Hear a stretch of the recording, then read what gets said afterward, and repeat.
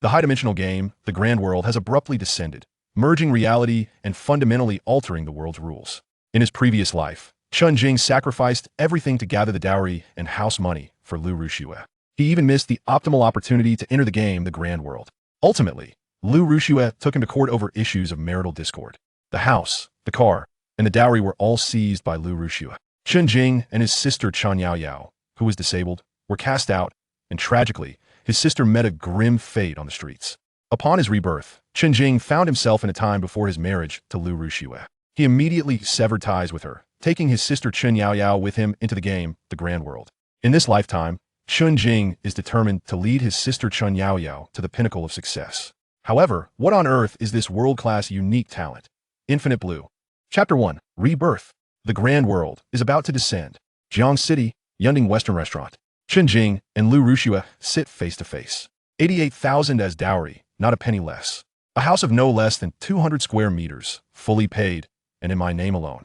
A car is also required, valued at no less than 500,000, and it must be registered in my name as well, Lu Rushue softly stated. The diners at surrounding tables instinctively slowed their movements. Their gazes flickered toward the pair, whispering incessantly. Is this woman out of her mind? Is she robbing a bank? That man doesn't look particularly wealthy either. What a brazen demand. Is she marrying or selling herself? Chen Jing remained silent, merely sitting there, his gaze vacantly fixed on the nearly untouched steak before him, as if the external world had faded into oblivion. However, his silence stirred a flicker of displeasure in Lu Rushue. Softening her tone, she uttered words that pierced the heart. Ah Jing, I know these requests sound excessive, but they are for our future. Women always need tangible security. Besides, I've calculated that these demands are hardly burdensome for you.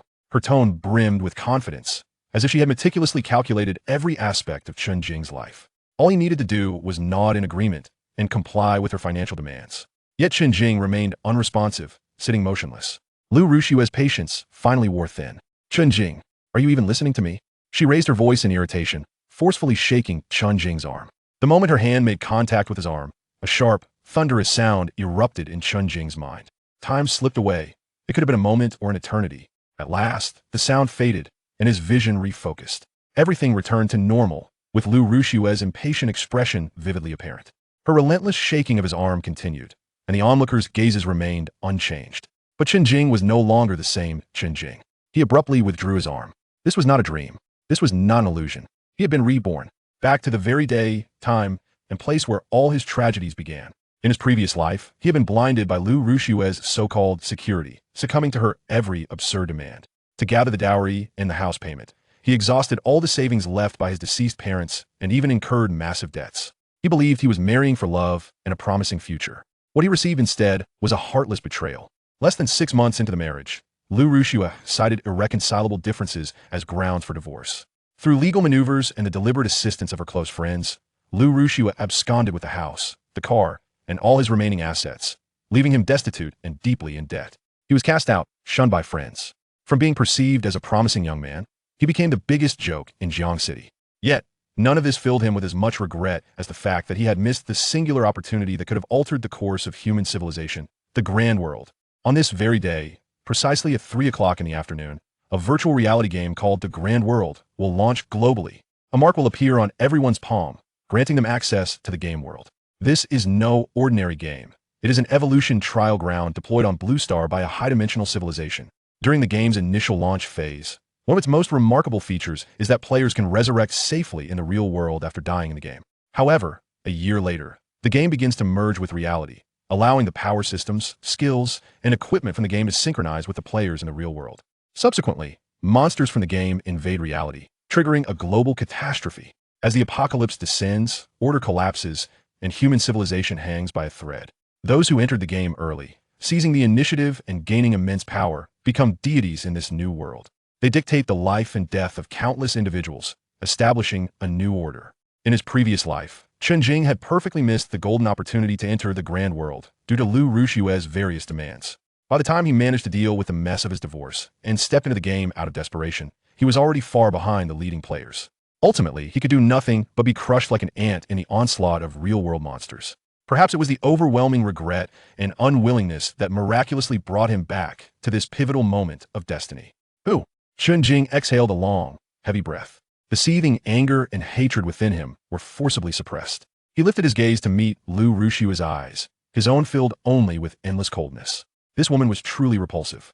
Remaining here would merely be a waste of time. Now, with less than an hour remaining until the launch of the Grand World at 3 o'clock in the afternoon, he must hasten home to prepare everything and seize the initiative. To hell with love, to hell with betrothal gifts. In this lifetime, he shall reclaim all that he has lost, 100-fold, 1,000-fold. Lu Rushua. Chen Jing slowly spoke. Do you think that I, Chen Jing, am a fool who cannot survive without you? Lu Rushua, who was on the verge of exploding, was momentarily taken aback by his sudden, cold tone. Without waiting for her response, Chen Jing continued, a smirk of utmost derision playing upon his lips. 88,000 in betrothal gifts. A 200-square-meter house, solely in your name. A 500,000 car, also solely in your name. With each statement, Lu Rushua's complexion darkened further. The onlookers' gazes grew increasingly intrigued. Chen Jing leaned slightly forward, fixating on her eyes, which were beginning to betray panic. He enunciated each word deliberately.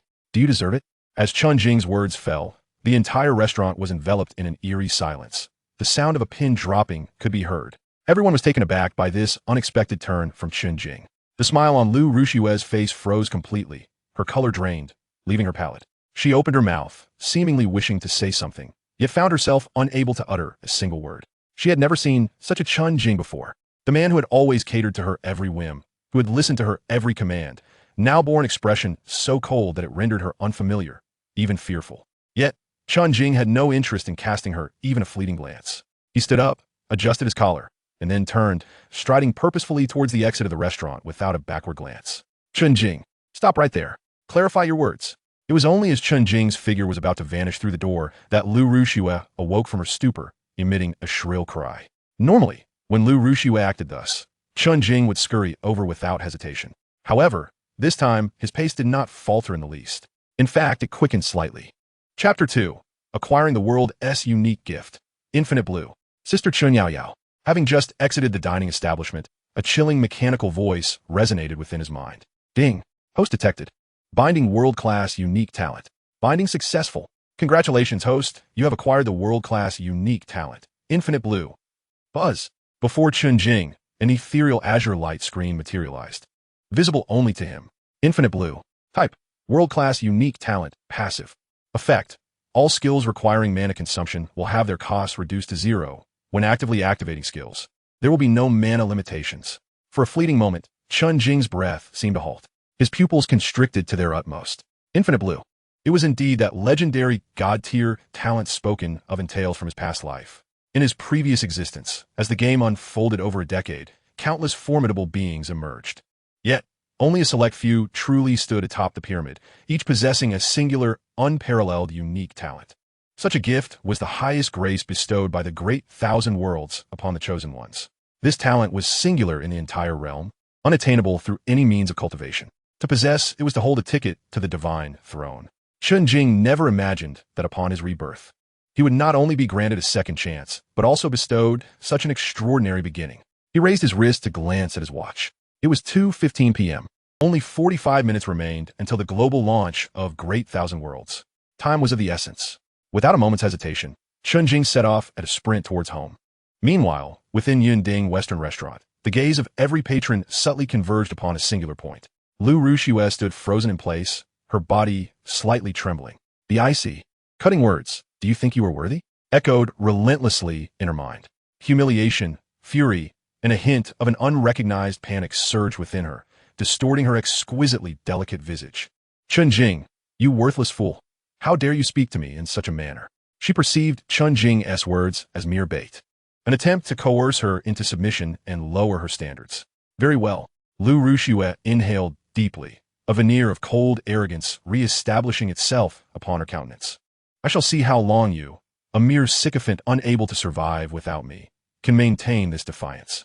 Soon, you will be begging me on your knees. She had already resolved that when Chen Jing returned to apologize, she would ensure he paid 100-fold, 1,000-fold price. Lu Rushua scoffed, turning to leave the place that had become unbearably humiliating. However, the moment she took a step, a well-dressed waiter smilingly intercepted her. Good afternoon, madam. May I inquire if you are ready to settle your bill? The total comes to 3,888 yuan. Lu Rushua's steps came to an abrupt halt. The arrogance etched upon her face froze instantly, replaced by sheer astonishment. What? He didn't pay? The waiter's smile remained unchanged. Indeed, madam, that gentleman has already departed, and the bill remains unsettled. Murmurs of speculation arose around her, eyes filled with mockery and amusement scrutinizing Lu Ruxiu. Her cheeks flushed crimson, blood rushing to her face as if it might spill forth. Never in her life had she endured such a profound humiliation, especially in a high-end venue where one must perpetually maintain elegance and dignity. Swipe the card, she nearly shrieked, extracting her bank card from her designer purse. Her beautiful eyes brimmed with resentment towards Chen Jing. Chen Jing, I, Lu Ruxiu, swear, if you do not kneel before me like a dog, repenting, I shall no longer bear the surname Lu. Unbeknownst to Chen Jing, all of this transpired within the restaurant. Even if he were aware, he would merely find it amusing. At this moment, his mind was solely fixated on one thought: returning home. He longed to reach that dilapidated yet singular refuge as swiftly as possible. Navigating through the bustling commercial district, he dashed into the familiar, worn alleyways. Ultimately, Chen Jing came to a halt before a slightly shabby residential building. Though he had amassed some savings, his income was still modest. Therefore, aside from spending on Lu Ruxiu, he often lived quite frugally. Panting heavily, his chest heaving, he gazed at the familiar iron door, his expression becoming incredibly complex. With trembling hands, he retrieved his key and unlocked the door. Brother, you're back? A clear yet slightly frail voice emanated from the living room. Chen Jing lifted his gaze to find a girl quietly seated in a wheelchair by the window. Sunlight streamed through, enveloping her in a warm halo. She bore a pale, yet nearly perfect visage, her features exquisitely delicate, with large eyes shimmering with clarity, seemingly capable of reflecting all the beauty of the world. Chen Yaoyao, his only sister, a girl confined to a wheelchair by fate due to her leg disability. Upon seeing her safely seated there, her pure concern evident in her eyes, Chen Jing's heart softened immeasurably. Memories from his past life surged forth like a tidal wave. To gather money for Lu Ruxiu, he had sold this sole property left by their parents. Shortly thereafter, he and his sister were cast out, becoming homeless.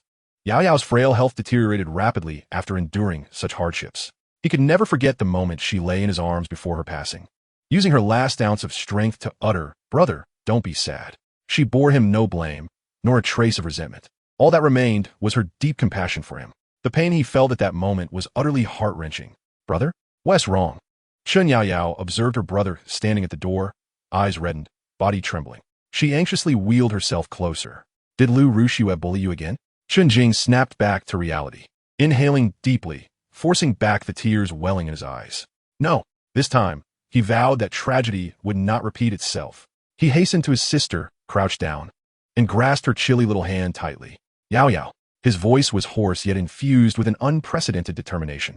It's over between me and her. Chen Yaoyao paused slightly, a flicker of surprise crossing her features. Chen Jing fixed his gaze upon her eyes, enunciating each word with conviction. From this day forth, I will protect you.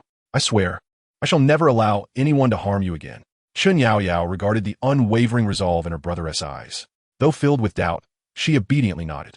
I believe you, brother. A warmth enveloped Chen Jing's heart as he raised his hand to check the time. It was 2:55 p.m. Only 5 minutes remained. He rose to his feet and maneuvered his sister's wheelchair to the most spacious corner of the living room. Yaoyao, listen to me, he began, his voice urgent.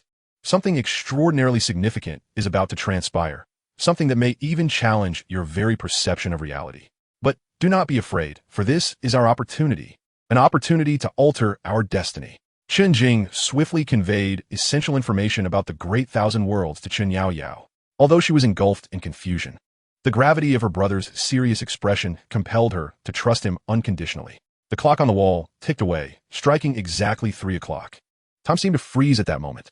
In the next instant, a warm current surged from the palms of both siblings, manifesting simultaneously. They instinctively spread their hands open. Before them materialized a radiant design composed of countless golden runes, reminiscent of futuristic circuitry, yet evoking the totems of ancient civilizations, glowing with an aura of mystery and majesty. Chen Yaoyao gasped softly, a sound of astonishment escaping her lips. Almost immediately, a chilling voice reverberated deep within the minds of every person on Earth. The great thousand worlds has descended. The evolution trials have officially commenced. Do you wish to enter the novice village? Yes, no. It has begun. Everything mirrored his previous life. Chen Jing turned to observe the astonished visage of his sister beside him and reassured her in a low voice, Yaoyao, do not fear. Together, we shall step into the novice village of the great thousand worlds. As his words echoed, he resolutely chanted the incantation in his heart. The flicker of uncertainty in Chen Yaoyao's eyes instantly vanished as she met her brother's gaze. She nodded vigorously, making her choice in unison with him. In the next moment, their bodies transformed into a myriad of luminous particles, vanishing from the confines of that small room. Chapter 3. Hidden Profession. Elemental Grand Mage. Chen Yaoyao's SSS-level talent. As the radiance faded, her senses reconfigured. Before her lay 6 colossal beams of light, piercing the void of this ethereal realm. Each beam suspended a distinct phantasm, a warrior clad in heavy armor wielding a colossal sword, an archer, bow drawn, eyes sharp with intent, a stealthy assassin brandishing twin daggers. A mage, incanting spells with elements swirling around, a priest, radiating soft light while holding a holy tome, and a solemn paladin, shield raised in reverence. This was the profession selection hall of the great thousand worlds, magnificent, enigmatic, and imbued with an overwhelming sense of awe. Yet, Chen Jing's focus lay not on the beams of light, but rather on his sister beside him. Wow! Chen Yaoyao exclaimed in delight, akin to a startled fawn. Tentatively, she tested the ground beneath her with her toes, gradually shifting her weight away from the wheelchair. She stood upright. Her legs firmly supported her slender frame, imparting an unprecedented sense of groundedness that coursed through her being. Brother! Chen Yaoyao's voice quivered with disbelief. She lifted one leg and clumsily took a step forward. Then another. She was walking, though her movements were somewhat stiff, resembling a toddler taking its first steps. She was indeed moving unaided. Tears brimmed in the corners of her eyes, glistening but held at bay by her willpower. She turned around, her face illuminating with an unprecedented radiant smile. Brother, look, I can walk. In that expansive hall, she transitioned from tentative steps to a light jog, eventually breaking into joyous runs. Her laughter, like the sound of silver bells, echoed in the silence. Chen Jing observed this scene quietly, the icy demeanor in his eyes replaced by an indescribable warmth. He clenched his fists. All of this was worth it. He redirected his attention to the choices before him. In his past life, he had been blinded by hatred and regret, hastily opting for the most mundane mage profession. Though mages grew powerful in the later stages, their early days were fraught with difficulties, limited skills, high mana consumption, and fragile resilience. Their leveling pace paled in comparison to that of physical classes like warriors and archers. However, in this life, he possessed infinite mana. Thus, being a mage would be his sole and most astute choice. His gaze swept across the blue beam representing the mage profession, his consciousness sharpening. A new light curtain unfolded before him. Please select your profession. Warrior, archer, assassin, mage, priest, paladin. The options of 6 foundational professions glowed softly, arranged in serene order. Yet, beneath these 6 choices, a singular option emerged, radiating a profound and shadowy luminescence. Its frame was an eerie dark golden hue, with runes flowing, seemingly harboring an ancient and formidable power. Hidden profession, elemental grand mage, worlds only. Chen Jing's breath caught momentarily. A hidden profession. This was the coveted dream of countless players in his previous life. Each hidden profession signified a growth path far surpassing that of ordinary classes, endowed with unique skills and characteristics. It was the true definition of a chosen one. He suppressed the elation swelling within him and quickly scrutinized the description of the elemental grand mage. Elemental grand mage, the supreme sorcerer who commands the elements of all things, theoretically capable of learning and utilizing the skills of all mage factions. Professional trait 1, elemental affinity, all spell skill cooldowns reduced by 50. Professional trait 2, elemental overload, all spell skill mana consumption increased by 100. A smile involuntarily crept upon Chen Jing's lips. Half the cooldowns. Mastery over all elements. This was a profession tailor-made for him. As for the doubled mana consumption, in the face of infinite mana, it was nothing more than a jest. He did not hesitate to extend his hand and select the elemental grand mage option. Ding. Profession selection successful. Congratulations. You have become the world's only hidden profession, elemental grand mage. You have acquired the basic skill, level 1, 5-color sphere. A new light curtain materialized, detailing the skill specifics.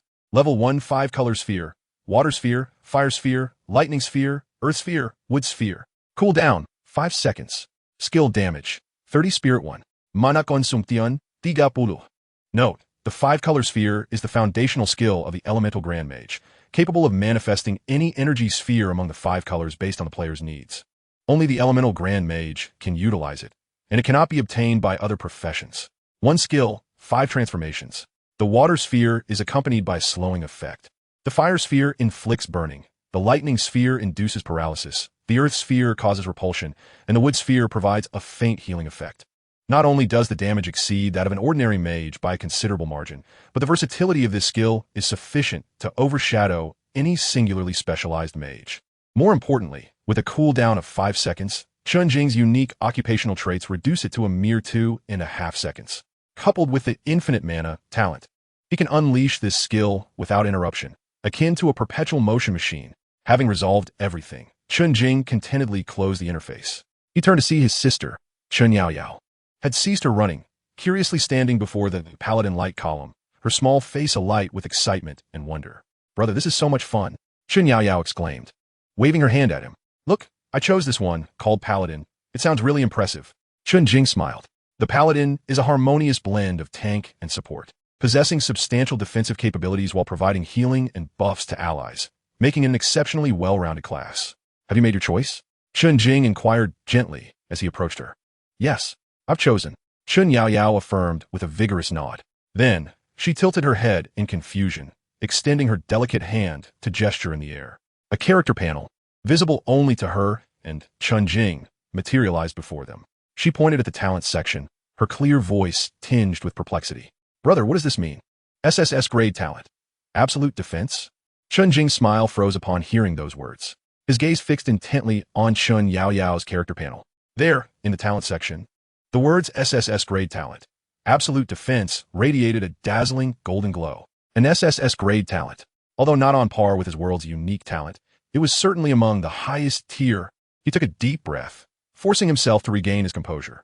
His eyes shifted downward to examine the detailed explanation of the talent. SSS grade talent. Absolute defense, passive. Effect. Each time you receive damage, the amount of health deducted will never exceed 1 of your maximum health. Note, if the damage from a single hit exceeds 1 of your maximum health, that damage will be forcibly reduced by the system to a fixed value of 1 of your maximum health. Boom! Chen Jing's mind went blank in an instant. He was utterly stunned. What does this imply? It means that unless the damage is continuous, no matter how powerful the attack, it would take at least 100 hits to even have a chance of defeating Chen Yaoyao, a sword saint cleaving through skyscrapers, a spellcaster capable of obliterating a city with a single strike. In the presence of Chen Yaoyao, their attacks would be no more formidable than a goblin wielding a wooden stick at the entrance of a novice village. Their damage would be forcibly capped at 1%. This was no longer mere defense. It was invincibility. It was a loophole in the rules of the game. The Grand World, he had thought that his rebirth, coupled with the infinite mana talent, marked him as the destined protagonist of this era. Yet, he never anticipated that his sister, whom he had always deemed fragile and in need of protection, was also a chosen one, favored by fate to an extraordinary degree. Chapter 4. Entering the Game. Novice Village number 4396. Before officially entering the game, Chen Jing's gaze returned to his sister Chen Yaoyao's excited little face. Curiosity welled up within him. "Yaoyao, why did you choose Paladin?" he asked softly. He had observed that other classes, like warriors or assassins, seemed to have a strong offensive capability. In his view, girls might prefer mages or archers, who were ranged damage dealers. Without a moment's hesitation, Chen Yaoyao replied with a pure certainty in her clear voice. "Paladins have high health and strong defense." She turned her head, her bright eyes reflecting Chen Jing's figure, a lovely smile gracing her lips. "That way, I could protect my brother." Chen Jing's emotions grew complex in an instant. He fell silent. In his past life, he had been the one to push his sister into the abyss. In this new life, her first instinct upon entering this unfamiliar world was to protect him. He took a deep breath, suppressing the tumult of emotions within him. His gaze softened with warmth. "All right, just a single word." Yet it bore the weight of 1,000 meanings. He extended his hand, solemnly inputting his gaming name on the virtual screen. The strongest mage. Simple, direct, and it reflected his unwavering confidence in this life. Chen Yaoyao followed suit, selecting her own name, favorite brother. Chen Jing looked at the name, his heart warming. And then he chuckled helplessly. "This girl, are you ready?" "Yes." Chen Yaoyao nodded emphatically. In the next moment, both confirmed in their hearts. As a gentle light enveloped them, they officially entered the Grand World. After a brief sensation of weightlessness, Chen Jing's feet landed on solid ground. The air around them was infused with the fresh scent of grass and earth, a stark contrast to the void of the previous profession hall. The cacophony of voices flooded into his ears. What the hell? Where's this place? Wasn't I playing at home? This game feels too real. The grass, the trees, the wind. Can someone explain what's happening? What is this mark on my palm? Streams of white light flickered around them as bewildered players materialized, anxiously surveying their surroundings. They found themselves in a village enclosed by wooden fences, with a simple wooden sign at the entrance, crudely inscribed with the words, Novice Village No. 4396. Chen Jing's eyes scanned the sign, his heart betraying no sign of disturbance. Each novice village has a limited capacity. He believed he was among the earliest players to enter the game, yet he was assigned to a village over 4,000. This only illustrated how many people globally made the same choice at the same time. However, this was of little consequence. Being ahead was already a significant advantage. At that moment, a chilling system notification echoed in the minds of all players. Welcome to the Grand World. Game rule notice: upon death in the game, your real-world body will not perish, but your level will drop by 1, and there is a certain probability that equipment and items will randomly drop. Players are advised to proceed with caution. As the notification ended, the surrounding players erupted into a greater uproar. A level drop? Random drops? This punishment is far too severe. Is this even still a game? Alas, alas. Am I, a mere novice, destined to perish ignominiously? Chen Jing, however, paid no heed to such lamentations. He was already well aware of everything unfolding. With a mere thought, an attribute panel, visible solely to him, materialized before his eyes. Name: the strongest mage. Class: elemental grand sorcerer, the world's only. Talent: infinite mana, world-class unique. Level: 1, strength 5, constitution 5, agility 5, spirit 20. Free attributes: 5 points. Health 25. Mana, mux.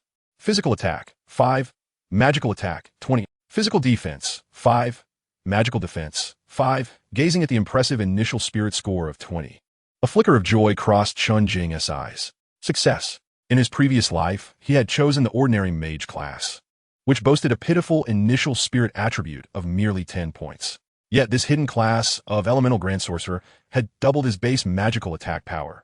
This provided him with an undeniable advantage in the nascent stages of the game. Without a moment's hesitation, he allocated all 5 of his free attribute points to spirit. Buzz. The numbers on the attribute panel surged instantaneously. Spirit 25. Magical attack 25. Mages thrive on their spirit attributes. The higher the spirit, the greater the magical damage. Given his divine talent of infinite mana, he need not concern himself with sustainability.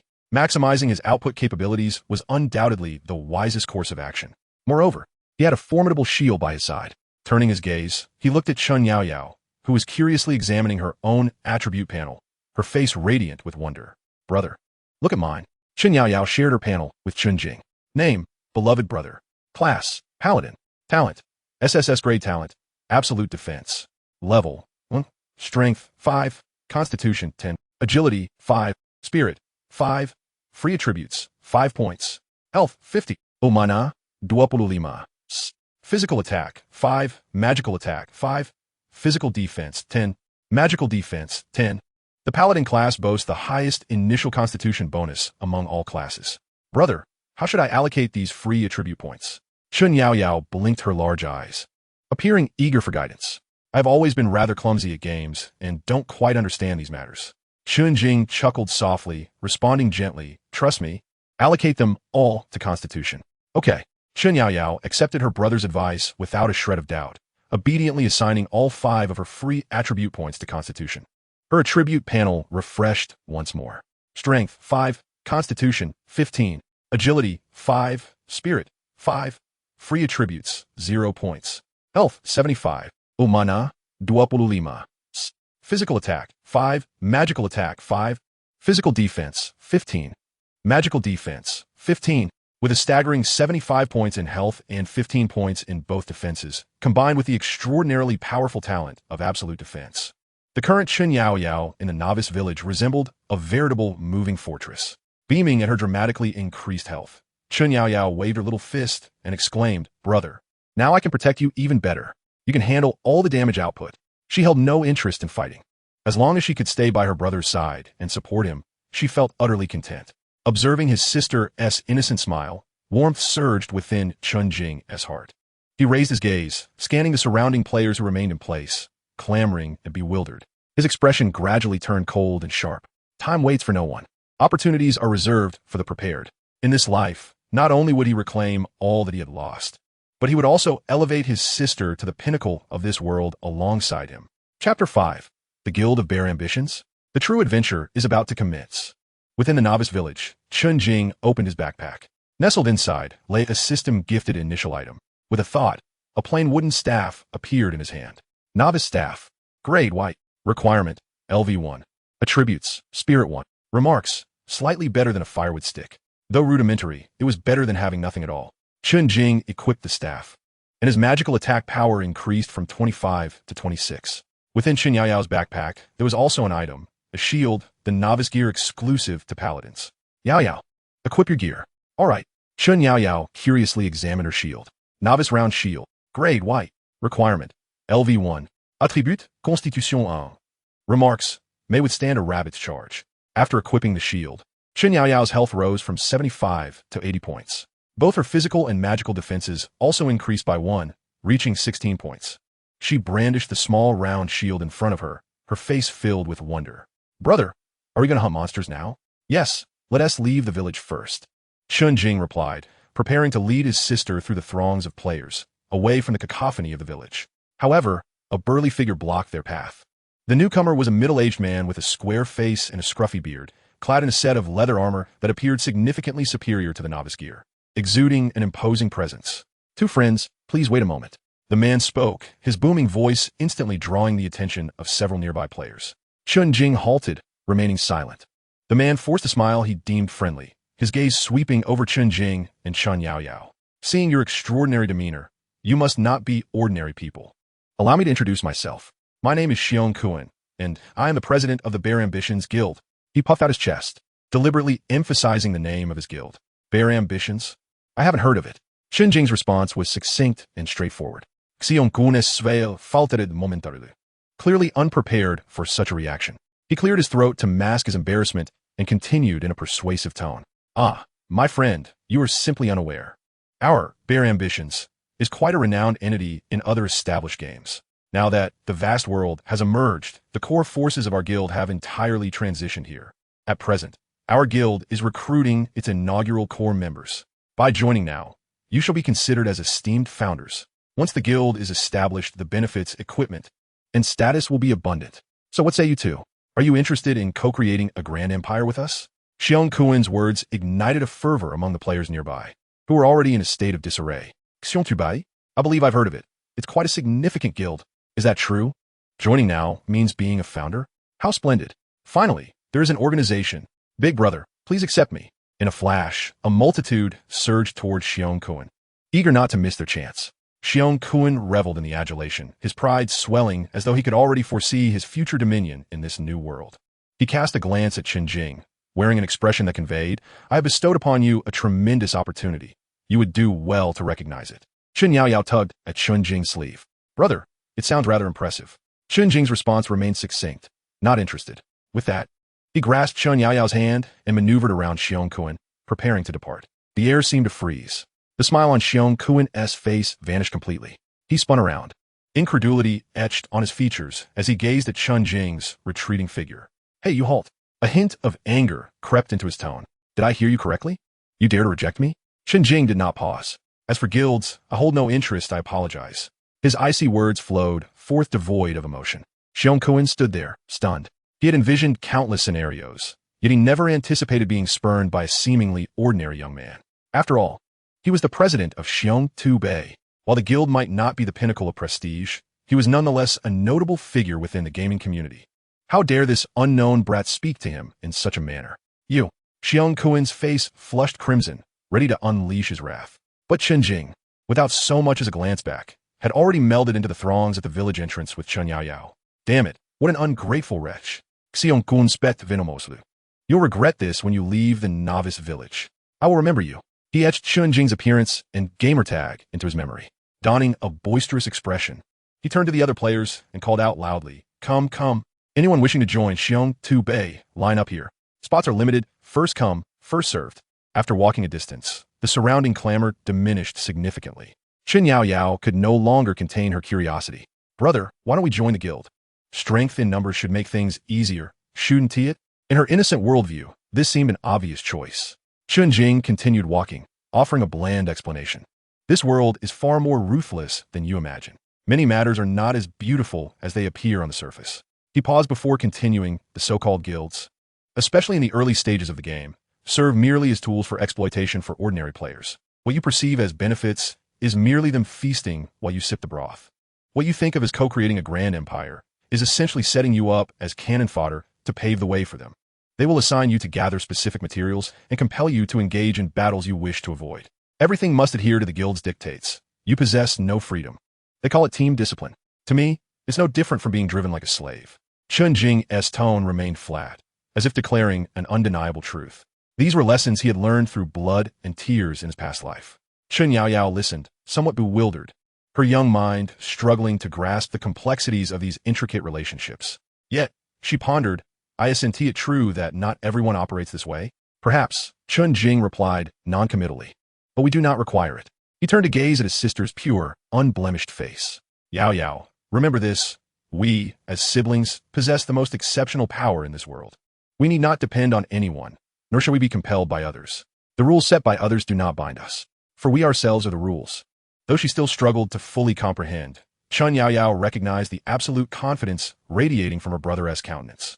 She nodded vigorously. Yes, I understand. If Big Brother says we want to join, then we shall not join. After all, as long as I'm with you, I can't go wrong.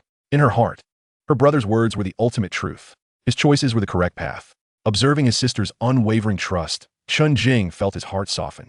In this life, he would never betray this faith. The pair soon arrived at the novice village's exit. Beyond the wooden fence lay a vast expanse of plains, lush green grass stretching toward distant forests.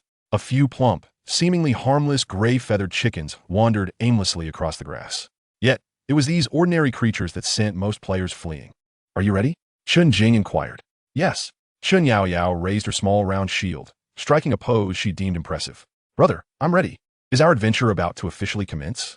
Chapter 6, Slaying the Gray-Feathered Chicken. Loot acquired. Chen Jing's gaze fell upon a gray-feathered chicken pecking at the grass, not far away. With a mere thought, a luminous aura, visible only to him, materialized above the chicken's head.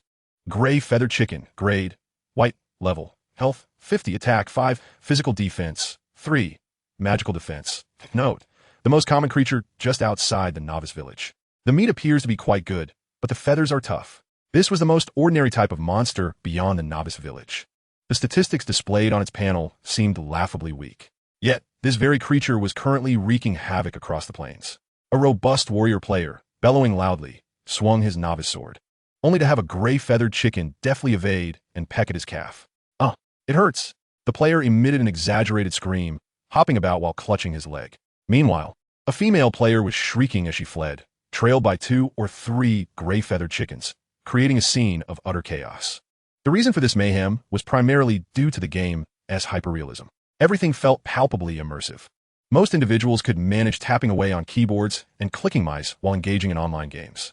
However, when faced with the requirement to physically participate and fight using their own bodies, it was an entirely different affair. One must aim with their own eyes and strike with their own hands. The retaliation of the monsters, although mitigated by the system, still evokes a palpable sensation of pain. To inflict harm upon these creatures, one must strike accurately. This sequence of actions is far from simple for an ordinary person. In his previous life, Chen Jing experienced the same challenge upon entering the game. It took him several days to gradually overcome the fear within and the dissonance of his body, allowing him to barely manage the defeat of the most commonplace monsters.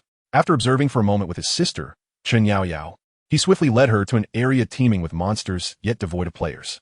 Brother, I'm going in, Chen Yaoyao exclaimed, her excitement palpable. She positioned the small, novice round shield defensively in front of her, adopting a serious stance. I will withstand all damage. You can attack with confidence, big brother. Seeing his sister's eager demeanor, Chen Jing felt a warm surge of affection.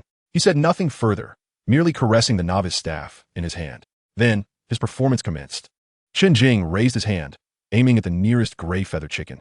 A fireball, the size of a fist, swiftly coalesced in his palm, the air around him seemingly warming slightly. Whoosh!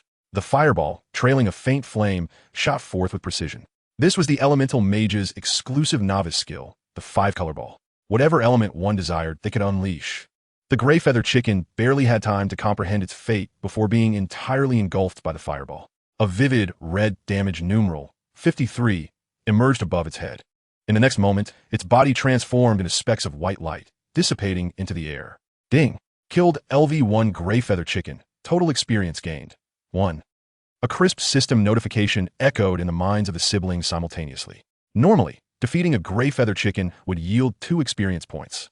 However, due to their team status, the experience was halved. Chen Yaoyao's small face, shield held protectively, froze in astonishment. She remained poised for an impact, yet the gray feather chicken had already vanished, not even having the chance to approach her within a 10-meter radius. Did it die in an instant? Chen Jing did not pause. The moment the fireball struck, he began chanting his second skill. The 2.5 seconds of cooldown time passed in an instant. A lightning-infused sphere formed atop his staff as he locked onto another gray feather chicken. Crackle! The lightning sphere sliced through the air, trailing a series of tiny arcs. Striking its target, 53. The same damage numeral appeared. Another instant kill. Ding! Killed LV1 gray feather chicken. Gained experience. 1. Yet another point of experience secured. Chen Yaoyao was utterly dumbfounded. She couldn't even identify a target to defend against. She stood there, eyes wide open, watching her brother unleash destruction like a merciless artillery piece. Raise hand. Gather energy. Fire. The entire process flowed seamlessly, imbued with a certain brutal elegance. 2.5 seconds per skill. 1 skill per gray feather chicken. This was not simply defeating monsters. It was slaughter. Brother. Chen Yaoyao opened her mouth, struggling to articulate a complete thought. You are amazing. Ultimately, all her astonishment coalesced into this purest form of admiration. Her gaze towards her brother sparkled with admiration. Chen Jing smiled. This was the terrifying synergy of the elemental mage combined with infinite blue. A regular mage's fireball has a base damage of merely 10 points, with a cooldown of 5 seconds and substantial mana consumption. After casting 2 or 3 skills, their mana would be depleted, necessitating a lengthy recovery. In contrast, he wielded a base damage of 30 points, a cooldown of 25 seconds, and limitless mana. The disparity was nothing short of astronomical. Just stand by my side.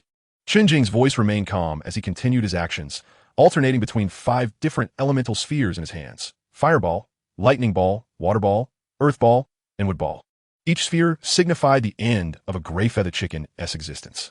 Experience points continuously flickered. 1, 1, 1. The experience acquisition in the vast world is notoriously stringent. In his previous life, players often required days or even longer to level up. Yet for Chen Jing, it seemed that ascending levels had become an exceedingly effortless and pleasurable endeavor. The experience bars of the sibling duo were steadily rising at a visibly rapid pace. Chen Yaoyao had entirely relinquished her aspirations of becoming a tank. She dutifully trailed behind her brother like a devoted follower. With each monster Chen Jing dispatched, she would emit a small cheer. Brother, you're amazing. Wow. Another one down. Her voice rang clear with excitement and admiration. Time flowed gently amidst this efficient and joyous carnage. When Chen Jing raised his staff for the 55th time, using an earth ball to knock back and eliminate yet another gray feather chicken. Ding. Killed LV1 gray feather chicken. Gained experience. 1. Accompanying the system notification was a different, crisp sound. A soft white glow illuminated the spot where the gray feather chicken had vanished, revealing a helmet-shaped item lying quietly upon the grass. Brother, look, something dropped. Chen Yaoyao's eyes sparkled with excitement as she sprinted toward it, even more animated than Chen Jing. She cautiously picked up the helmet, her face brimming with curiosity. Chen Jing approached as well, aware of just how outrageous the drop rates in the vast world could be. In his previous life, he had spent 3 entire days outside the novice village grinding for a single white-grade piece of equipment. To think that in this life, merely defeating 55 of the most ordinary gray feather chickens had yielded a drop. Fortune seemed to genuinely favor him. Chapter 7. Elite Gray Feather Chicken. A 5-person team? Chen Yaoyao excitedly shared the attributes of the helmet with Chen Jing. Novice helmet. Grade white. Requirement. LV1, Paladin. Attributes. Vitality 2. Note. Wearing it makes you look more like a qualified cannon fodder. It was exclusive equipment for Paladins, although its grade remained the lowest white. The vitality attribute of 2 caught Chen Jing's eye. 2 points of vitality equated to an additional 10 health points and 2 points of both physical and magical defense. For early game players, this was undoubtedly a prized possession, significantly enhancing a player's survivability. "Brother, it's for me," Chen Yaoyao exclaimed joyfully as she donned the somewhat cumbersome iron helmet. Her character's attributes underwent an immediate transformation. Health points surged from 80 to 90. Physical and magical defenses increased from 16 to 18. Wow! Chen Yaoyao beheld the increase in her health bar, her small face radiating satisfaction. She felt a newfound robustness within her, capable of better protecting her elder brother. As time passed, Chen Jing had nearly eradicated all the gray feather chickens in the vicinity. At this moment, both siblings had reached an experience point tally of 92, just a mere 8 points shy of leveling up to the second tier. Chen Jing sheathed his staff and cast his gaze towards the distant silhouette of the forest. This plain near the novice village had been largely cleared of monsters by the multitude of players. Even with the system's respawn mechanism, it could not withstand the incessant influx of players. He needed to venture deeper, where his desired prey awaited. "Yaoyao, let's continue onward." "All right." Chen Yaoyao nodded vigorously, her face adorned with pure joy. For a girl who had spent countless years in a wheelchair, the ability to walk freely alongside her brother was an unparalleled source of happiness. She cared not for the destination nor the activities. Simply being by her brother's side sufficed. The two proceeded deeper into the plain, with each step further diminishing the presence of other players and enveloping the air in a tranquil silence. As they navigated past a thicket of low shrubs, a piercing scream abruptly shattered the stillness. There are others here?" Chen Yaoyao's curiosity was piqued. She grasped her small round shield and hurried towards the source of the sound. Chen Jing followed closely behind, a frown creasing his brow. After skirting around several massive boulders, the scene before them unfolded. 5 players were frantically besieging a creature that was conspicuously larger than the ordinary gray feather chicken. Its feathers displayed an eerie, deep gray hue. Its eyes fierce, and its sharp beak glinted with a metallic sheen. Chen Jing's gaze lingered on the formidable gray feather chicken for a moment, and an information panel, visible only to him, materialized silently. Elite gray feather chicken. Gray-green. Level 5. Health 1000. Attack 30. Physical defense 10. Magical defense 10. Skills: beak thrust, feather blade storm. Note: a mutated gray feather chicken influenced by an unknown force, exhibiting extreme aggression. Its meat may fetch a handsome price. An elite monster. For players at their current stage, it was nearly an insurmountable challenge. The configuration of the 5 players was rather standard. A paladin at the forefront, a warrior flanking, a ranger raining arrows from afar, and a priest striving to heal from the back. Lastly, there was a mage, whose presence was almost negligible. In the early stages of the game, mages dealt minimal damage while consuming mana at an exorbitant rate, rendering them a recognized liability. The mage spent most of the time seated cross-legged on the ground, eyes tightly shut, desperately attempting to recover his meager mana. When he finally managed to regain a fraction of it, he hastily stood to unleash a feeble fireball before promptly resuming his meditation. The entire process was fraught with struggle and futility. Chen Yaoyao observed the mage, then glanced back at her brother, who effortlessly dispatched foes with a mere flick of his hand. She stifled a laugh, feeling it would be impolite, yet couldn't help but appreciate the stark contrast that illuminated her brother's prowess. The situation on the battlefield was precarious. The paladin, who was holding the line, evidently bore inadequate equipment. His health plummeted swiftly under the onslaught of the elite gray feather chicken. The priest's healing could not keep pace with the damage. "Hold the line. Everyone hold steady. Mage, what in the world are you doing? Cast your spells. I'm out of mana. What can I do? Priest, heal me. I'm going to die." The voices of the 5-man team were filled with desperation and chaos. At that moment, the elite gray feather chicken emitted a shrill cry. It spun violently, unleashing a barrage of razor-like gray feathers in all directions. Feather blade storm. The already faltering paladin, due to a slight misstep, was struck by several blades. His health bar evaporated in an instant, his body disintegrating into motes of white light. With the tank's fall, the tenuous line of defense crumbled entirely. The elite gray feather chicken shifted its focus to the warrior, who fell in mere seconds, following the paladin's fate. The ranger, priest, and mage met similar fates, their anguished cries resonating in quick succession. The 5-man party was utterly annihilated. Chen Yaoyao observed this harrowing scene and tugged at Chen Jing's sleeve, whispering, "Brother, should we help them?" Chen Jing shook his head, his expression unwavering. "No need." He reiterated the harsh realities of this world to his sister. "Yaoyao, this is not merely a matter of assistance. If we slay this elite monster, how will the spoils be divided? How will the experience points be allocated? Without a team, The player who delivers the final blow claims both the experience and all drops. If we intervene, they will not see it as help, but as us stealing their kill. Chen Yaoyao fell silent for a moment, digesting her brother's words with a semblance of understanding before finally nodding. I think I understand. Once the white light, left behind by the fallen five, dissipated completely, Chen Jing led Chen Yaoyao from behind the rocks. Brother, I'm going in. Chen Yaoyao positioned her small, newbie round shield before her and donned the cumbersome newbie helmet, sprinting ahead without fear. Chapter 8, Level Up. A great haul. The elite gray-feathered chicken, reveling in its recent victory, was incensed upon spotting two oblivious humans daring to challenge it. With a piercing shriek, it locked onto the advancing Chen Yaoyao, its glimmering beak igniting with a blinding light. Beak thrust. It intended to employ its mightiest single-target attack to obliterate the seemingly fragile girl in an instant. However, the full-force strike landed squarely against Chen Yaoyao's small round shield. A dull thud echoed. Her body merely swayed slightly. A vivid red damage number slowly floated above her head. 09. Not even a fraction of her health was depleted. This astonishing spectacle was entirely attributable to her SSS grade talent, absolute defense. Chen Yaoyao herself was momentarily stunned. Meanwhile, Chen Jing seized the opportunity, and his performance commenced. A sphere of searing fire coalesced in his grasp. Whoosh! The fireball struck the elite gray-feathered chicken with precision, dealing 46 damage, accompanied by lingering burn effects. Following this was a lightning-infused thunderball, inflicting another 46 damage, along with a paralyzing control effect. Next came a slowing water ball, a repelling earth ball, and a healing wood ball. Although the healing amount from the wood ball was negligible compared to Chen Yaoyao's percentage-based damage reduction, Chen Jing's relentless assault showed no signs of abating. Various energy orbs of differing attributes alternated in his hands, with a skill activation every 2.5 seconds. In a minute, that amounted to 24 skills.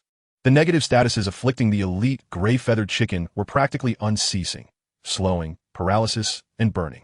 Despite its formidable attributes, it was firmly held at bay by Chen Yaoyao. Unable to advance even a single step, passively enduring the relentless bombardment from the man behind her. Its impressive health pool of 1,000 points was visibly dwindling at an alarming rate. In less than 2 minutes, accompanied by a reluctant wail, the elite monster that had once annihilated a 5-member party collapsed, transforming into a myriad of motes of light. Ding! Killed LV5 elite gray-feathered chicken. Gained 150 experience points. Ding! Congratulations, your level has risen to LV2. You have gained 5 free attribute points. The crisp sounds of the system notifications rang simultaneously in the minds of the siblings. A gentle golden light enveloped them as they leveled up, not only ascending from level 1 to level 2, but their experience bar also surged to 1/3 full. Furthermore, 3 glowing orbs of different colors hovered quietly on the grass where the elite gray-feathered chicken had vanished. 1 green, 1 white, and an aged tome. Brother, 3 items dropped. Chen Yaoyao exclaimed with excitement. A flicker of surprise crossed Chen Jing's eyes. Indeed, their luck was exceedingly good. Although higher-tier monsters had a greater probability of dropping items, they were still in a novice village area. Logically, the drop rates shouldn't be this high. Chen Jing approached and picked up the 3 items. The first was a staff entirely adorned in emerald green, with a blue gem embedded at its tip. Jungle's Whisper. Quality, green. Requirement, LV1. Attribute, Spirit 8. Special effect. Upon killing a target, gain a shield that absorbs 50 points of damage for 1 minute. Not stackable. The second was a plain short bow. Hunter's Short Bow. Quality, white. Requirement, LV1. Attributes, Strength 3, Agility 1. Lastly, there was the skill book. Skill book, Explosive Fireball. Type, Fire Spell. Requirement, LV2, Fire Mage. Effect, summons a massive explosive fireball to attack a target, dealing 50 Spirit 3 spell damage. Cost, 100 mana points. Cooldown, 10 seconds. With a high mana cost and an extended cooldown, this skill was almost a mere ornament for an ordinary mage.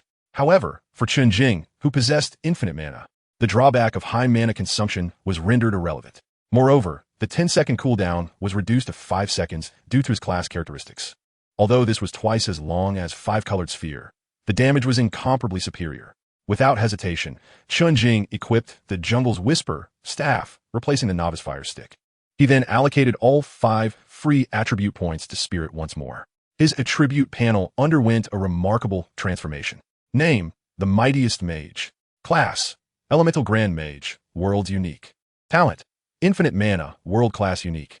Level 2, Strength 10, Vitality 10, Agility, 10. Spirit, 43. Base 20 free attributes, 10. Equipment, 8. Level up, 5. Free attributes, 0 points. After leveling up, Chen Yaoyao allocated all 5 free attribute points to vitality, raising it to 28 points. Her health surged to an impressive 140 points, while her dual defenses reached an astonishing 28 points. She had now begun to take on the form of a formidable tank. Chen Jing promptly learned Explosive Fireball and stowed the useless short bow into his backpack. Having completed these tasks, he prepared to lead his sister away from this tumultuous place. However, the entire process of the siblings slaying the elite monster and collecting their spoils was witnessed in its entirety by the 5 players who had hurried back from the resurrection point after their demise. Damn it, it's them. They stole our monster. Shit, they even picked up the equipment. Let's go. Make them hand over the items. The 5-member team approached angrily, their faces etched with hostility. Chen Yaoyao, upon spotting the 5 individuals, immediately shielded her brother with her small round shield, standing protectively in front of him with an expression of utmost seriousness. She vowed to protect her elder brother and absorb all damage. Chen Jing regarded the approaching players with a cold gaze. He gently raised the newly equipped Jungle's Whisper staff. A modest fireball formed alongside a significantly larger explosive fireball engulfed in fierce flames. The 2 fireballs, one large and one small, coalesced above their heads, radiating an unsettling heat. Yet, he had yet to lock onto a target. The 2 fireballs simply hovered silently. The 5 players abruptly halted in their tracks, their eyes fixated on the fireballs above Chen Jing's head and the staff glowing with green light in his hand. More importantly, they noted the glaring LV2 designation next to his name. This individual not only outclassed them in level and equipment, but could also instantaneously unleash 2 skills. What a joke. Was such a person someone their makeshift team, who couldn't even defeat an elite monster, could afford to provoke? The anger on their faces was swiftly replaced by terror. Without a moment's hesitation, they turned and fled, pouring every ounce of strength into their retreat. Their haphazard escape was almost comical to behold. Chen Yaoyao watched in bewilderment as the 5 individuals fled in disarray. Huh, that's it? They ran away? Weren't they supposed to fight? Chapter 9. The boss-level Gray-Feathered Chicken King. A team of over 200? Chen Jing and his sister, Chen Yaoyao, continued deeper into the plains. Along the way, they encountered 2 more elite gray-feathered chickens. However, these were merely of white quality, level 3, and possessed only a single skill. Chen Jing didn't even need to employ Explosive Fireball. Simply alternating 5-colored sphere allowed him to effortlessly dispatch the 2 elite monsters. After the kill, Chen Jing was left with nothing but an increase in experience points. No equipment or items had dropped. This revelation caused Chen Yaoyao's excited little face to dim slightly. She kicked a small stone by her feet, her tone tinged with a hint of disappointment. Brother, why didn't anything drop? Shouldn't elite monsters yield better loot? Observing his sister's expression, Chen Jing affectionately ruffled her hair, his gaze devoid of surprise. This was to be expected. The drop rates in the vast realm of Great Thousand World were notoriously low, particularly for such a low-tier, white elite monster. Receiving even a modicum of experience was already commendable. As the siblings ventured deeper, they continued their relentless slaughter of scattered, ordinary gray feather chickens. Their experience bars gradually filled, inching closer to the next level. Just as Chen Jing pondered where to find more monsters to slay for leveling up, he spotted a player team of over 200 individuals encircling a significantly larger gray feather chicken not far ahead. The scene resembled a frenzied massage. Meanwhile, in the real world, in Jiang City, at a beautifully decorated milk tea shop, Lu Rushue stirred her expensive fruit tea with a hint of lingering annoyance on her face. Across from her sat her best friend, a similarly fashionable young girl. Observing Lu Rushue's demeanor, her friend spoke with palpable indignation. Rushue, you mustn't be soft-hearted. That Chen Jing had the audacity to treat you this way. It's simply outrageous. You cannot forgive him so easily. The friend slammed her milk tea onto the table, drawing the attention of several nearby tables. Unfazed, she continued plotting for Lu Rushue. Trust me, this time he must pay dearly, until he kneels and begs. Until he offers up all his possessions, you must not relent. He needs to learn who truly holds the power. Listening to her friend's words, the unease stirred by Chen Jing's sudden transformation gradually faded, replaced by a familiar arrogance. She wholeheartedly agreed with her friend's sentiments. In her eyes, Chen Jing was merely a well-trained dog, barking occasionally, dreaming of usurping the masteress role. Yet, as long as her resolve remained firm, he would ultimately return, tail between his legs. Rest assured, I have it under control. Lu Rushue elegantly sipped her milk tea. The conversation soon shifted to the hottest topic online, the mysterious mark and the game, Great Thousand World. Hey, Rushua, has that mark on your palm appeared yet? I've heard so many people say that game, Great Thousand World, is incredibly realistic and fun.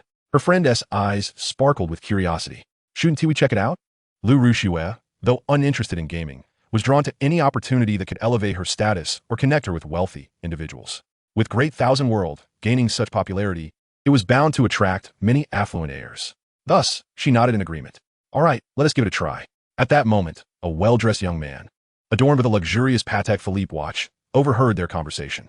He paused for a few seconds, admiring Lu Rushua's exquisitely made-up face, and a confident smile graced his lips. Approaching them, he spoke in a rich, magnetic voice. Pardon the interruption, ladies. I couldn't help but overhear that you are also considering entering Great Thousand World. Coincidentally, I plan to explore it as well. Would you like to join me? Having someone to guide you during the newbie phase makes it significantly easier. Lu Rushua, noting the watch on his wrist and the seemingly understated yet expensive t-shirt he wore, exchanged a knowing glance with her friend. A sweet, enchanting smile spread across her face. Sure, I'll look forward to your guidance. She readily agreed, recognizing that Chen Jing was merely a poor choice by default. If a better option presented itself, she would not hesitate to abandon Chen Jing, securing the superior alternative firmly in her grasp. In Great Thousand World, Chen Jing and his sister Chen Yaoyao approached the chaotic battlefield. As they drew nearer, he finally discerned the stats of the enormous gray feather chicken before them.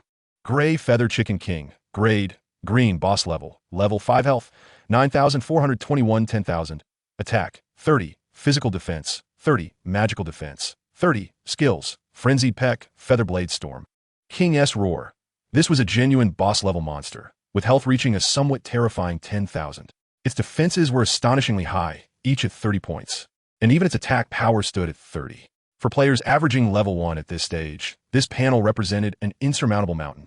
However, Chen Jing was somewhat surprised to see that despite the over 200 players attacking the Gray Feather Chicken King, most of the damage numbers displayed were merely 1. Yet, through sheer numbers, they were gradually whittling down the creature's health.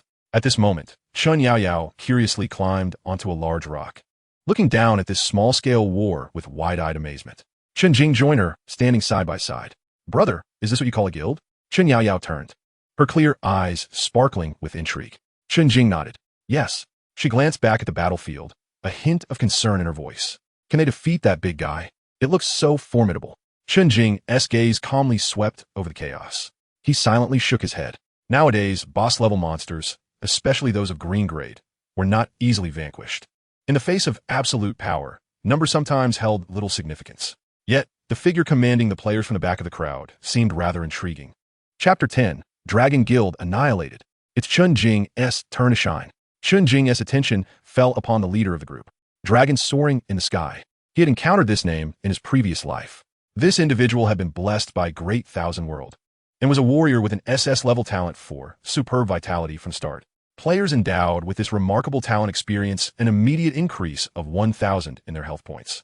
This is an extraordinarily potent ability, particularly in the early stages of the game, rendering its possessor nearly invincible. With this talent, an individual known as Yulong Daiken ascended to become one of the foremost champions among humanity in a previous life. The guild he founded, Yulong Gonghui, is recognized as one of the more formidable guilds within the game. However, Chen Jing did not anticipate that this individual would appear near his own novice village. Moreover, it seemed that he intended to exploit his numerical advantage to overpower the Gray Feather Chicken King. Such ambition was commendable. It was unfortunate that a green-tier boss monster was not easily vanquished. Before long, events unfolded as Chen Jing had foreseen. Under the relentless efforts of the over 200 members of the Gray Feather Chicken King's health was painstakingly whittled down by approximately 1/3.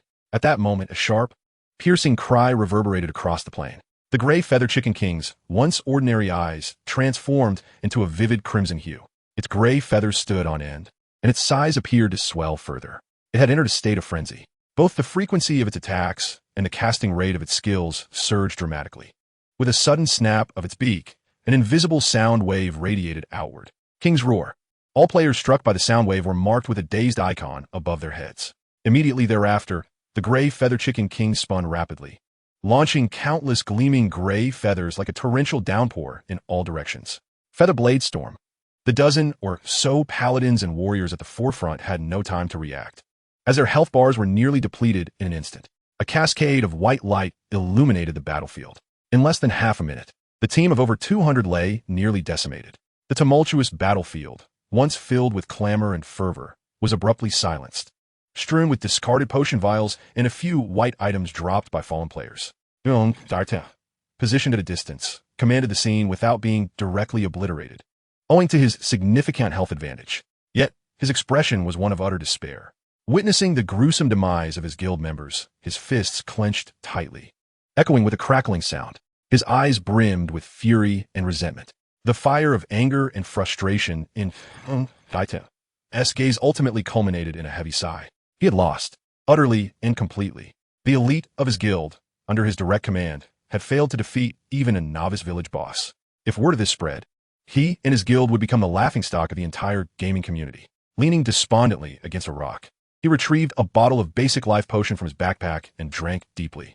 The dryness of his throat was momentarily alleviated, and his health bar gradually began to recover. The battlefield lay in ruins, littered with white items randomly dropped by the deceased players, alongside unfinished potion vials. The gray feather chicken king, having just emerged from a massacre, had seen its frenzied crimson hue fade. It now ambled leisurely, its health bar slowly regenerating. Chen Jing's gaze swept across the grim scene, his expression devoid of emotion, while Chen Yaoyao's face was filled with curiosity. She followed closely behind her brother, carefully sidestepping the debris on the ground. The two advanced toward the center of the battlefield, their presence immediately catching the attention of the sole survivor, D'Artagnan. Struggling against the rock, he awkwardly consumed his potion. Seeing the siblings approach the gray feather chicken king, his expression shifted dramatically. D'Artagnan revealed no hostility. Instead, he hastily stood up, his voice hoarse as he urgently cautioned, "Friend, retreat. This boss is exceedingly dangerous. You two are no match for it. Don't throw your lives away." Hearing the shout, Chen Yaoyao paused, glancing back at the disheveled man, still attempting to warn them. Then, she puffed out her small chest, positioning her tiny, recruit shield protectively in front of her. With a bright, clear voice, she proudly responded, "Don't worry. My brother is super strong." The innocence and naivety of the girl left D'Artagnan momentarily stunned.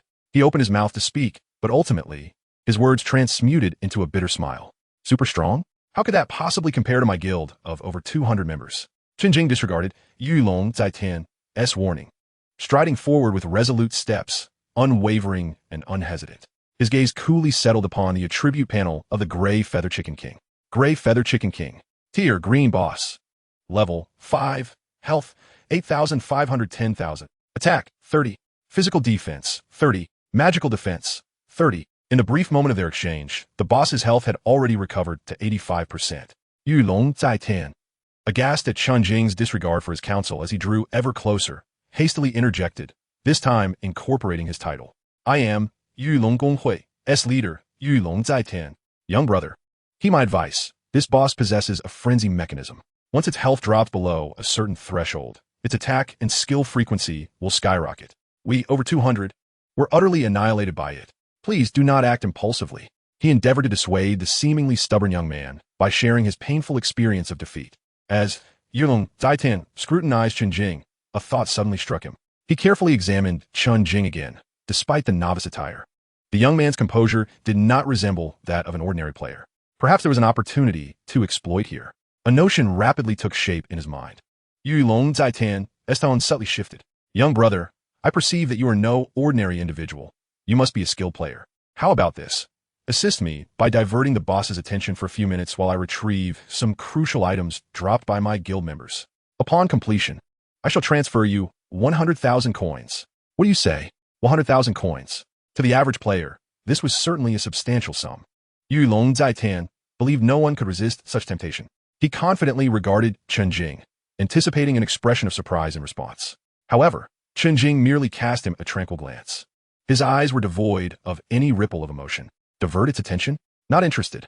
His gaze returned to the imposing figure of the massive, gray-feathered Rooster King. I shall slay it. The air seemed to freeze at that moment. The confidence etched on Dragon S. face abruptly faltered. He was utterly bewildered, questioning if he had misheard. Slay it? Just the two of you? My 200 brothers fell to it in mere moments. What do you possess to kill it? He could not fathom the audacity that allowed a person to utter such brazen words. Chen Jing, disinterested in further discourse, willed the unassuming novice staff in his hand to vanish in an instant. In its place appeared a resplendent staff, entirely emerald green, adorned with a blue gem at its tip. Voice of the jungle. The novice staff had merely served as a disguise. After all, sometimes being too ostentatious is not advantageous. The moment the staff materialized, a gentle green luminescence flowed along its length, emanating a unique aura indicative of superior quality equipment. Dragon Rain's eyes widened in shock. His gaze fixated on the staff in Chen Jing's hand, the blinding green causing his breath to quicken. A green quality weapon. How could this be? At this stage, all players don the white novice garb bestowed by the system. Their Dragon Guild had exerted immense effort for so long, yet they had not even glimpsed a white piece of equipment.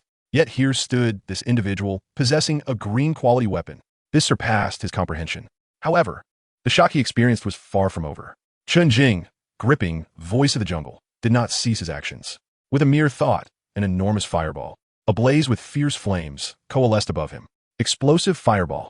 This fireball was several times the size of a typical small fireball, radiating a terrifying heat that distorted the air around it. The double visual impact rendered Dragon Rain's mind a blank slate. His breath seemed to halt. Green equipment. Instantaneous casting of a high-level skill. Who on earth is this person?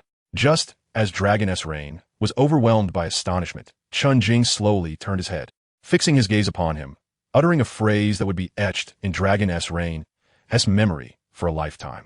Allow me to demonstrate what a true tank is. Before the words had fully left his lips, he did not wait for Dragon Rain to respond, but instead issued a command to his sister beside him. Yaoyao, shield the boss's damage. Chen Yaoyao was already brimming with eagerness. Upon hearing her brother's command, her little face blossomed with excitement. All right, she nodded vigorously, her clear voice brimming with trust.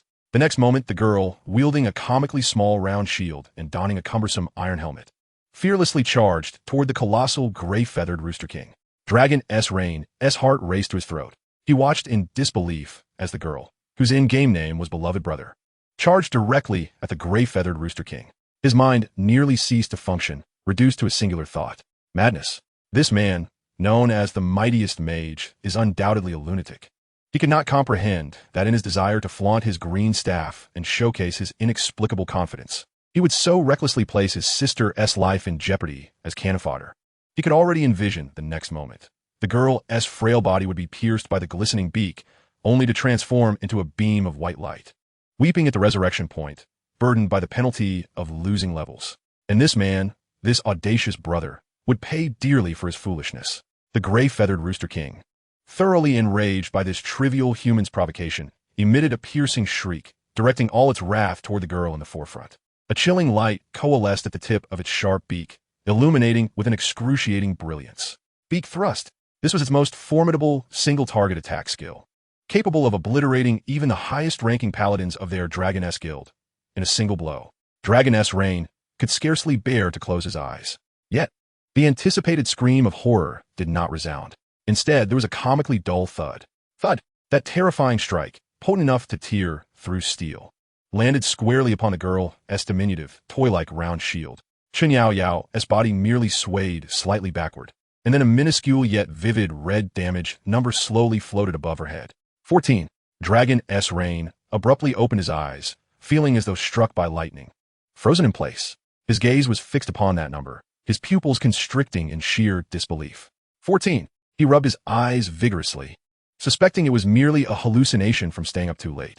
Yet that damage number remained clear above the girl's head. Impossible.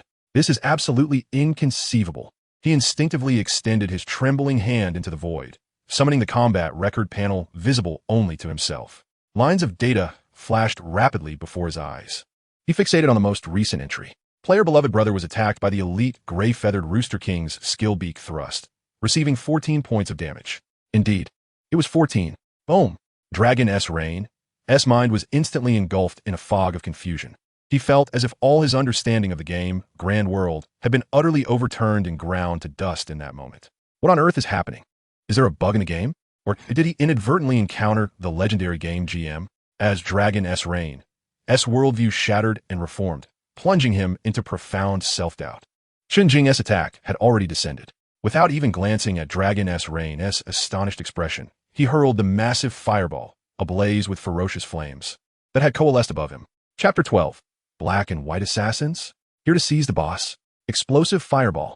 The howling rush of wind, accompanied by a wave of scorching heat, surged forth. The colossal fireball traced a searing trajectory through the air, striking the gray-feathered Rooster King with pinpoint accuracy. Boom! A thunderous sound erupted. 149. A terrifying 3-digit damage figure exploded above the gray-feathered Rooster King's head. And this was just the beginning. At the moment the explosive fireball struck its target, Chen Jing seamlessly transitioned into his next skill. A deep blue water orb swiftly followed. 43. The colossal form of the gray-feathered Chicken King abruptly faltered, its movement speed visibly diminishing. Shortly thereafter, a lightning-infused thunderball was unleashed. 43. The gray-feathered Chicken King emitted a mournful cry, its body uncontrollably succumbing to a brief state of paralysis. Deceleration, paralysis, burning. A myriad of negative statuses assailed the boss in succession. Chen Jing's relentless assault showed no signs of abating. With a cadence of 5 seconds for each prismatic sphere and 5 seconds for each explosive fireball, he orchestrated a flawless cycle. He resembled a tireless, error-free precision machine. With each raised hand, he cast spells that struck true. The formidable health bar of the gray-feathered Chicken King was plummeting at an astonishingly visible rate. 70, 65, 50, 45. This efficiency far surpassed the previous efforts of their 200-strong army, which had sacrificed lives for mere scratches, by more than tenfold. Dragon Sovereign was utterly numbed by the spectacle. He stood motionless, his mind relinquishing thought. He finally comprehended the nature of the two formidable beings he faced today. One was an invincible bug, akin to GM privileges, an absolute barrier that could not be slain. The other was a mobile artillery piece, possessing boundless firepower, capable of toyingly manipulating the boss at will. He had previously entertained the notion of offering the other party 100,000 to draw aggro away. In retrospect, this thought seemed utterly ludicrous. Did they even need such a bribe?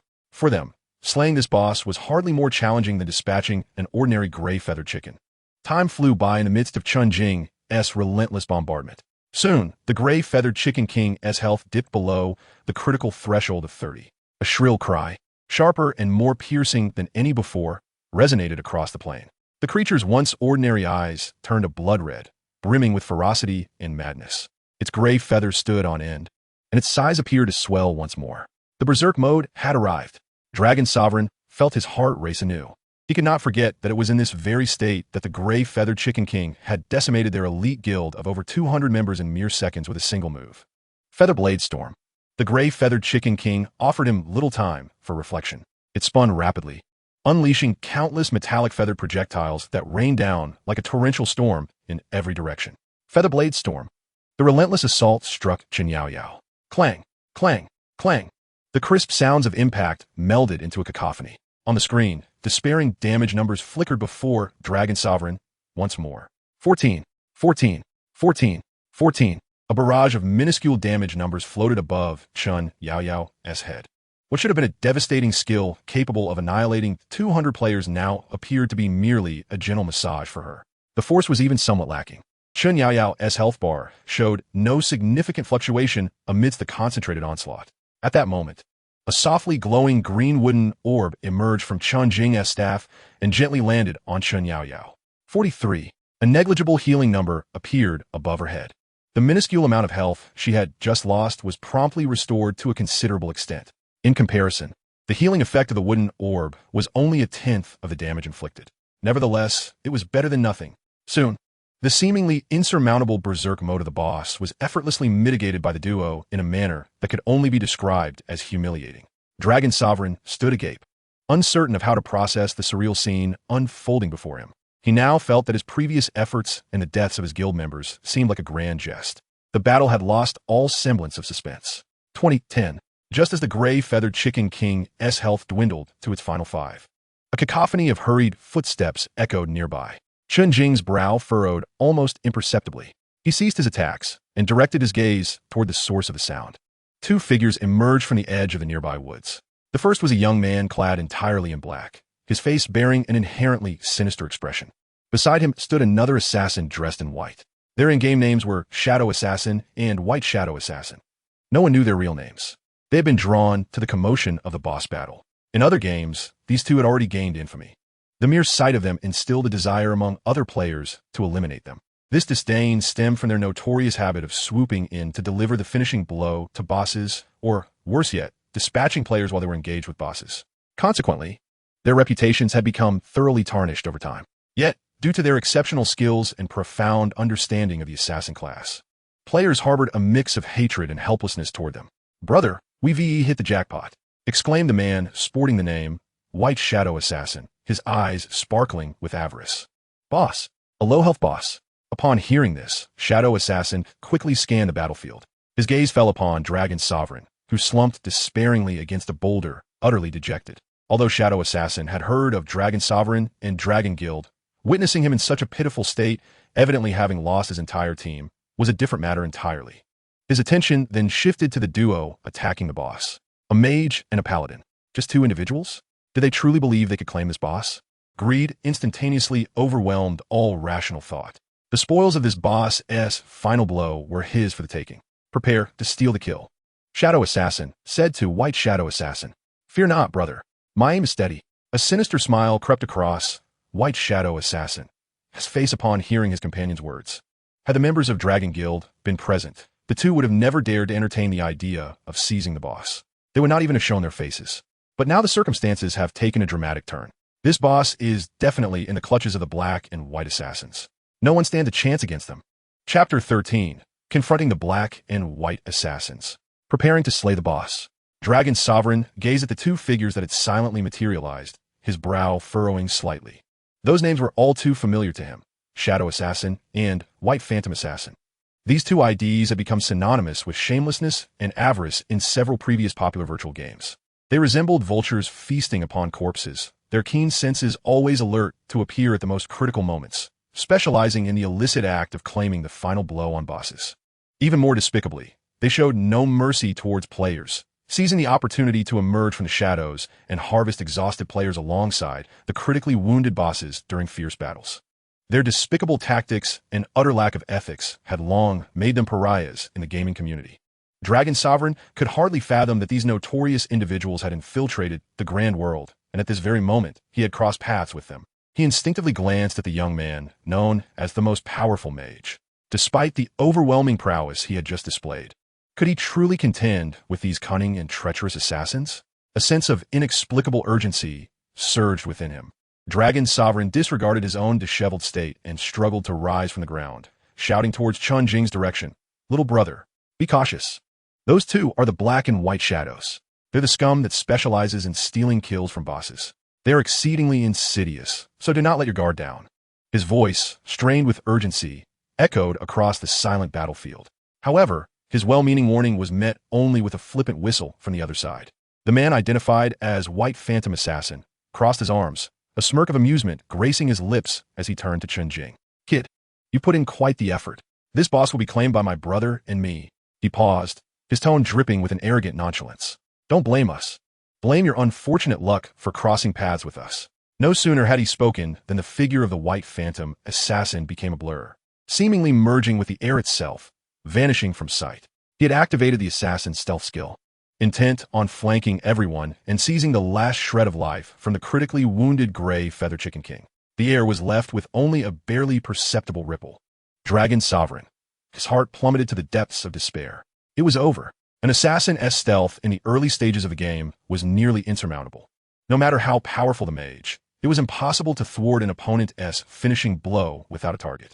Yet in that moment of dire urgency, a chilling smile crept across Chen Jing's lips. He didn't even spare a glance at the faltering gray Feather Chicken King. His gaze pierced through the void, locking onto an empty space. "Yaoyao, hold the boss for just a little longer." His voice was calm, devoid of any discernible emotion. "All right." Chen Yaoyao nodded vigorously. Though unaware of her brother's intentions, she unconditionally executed his every command. From the very beginning, Chen Jing's target had never been the boss, but rather those two self-righteous assassins. Just as the White Phantom Assassin believed himself to be undetected and on the verge of success, an intense sense of impending danger sent his hairs standing on end. He instinctively looked up.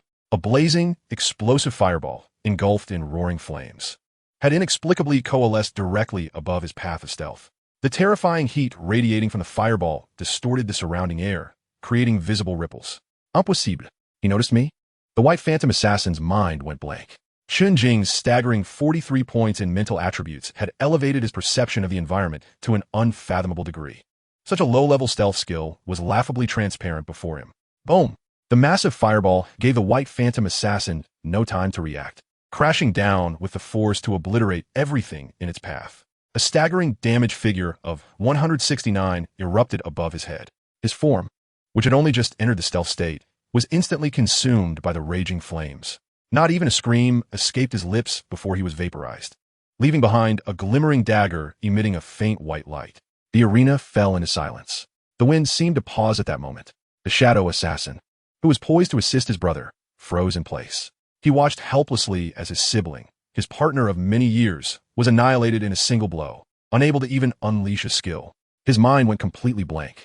The mage before him, with that LV2 level tag, appeared so clear.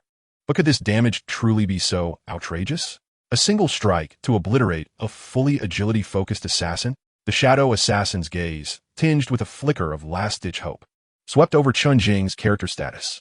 No, there was no sign of depleted mana. This mage had been locked in a fierce battle with the boss for so long, and yet had unleashed such a seemingly mana-intensive high-level skill without his mana bar running dry. Where is he sourcing this mana? An array of incomprehensible questions flooded the shadow assassin's mind. The greed that had surged from the depths of his being was swiftly replaced by a more chilling, bone-deep fear. Flee. He had to run immediately. If he were to die, he would lose levels. If luck was against him, he might even drop equipment and items. This would be a catastrophic loss. The shadow assassin's body finally broke free from its paralysis. All his avarice transformed into primal survival instinct. Without hesitation, he activated the assassin's speed skill, becoming a blur as he dashed toward the distant forest, not daring to look back. He even let out a desperate scream. You wait. The black and white shadows will not rest until we settle this. Yet his voice sounded more like the lament of a defeated dog. Oh, is that so? Chen Jing casually raised his staff. A shimmering water ball of prismatic hues trailed a watery tail. Arriving ahead of him, it accurately struck the shadow assassin's back. The shadow assassin felt his body suddenly weigh down as though ensnared in a quagmire, and his previously swift pace drastically slowed. Before he could react to the negative status of deceleration, another crimson fireball lazily floated toward him, as if marking the final punctuation to this farce. 63. The body of the shadow assassin dissipated helplessly into white light, vanishing into the air. From its appearance to its annihilation, the entire sequence unfolded in less than 30 seconds. The notorious duo of monster stealers, who would typically instill fear in ordinary players within a novice village, were effortlessly dealt with by Chen Jing, as if he were merely clearing away refuse from the roadside. The entire process flowed seamlessly, a blend of brutality and elegance. Once he had dispatched the two unwary flies, Chen Jing's gaze returned to the gray feather rooster king, whose health was alarmingly low. Standing at a distance, Dragon Sovereign had been rendered utterly dazed. He stared blankly at the scene unfolding before him, mouth agape, yet unable to produce a sound. Chen Jing paid no further heed to the bewildered guild leader. Turning instead to his sister, who had been dutifully holding up her shield, he offered her a gentle smile. All right, Yaoyao, let's see what surprises the first boss of this novice village has in store for us. Chapter 14. First kill boss, reputation 10. Guild token, leaderboard activated. Chen Jing raised his hand, executing no superfluous movements. The final, explosive fireball shot forth with a roaring wave of heat, striking the massive form of the gray feather rooster king with precision. 149. Another 3-digit damage figure became the last straw that broke the camel's back. With a piercing and discontented cry, the gray feather rooster king stiffened momentarily before exploding into a myriad of luminous particles. In the next instant, a system announcement reverberated throughout the entire novice village 4396, ringing in the ears of all players. Congratulations to player the strongest, mage and most beloved brother for successfully achieving the first kill of the boss-level monster, Gray Feather Rooster King. Reward, reputation 10 points. Upon the announcement, the novice village erupted in a cacophony of astonishment. What? First kill? Is this for real? It's only been a short time since the server opened, and someone has already slain a boss? The strongest mage? Most beloved brother? Those IDs sound so arrogant. Which deity are they? Damn it, we were still fighting over a mere gray feather. These two have already taken down a boss. How can we continue playing? These two must be cheating. Report them. They absolutely must be reported. In an instant, the channel of Novice Village 4396 was thrown into chaos. Meanwhile, The protagonists of the event, Chen Jing and his sister Chen Yaoyao, were basking in the soft golden glow of their level up. Ding! Congratulations, you have reached level 3. You have gained 5 free attribute points. Without hesitation, Chen Jing allocated all 5 points to his spirit attribute. Chen Yaoyao followed suit, allocating all her points to vitality. Her health and dual defenses received a substantial boost once again. After completing these tasks, Chen Jing turned his gaze to the spoils left behind by the fallen boss. In the center of the battlefield, 4 dazzling orbs of light hovered gently. One was emerald green, another bright white, a third radiated a peculiar aura, and the last one shimmered with resplendent gold. Not far away, Dragon Sovereign Su Yulong, who had just risen from the ground, was nearly breathless at the sight. For items, the first boss of the novice village had dropped 4 items directly. Among them was even a blinding golden light.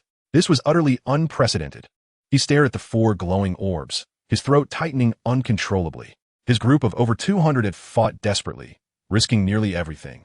Yet the Henti even managed to collect a single feather from the boss. Meanwhile, these 2 individuals, a wave of indescribable bitterness surged within Su Yulong.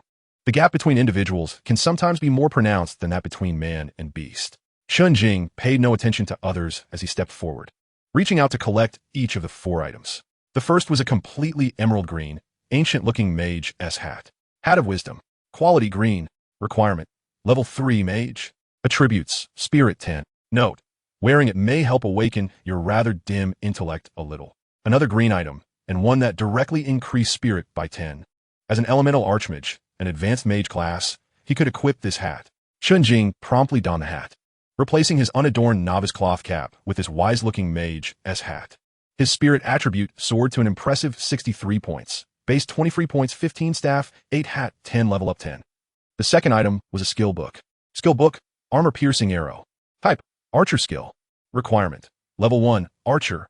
Effect: fires an arrow imbued with penetrating power, dealing 50-15 physical damage to the target and reducing the monster's physical defense by 10. Cost: 50 mana points. Cooldown: 10 seconds. The Archer skill was of little use to him, so Chen Jing casually tossed it into his backpack. The third item was the stone radiating a peculiar aura. Basic skill: Upgrade stone. Type: Special item. Effect: can increase any skill of level 3 or below by 1 level. Note: a rare gift from the laws of the world. A skill upgrade stone. A flicker of delight finally crossed Chen Jing's eyes. Such items have been akin to game currency in his previous life. In the world of vast universe, there were no conventional currencies like copper, silver, or gold coins. Thus, players often traded using the incredibly rare skill upgrade stones, equipment upgrade stones, or stones used to refresh equipment attributes. However, the game was still in its infancy. After acquiring the skill stone, it was wiser to choose to upgrade a skill first. With this thought in mind, Chen Jing decided to use the basic skill upgrade stone on Explosive Fireball. Ding. Would you like to use the basic skill upgrade stone on Explosive Fireball? Yes. Ding. Skill Explosive Fireball upgraded successfully. Level 1 to Level 2.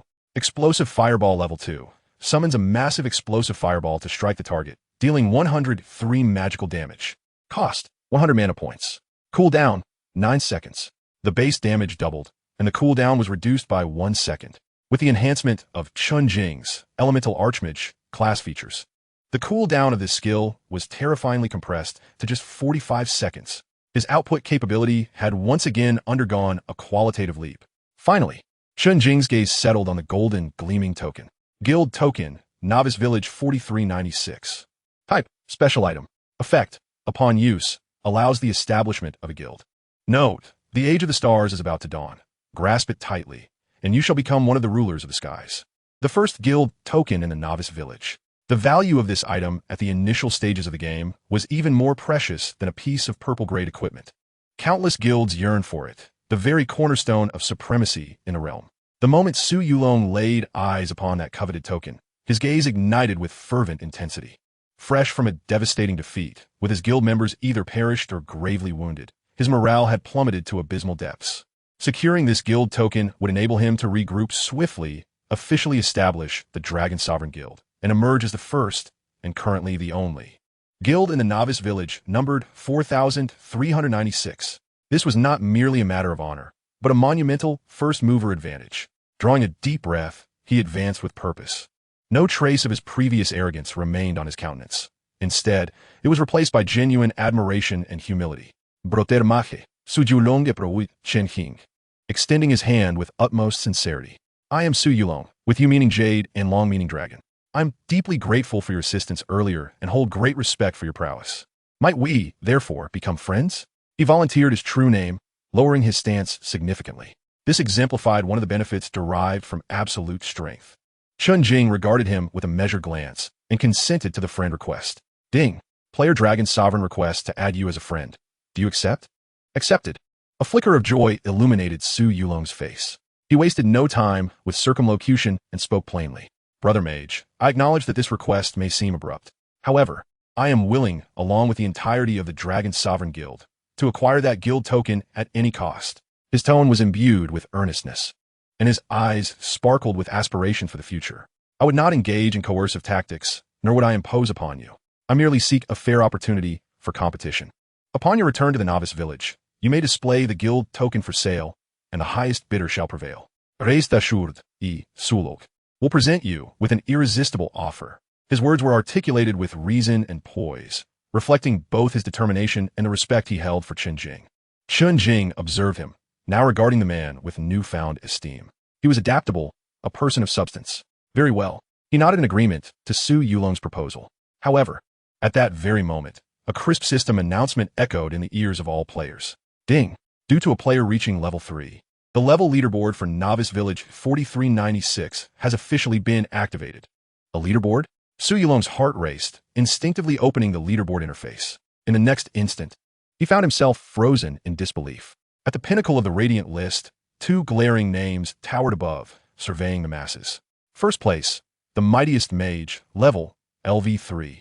Second place, beloved brother, level LV3. The third position was held by a mere LV2 player. Despite the apparent simplicity of LV2, in truth, only a little over 100 players in the entire Novice Village had achieved this status. The remainder were all LV1. Chapter 15. Returning to the Novice Village to sell goods. The Trials of Xiongkuan? The leaderboard? Holy cow, it's already active? Let us see who the top player is. What the heck? The first is the mightiest mage, LV3. The second is beloved brother, also LV3. Who are these two? Have they been rocketing up the levels since the launch? The third is only LV2. This gap is outrageous. Are these two the game's favorites?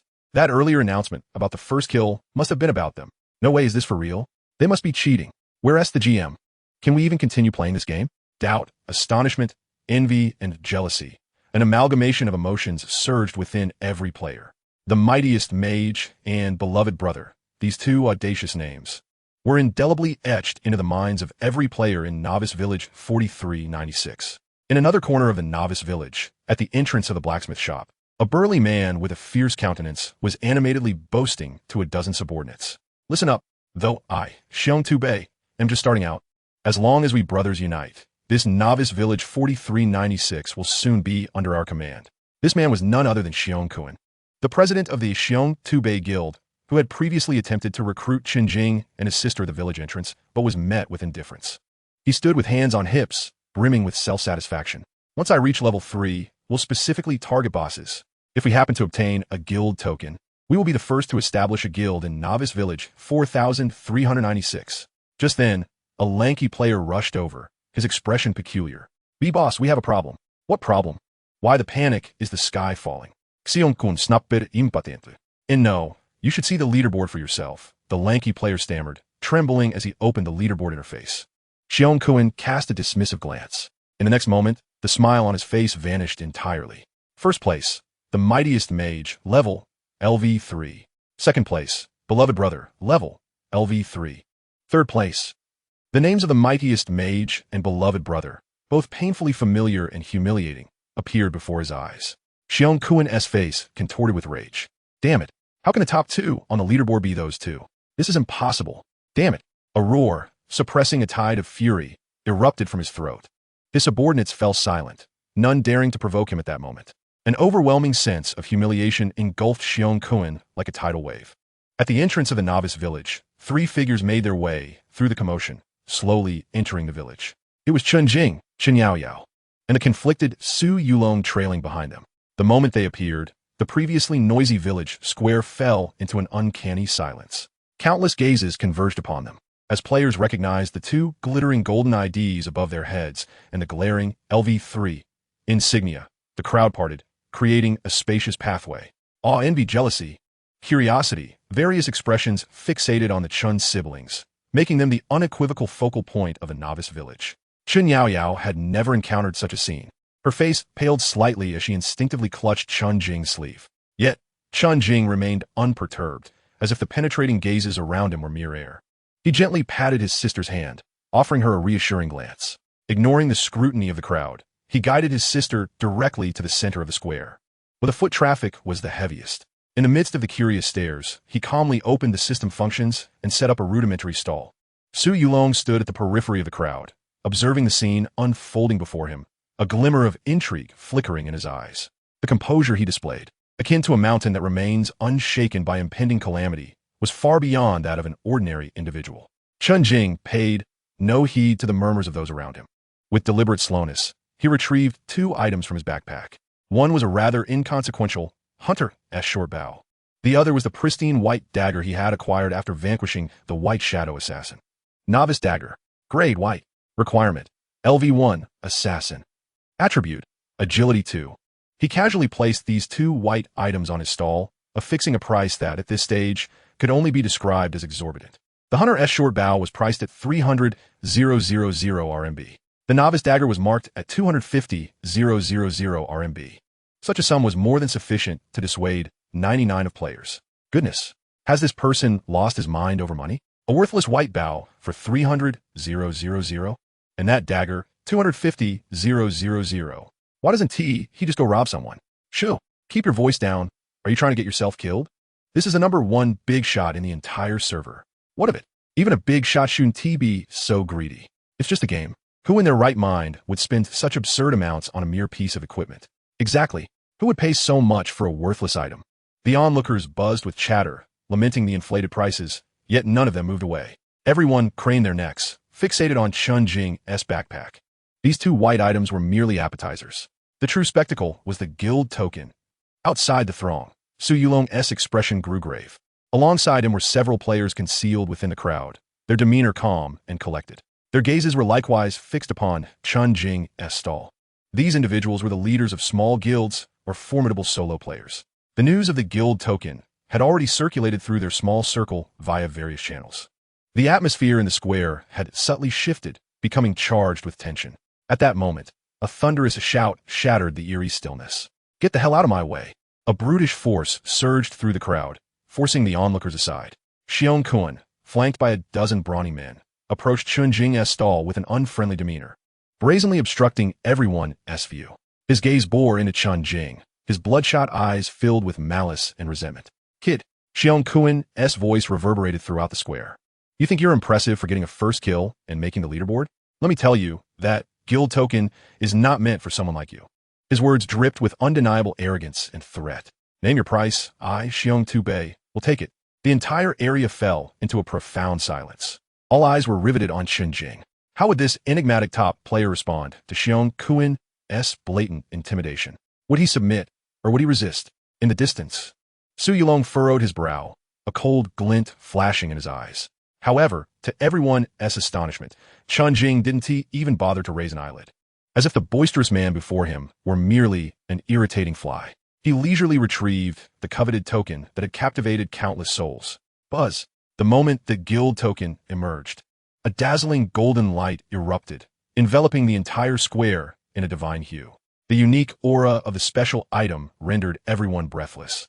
Instantly, all gazes were drawn to this radiant spectacle. Chen Jing held the token, casting a fleeting glance towards Su Yulong before finally directing his icy, emotionless gaze back at the pale-faced Xiong Kun. A smirk curled at the corners of his mouth, suffused with the utmost derision. "You can't afford it." Chapter 16. The Elegant Ruanbing.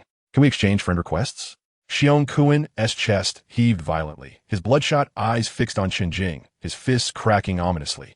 Being publicly humiliated by a casual player in front of so many was a slight he could never swallow. "Kid, you're courting death."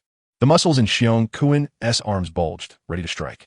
Just as tensions reached a breaking point, a cold yet languid female voice unexpectedly pierced through the crowd. "Oh, I'd like to see what it is that even our esteemed President Xiong of Xiong Tu Bei cannot afford. The voice, though not loud, resonated clearly in everyone's ears.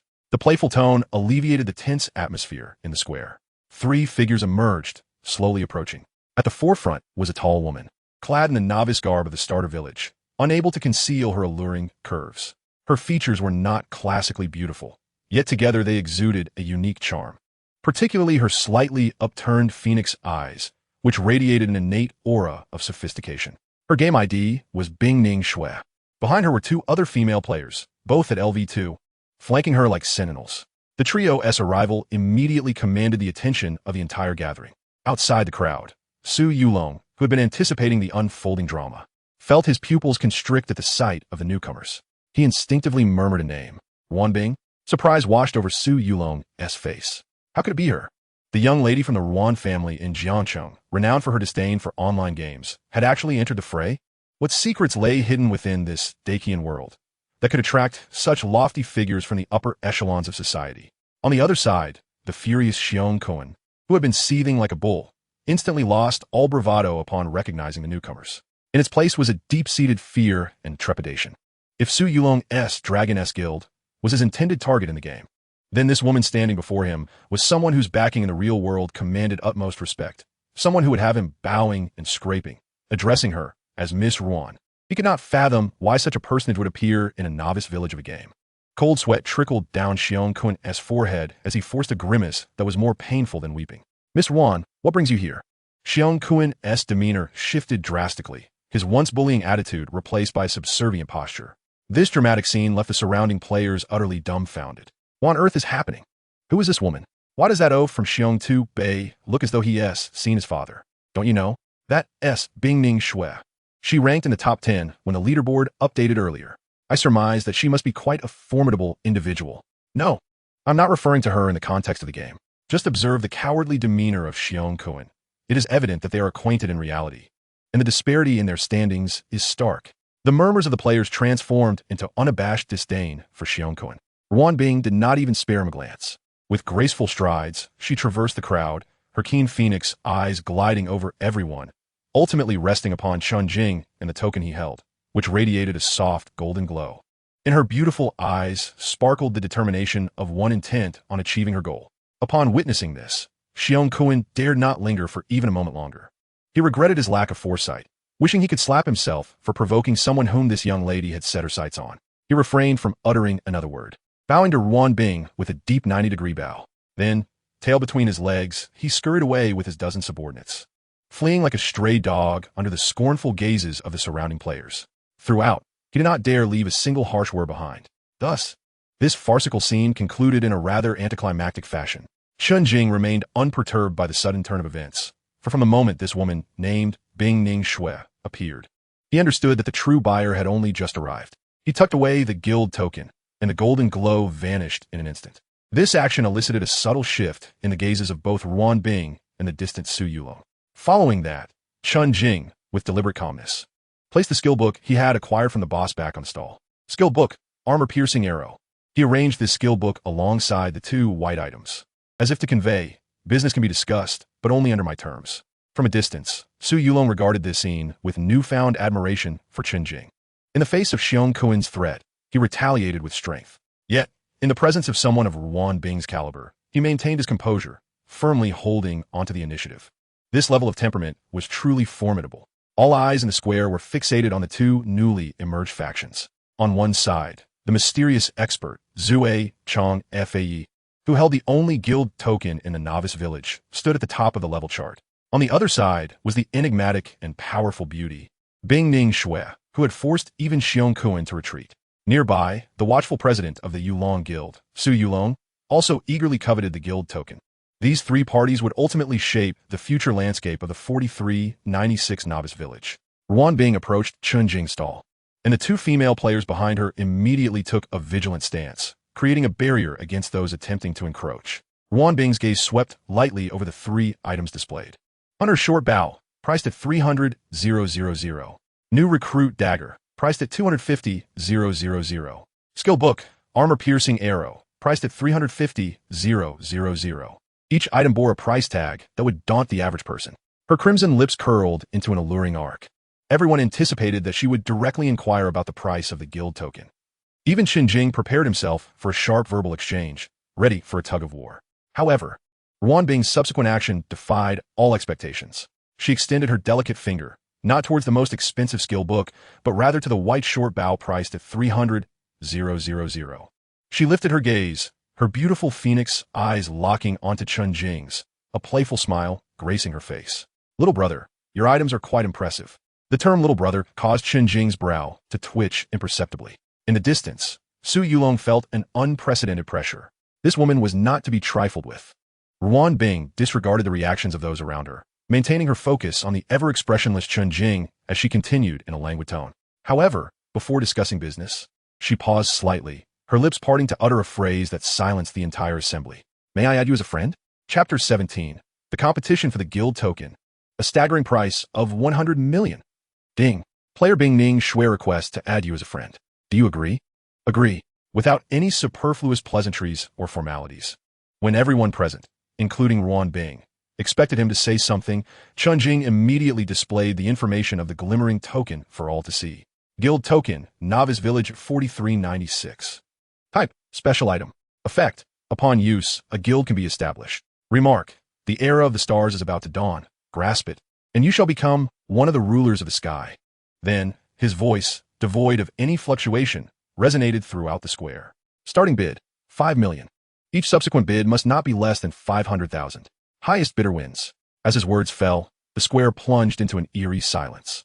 The sound of a pin dropping could be heard. All the onlooking players found their minds momentarily blank. 5 million? As the base price? What does that even mean? Many would not earn such an amount in a lifetime. Is this man called Zue Chong F.A. out of his mind? After a brief silence, uproar ensued. What? 5 million? Did I hear that correctly? How dare he set such a price? This is outright robbery. It's merely a game item. Why should it cost this much? He has gone mad, completely mad. The people in this game are all insane. Disperse, disperse. This fruit is too expensive. I can't even scrape together a fraction of it. Voices of doubt and ridicule echoed. Yet not a single player truly qualified to participate in this bidding deemed the price outrageous. Su Yulong's breathing quickened slightly. The real competition had only just begun. He stepped forward, his gaze intensely fixed on Chen Jing, and without hesitation, he raised his hand first. 10 million. Boom. If the base price of 5 million merely shocked the crowd, then the bid of 10 million truly left them incredulous. The atmosphere in the square erupted instantaneously. 10 million? What the hell? Is this guy from a Yulong guild having a moment of insanity? I know this guild. They were annihilated during a boss raid. But I never expected their president to be this wealthy. This was already beyond the realm of comprehension. It was time to leave. Countless players felt dizzy from this staggering number. They finally realized that they were not playing the same game as these individuals. Several guild leaders, who had clung to a glimmer of hope, found only bitterness etched on their faces upon hearing this bid. They had completely fallen out of the running, relegated to mere spectators in this monumental gamble. Ruan Bing narrowed her beautiful phoenix eyes slightly. Her interest peaked as she glanced at Su Yulong beside her. Her lips parted gently.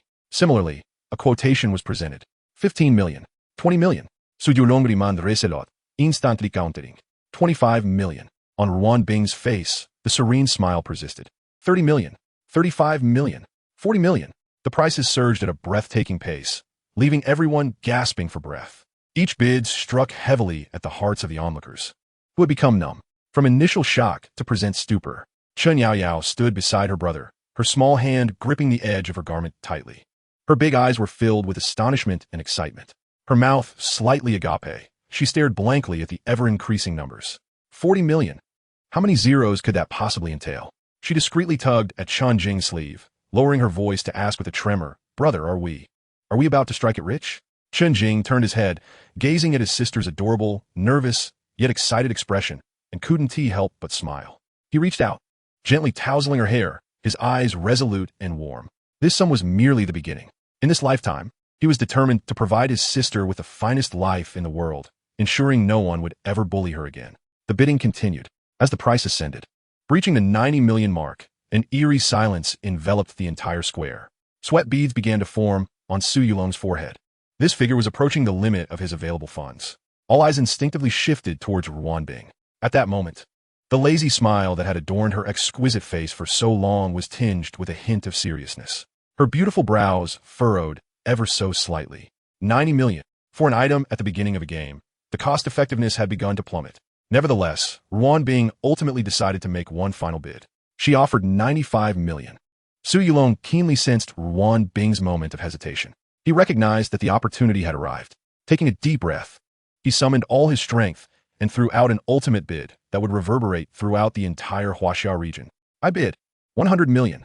Time seemed to come to a complete standstill in that moment. The sounds of wind, voices, all ceased. The world was left with only those two words, echoing wildly in everyone's minds. 100 million? 100 million. For a virtual game item, this figure shattered their understanding of the game entirely. Who could have imagined that an item within a game could be worth so much? In the square, Ruan Bing cast a deep look at Su Yulong's unwavering gaze. Ultimately, she could only shake her head in resignation. With a sigh laced with both reluctance and a sense of relief, she remarked, "Young Master Su, you truly possess remarkable resolve. I shall forego this guild token." She had lost, not in financial capacity, but in sheer audacity.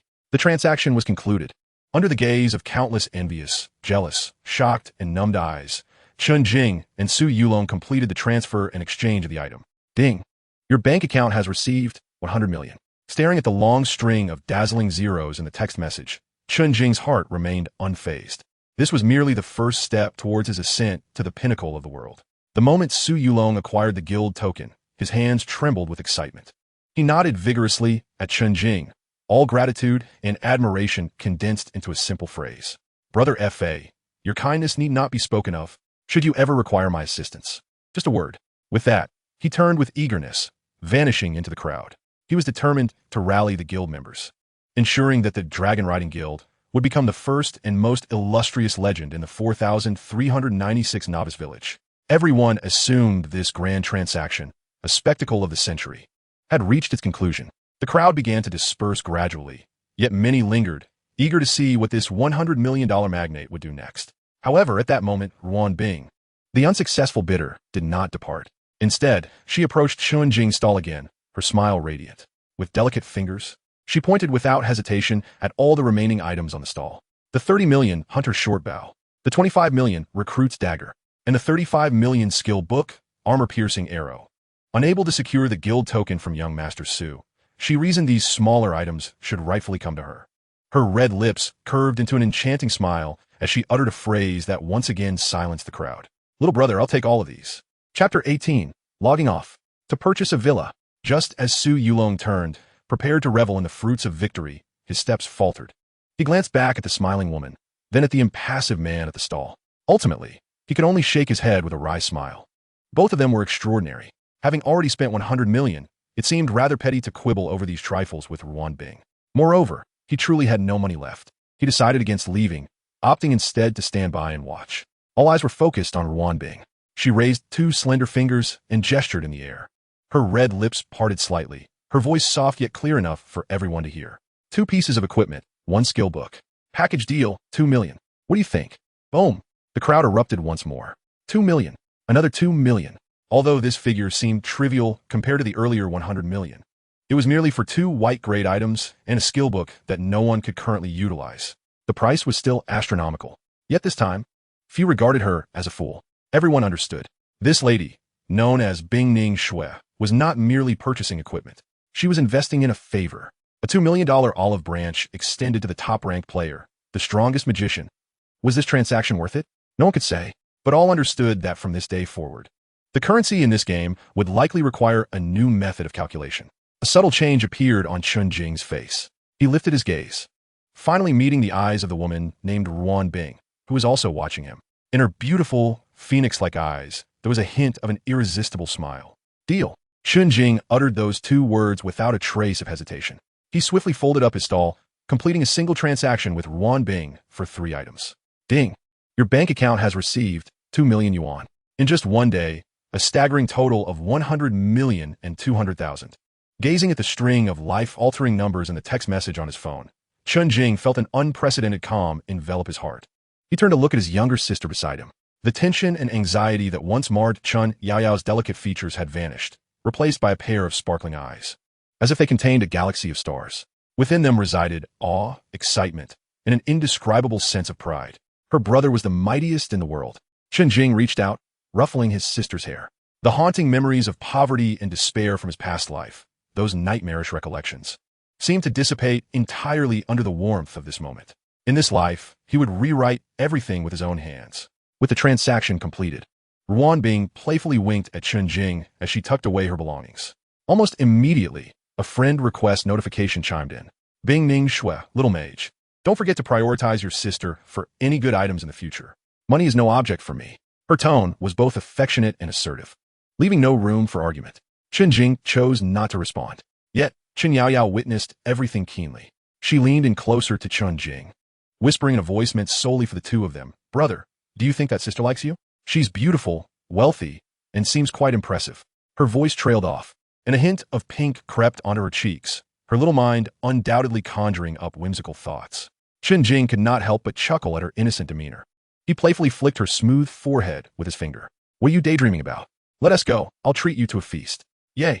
Chen Yaoyao cheered, momentarily casting aside her chaotic thoughts. Su Yulong and Ruan Bing departed in succession.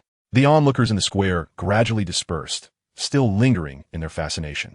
However, the legend of the mightiest mage, the astronomical sum of 100 million for the guild token, and the fierce bidding akin to a celestial battle had only just begun to spread like wildfire.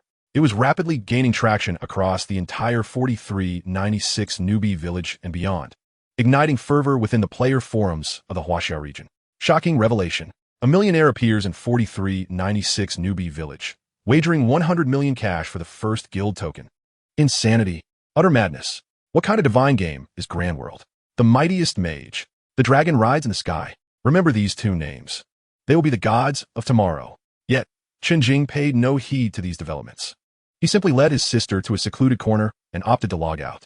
Upon exiting the game, he inhaled the somewhat murky air of the real world, feeling invigorated. He glanced over at his sister, Chen Yaoyao, who had just emerged from the game as well. The excitement and exhilaration still danced on her face. But when her gaze fell upon her immobile legs, the sparkle in her eyes inevitably dimmed. In the game, she was a free-roaming paladin, yet in reality, she remained the little girl confined to a wheelchair. Chen Jing noticed her despondence, and his heart ached slightly. He stepped forward, gently placing her in the wheelchair. Yaoyao, do not be disheartened. His voice was tender yet resolute. I promise you, your legs will heal. In the current realm of medical technology, the prospect of curing his sister's permanent nerve damage seemed akin to chasing mirages.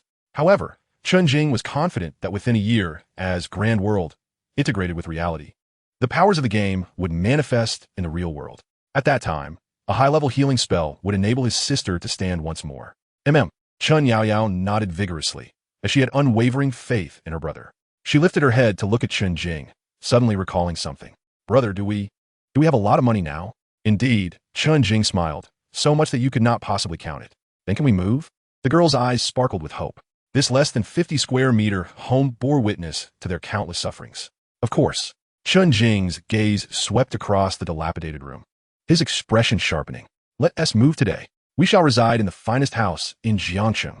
He pulled out his phone and, without hesitation, began browsing the most upscale real estate app.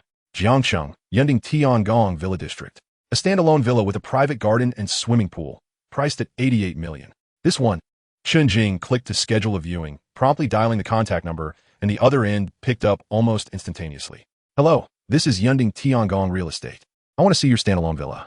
Now immediately, the salesperson was momentarily taken aback by Chen Jing's commanding tone. Yet, her professional demeanor swiftly kicked in, recognizing him as a potential high-profile client. Yes, sir. I will arrange it right away. May I have your name? How soon will you arrive? My surname is Chen, and I will be there in half an hour. After hanging up, Chen Jing ordered the most luxurious business vehicle through a ride-hailing app. 10 minutes later, a sleek black Mercedes-Benz business car glided to a stop in front of the rundown apartment building. The driver, dressed in white gloves, respectfully opened the door for the siblings. The surrounding neighbors gaped in disbelief.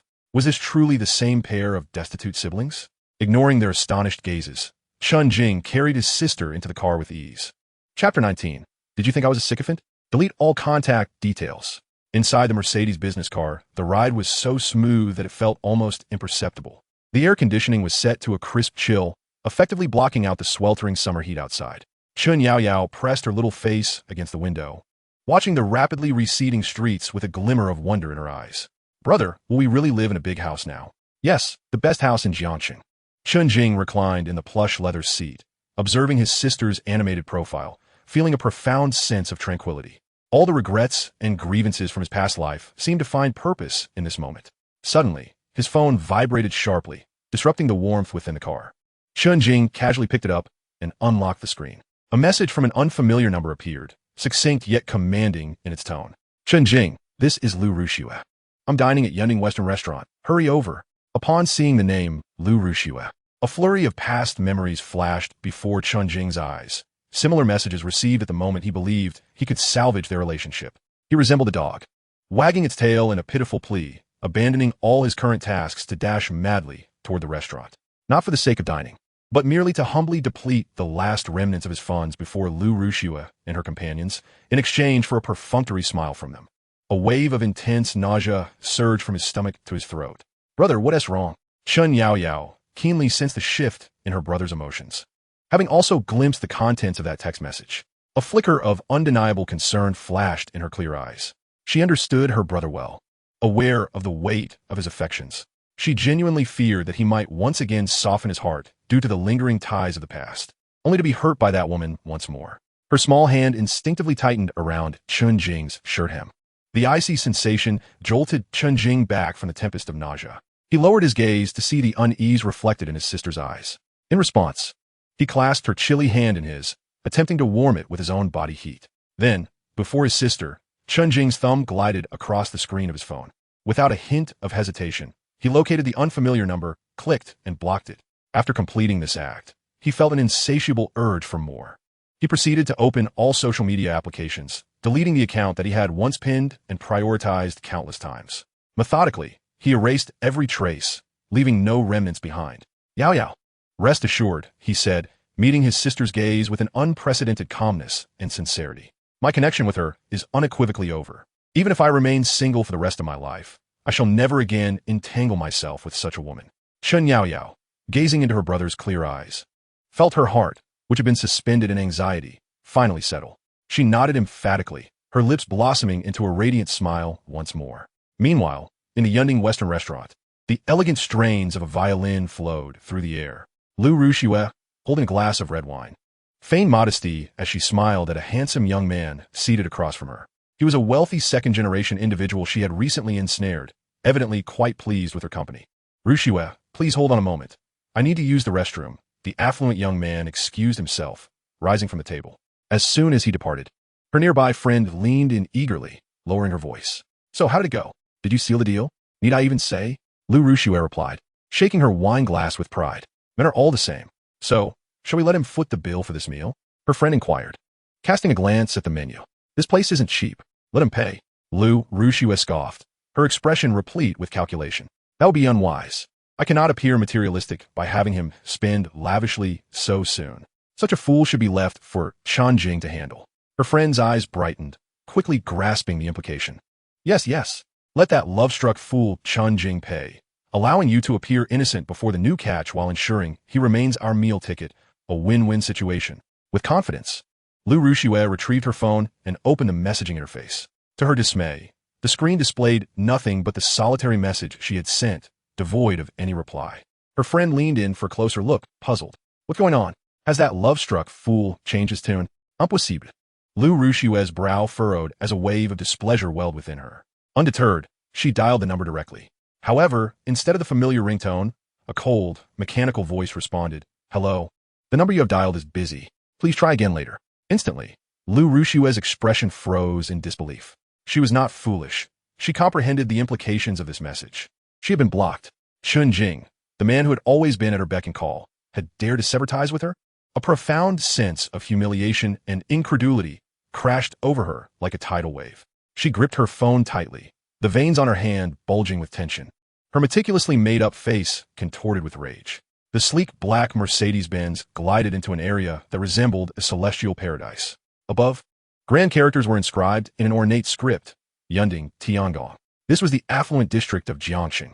Outside the window lay exquisitely manicured gardens and meticulously arranged pavilions and towers. Every detail exuded a luxury that transcended monetary value. Wow, Chen Yaoyao's mouth fell open in awe. Her large eyes filled with dreams and anticipation of a new life. The driver respectfully opened the car door, revealing the real estate manager who had been waiting at the entrance, flanked by 2 rows of tall, poised female sales representatives clad in professional black skirts.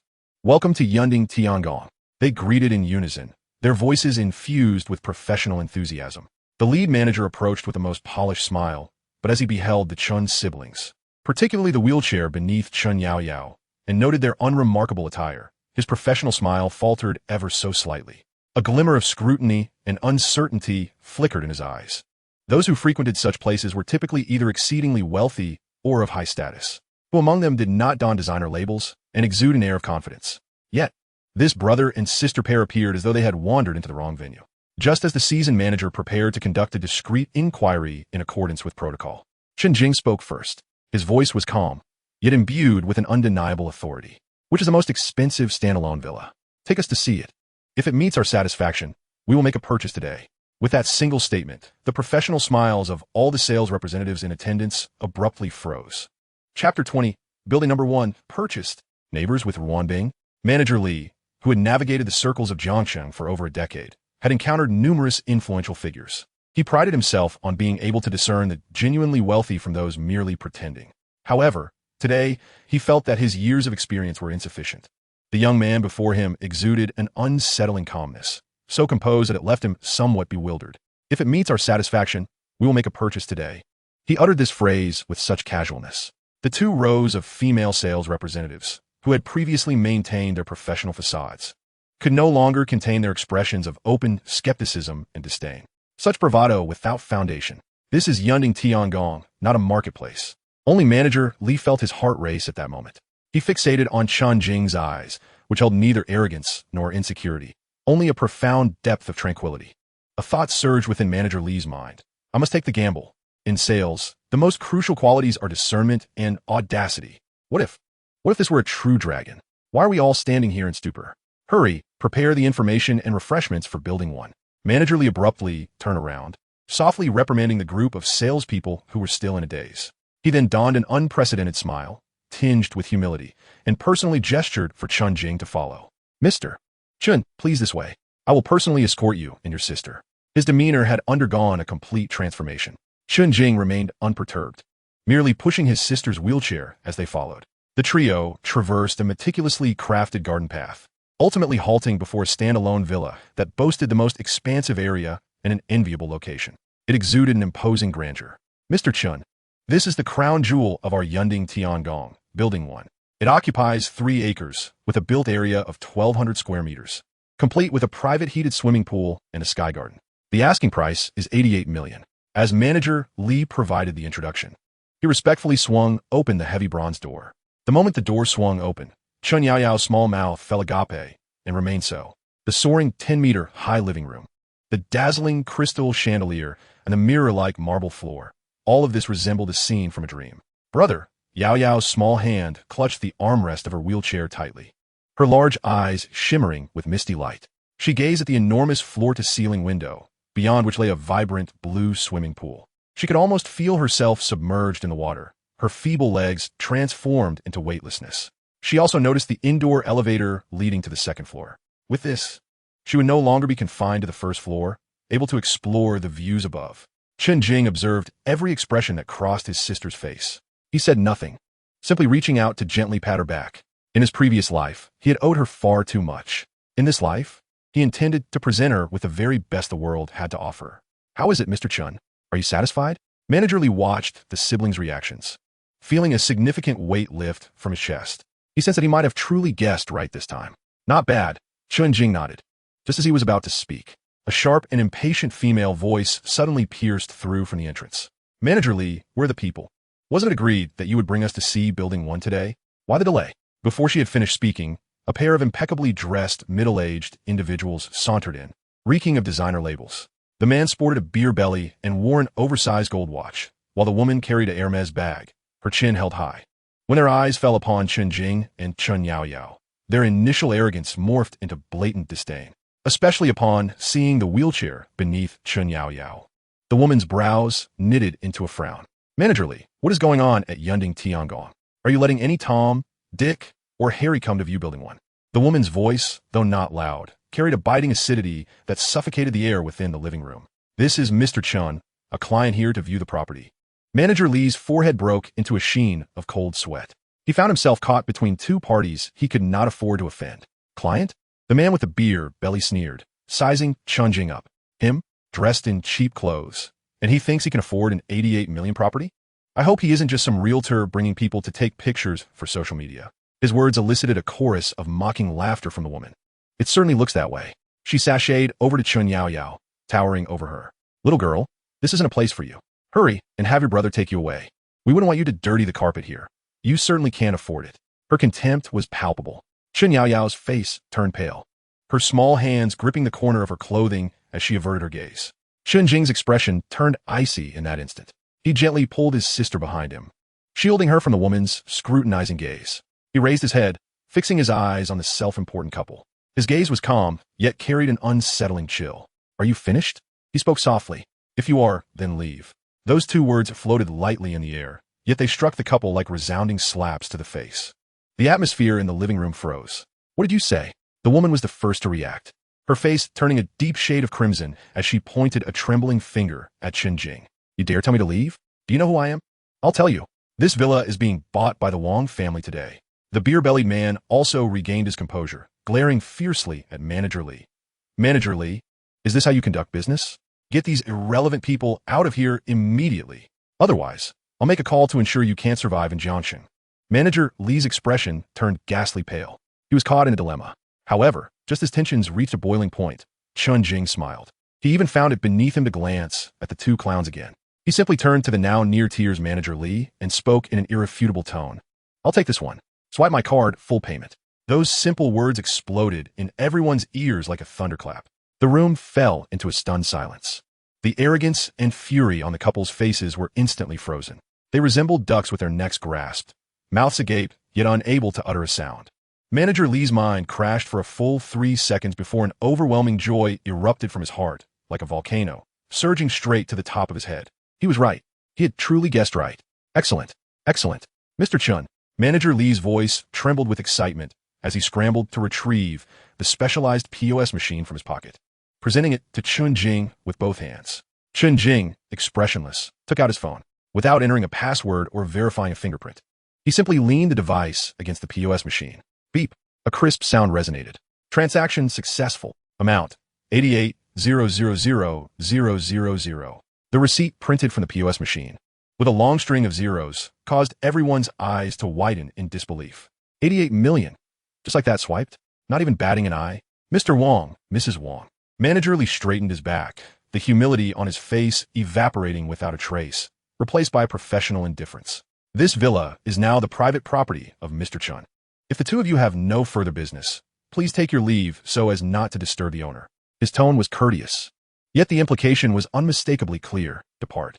The expressions of the couple shifted from a pallor to a flush, and though they wished to utter something further, the moment their gazes met Chen Jing's frigid eyes, all their harsh words became lodged in their throats. Ultimately, they could do nothing but escape in a most undignified manner, amidst the scornful stares of the surrounding sales staff.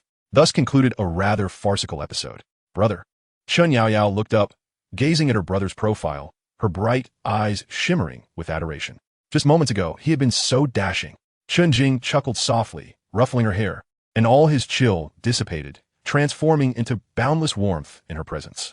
All right, let us proceed with the contract. Half an hour later, all formalities were completed. The property deed, symbolizing ownership of the illustrious Yunding Tiangong No. 1 villa, was respectfully handed to Chen Jing by Manager Lee. Mr. Chen, should you have any needs in the future, do not hesitate to call me. Manager Lee offered his business card, his demeanor transcending mere enthusiasm and approaching reverence. Chen Jing accepted the deed, preparing to show his sister around their new home when his phone vibrated in his pocket. Upon examining the screen, he noted an unfamiliar number. He answered it casually, placing it to his ear. A familiar, cool voice laced with a hint of languor resonated from the other end. Hello, is this the brother of Faye? Chen Jing's brow arched ever so slightly. It was her, Wanbing. How did she acquire his number? It's me, he replied. A light, melodic laugh floated through the line, like feathers brushing against one's eardrums. Congratulations on your new residence. From today onward, we shall be neighbors. I look forward to your kind assistance. Chapter 21. Re-entering the game. The Yulong Guild has been established, and the guild system is now fully operational. Within the opulent Yunding Tiangong No. 1 villa, the crystal chandelier in the dining room cast a warm glow. The sumptuous dinner had concluded, and the exquisite tableware was discreetly cleared away by the house staff. Chen Yaoyao reclined on the soft sofa, her cheeks flushed with satisfaction and joy. This was her first experience of such delectable cuisine and residing in such a beautiful abode. Everything felt like a dream. Brother, let us dive into the game. Chen Yaoyao tugged at Chen Jing's arm, her eagerness palpable. While the real world was indeed splendid, the realm where she could run freely held an even more irresistible lure. More importantly, it harbored the hope of healing her legs. Very well, Chen Jing replied with a smile, leading his sister back to their respective rooms. Once everything was settled, their consciousness was swiftly drawn into another dimension. Radiance swirled, and the familiar profession hall reappeared. As soon as they logged in, a series of crisp system notifications rang in Chen Jing's ears. Ding! The first guild in the server, Yulong Guild, has been successfully established, and the guild system is now fully operational. Ding! The first guild in the server, Yulong Guild, has been successfully established, and the guild system is now fully operational. Ding! The first guild in the server, Yulong Guild, has been successfully established, and the guild system is now fully operational. The crucial announcement echoed 3 times in succession. At that moment, every player in the novice village across the Huaxiao region received this news. The world channel erupted with excitement. Holy cow, the Yulong Guild? ISNT, that the opulent guild that spent $1 billion to acquire the guild token? Incredible. How quickly they have established it. Their execution is simply terrifying. Damn it, I want to join. The entrance to the novice village is nearly bursting with people eager to join the Yulong Guild. Chen Jing paid no heed to the uproar, casually dismissing the system notifications while opening the level leaderboard for Novice Village 4396. First, the mightiest mage, level LV3. Second, the most beloved brother, level LV3. The top 2 positions remained firmly held by the siblings. Scanning further down, he noted that the third place still lingered at LV2. Yet, when his gaze reached the bottom of the list, he paused momentarily. Ninth, Shadow Assassin, level LV2. 10th, White Shadow Assassin, level LV2. These 2 familiar names had unexpectedly climbed into the top 10. Though they occupied the last spots, their upgrading speed was already among the elite of ordinary players. A glimmer of amusement flickered in Chen Jing's eyes. It seemed that being bested by him had not dampened their spirits. Rather, it had ignited their competitive drive. Quite intriguing. Brother, where shall we head to level up next? Chen Yaoyao's voice broke through Chen Jing's musings. Where else could we possibly go? Chen Jing smiled. We shall seek out our old friend. His old friend referred, of course, to the gray-feathered Chicken King. In the Great Thousand World, wild bosses adhered to a fixed respawn mechanism. After they logged off for a meal and attended to some matters in reality, it was time for that boss to respawn. The siblings promptly departed from the novice village, making their way back to the familiar plains. The number of players they encountered along the way had multiplied manifold. Most of these individuals seemed hurried, discussing little else but the Yulong Guild and the 2 enigmatic figures atop the leaderboard. As Chen Jing and Chen Yaoyao traversed the crowd, their golden IDs always incited a small stir and countless gazes of reverence. Before long, they arrived at the area where the gray-feathered Chicken King resided. However, the scene before them caused Chen Jing to halt in his tracks. In the center of the plain, the enormous gray-feathered Chicken King was encircled by over 300 players. Countless skill effects rained down upon the boss like a torrential downpour. At the forefront of the team, several well-equipped paladins were methodically taking turns to absorb the boss's damage. The organization and cooperation of this team surpassed that of the previous ragtag group by several degrees. At the center of the team, a knight wielding a long sword was calmly issuing commands. It was none other than Su Yulong, the president of the Yulong Guild. Clearly, the last annihilation had imparted sufficient lessons. Brother, they seem to be battling our boss. Chen Yaoyao observed the lively scene quietly. It's fine, let them fight, Chen Jing replied, his expression unchanged. Let us find another spot. A mere novice village boss was not worth competing with Su Yulong over, especially after he had just profited $1 billion from them. A semblance of respect was still warranted. Meanwhile, at the entrance of Novice Village 4396, 3 figures materialized at the resurrection point amidst a flash of white light. At the forefront stood a young man clad in high-end fashion. His name is Lin Rong, the son of the owner of the largest real estate company in Jiangxing, with family assets exceeding at least 10 billion. Beside him are Lu Ruxiue and her close friend. This is the so-called Great World. It feels rather mundane. Lin Rong surveyed the shabby village surrounding him and the players clad in tattered garments, a hint of disdain flickering across his face. Young Master Lin, this is merely a novice village. It will undoubtedly become increasingly entertaining, Lu Ruxiu said, pressing closely to Lin Rong, her eyes filled with admiration. At that moment, a system announcement resounded throughout the server, reaching their ears. Ding!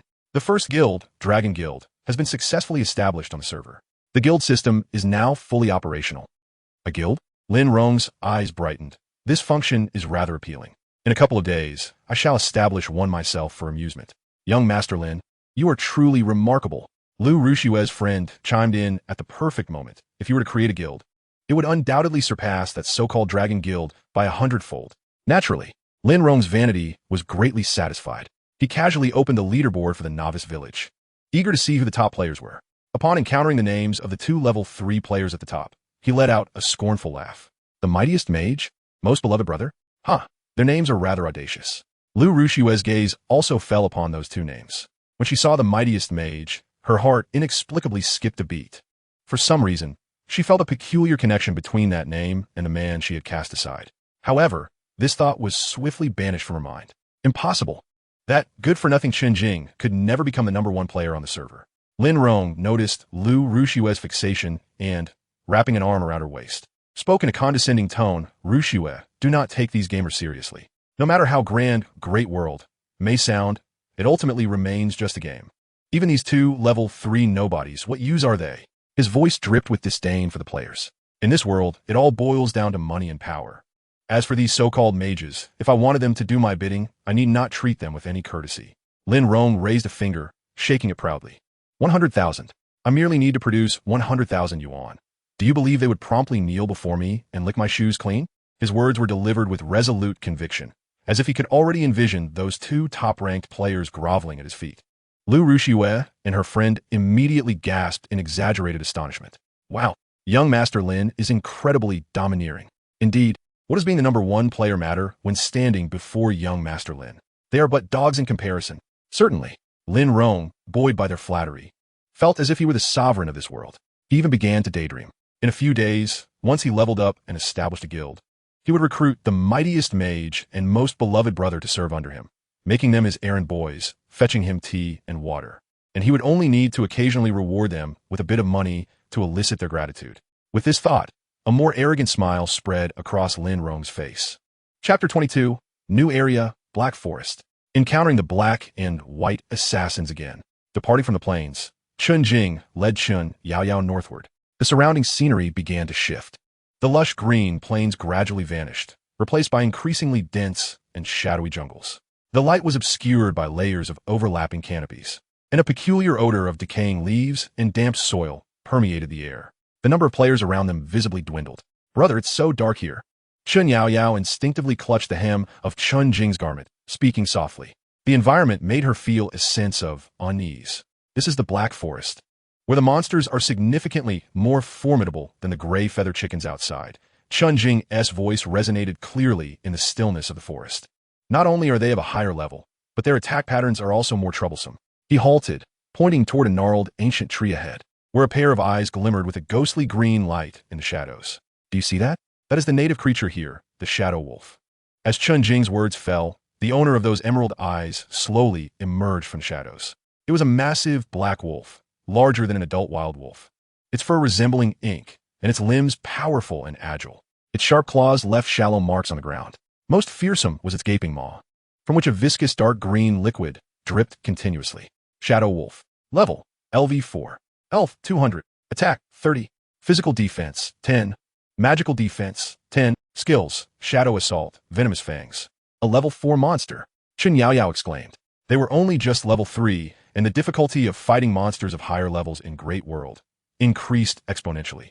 Moreover, the attributes of this wolf appeared quite formidable. Do not fear. Chen Jing's voice remained steady. Stand in front of me and prepare to block. Chen Yaoyao took a deep breath and nodded resolutely. She raised her novice round shield, her small frame determinately positioned in front of Chen Jing. Oh, the Shadow Wolf seemed incensed by their actions, emitting a low growl before transforming into a black shadow, lunging forward with astonishing speed. In an instant, it was upon Chen Yaoyao. Shadow Assault. Chen Yaoyao's pupils constricted, but her extensive practice had instilled muscle memory in her body. The shield met the wolf's claws with precision. 18. A diminutive damage figure floated above Chen Yaoyao's head. The SSS-level talent, Absolute Defense, once again showcased its unreasonable might. However, just as Chen Yaoyao felt a slight sense of relief, an unfamiliar negative status icon appeared in her status bar. Poisoned, lose 5 health points per second for 5 seconds. 18, 18, 18. A series of red numbers erupted above her head. Brother, I'm losing health so quickly. Chen Yaoyao's tone turned frantic. Do not panic. This is the poison effect. It will continuously drain your health. Chen Jing's voice rang out swiftly. Then, a massive fireball, seemingly capable of igniting the very air, materialized in his palm. Explosive fireball. Boom. 279. A terrifying damage figure that left even Chen Yaoyao feeling a jolt of fear exploded above the shadow wolf. With 200 health points, the shadow wolf had no time to even howl in agony before its massive form disintegrated into flecks of starlight amidst the flames. A one-hit kill. Once again, a one-hit kill. Ding. You have slain a level 4 shadow wolf, earning 40 experience points. Brother, it seems I haven't been much help again, Chen Yaoyao remarked, casting her gaze upon the dissipating light of the shadow wolf, then glancing at her nearly unscathed health bar. With her head lowered, she spoke somewhat bashfully. Who said that? Chen Jing chuckled, affectionately ruffling her hair. Without you standing guard in front, I wouldn't dare to cast my fireballs so freely. He spoke the truth. As a mage, the greatest fear lies in being ambushed by monsters.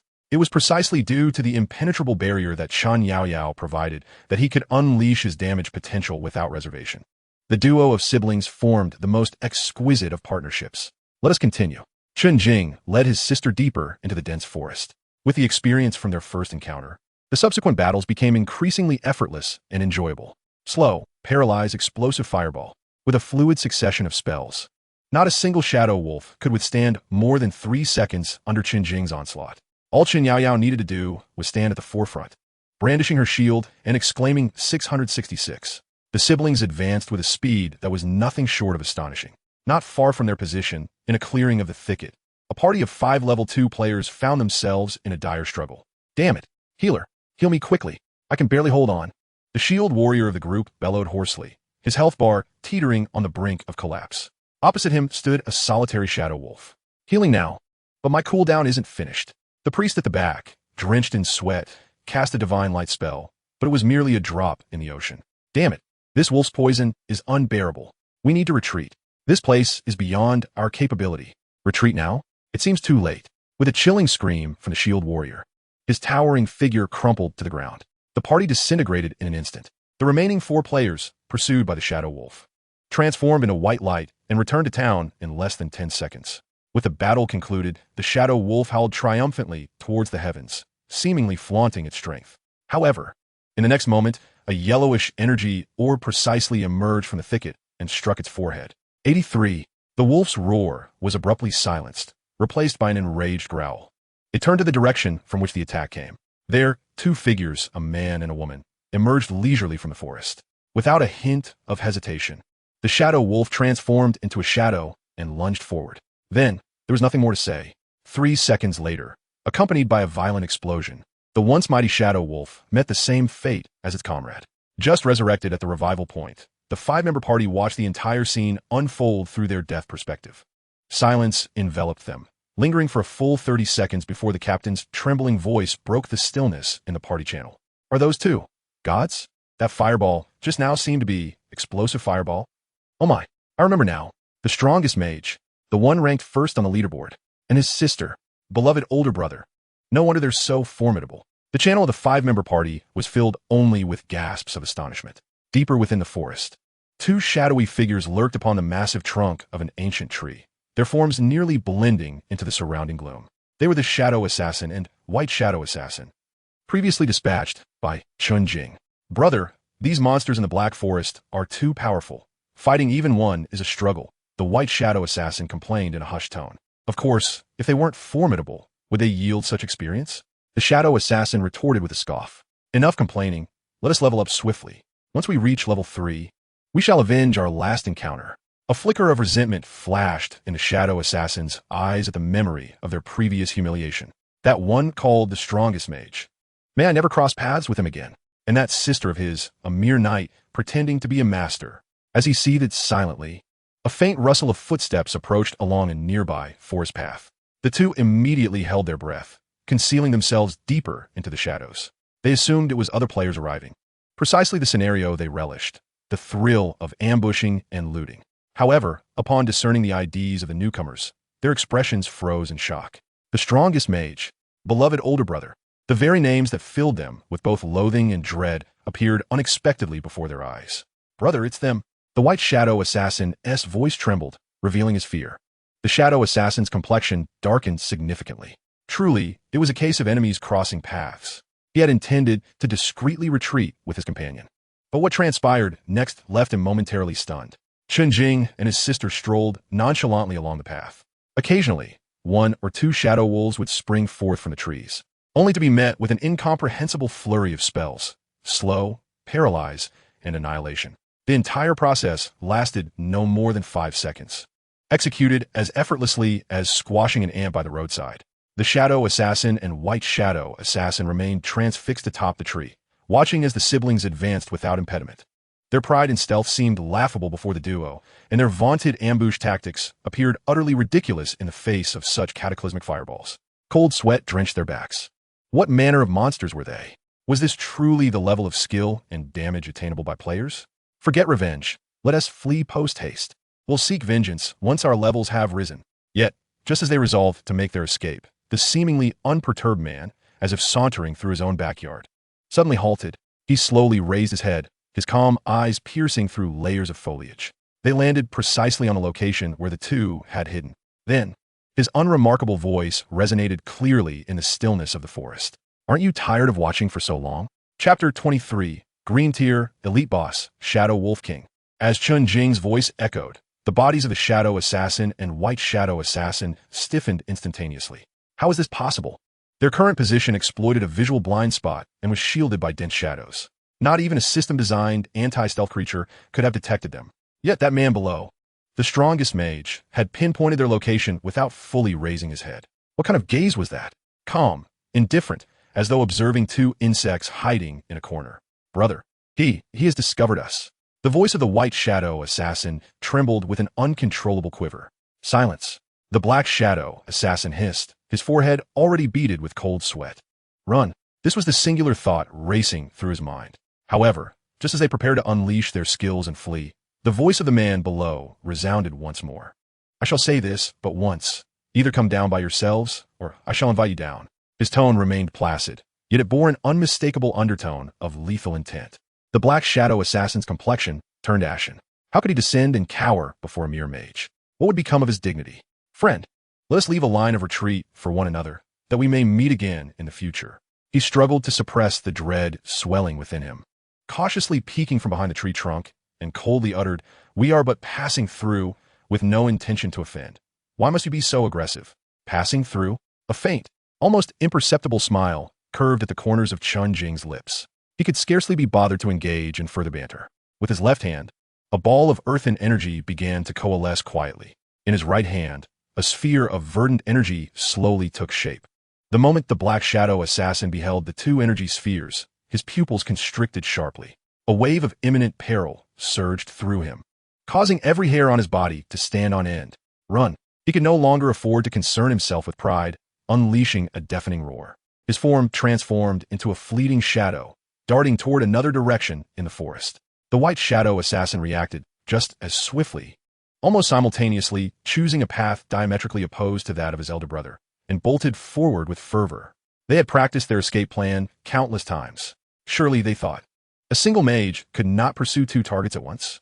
Yet, they ultimately underestimated Chen Jing, or rather, the terrifying prowess of the elemental archmage profession. Whoosh, whoosh. Two piercing sounds sliced through the air, nearly simultaneous. The blue energy sphere, defying its heavy appearance, surged forth with astonishing speed, landing with unerring precision upon the hind leg of the black shadow assassin. A damage number materialized.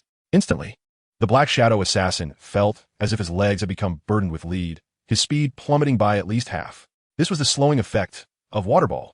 Meanwhile, the earthen sphere, as if possessed of its own will, deftly maneuvered around obstructing tree trunks and collided squarely with the white shadow assassin's body, sending him flying a considerable distance.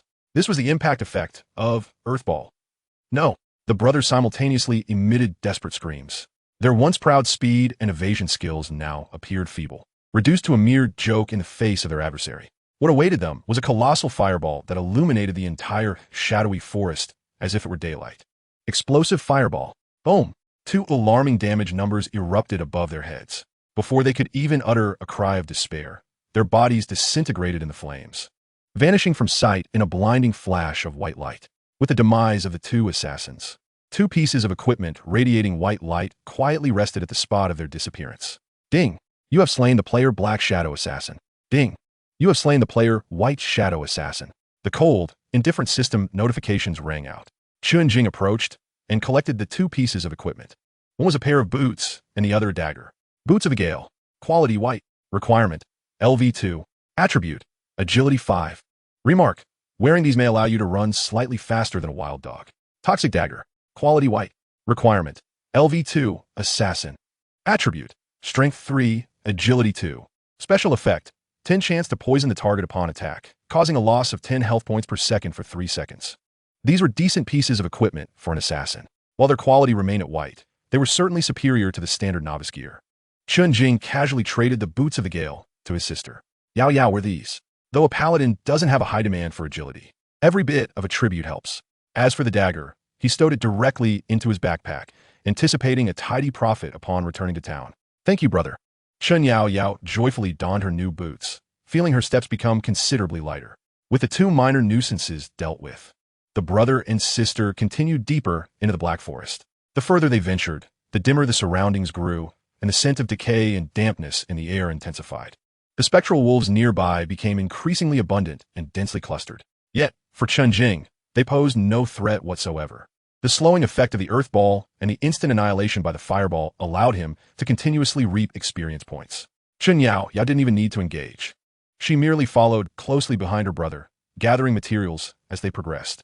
Time passed, and after Chen Jing obliterated a careless spectral wolf with another explosive fireball, he suddenly halted in his tracks. Before him lay a dark cave, its entrance modest yet adorned with massive claw marks. A faint, ominous breeze wafted from within, carrying a palpable sense of dread. Brother, it seems there is something large inside. Chen Yaoyao's face paled slightly. Girls naturally harbor a tinge of fear for such dark, unknown places. Fear not. Chen Jing's voice was steady. Stay close behind me. Without a moment's hesitation, he stepped into the cave. The passage within was narrow and winding. After traversing several dozen meters, they emerged into a vast underground cavern. However, this place was not shrouded in darkness. The walls of the cavern were embedded with countless fist-sized blue crystals, casting a soft, ethereal glow that illuminated the cavern like a dreamlike starry sky. At the center of the cavern lay a colossal wolf, its size thrice that of an ordinary spectral wolf, curled up and sound asleep. Its fur was as black as ink, save for a tuft along its spine that shimmered with a silvery hue reminiscent of moonlight. With each breath, visible streams of black energy ebbed and flowed from its mouth and nostrils. King of Spectral Wolves. Grade Green Elite Boss.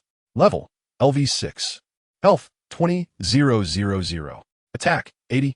Physical Defense 50. Magical Defense 50. Skills Shadow Assault, Venomous Fangs, Roar the King, Pack Summon. A Level 6 Elite Boss. Attributes. Surpassing the previous Gray Feathered Chicken King by more than a tier. Almost at the very moment they stepped into the cavern, the slumbering Wolf King suddenly opened its eyes. Those were eyes ablaze with an eerie green flame. A howl, imbued with fury and intent to kill, reverberated throughout the cavern. Its massive form transformed into a bolt of silver-black lightning, lunging fiercely at the two unwelcome guests. Yaoyao block. Chen Jing's voice was as calm as ever. Chen Yaoyao took a deep breath, her petite frame once again shielding her brother. The round shield in her grasp braced itself against that titanic strike. Bang! 18. Still, a mere 1% of health appeared above Chen Yaoyao's head. Having deflected one blow, the anger in the Wolf King's eyes intensified. It did not continue its assault, but instead tilted its head back, letting out a series of urgent and high-pitched howls towards the cavern's ceiling. King's roar. What followed sent a chill down Chen Yaoyao's spine. In the dark corners of the cavern, pairs of eerie green eyes began to illuminate one after another. 1, 2, 10, 20. In mere seconds, dozens of LV4 shadow wolves emerged from the shadows, surrounding the siblings in an impenetrable formation. Wolfpack summon. Brother. What we do? So many wolves. Chen Yaoyao's voice quivered with genuine panic for the first time, surrounded by such a multitude of monsters. Even the most formidable defense would falter against a relentless onslaught. However, there was no hint of tension on Chen Jing's face. He gazed at the densely packed wolves and smiled instead. Fear not, it's not a big deal. My fireball spell inflicts area damage. Produce. With the shield effect gained from killing monsters with my staff, these wolves are perfect for leveling us up. Chapter 24. Wolfpack Summon? Just the opportunity we need to level up.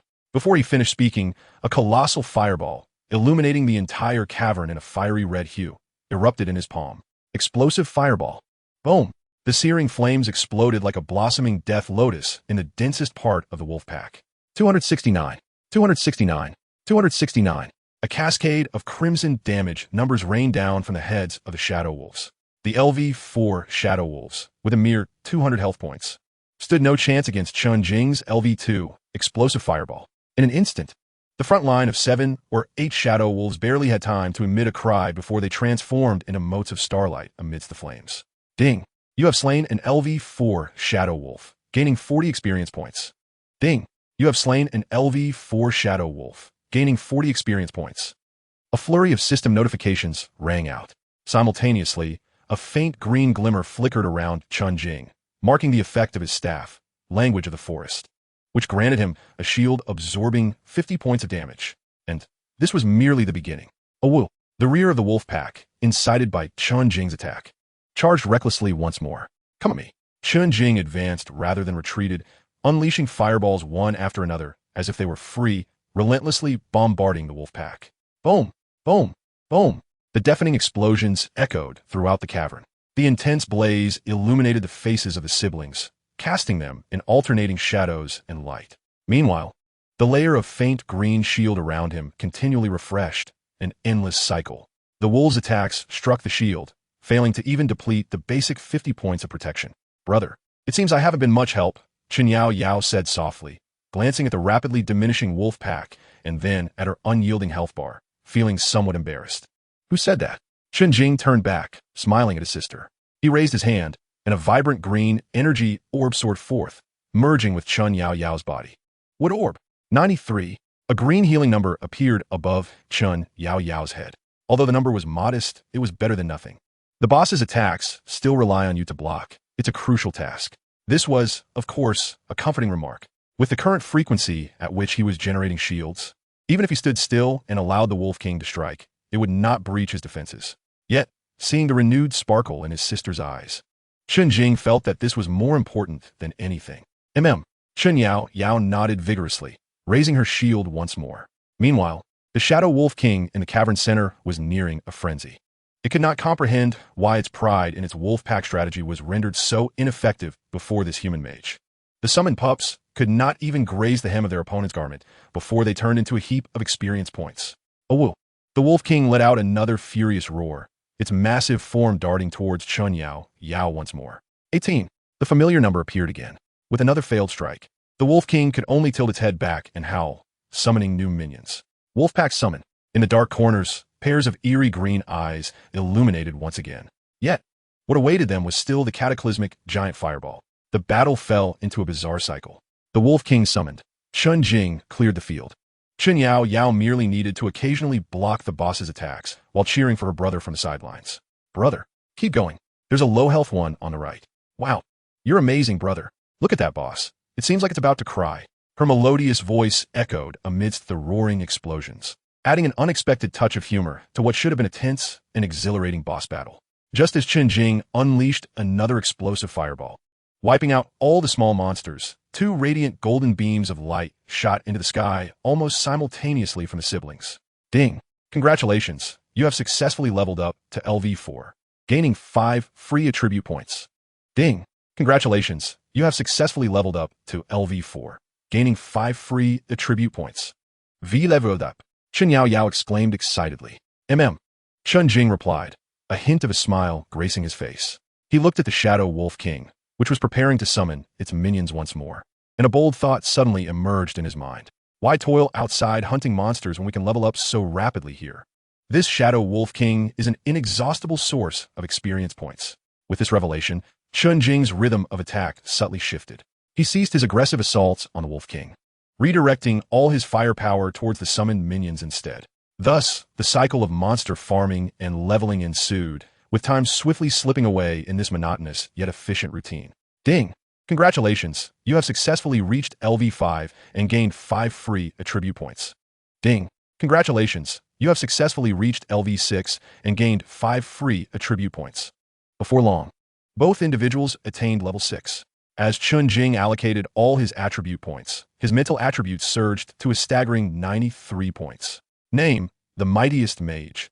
Class, elemental grand sorcerer, the only one in the world. Talent, infinite mana, world-class unique. Level, 6, strength, 30, constitution, 30, agility, 30, mental, 93, base 20, free points 30, staff 8, hat 10, upgrade, 25, free points, 0. Chen Yaoyao, on the other hand, had invested all her free attribute points into her constitution. Now, her constitution had reached a formidable 68 points. Name, beloved brother. Class, paladin. Talent, SSS grade talent. Absolute defense. Level, 6, strength, 30, constitution, 68, base 10, free points 15. Upgrade 10, helmet 2, shield 1. Agility, 35, base 5, upgrade 25, shoes 5. Mental, 30, free points, 0, attributes. Health, 340. Umana, 150. Physical attack, 30. Magical attack, 30. Physical defense, 68. Magical defense, 68. Meanwhile, the diligent Shadow Wolf King, after summoning the final wave of minions, which was also the least numerous, suddenly swayed its massive form. Then, with a thud, it collapsed to the ground. Its long tongue dangled from its mouth as it gasped for breath. The once fiery green flames in its eyes now dulled to a lifeless gaze, reflecting a profound sense of despair. It seemed utterly exhausted, too weary to even stir. Brother. It appears to have ceased moving. Chen Yaoyao prodded Chen Jing's arm, her voice barely above a whisper. Chen Jing, observing the boss sprawled on the ground like a lifeless dog, felt a twinge of helplessness. Was this truly the limit? He had not yet satiated his desire for experience. However, with the perpetual motion machine now rendered inoperative, there was no longer any reason to keep it around. Chen Jing raised his hand, and a blazing fireball struck the Wolf King's forehead with precision. Boom! A terrifying damaged figure of 329 erupted from the Wolf King's head. The prostrate beast lacked even the strength to struggle, gazing at the unscrupulous human mage with an expression of profound grievance. Again and again, under Chen Jing's relentless bombardment, the Shadow Wolf King's health bar, which had originally boasted 20,000 points, was painstakingly whittled away. With an almost imperceptible whimper, this most beleaguered of bosses finally transformed into a cascade of starlight. Chapter 25, Skills Level Up Again. Bronze Secret Realm Token. Check Private Messages. Ding. You have successfully slain the elite level boss, Shadow Wolf King, earning 10 reputation points. Reputation, 20. With the demise of the boss, 5 items radiating with various hues lay quietly in the center of the cavern. 1 was green, 2 were white, along with a stone glimmering faintly and an ancient bronze token. Chen Jing stepped forward to collect the spoils. The green leather leg guards, which added 8 points to agility, were intended for assassins and archers. Unfortunately, neither he nor his sister Chen Yaoyao could utilize them. The 2 white items were an axe and a pair of mage's shoes, possessing negligible attributes. The stone, however, was an old acquaintance of Chen Jing's. Beginner skill upgrade stone. Type, special item. Effect, can elevate any skill of level 3 or below by 1 level. Note, a gift from the laws of the world, exceedingly rare. Without a moment's hesitation, Chen Jing selected to utilize it. Ding. Please choose the skill you wish to upgrade. Explosive Fireball, LV2. 5-color Sphere, LV1. Chen Jing's gaze flitted between the 2 skills before ultimately resting on Explosive Fireball. Elevating the level of his core damage-dealing skill was undoubtedly the most prudent choice at this juncture. Ding. Your skill, Explosive Fireball, has been successfully upgraded to LV3. LV3 Explosive Fireball. Cooldown, 8 seconds. Skill damage, 1503 mental. Omana consumption, 100 mana points. The cooldown time had decreased by another second. After addressing the skill, his attention shifted to the last item. It was a palm-sized token, entirely crafted for bronze, etched with ancient and mysterious patterns. Bronze Secret Realm Token. Type, special item. Effect, upon use, it can unlock the entrance to a bronze-level secret realm. Note, the real trial is only just beginning.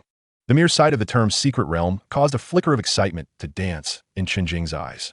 In the game Great Thousand World, There existed countless dungeons and secret realms. Dungeons were public areas accessible to all, typically for the purpose of completing quests or farming specific materials. In contrast, secret realms were entirely independent spaces, featuring not only more formidable monsters and richer rewards, but also the potential for unique encounters and legacies. To enter a secret realm, one must possess the corresponding key, which is precisely this token. Tokens are classified by their material, ranging from bronze to silver, gold, and even the legendary diamond level. The higher the token's tier, the greater the difficulty of the secret realm it unlocks. Naturally, the rewards are equally astonishing. In his previous life, even the most worthless bronze token had once been traded at astronomical prices in the black market. Little did he expect to acquire one so swiftly. Although their current level was still far from challenging a secret realm, this token undoubtedly laid a crucial cornerstone for their future ascent. "Brother, what is this?" Chen Yaoyao inquired curiously as she leaned closer. "A fine treasure," Chen Jing replied with a smile, stowing the token in his backpack. "Let us return to town and refresh ourselves, leveling up thrice and acquiring such an abundance of exquisite items. This expedition into the Black Forest can be deemed an overwhelming success." Yet, just as the siblings turned to depart the cavern, Chen Jing suddenly halted in his tracks. He opened the level leaderboard for Novice Village number 4396. A remarkable transformation had undeniably occurred on the leaderboard. First place, the most powerful mage, level LV6. Second place, beloved brother, level LV6. Third place, dragon ruler, level LV3. Fourth place, ice condensation snow, level LV3. He and his sister had achieved an astonishing lead over all others with a chasm-like advantage in levels. Chen Jing could almost envision the expressions of the other players upon seeing this list, their faces undoubtedly a spectacle to behold. At that very moment, a friend request notification unexpectedly popped up. The sender, a charming woman claiming to be his neighbor, Ruan Bing, messaged him. "Ice condensation snow, little brother. Which boss' lair did you invade?" Upon reading this teasing message, Chen Jing's expression remained largely unchanged. He could easily picture the languid demeanor of the woman on the other end of the line. The most powerful mage, just lucky to encounter a boss. Ice condensation snow, lucky? Little brother, going from LV3 to LV6 cannot simply be attributed to luck. I, your sister, am currently leading a guild of elites and have only just reached LV3 after much toil. Ruan Bing's response came almost instantaneously, brimming with curiosity. Ice condensation snow. Come on, did you discover some sort of BUG? Share it with your sister. A 1T let you down. Chen Jing chuckled at her message, appreciating her straightforwardness. The most powerful mage. No BUG, just defeated an elite boss and obtained some loot. As he replied, he sent her the attribute details of the green leather leg armor he had just acquired. Shadow leggings. Quality, green. Requirement, LV5, assassin, archer. Attributes, agility 8, evasion 3. Remark, crafted from the hide of the Shadow Wolf King, enhancing your agility in the shadows. After sending the message, there was a silence on the other end for a good 10 seconds. Clearly, Ruan Bing was taken aback by the attributes of the equipment. At this stage, a green piece of gear that enhances primary attributes is undeniably a prized asset that could elevate an assassin or archer's damage output to an entirely new level. Ice condensation snow. Name your price, little brother. I want that equipment. Chen Jing's fingers lightly tapped on the screen. The most powerful mage, 3 million. His price came without a hint of hesitation. In his previous life, a piece of decent green equipment early in the game fluctuated around several million in the black market. This particular piece not only added 8 points to agility, but also included a bonus of 3 to evasion. Its attributes were truly exceptional. Selling it for 3 million was already a favor to her as a neighbor.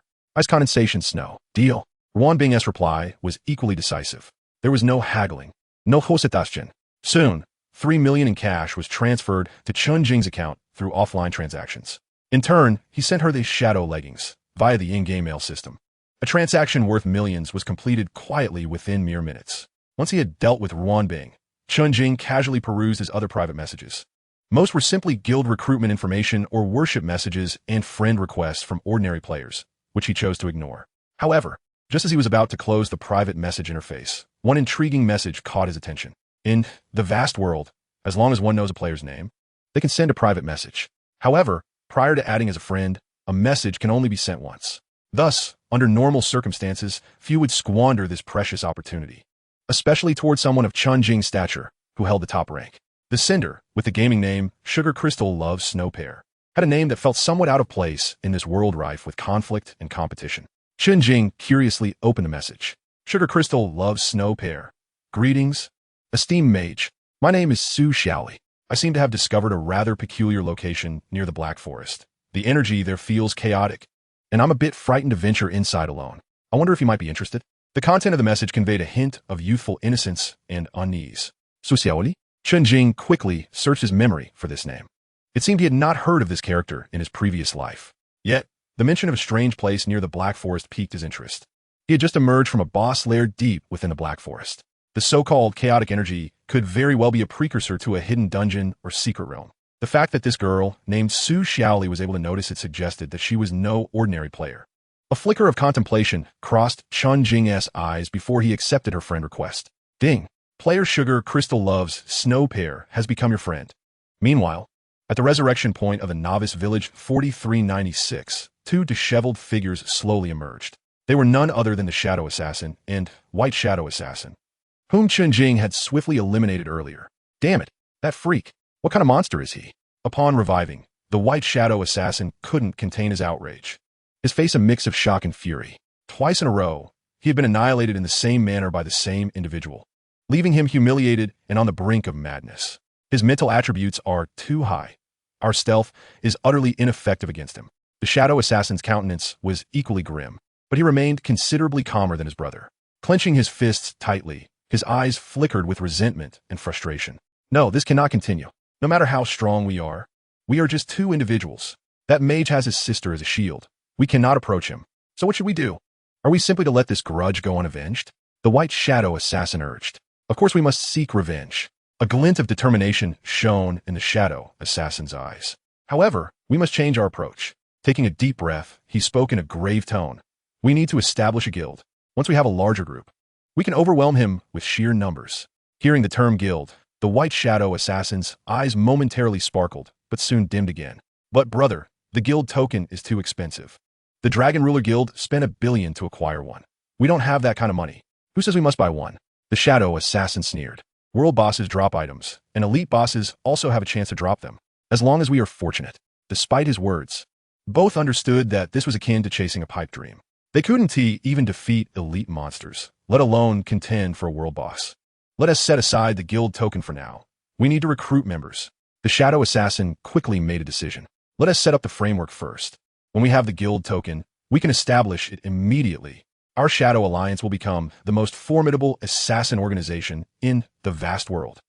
Without hesitation, the two brothers made their way to the bustling square at the heart of the novice village. Raising their voices, they commenced their recruitment call. The Shadow Alliance is now seeking members, specializing in PvP. Join us for leveling and gear acquisition. Do you aspire to rise above others?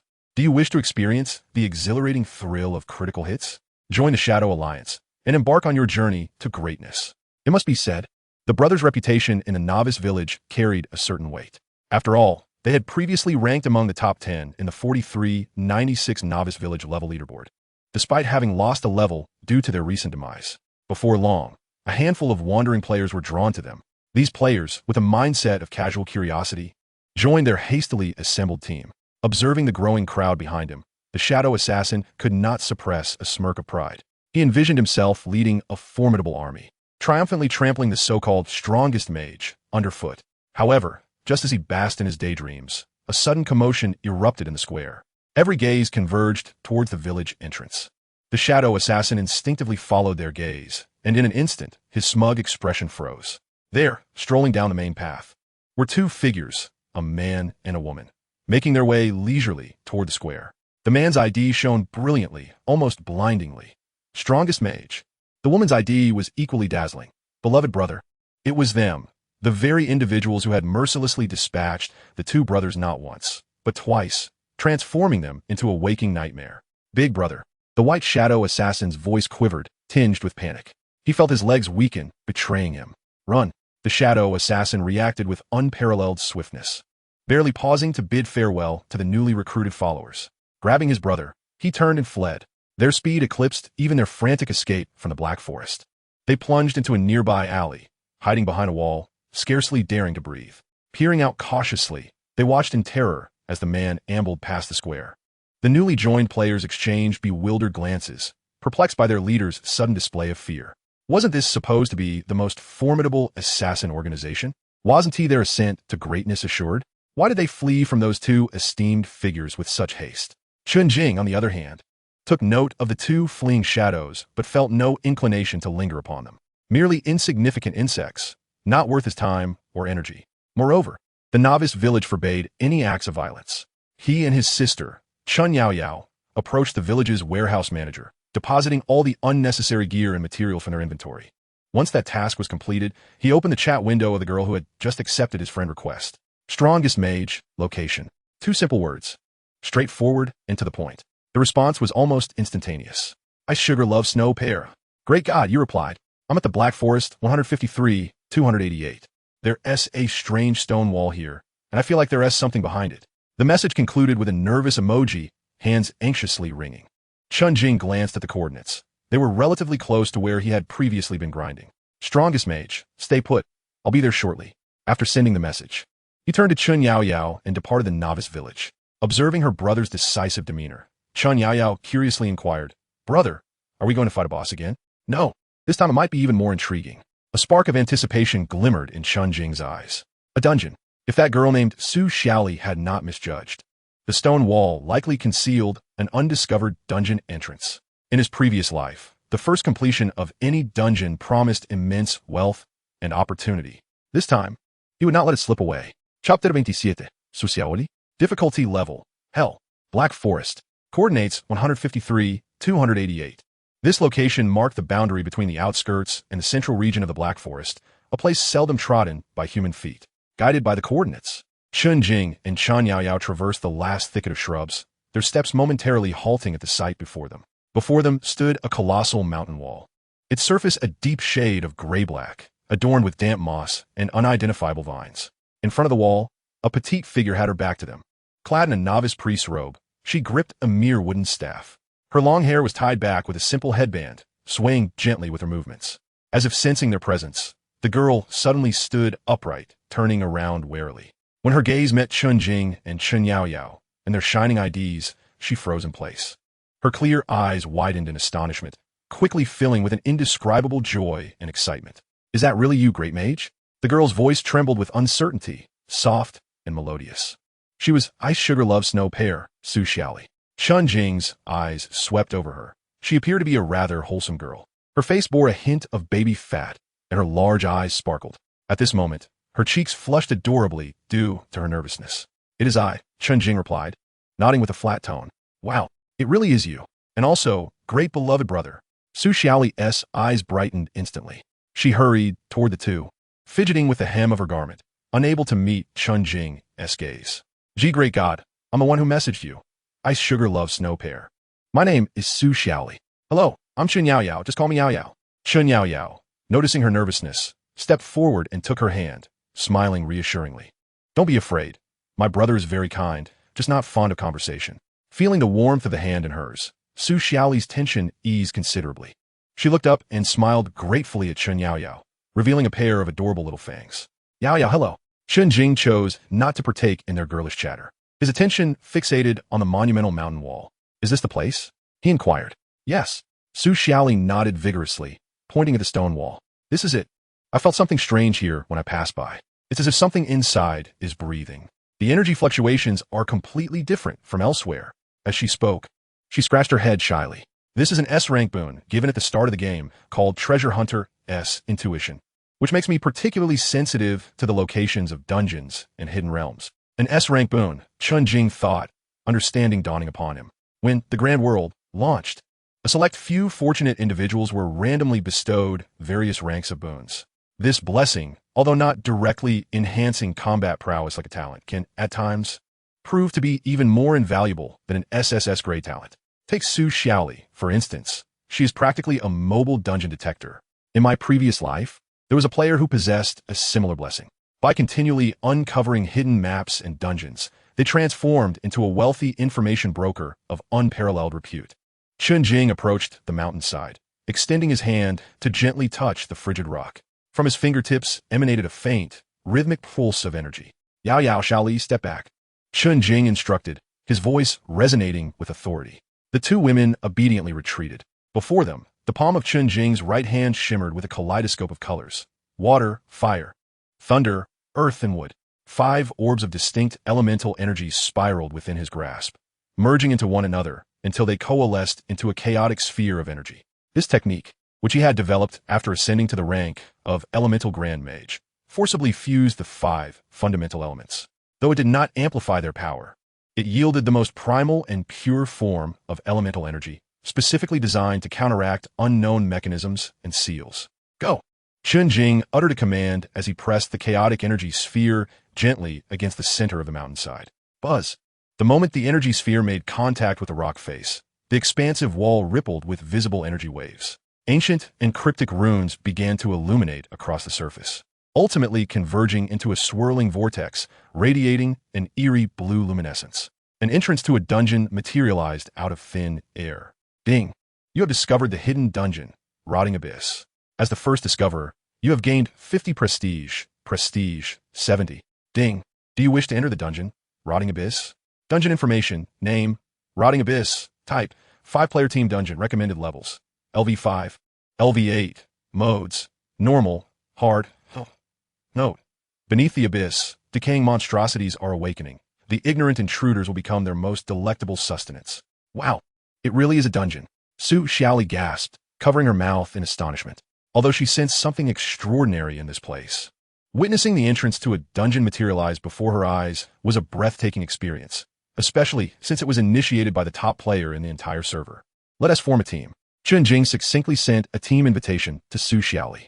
Huh, can I really join? Su Xiaoli was momentarily taken aback, feeling both honored and surprised. She had merely pointed out a location and never imagined she would be invited to delve into a dungeon with such an esteemed player, especially given that she was only LV2, clad in basic gear, and essentially a liability. Of course, Chen Yaoyao replied with a smile as she pulled her into the team. My brother invited you because he wants you to join us. Ding! Player Ice Sugar Love Snow Pair has joined your team. Ding! Please select the dungeon difficulty.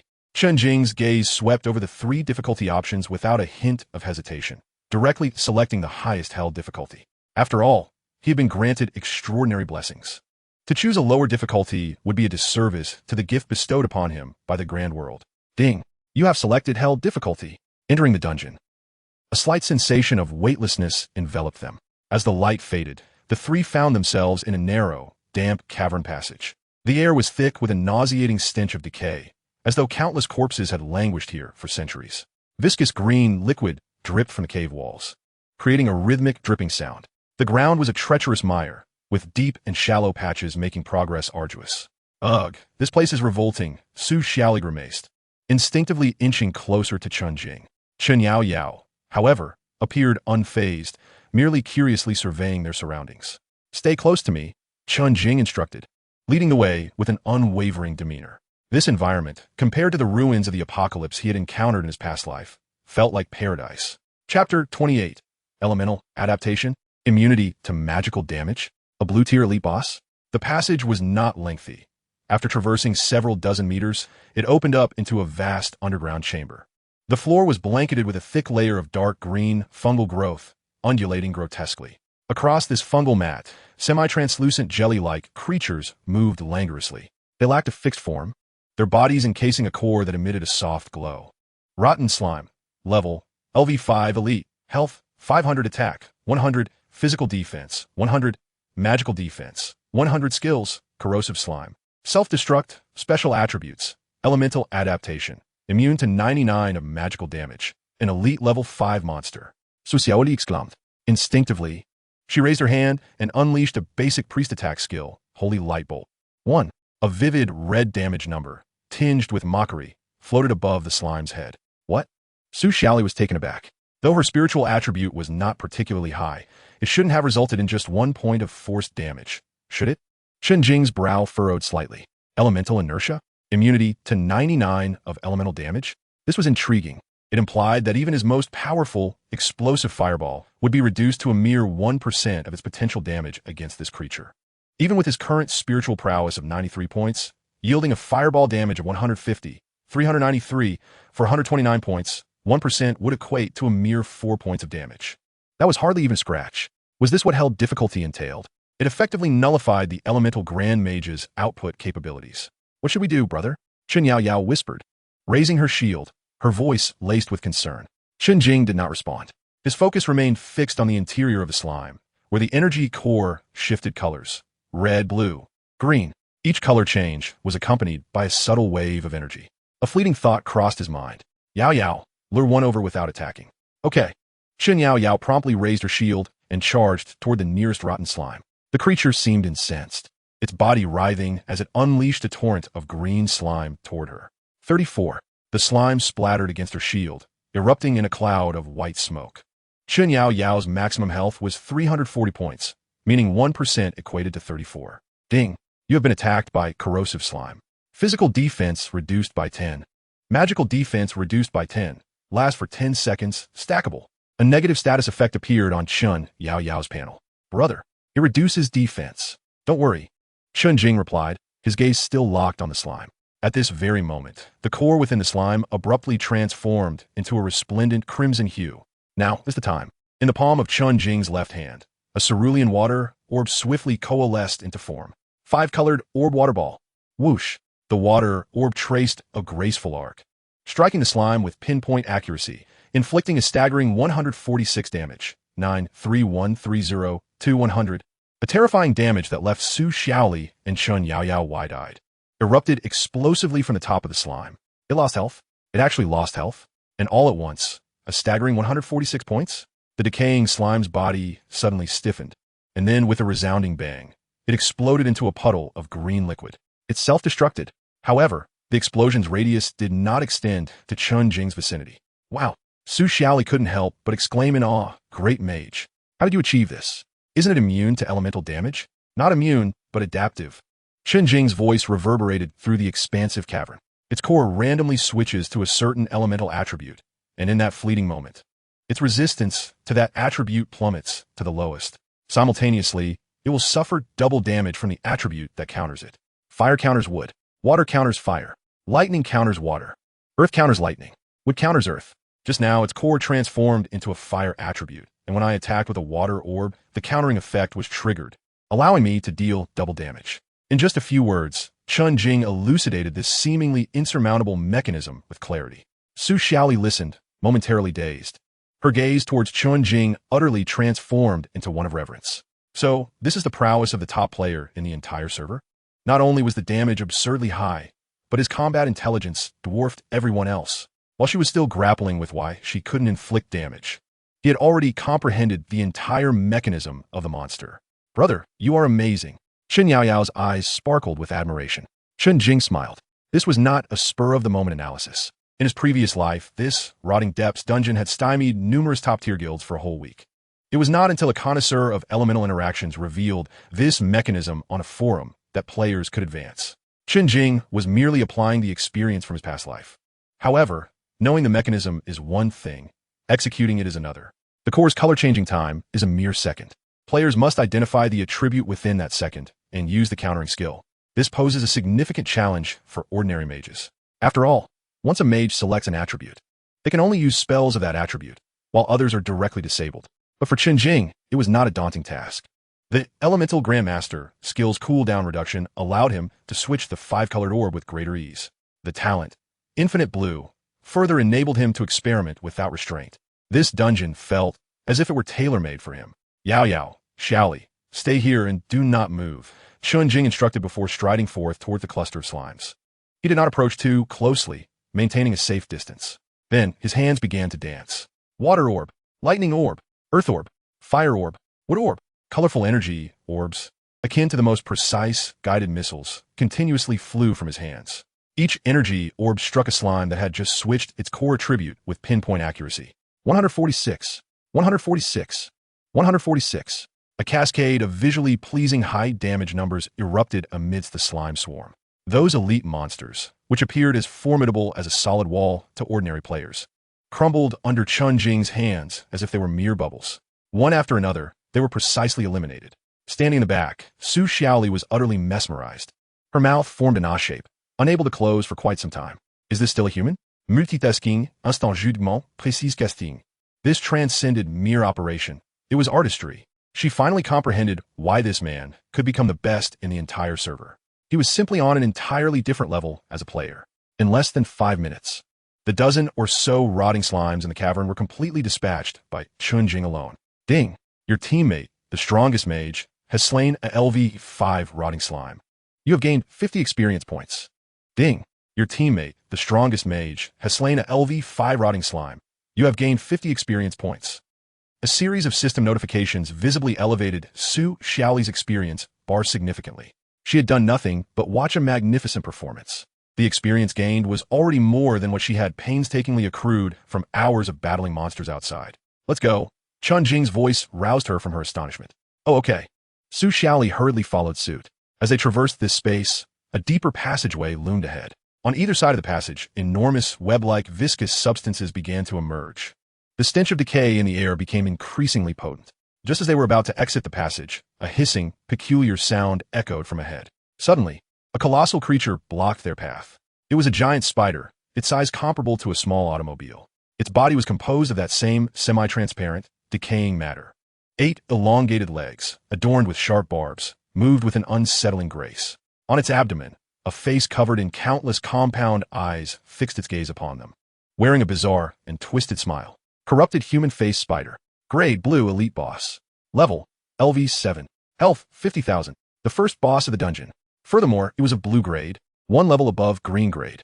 However, before they could fully grasp the boss's attributes, the human face spider suddenly opened its mouth and emitted a shrill shriek.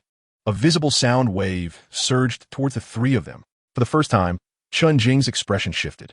Yaoyao quickly moved forward and absorbed the boss's damage. Chapter 29. 99 Magic Immunity. This is a trap. That piercing shriek was not a physical sound wave, but a mental assault that surged directly into their minds. Su Xiaoli felt darkness envelop her vision in an instant, her consciousness plunging into chaos. The white wooden staff in her hand clattered to the ground. She stood frozen, her eyes blank. Ding!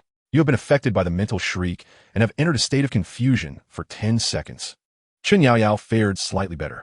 The Paladin's class growth endowed her with considerable mental resistance, yet she still experienced severe dizziness. The scenery before her began to warp and overlap. The silhouette of her brother and that terrifying human face spider seemed to morph into 2 distinct entities. Yet, she bit down hard on her tongue, the excruciating pain barely allowing her to cling to a sliver of clarity. She recalled her brother's command. Charge forward. With her diminutive frame, and without the slightest hesitation, she surged towards the colossal beast. Only Chen Jing, at the moment when the psychic shriek erupted, furrowed his brow slightly. His impressive mental attribute of 93 effectively shielded him from the mental onslaught. He even had the leisure to pull the wobbling Su Xiaoli closer, preventing her from stumbling into the monster's attack range. The girl's body was soft, exuding a faint fragrance. However, Chen Jing's focus was entirely directed ahead. Hiss! The psychic shriek failed to incapacitate everyone. The face on the spider's abdomen contorted into a mask of human-like rage. Its 8 razor-sharp limbs surged into action, transforming its massive form into a shadow that lunged towards the frontmost Chen Yaoyao. The speed was astonishing. Yaoyao! Chen Jing's voice rang out calmly. Amidst the chaos, Chen Yaoyao instinctively raised her new recruit's round shield before her. Bang! A resounding thud echoed as the spider's impact, akin to a battering ram, struck solidly against the tiny shield. 34. A meager damage number floated above Chen Yaoyao's head. The SSS class talent, Absolute Defense, once again demonstrated its astounding power. However, the assault did not cease there. The human face on the spider's abdomen suddenly opened its mouth, expelling a viscous, ink-green liquid that coated Chen Yaoyao entirely. 34. Ding! You have been affected by corruption poison, losing 1 of your maximum health per second, and healing effects are reduced by 50 for 15 seconds. Healing effects halved. Chen Jing's pupils constricted sharply. This was the true lethal strike of a hellish dungeon. They had yet to encounter the actual boss of this instance. Merely a minor boss was already this terrifying. Should they come face to face with the true boss, one could only imagine the brutal battle that awaited. Shall he awaken? Chen Jing called out sharply. Simultaneously, a verdant energy orb coalesced in his palm and gently patted Su Xiaoli's back. Wood ball. 93. A faint healing number illuminated the air. Though the value was modest, the gentle energy of the wood element instantly dispelled the confusion clouding Su Xiaoli's mind. Ah! Su Xiaoli exclaimed, jolting back to her senses. Upon realizing the scene before her, especially finding herself half embraced by Chen Jing. Her petite face flushed crimson to the roots of her ears. Don't get distracted. Use Dispel on Yaoyao. Chen Jing's voice, devoid of emotion yet imbued with reassuring strength, urged her on. Oh right. Su Xiaoli finally snapped out of her daze, hastily retrieving her staff from the ground. Observing the incessant damage numbers of 34 appearing above Chen Yaoyao and the alarming healing debuff, her countenance turned ashen. She understood what needed to be done. A soft glow of holy light emanated from the tip of her staff, cascading over Chen Yaoyao. Purify. The ink-green poison enveloping Chen Yaoyao was instantly dispelled by the holy light. Well done. Chen Jing praised her generously. Meanwhile, his own actions did not falter. A fireball, the size of a basin, hurtled towards the massive abdomen of the corrupted human face spider. Boom. 4. A damage number that surprised even Chen Jing materialized. Immune to 99 of magical damage. This boss, like those previous slimes, possessed an almost perverse elemental resistance. Brother, we can't inflict damage. Chen Yaoyao exclaimed in alarm. Don't panic. Chen Jing's gaze swept calmly over the human-faced spider. The abdomen was ineffective. The limbs were ineffective. The only possible weakness could be the human face. With a thought, he quietly coalesced a basic fireball. Rather than opting for the more powerful explosive fireball, he chose the single-target fireball from the 5-colored sphere. Whoosh! The fireball traced a precise trajectory, aimed directly at the spider's abdomen, targeting the face adorned with a sinister grin. 113. A significantly higher damage number exploded above the spider's head. Effective. Chen Jing felt a surge of joy within. Yet before he could rejoice, the expression on the face struck by the fireball morphed from a grotesque smile to one of seething rage. The multitude of compound eyes on its face ignited with a scarlet glow simultaneously. Zing! Zing! Zing! Dozens of slender yet terrifyingly potent red rays of energy blasted towards Chen Jing like a torrential downpour. Compound Eye Death Ray. The boss's aggro was instantly redirected. This unforeseen turn of events left everyone astonished. Brother! Chen Yaoyao cried out in alarm, instinctively rushing forward to shield Chen Jing from the attack. Stay put. Stand your ground. Chen Jing's thunderous command halted Chen Yaoyao in her tracks. Faced with the deluge of death rays, Chen Jing's visage bore no trace of panic. His body shifted with an unearthly agility to the left, narrowly evading nearly all the rays. Yet even so, his health bar plummeted to the brink. Great deity! Su Xiaoli was nearly petrified with fear. Without a second thought, a pre-prepared, healing spell enveloped Chen Jing. 120. Chen Jing's health was forcefully yanked back from the jaws of death. Splendid! Chen Jing praised, his feet never ceasing as he continued to maneuver, dodging the sporadic rays. His mind raced. The mechanism was becoming increasingly apparent. The boss's main body boasted extraordinarily high magic resistance. Its sole weakness lay in that human face. However, attacking the face would immediately draw the boss's full ire and trigger the compound Eye Death Ray, a high-damage skill. It was a trap, a dilemma forcing players to make a choice, to whittle down the boss slowly or to risk targeting the weakness and brace for the boss's furious counterattack. For an ordinary team, this would be nearly insurmountable. A mage hesitant to strike the weakness would have no output, while attacking the weakness would result in unbearable damage. Yet for Chen Jing's team, this did not seem to pose a significant challenge. Chapter 30. Defeating the boss. Level up. Blue gear acquired. Yaoyao used taunt. Xiaoli. Keep an eye on my health. Chen Jing's voice instilled confidence in the two girls. Right? Chen Yaoyao immediately raised her shield, striking the ground with a heavy thud. Taunt. The paladin's fundamental skill, forcibly drawing the monster's aggro. The grotesque, crimson compound eyes of the corrupted human-faced spider reluctantly diverted from Chen Jing, refocusing their gaze upon Chen Yaoyao.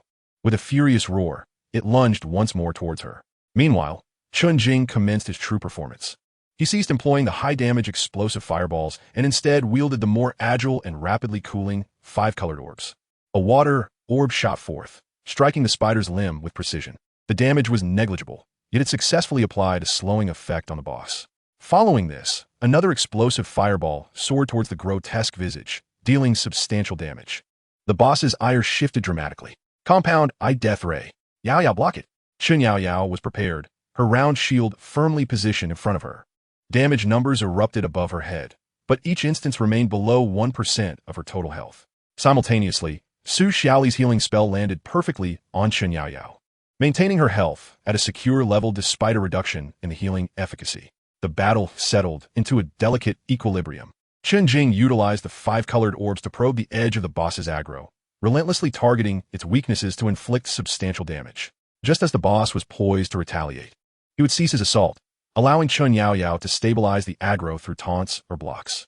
Su Xiaoli was ready to heal as soon as Yaoyao's health dipped perilously low, casting purification spells when poison afflicted her.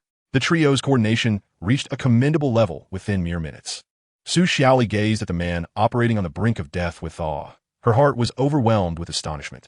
What terrifying calculation and skill was this? All she needed to do was follow his commands and perform her role. This sensation was profoundly reassuring.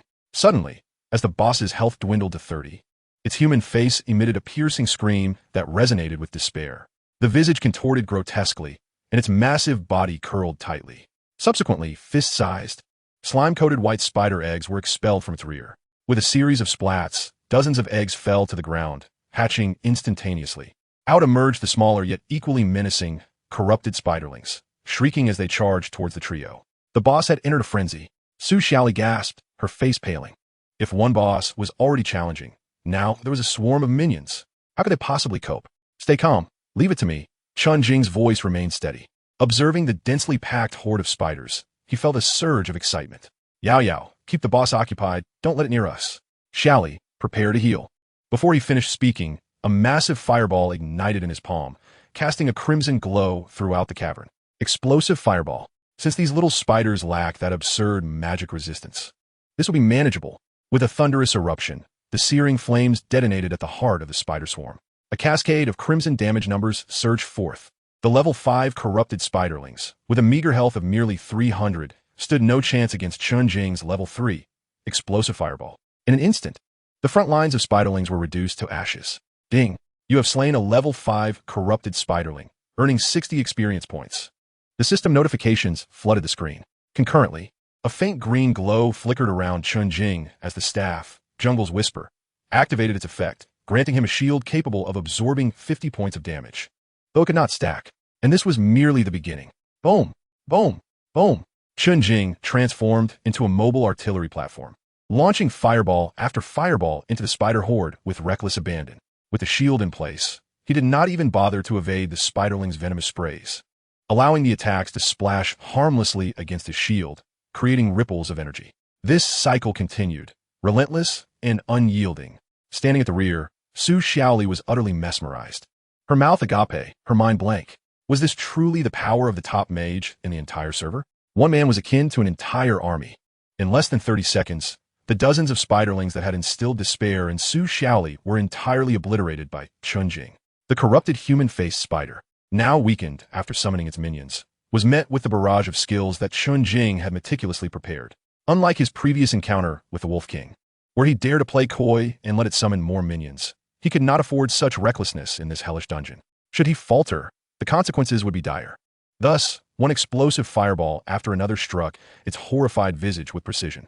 The last remnants of the corrupted human-faced spider's health were rapidly depleted under Chen Jing's tempestuous onslaught.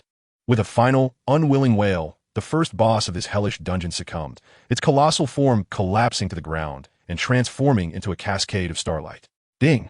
You have successfully defeated the elite boss, corrupted human-faced spider, earning 20 reputation points, reputation 90. Ding! Congratulations to your squad for achieving the first kill of the boss, corrupted human-faced spider, in the rotting abyss. As the system notifications chimed, 3 resplendent golden beams of light shot skyward from the trio. The experience gained from clearing the dungeon elevated their levels in unison. Both Chen Jing and Chen Yaoyao ascended to level 7, while Su Xiaoli reached level 4. Earlier, she had gained a level while grinding the minions, and now, the substantial experience from defeating the boss propelled her further. At the site of the fallen boss lay 6 items radiating different glows, with one particularly deep blue light standing out. A blue item has dropped. However, before they could advance to claim their spoils, the entire cavern began to tremble violently. Rocks rained down from above, and the passage they had entered through collapsed amid a thunderous roar, obstructed by countless boulders. The way is blocked. Su Xiaoli's voice quivered with panic. Don't be afraid. Chen Jing shielded the 2 girls behind him, his gaze warily fixed on the depths of the cave. There, in the wake of the boss's demise, a more profound and foreboding passage emerged before everyone's eyes. A faint, almost ethereal sigh, seemingly echoing from the annals of time, drifted from the depths of that corridor. Fresh flesh and blood had finally come to them. The voice was hoarse and ancient, brimming with an insatiable greed and thirst for life, causing the already frigid air to chill even further. Chen Jing's eyes narrowed slightly. This was the true master of the rotting abyss, the ultimate boss reigning over the entire dungeon. Each instance housed at least 2 or more bosses. Some were mere obstacles, while others were elite guardians of the realm. Yet, the most formidable was invariably the last one. To escape, the only recourse was to vanquish it. Otherwise, one would be doomed to perish, their soul returning to the resurrection point in the novice village. Chapter 31. The Master of Shadows and Lights. The equipment rankings are unveiled. Patience was paramount. Chen Jing withdrew his gaze, restraining Chen Yaoyao, who was poised to charge forward, suggesting they first examine the spoils. In moments like these, maintaining composure was crucial. Elevating their strength was the greatest assurance in the face of impending peril. He approached the place where the corrupted man spider had dissolved, where 6 items lay quietly. 1 blue, 2 green, 2 skill books, and a stone. Such a drop rate was indeed befitting a hellish difficulty first kill. Chen Jing first picked up the item, radiating a deep blue glow, a necklace forged from an unknown metal. The pendant was a diminutive eyeball, glimmering with an eerie light. Eye of Corruption. Quality, blue. Requirement, LV5 Mage. Attribute, Spirit 15. Special Effect 1. For every target killed, charge the Eye of Corruption by 1 point, with a maximum charge of 100 points. Special Effect 2. Consuming all charges unleashes a targeted beam of destruction, inflicting 10 points of magical damage, ignoring all defenses. Cooldown 1 hour. Remark, stare into the abyss, and the abyss stares back at you. Upon witnessing the properties of this necklace, Chen Jing's breath quickened. An increase of 15 points to Spirit. This single attribute was enough to make all mages at this stage go wild. Not to mention the 2 special effects, which seemed tailor-made for him. Charging by defeating targets? His explosive fireball could devastate large areas, and the charging speed would be astonishing. Furthermore, the beam of destruction, dealing 10 points of spirit damage, was akin to a nuclear explosion in terms of single target burst. With his current spirit level, once fully charged, a single beam could inflict thousands of damage. Moreover, this damage would bypass all defenses. In other words, once employed, it would manifest as true damage. A remarkable find. Without hesitation, Chen Jing donned the necklace, feeling a refreshing aura surge into his mind, sharpening his thoughts. His spirit attribute instantly soared to new heights. He then picked up the 2 other green items. One was a heavy knight's armor, and the other was a priest's robe embroidered with holy runes. Barrier armor. Quality, green. Requirement, LV6, Paladin. Attribute, Constitution 10, Physical Defense 20. Holy robe. Quality, green. Requirement, LV4, Priest. Attribute, Spirit 8, Healing Effect 5. Another pair of exceptional items. The boss's drops seemed almost calculated to suit their trio's professions. However, Chen Jing was not surprised. The higher the dungeon's difficulty, the more aligned the drops would be with the party's composition. This was nearly inevitable in a hellish difficulty first kill. Yaoyao, Xiaoli equipped these. Wow. Thank you, brother. Thank you, great mage. The 2 girls promptly donned the gear, experiencing a substantial boost in their attributes. Chen Yaoyao's health and defense increased, while Su Xiaoli's healing output became significantly more impressive. What remained were the 2 skill books and a stone. Paralytic Thunderball. Skill book summons a thunderball to attack a target, causing 1,002 points of spirit magical damage, with a 50 chance to paralyze the target for 1 second. The thunderball can be stored up to 3 charges. Require Profession, Thunder Mage. Divine Protection. Skill book applies a holy shield to an ally, capable of absorbing 1,003 points of damage for 10 seconds. Require Profession, Paladin. Beginner Skill Upgrade Stone. Can upgrade any skill of level 3 or below by 1 level. Chen Jing directly gave the Paladin skill book to Chen Yaoyao, granting her another powerful skill for survival and team protection. He then learned the Thunder Mage's skill book and the skill Upgrade Stone, applying the latter to the Paralytic Thunderball. Ding. Do you wish to use the Beginner Skill Upgrade Stone on Paralytic Thunderball? Yes. Ding. Skill Paralytic Thunderball upgraded successfully. LV1 to LV2. Paralytic Thunderball LV2 summons a Thunderball to attack a target, causing 1502 points of spirit magical damage, with a 50 chance to paralyze the target for 1 second. Thunderball can be stored 3 to 4 charges. After distributing the loot, the trio experienced a qualitative leap in their power.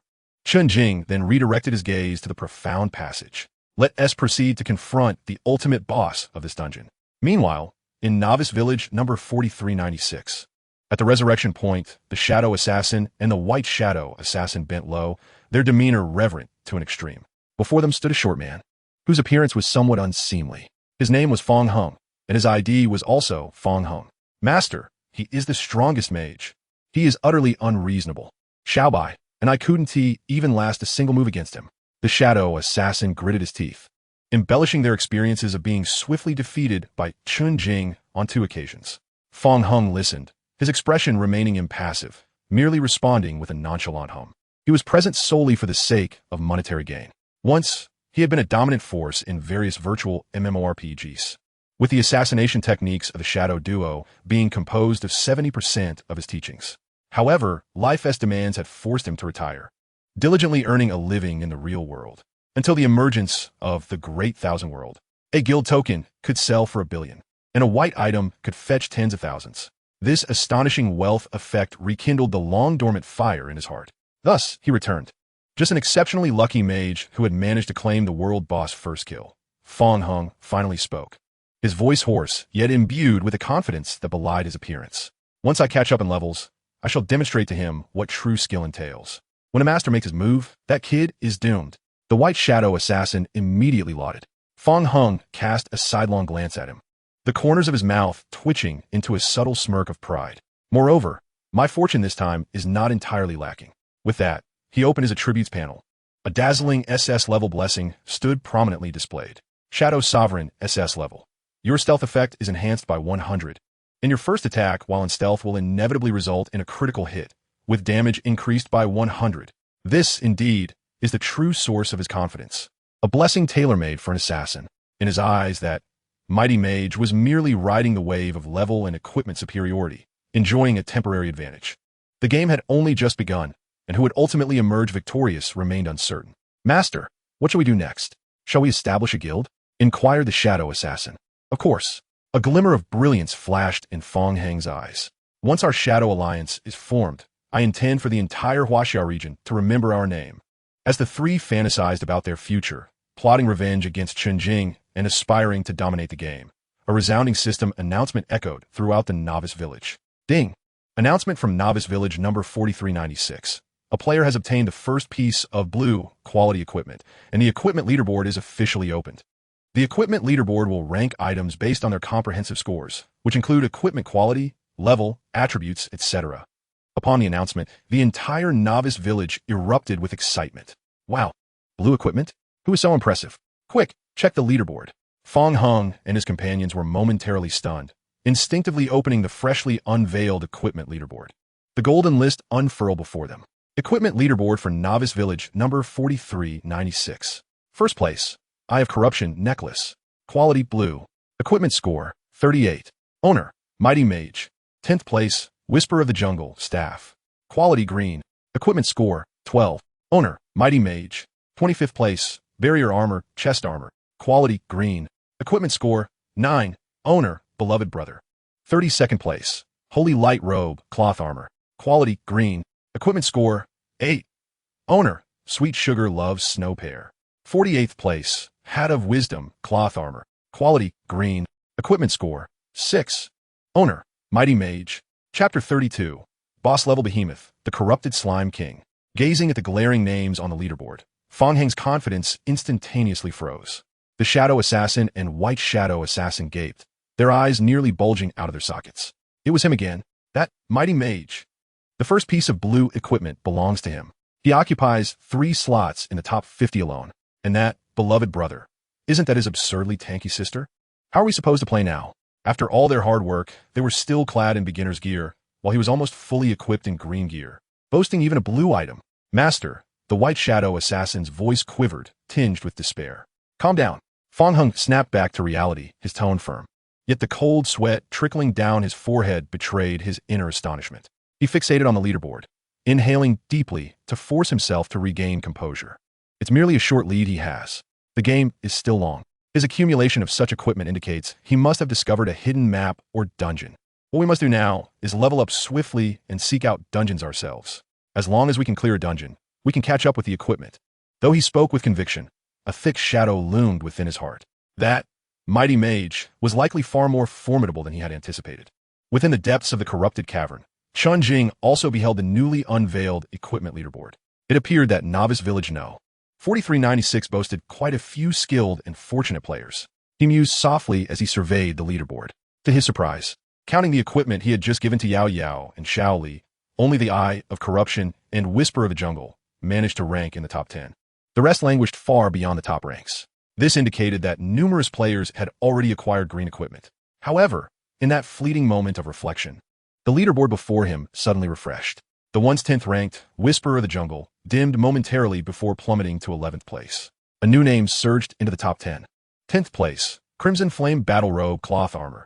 Quality, green. Equipment score, 13. Owner, Dragon Lord in the Sky. Now, the only piece of equipment Chen Jing had remaining in the top 10 was that blue necklace. He raised an eyebrow slightly. Dragon Lord in the Sky? Isn't that the wealthy young master, Su Yulong? It seemed that after spending a fortune on a guild token, he had not been idle, even managing to acquire a piece of green equipment.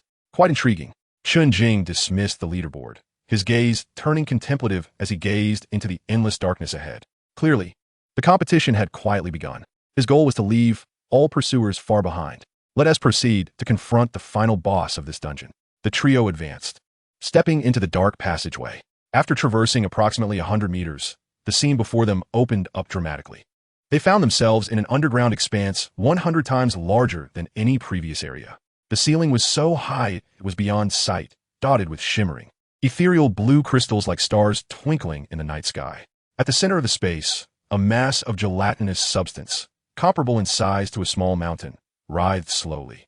It exuded a murky dark green hue, its surface continuously swelling with enormous bubbles that would then pop with a resounding splat, releasing a potent elemental aura mingled with a nauseating stench. This was the final boss. Corrupted Slime King. Grade, Purple Boss Level. Level, LV10. Health, Attack, Defense, Skills, Special Attribute, Elemental Adaptation, 99 Immunity to Magical Damage.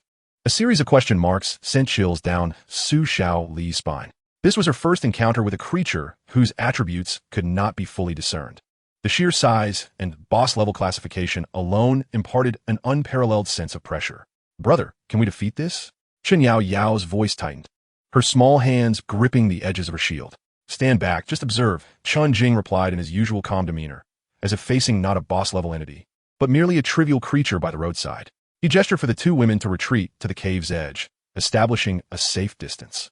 Then, he ventured alone to a distance of approximately 50 meters from the Slime King.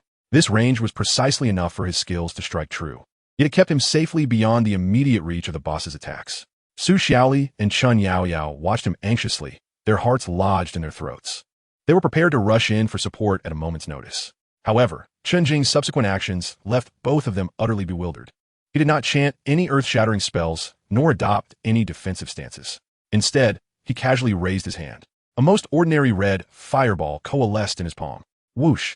The fireball shot forth, striking the massive form of the Slime King. A vivid numeral, 1, floated up. The Slime King's colossal body did not even quiver, as if it had merely been stung by a mosquito. Su Xiaoli, Chen Yaoyao. The two exchanged glances, each reflecting a profound confusion in the other's eyes. What is the great mage doing?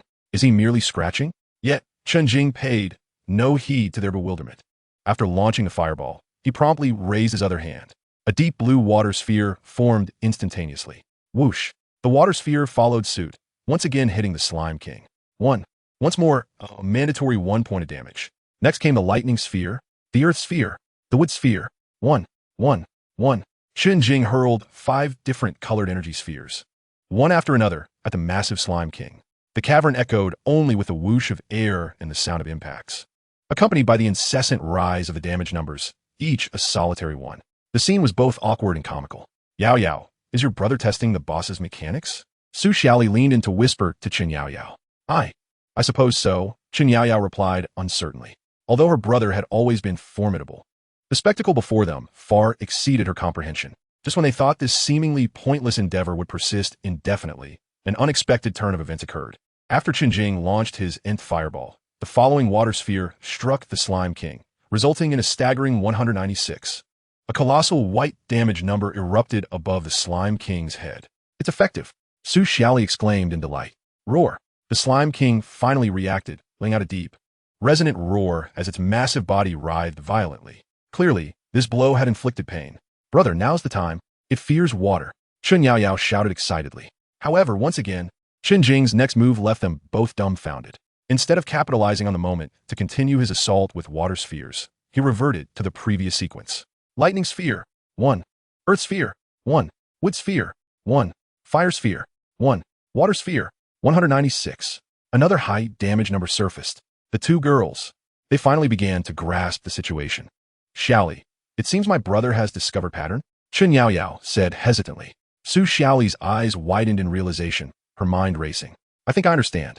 She clapped her hands in astonishment. The boss, like the previous small slimes, had a core that switched attributes. However, its transitions were not random. Rather, they were passive. The Great Mage's fireball attack would cause its core to shift to fire attribute, rendering it vulnerable to the water attribute that counters it. Thus, by maintaining the sequence of fire and water attacks, they could consistently deal effective damage. With this revelation, Su Xiaoli's gaze towards Chen Jing was no longer one of mere admiration. It was akin to gazing upon a deity. What extraordinary insight and understanding of game. In a matter of mere seconds of experimentation, he had completely unraveled the core mechanics of a boss-level creature. Yet, unbeknownst to her, Chen Jing had not pondered so deeply. He had simply observed that the boss's core switched approximately every 25 seconds. His five-color sphere, due to the unique characteristics of the elemental archmage class, had its cooldown time halved, also aligning perfectly with 25 seconds. He merely needed to continuously cycle through the 5 elemental skills in order. One of them would inevitably coincide with the boss's attribute weakness. This was the true value of infinite blue. Any ordinary mage would scarcely dare to employ such a strategy. In under a minute, their mana pool would likely be depleted. But Chen Jing was different. His mana was limitless. He could transform what others perceived as an ultimate challenge into a mere training dummy requiring only sequential skill execution. Thus, the most intense and exhilarating final boss battle of the dungeon took on an exceedingly bizarre tone. Chen Jing stood at a distance, his expression impassive. His hands rhythmically rose and fell, each 5-colored energy sphere striking the Slime King with precision. 1, 1, 1, 1, 196. 1, 1, 1, 1. 196. The seemingly endless health bar of the Slime King diminished steadily in a rhythmically satisfying manner. It roared in fury, its massive form rolling as it attempted to close the distance to Chen Jing. Yet, the 50-meter gap was an insurmountable chasm for its cumbersome body. It even attempted to spew forth a torrent of corrosive slime, but its attacks were slow and easily discernible.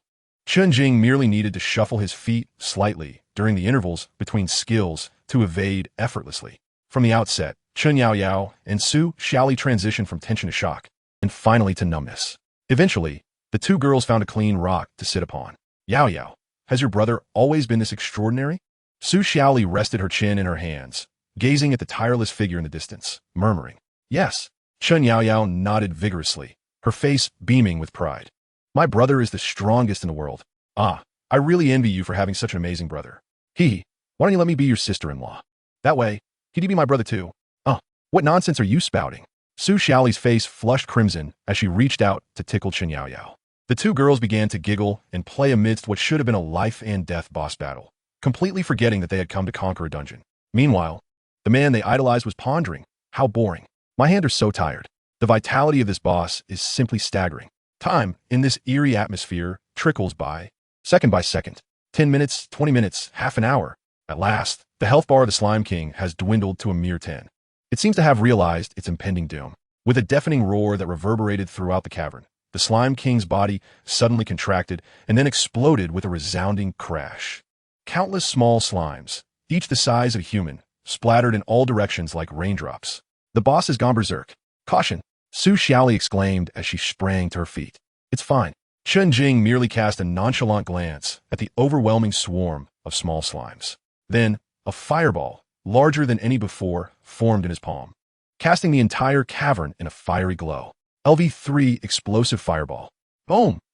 The searing flames swept through the entire space like a tsunami. 504, 504, 504. A series of crimson damage numbers erupted wildly. Those small slimes, which would have been considered a tough battle for ordinary players, were vaporized into nothingness in midair beneath Chen Jing's LV3 explosive fireball. With a single strike, he cleared the field. The Slime King, now split and in a state of tremendous weakness, faced the new skill that Chen Jing had long prepared. 4 crackling orbs of purple lightning circled around him. LV2 paralyzing thunderball. Go. Whoosh, whoosh, whoosh, whoosh. The 4 thunderballs, with a piercing whistle, struck precisely at the core of the Slime King. 286. 286. Paralyze. 286. 286. Paralyze. In its final lament, this once formidable boss, which had caused countless elite guilds to despair in the past, gradually vanished. Ding. Announcement for the Huaxiao region. Congratulations to player, the strongest mage, beloved brother, and Ice Sugar Love Snow Pair for successfully clearing the first Hell level dungeon. Rotting Abyss. Achievement of Hell Conqueror unlocked. This is an official announcement. Ding. Announcement for the Huaxiao region. Ding. Announcement for the Huaxiao region. A series of 3 announcements echoed throughout the server, causing all players in the Huaxiao region to halt their actions. The entire world seemed to fall silent for a brief moment. What the hell? Am I seeing this correctly? A Hell level dungeon? Is this some kind of international joke? I'm still being chased by a gray feather chicken outside the novice village. And you tell me someone has cleared a Hell level dungeon? The strongest mage, that be again, and beloved brother. These 2 siblings must be the favored children of this game, right? Who is Ice Sugar Love Snow Pair? A new rising star? Anyone who can cling to the mage's side must be extraordinary. Absurd. This is simply absurd. Are we really playing the same game? I beseech the mage for a dungeon guide. 1 million for a piece, I swear. Countless players wailed in shock and envy. The vast majority among them didn't even know which way the dungeon door faced. They were still struggling for a few experience points and a whiteboard item, battling the most basic monsters with wits. Yet, Chen Jing's team had conquered a hellishly difficult level that was deemed impossible to clear at this stage in an unfathomable manner. The disparity was enough to induce despair. Chapter 34, Title, Hell Conqueror, Pet, Mutated Slime Core, Within the Rotting Abyss. Unaware of the external commentary, Chen Jing and his companions continued their endeavor. As the Slime King dissipated, a gleaming achievement badge appeared on the information panel of the 3. Hell Conqueror, Title, Effect, in any Hell level dungeon, damage dealt to all monsters is increased by 20. Wow, what a powerful title. Su Xiaoli exclaimed in awe as she glanced at the title's effect. This essentially meant that whenever they ventured into Hell level dungeons in the future, they would carry an innate damage amplification buff. Chen Jing's gaze, however, fell upon the pile of loot that had dropped after the boss's demise, shining even more brilliantly than that of the previous man-faced spider. A total of 8 items lay quietly on the ground. Chen Jing approached and began to collect them one by one. 3 beginner skill upgrade stones, a priest skill book, 3 pieces of equipment, one of which glimmered with a profound blue light, and lastly, a fist-sized, crystal-clear object resembling jelly. It was entirely different from the previously disgusting rotten slimes. Pristine and untainted by a speck of dust. Within its body, a hint of starlight flowed, making it look exceptionally adorable. Mutated Slime Core, Pet Egg. Note, a miraculous creation birthed from the Slime King's body after absorbing a vast amount of pure elemental energy, possessing infinite evolution potential. A pet. Chen Jing's eyes narrowed slightly. In his past life, the Great Thousand World also featured a pet system. Back then, even a most ordinary pet could fetch a staggering price on the market. Yet, he never managed to possess his own pet before his rebirth. To his surprise, on the very first day of the server's opening, he had acquired a pet egg that appeared to hold boundless potential. As if sensing Chen Jing's gaze, the jelly-like little creature gently wobbled. Then, with a sudden leap, it landed in the palm of Chen Jing's hand, affectionately rubbing its soft body against his fingers. Ding! The mutated slime core recognizes you as its master. Do you wish to bind? Yes. Ding! Binding successful. Please name your pet. Chen Jing looked at the bouncy little creature in his palm, thought for a moment, and casually said, "Let's call you Little Jelly." Ding! Naming successful. Your pet Little Jelly has been born. Name, Little Jelly. Species, mutated slime core. Level, LV1. Grade, skill, Elemental Devour. Can consume any item containing elemental power for its growth and evolution. Note, it seems to really like you. A series of question marks regarding its grade and a straightforward growth skill were sufficient to signify the preciousness of this little being.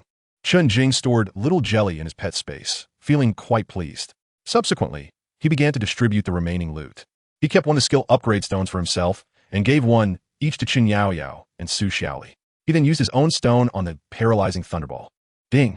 Do you wish to use a beginner skill upgrade stone on the skill paralyzing thunderball? Yes. Ding! Skill paralyzing thunderball upgraded successfully. LV2 to LV3. Paralysis thunderball LV3. summons a thunderball to strike the target, inflicting 2002 points of magical damage, with a 50 chance to incapacitate the target for 1 second. Maximum number of thunderballs that can be stored, 4 to 5. The damage has surged once more. The maximum number of thunderballs that can be stored has increased from 4 to 5. Such an enhancement is indeed monumental. The pre-skill book, on the other hand, provides a group healing ability. Holy Prayer. Skill book chant a sacred prayer to restore 10,015 points of spirit, health to all allied units within a 15-meter radius. Required class, Priest. Shaoli, this is for you. Chen Jing handed the skill book over. Oh, great God, this is far too precious. Su Shaoli repeatedly waved her hands in protest. Throughout this journey, she had merely been a mascot, trailing behind and exclaiming 666 without contributing anything significant. Now, she felt undeserving of such a premium skill book. Take it, you have earned it.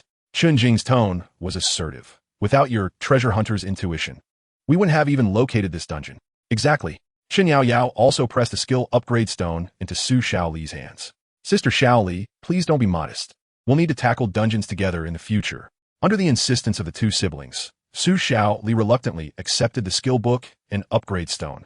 Her cheeks flushed. She immediately learned the skill and utilized the upgrade stone to elevate it to LV2. With the addition of a powerful group healing spell, she felt she was no longer just a burden. Finally, there were 3 pieces of equipment. One was a blue staff for mages. Staff of the Rotting Core. Quality blue. Requirements: LV7 mage. Attributes: Spirit 20, spell damage 10. Special effect: all your elemental skills have a 30 chance to inflict a rotting effect, reducing the target's dual defenses by 5 for 10 seconds.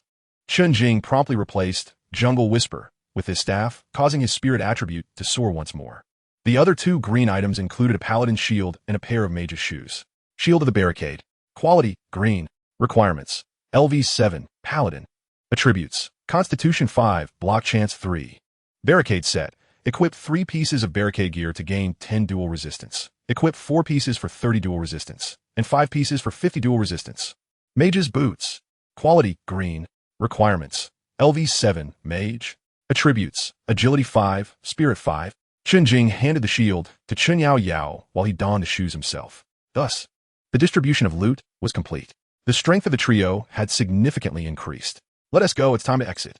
Chen Jing led the 2 towards the portal that appeared after the boss dissipated. In a flash of light, Chen Jing and Chen Yaoyao returned to the Black Forest. Meanwhile, Su Shaoli hastily logged off after clearing the dungeon. Brother, what is wrong with Sister Shaoli? Chen Yaoyao inquired curiously. She just sent a private message saying she needs to eat first. Chen Jing glanced at the time. It was nearly dinner in the real world. Oh, I see. Chen Yaoyao nodded, then eagerly asked, where are we heading next? Shall we continue leveling up? Not in a hurry.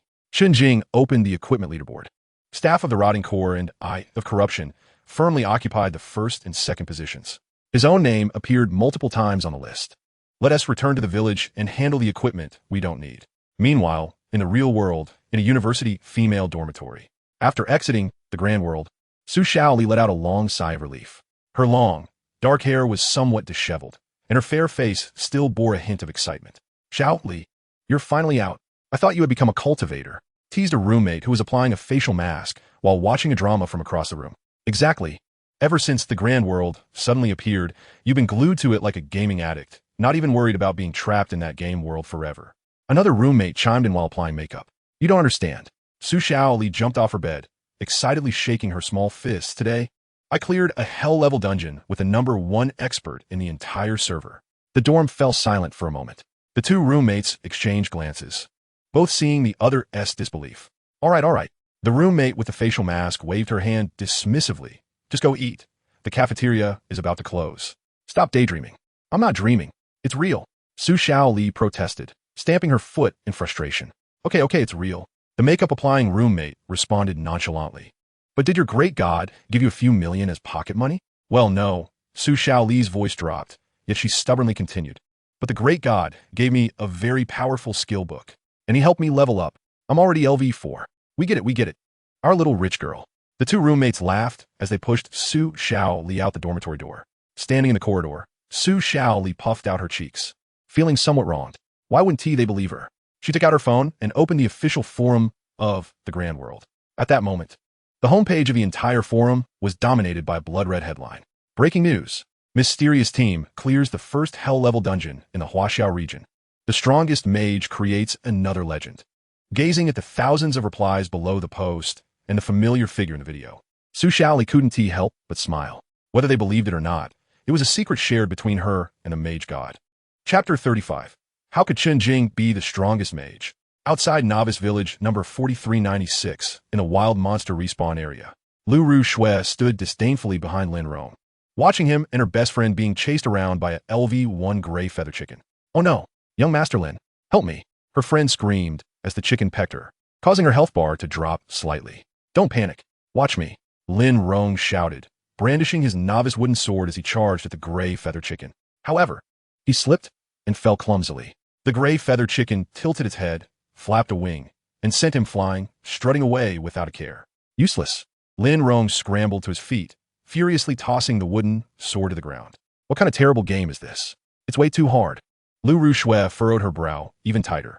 She simply couldn't comprehend how a wealthy second-generation heir, who commanded respect in reality, could be incapable of defeating a mere chicken in a game. It was utterly embarrassing.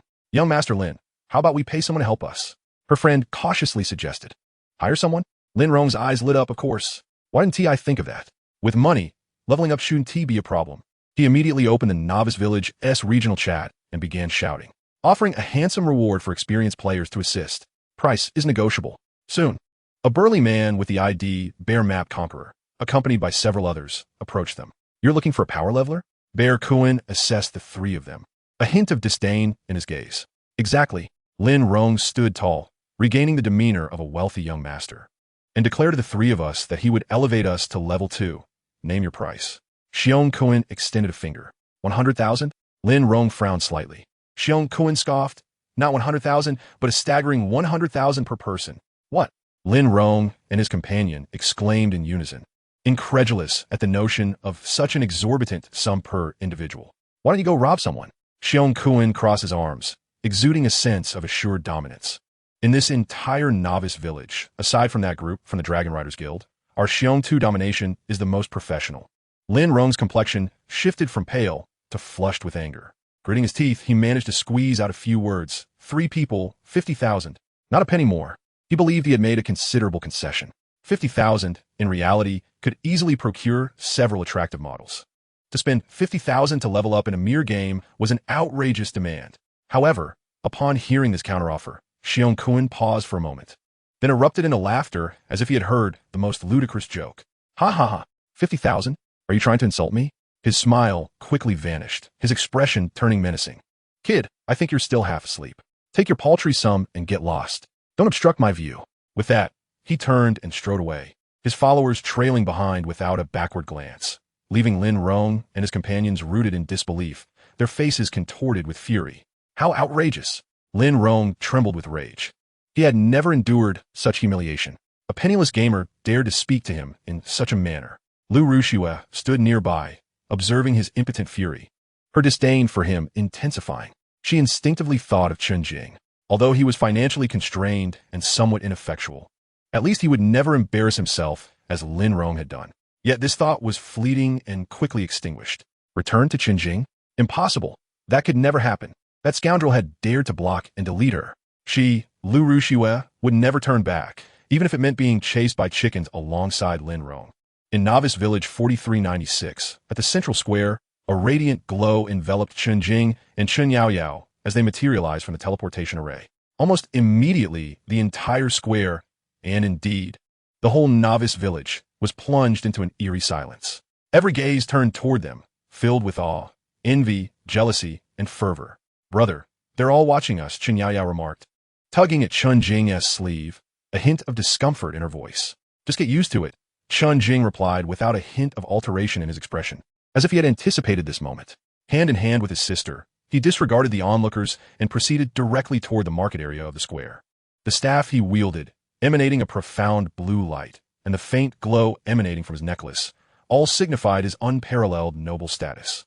At that moment, an incongruous voice broke through the atmosphere. "Halt!" A male player clad in novice garb, wielding a wooden sword, accompanied by 2 women, blocked Chen Jing and his sister's path. It was none other than Lin Rong and Lu Ru Shui. Lin Rong's face was ashen, his eyes ablaze with the fury of recent humiliation. Just moments ago, He had been publicly ridiculed by members of Xiong Tu domination, labeled a penniless fool, and now, seeing Chen Jing adorned in remarkable gear, he found an outlet for his pent-up rage. Though he did not recognize Chen Jing, he assumed all players within the game were impoverished losers. What did it matter if someone had slightly better gear? They could never rival him, the illustrious Lin Xiao. I fancy that staff of yours, and the shield your sister carries. Name your price, but don't be absurd. I'll buy them, Lin Rong commanded, raising his chin with arrogance. His companion looked on, prideful as if Chen Jing should feel honored to have his gear coveted by someone of Lin Rong's stature. Yet Lu Ruxue, upon recognizing Chen Jing's face, froze in disbelief as if struck by lightning. Is it really him? Chen Jing, the spineless ex-boyfriend I humiliated in public? How could he be, with such equipment? He is the strongest mage? A whirlwind of chaotic thoughts surged through Lu Ruxue's mind, rendering her momentarily blank. She glanced at Chen Jing's calm, inscrutable expression and then at Lin Rong's pathetic demeanor. An overwhelming sense of absurdity and regret washed over her. Nevertheless, Chen Jing did not spare her a single glance. He bypassed them as if they were merely inconsequential stones by the roadside. This utter disregard struck Lin Rong's pride with a crushing blow. I said stop. Are you deaf? He bellowed, reaching out to grab Chen Jing's shoulder. Yet, before he could make contact, a small figure stepped between them. Chen Yaoyao. The girl's eyes bore no trace of her usual innocence. Instead, they radiated a cold intensity. You shall not touch my brother.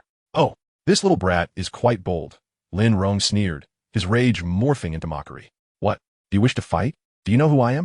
Before he could finish, a voice, colder and devoid of emotion, pierced the air. Leave. Chen Jing finally halted, turning to cast a fleeting glance at Lin Rong. Just a single word extinguished all of Lin Rong's fury and arrogance. What kind of gaze was that? Calm, indifferent, yet imbued with the weight of superiority over mere insects. Lin Rong had no doubt that if he uttered another word, this man before him would not hesitate to end his life on the spot. Chapter 36, World Event, Abyss Corruption, will commence in 24 hours. Lin Xiao, he is the strongest mage. His companion's trembling voice broke through the tension. What? Lin Rong's pupils dilated in shock. He was the one ranked first in both level and equipment, the one who had just achieved the first clear of a hell-level dungeon. He recalled boasting to Lu Ruxue that 100,000 would compel that so-called mage to kneel and lick his shoes. A chill raced up his spine, cold sweat instantly soaking his back. Meanwhile, the surrounding players finally grasped the situation. Oh my, isn't that Lin Xiao? He just tried to offer 50,000 to Brother Xiong to escort 3 people and was insulted like a dog. Now he has gone to provoke the mage? He must really want to die, trying to flaunt wealth without the means. He's just hit a brick wall. The sounds of speculation and mockery reverberated through the air. His visage fluctuated between shades of blue and white, a tempest of emotions churning within him, as if he yearned to burrow into the very earth. Yet, Chen Jing paid him no heed, striding purposefully toward the market area. There, he displayed the exchanged green staff, jungle language, for all to see. Subsequently, he entered a figure into the price column. Jungle language green. Selling price, 3 million. 3 million? Upon witnessing this price, the surrounding players gasped in disbelief. How audacious to price a green weapon at 3 million. This was nothing short of highway robbery. Lin Rong, too, was taken aback by the figure. However, he swiftly seized this opportunity to attack Chen Jing with fervor, as if clutching at a lifeline. 3 million? Why don't you go rob a bank? You think you're something special with that shabby green gear? I believe you're simply out of your mind for money. He attempted to salvage the dignity he had just lost. Nevertheless, Chen Jing remained unperturbed. At that moment, a boisterous laughter echoed from a distance. Ha ha, I thought it was someone of importance, but it's merely young Master Lin. Xiong Kuan approached with a group from Bear Empire. He first cast a respectful glance at Chen Jing before turning his gaze to Lin Rong, his face an open canvas of mockery. What is this? Unable to afford the 50,000 for a power leveling service, and now you find the 3 million gear too pricey? Young Master Lin, your display here hardly matches your supposed wealth. Xiong Kuan's words landed like a resounding slap across Lin Rong's face. You. Lin Rong trembled with fury, yet found himself at a loss for words. You what? Xiong Kuan sneered, then turned his attention back to Chen Jing, his demeanor shifting to one of deference. Master Mage, do not stoop to the level of this pauper. Your staff, priced at 3 million, is undoubtedly worth every penny. He understood well that any gear replaced by the strongest mage boasted attributes that were the pinnacle of the current stage. 3 million, for a guild genuinely seeking to ascend the ranks, was but a trifling sum. At that moment, a notification chimed in Chen Jing's private chat. Yulong's IT on. Master Mage, I'll take the staff. Let us trade directly. It was Su Yulong. A smirk graced Chen Jing's lips as he promptly removed the staff from the stall. He then turned to Lin Rong and coolly remarked, I had no intention of selling it to you, because you cannot afford it. With that, he initiated a trade request to Su Yulong. A flash of golden light signaled the transaction, and 3 million instantly transferred into his account. The entire process was seamless and decisive. Lin Rong stood there dazed, feeling like an utter fool. His once prized wealth now seemed a mere jest in the presence of the other. A stifled laugh emerged from the crowd, and soon, peals of laughter erupted, echoing throughout the plaza. Lu Rushua's complexion turned ashen, devoid of any color. She observed Chen Jing, calm and composed beneath the scrutinizing gaze of the masses, and then glanced at Lin Rong, who was now the subject of ridicule. A whirlwind of emotions cascaded within her, threatening to engulf her reason. She could not fathom how events had spiraled into this chaos. Just days prior, Chen Jing had been a worthless pawn she could easily manipulate. Yet now, he stood as someone she could only look up to, even too intimidated to utter a word. Instinctively, she felt compelled to approach him, to say something, even if just a fragment of a sentence. Yet, as Chen Jing completed the trade, he took his sister by the hand and walked past her, never once casting a glance in her direction, as though she were an inconsequential stranger. Brother, is that Lu Rushue? Once they reached a secluded corner, Chen Yaoyao whispered. Although Lu Rushue had a history with her brother, her own disability had confined her to her home, and Lu Rushue had never seen her. Yes, Chen Jing replied nonchalantly. She seems to be regretting something. That has nothing to do with us. His tone was as tranquil as one discussing an inconsequential matter. To him, Lu Rushue and the man beside her were merely 2 insignificant ants he had crushed along his path of rebirth, unworthy of any emotional investment. By the way, brother, the barrier shield dropped by the boss has exclusive set attributes. However, it requires 3 pieces to activate the bonuses. Now that I have the barrier shield and barrier armor, I still need 1 more piece. Chen Jing patted her head. No rush, we'll gather them slowly. Afterward, he opened his attribute panel. Name, the strongest mage. Class, elemental sorcerer, world unique. Talent, infinite blue, world unique. Level, 7, strength, 35, stamina, 35, agility, 40, spirit, 135, free attributes, 0 points. Hell Conqueror, title. With an impressive spirit attribute of 135, he felt each breath allowing him to acutely perceive the elemental energies that floated in the air. This was power. The power to change everything and protect all.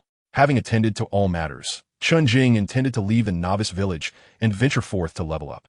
Just then, a blood-red system announcement appeared without warning above every player's head. The announcement enveloped the sky. World announcement. The seal is broken. The abyss stares back. Due to the first hell-level dungeon being conquered by players in a short duration, the world process will be advanced. The world event, Abyss Corruption, will officially descend in 24 hours. All players, please prepare yourselves. As the announcement echoed, players around the world fell into stunned silence. Chen Jing's pupils contracted sharply. He understood that his completion of the hell-level dungeon would trigger a chain reaction, but he had not anticipated such a swift and monumental response. World event. These 2 words signified a seismic shift in the game's dynamics. This situation seemed to be spiraling into trouble. Chapter 37. 5 million for information. The mysterious NPC. The blood-red text of the world announcement plunged the novice village No. 4396 into an eerie silence. The stillness lasted merely 3 seconds before an avalanche of terror and confusion ensued. A world event? What is that? Is the game about to update?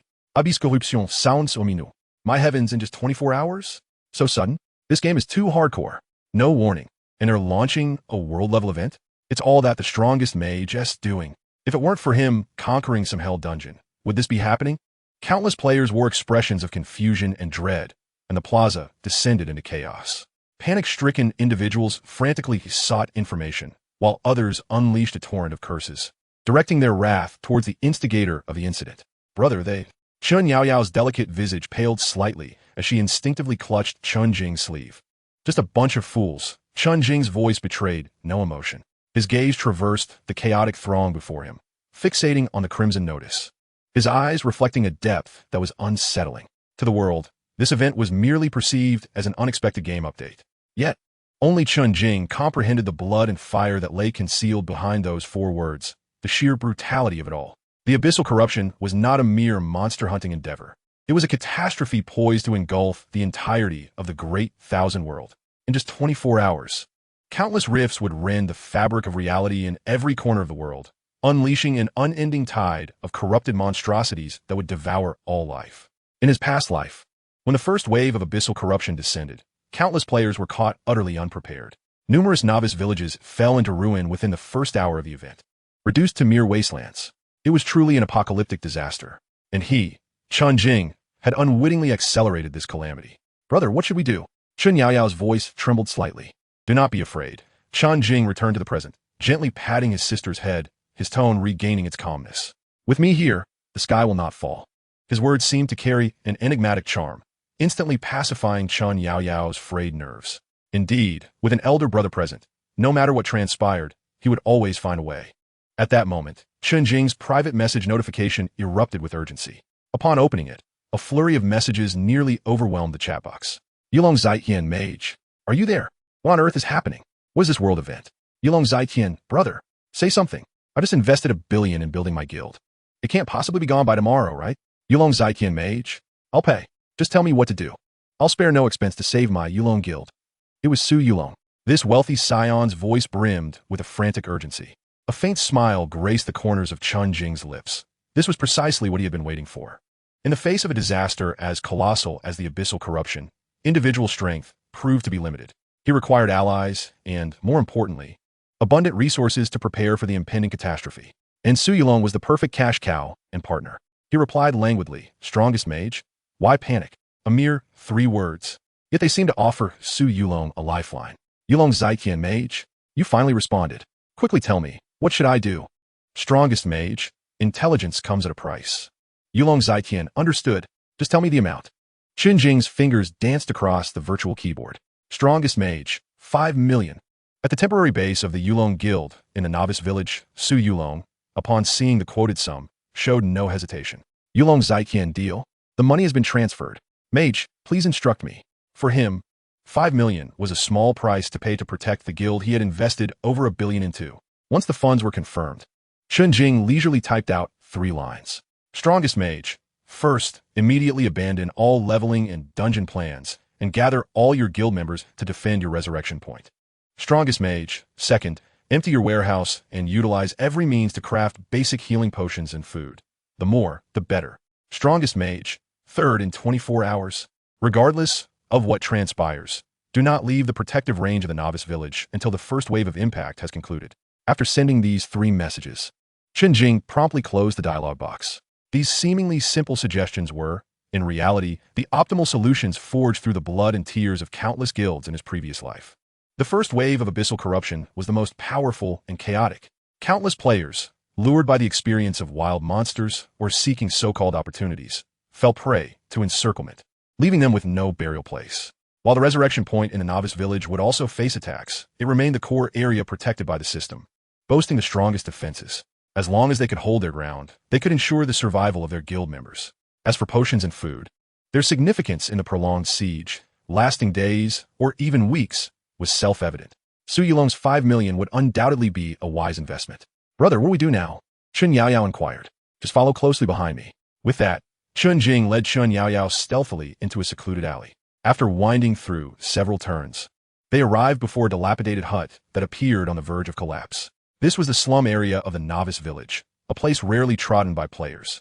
The owner of the house was a one-eyed, disabled veteran who had lost a leg. In his previous life, everyone believed him to be nothing more than an inconsequential background NPC. Yet on the evening of the first day of the abyssal corruption, after the village chief and all the guards had perished, it was this disabled veteran who, dragging his frail body, ignited himself, transforming into a radiant beacon of holy light. He unleashed the forbidden spell, Holy Purification, cleansing all corrupted monsters within a 10-mile radius. His final words left behind were filled with profound remorse and unyielding spirit. "Holy light, forgive my sins. If I could see the Grand Commander once more, I shall personally return the Dawn Emblem." The Dawn Emblem, an item of legendary status capable of altering the course of the entire world event. The key to triggering this hidden quest lay within the next 24 hours. Taking a deep breath, Chen Jing gathered his thoughts and gently knocked on the rickety wooden door. Knock, knock, knock. Inside, there was an eerie silence. Unfazed, Chen Jing continued knocking. Knock, knock, knock. At last, a hoarse, aged voice, tinged with suspicion, emanated from within. Who goes there? Chen Jing's lips uttered the single phrase he had read in the quest guide from his past life, the only password: the long night approaches.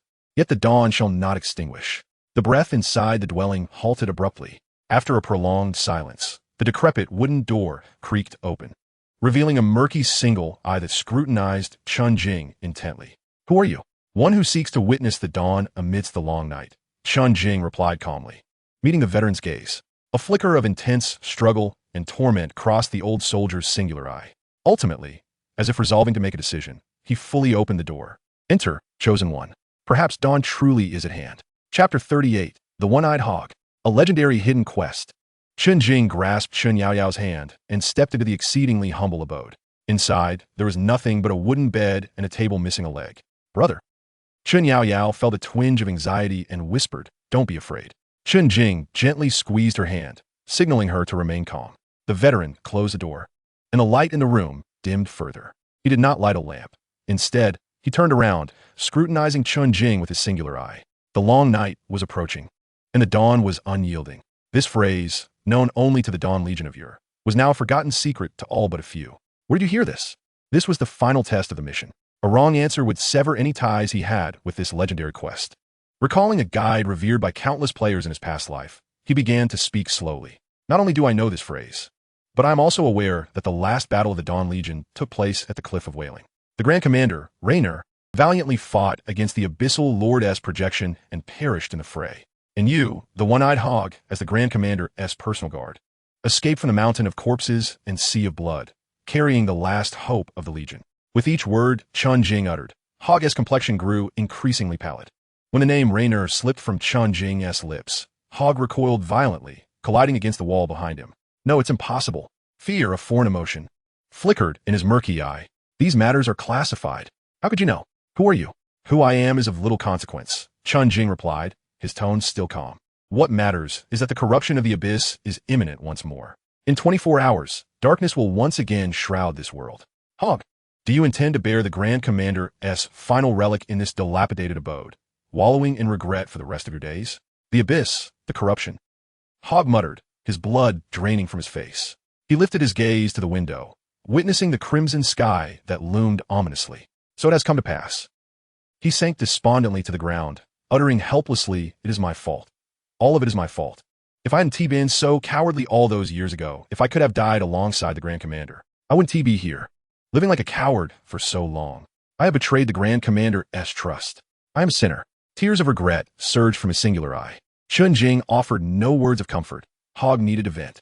The anguish and guilt that had been bottled up for years required an outlet. After a considerable time, Hog's sobs gradually subsided. He wiped his tears with his calloused hands and stood once more. Though he remained disabled, his demeanor had undergone a profound transformation. The despondency and lifelessness vanished, replaced by a resolute determination. Chosen one, you are right. I can no longer continue like this. The Grand Commander-S will cannot end with me. He approached the bed and carefully retrieved a dusty wooden box from a hidden compartment beneath the floorboard. Blowing away the dust, he trembled as he opened the box. A gentle golden light radiated from within, illuminating the entire room. It was a badge, crafted from an unknown golden metal, intricately engraved with a depiction of a sword piercing the darkness to welcome the first rays of dawn. Even after years of neglect, it still exuded a sacred and powerful aura. Dawn emblem. Chen Jing's heart raced uncontrollably. It was the very artifact. In his previous life, this legendary quest item had only manifested after Hog's self-sacrifice during the abyssal corruption. In this life, he would grasp it with his own hands. This was the Grand Commander's emblem, the very soul of the Dawn Legion. Hog's gaze brimmed with reverence and nostalgia. It possessed the power to purify all abyssal malevolence. However, activating it required a vast reservoir of holy light energy. Chosen one, I sense a formidable power within you. Though it is not holy light, nonetheless, your presence has revealed another possibility to me. He solemnly extended the Dawn emblem toward Chen Jing. I can feel the long night approaching. I, Hog, in the name of the last soldier of the Dawn Legion, beseech you, take it and find the corrupted village altar, using it to purify the source of the abyss. This is my final request. Upon uttering this, he unexpectedly knelt before Chen Jing. Chen Jing hastily stepped forward to support him. I accept your commission. He reached out and took the weighty Dawn emblem, The moment his fingertips brushed against the emblem, a system notification erupted in his mind. Ding! Congratulations, player strongest mage. You have triggered the world's only legendary hidden quest, Light of Dawn. Quest name, Light of Dawn. Quest level, legendary, unique. First stage, purification of the source. Quest content, within 24 hours. Locate the village altar in the novice village and utilize the power of the Dawn emblem to protect the altar and purify the source of the abyssal rift during the corruption event. Quest reward. Quest failure penalty. The Dawn emblem shatters. Novice village 4396 will be completely consumed by the abyss, permanently reduced to ruins. And all players will randomly respawn in other novice villages, with levels, experience points, and equipment reset to 0. Gazing at the legendary text on the quest panel and the terrifying penalty for failure, Chen Jing took a deep breath. Indeed, the rewards were accompanied by risks. Should this quest fail, the entire novice village would face utter annihilation. Chosen one, I implore you. Hog regarded Chen Jing with a deep gaze, the light in his eyes gradually dimming, as if relinquishing the emblem had drained every ounce of his vitality. He reverted to the despondent one-eyed veteran, waving his hand dismissively. Go, do not let anyone know you have been here. I am weary and need a rest. Chen Jing nodded, refraining from further conversation. He carefully stowed the Dawn emblem in his backpack, grasped Chen Yaoyao's hand, and turned to exit the thatched cottage. The door closed slowly behind them. The sunlight outside was somewhat blinding, and the clamor of the square surged once more. Chaos, panic, curses. Chen Jing glanced back at the weathered wooden door, his gaze resolutely firm. In his past life, Hog had ignited the light of dawn with his life. In this life, he, Chen Jing, would usher in the dawn himself. Brother, where shall we go now? Chen Yaoyao looked up at Chen Jing. Now, we prepare a little fuel for the coming dawn. A meaningful smile curved on Chen Jing's lips. Chapter 39. The future of Novice Village 4396? Novice Village 4396 had descended into utter chaos. The announcement of the world event had stirred up a tempestuous uproar. What should we do? What on earth is abyssal corruption? Just hearing about it is terrifying. It's all that strongest mage's fault. If it weren't for him, will we be facing such a calamity? Exactly. He seeks the limelight. And now we all must pay the price for his folly. Damn it. I swear if I see him, I will unleash my fury upon him. Countless players darted around the square like headless flies, their faces etched with fear and fury. They vented all their grievances upon the individual who had instigated this chaos. Chen Jing emerged from the alley of the slums, accompanied by Chen Yaoyao. Unfazed by the cacophony of curses swirling around them, he wore an expression devoid of emotion. A bunch of fools. In just 24 hours, the abyss will descend. They will soon realize how laughable and futile their current vitriol truly is. Brother. Chen Yaoyao's small hand clenched tightly. She despised hearing others speak ill of her brother. A group of worthless beings who couldn't even defeat a gray feather chicken. Why bother with them? Chen Jing's tone remained flat. When death looms, they will be the ones begging at our feet. He had no time to waste on these imbeciles. Though he had acquired the Dawn emblem, the task description was abundantly clear. A vast amount of holy light energy was required for activation. As an elemental mage, where could he possibly procure holy light energy? However, memories from his past life hinted at alternative methods. The essence of holy light energy is, in fact, a form of pure energy, with sufficient quantities of other high-purity materials. It could be transformed at the village altar to achieve the same activation effect. Yet, those materials were all invaluable. For example, magic crystals, essence of life, and stone of light. At this stage, acquiring such items from monsters was utterly impossible. The only avenue for procurement lay in purchasing them from specific NPCs, and the prices were exorbitant. In this world, while players could not trade currencies such as gold, silver, or copper prior to the game's full immersion into reality, players could still transact with NPCs using real-world money. Perhaps this was an additional perk granted to players in the Great Thousand Worlds. Once the game fully integrated into reality, money from the real world would lose its value. Chen Jing calculated that to gather the minimum materials required to activate the Dawn emblem, he would need at least 50 million. This sum was astronomical for him. Therefore, he needed someone to foot the bill. The best candidates for this task were undoubtedly the two affluent guild leaders. He opened a private chat with Yulong Zaitian. The messages from the other side continued to flood in. Yulong Zaitian mage, ancestor, please say something. I've arranged all 3 of your suggestions, but I still feel uneasy. Can we really hold our ground? Yulong Zaitian. How about I transfer another 10 million to you? Could you divulge some insider information? Observing Su Yulong's almost pleading tone, a faint smile tugged at the corners of Chen Jing's mouth. The fish had truly taken a bait. Instead of replying directly, he first opened the dialogue with Bingning Shui. This president of the Lioli Pavilion had only sent him a single message since the world announcement. Bingning Shui, mage, do you need assistance? Concise yet to the point. This woman was indeed extraordinary. Chen Jing's fingers flew across the virtual keyboard. The strongest mage, name your price. I wish to purchase the future of the entire number 4396 novice village. He sent this message simultaneously to Su Yulong and Ruan Bing. At the temporary base of the Yulong Guild, Su Yulong was pacing back and forth like an ant on a hot stove, anxiety consuming him. He had followed Chen Jing's instructions, ordering all guild members to cease leveling, returning en masse to the revival point to frantically craft potions and food. Yet, his unease remained unabated. A world event was something these novice players could hardly withstand. Just then, the private chat notification chimed. He lunged toward the table, and upon reading Chen Jing's message, he froze in disbelief. Purchase the future of the entire novice village? Su Yulong murmured, his heart racing uncontrollably. What did this mean? Could he possibly have a way to resolve this world event? Once this thought emerged, it could not be suppressed. He recalled Chen Jing's previous astonishing feats. First kills of bosses, soloing elites, conquering hell-level dungeons. This man seemed capable of anything. If anyone could create miracles in the entire novice village, it had to be him. Damn it, it's a gamble. Su Yulong slammed his fist on the table, his gaze resolute. He had already wagered on a guild order worth 100 million, and he had won. Now, he was ready to gamble on something even greater. Yulong's Ition mage. Tell me, how much? As long as I, Su Yulong, can provide it, a 1T haggle. Meanwhile, in the novice village's inn, Ruan Bing sat by the window, silently observing the chaotic crowd outside, her exquisite face betraying no emotion. When she received Chen Jing's message, a glimmer of intrigue flickered in her eyes. Purchase the future of the entire novice village? This audacious little brother of hers had quite the audacity. Beside her, a female player with the ID, Lioli Yu, her trusted confidant, could not help but speak up. President, do you think he intends to take advantage of the chaos? A world event like this is something even the authorities have not provided any explanation for. How could a mere player resolve it? He is no ordinary player. Ruan Bing shook her head, her tone unwavering.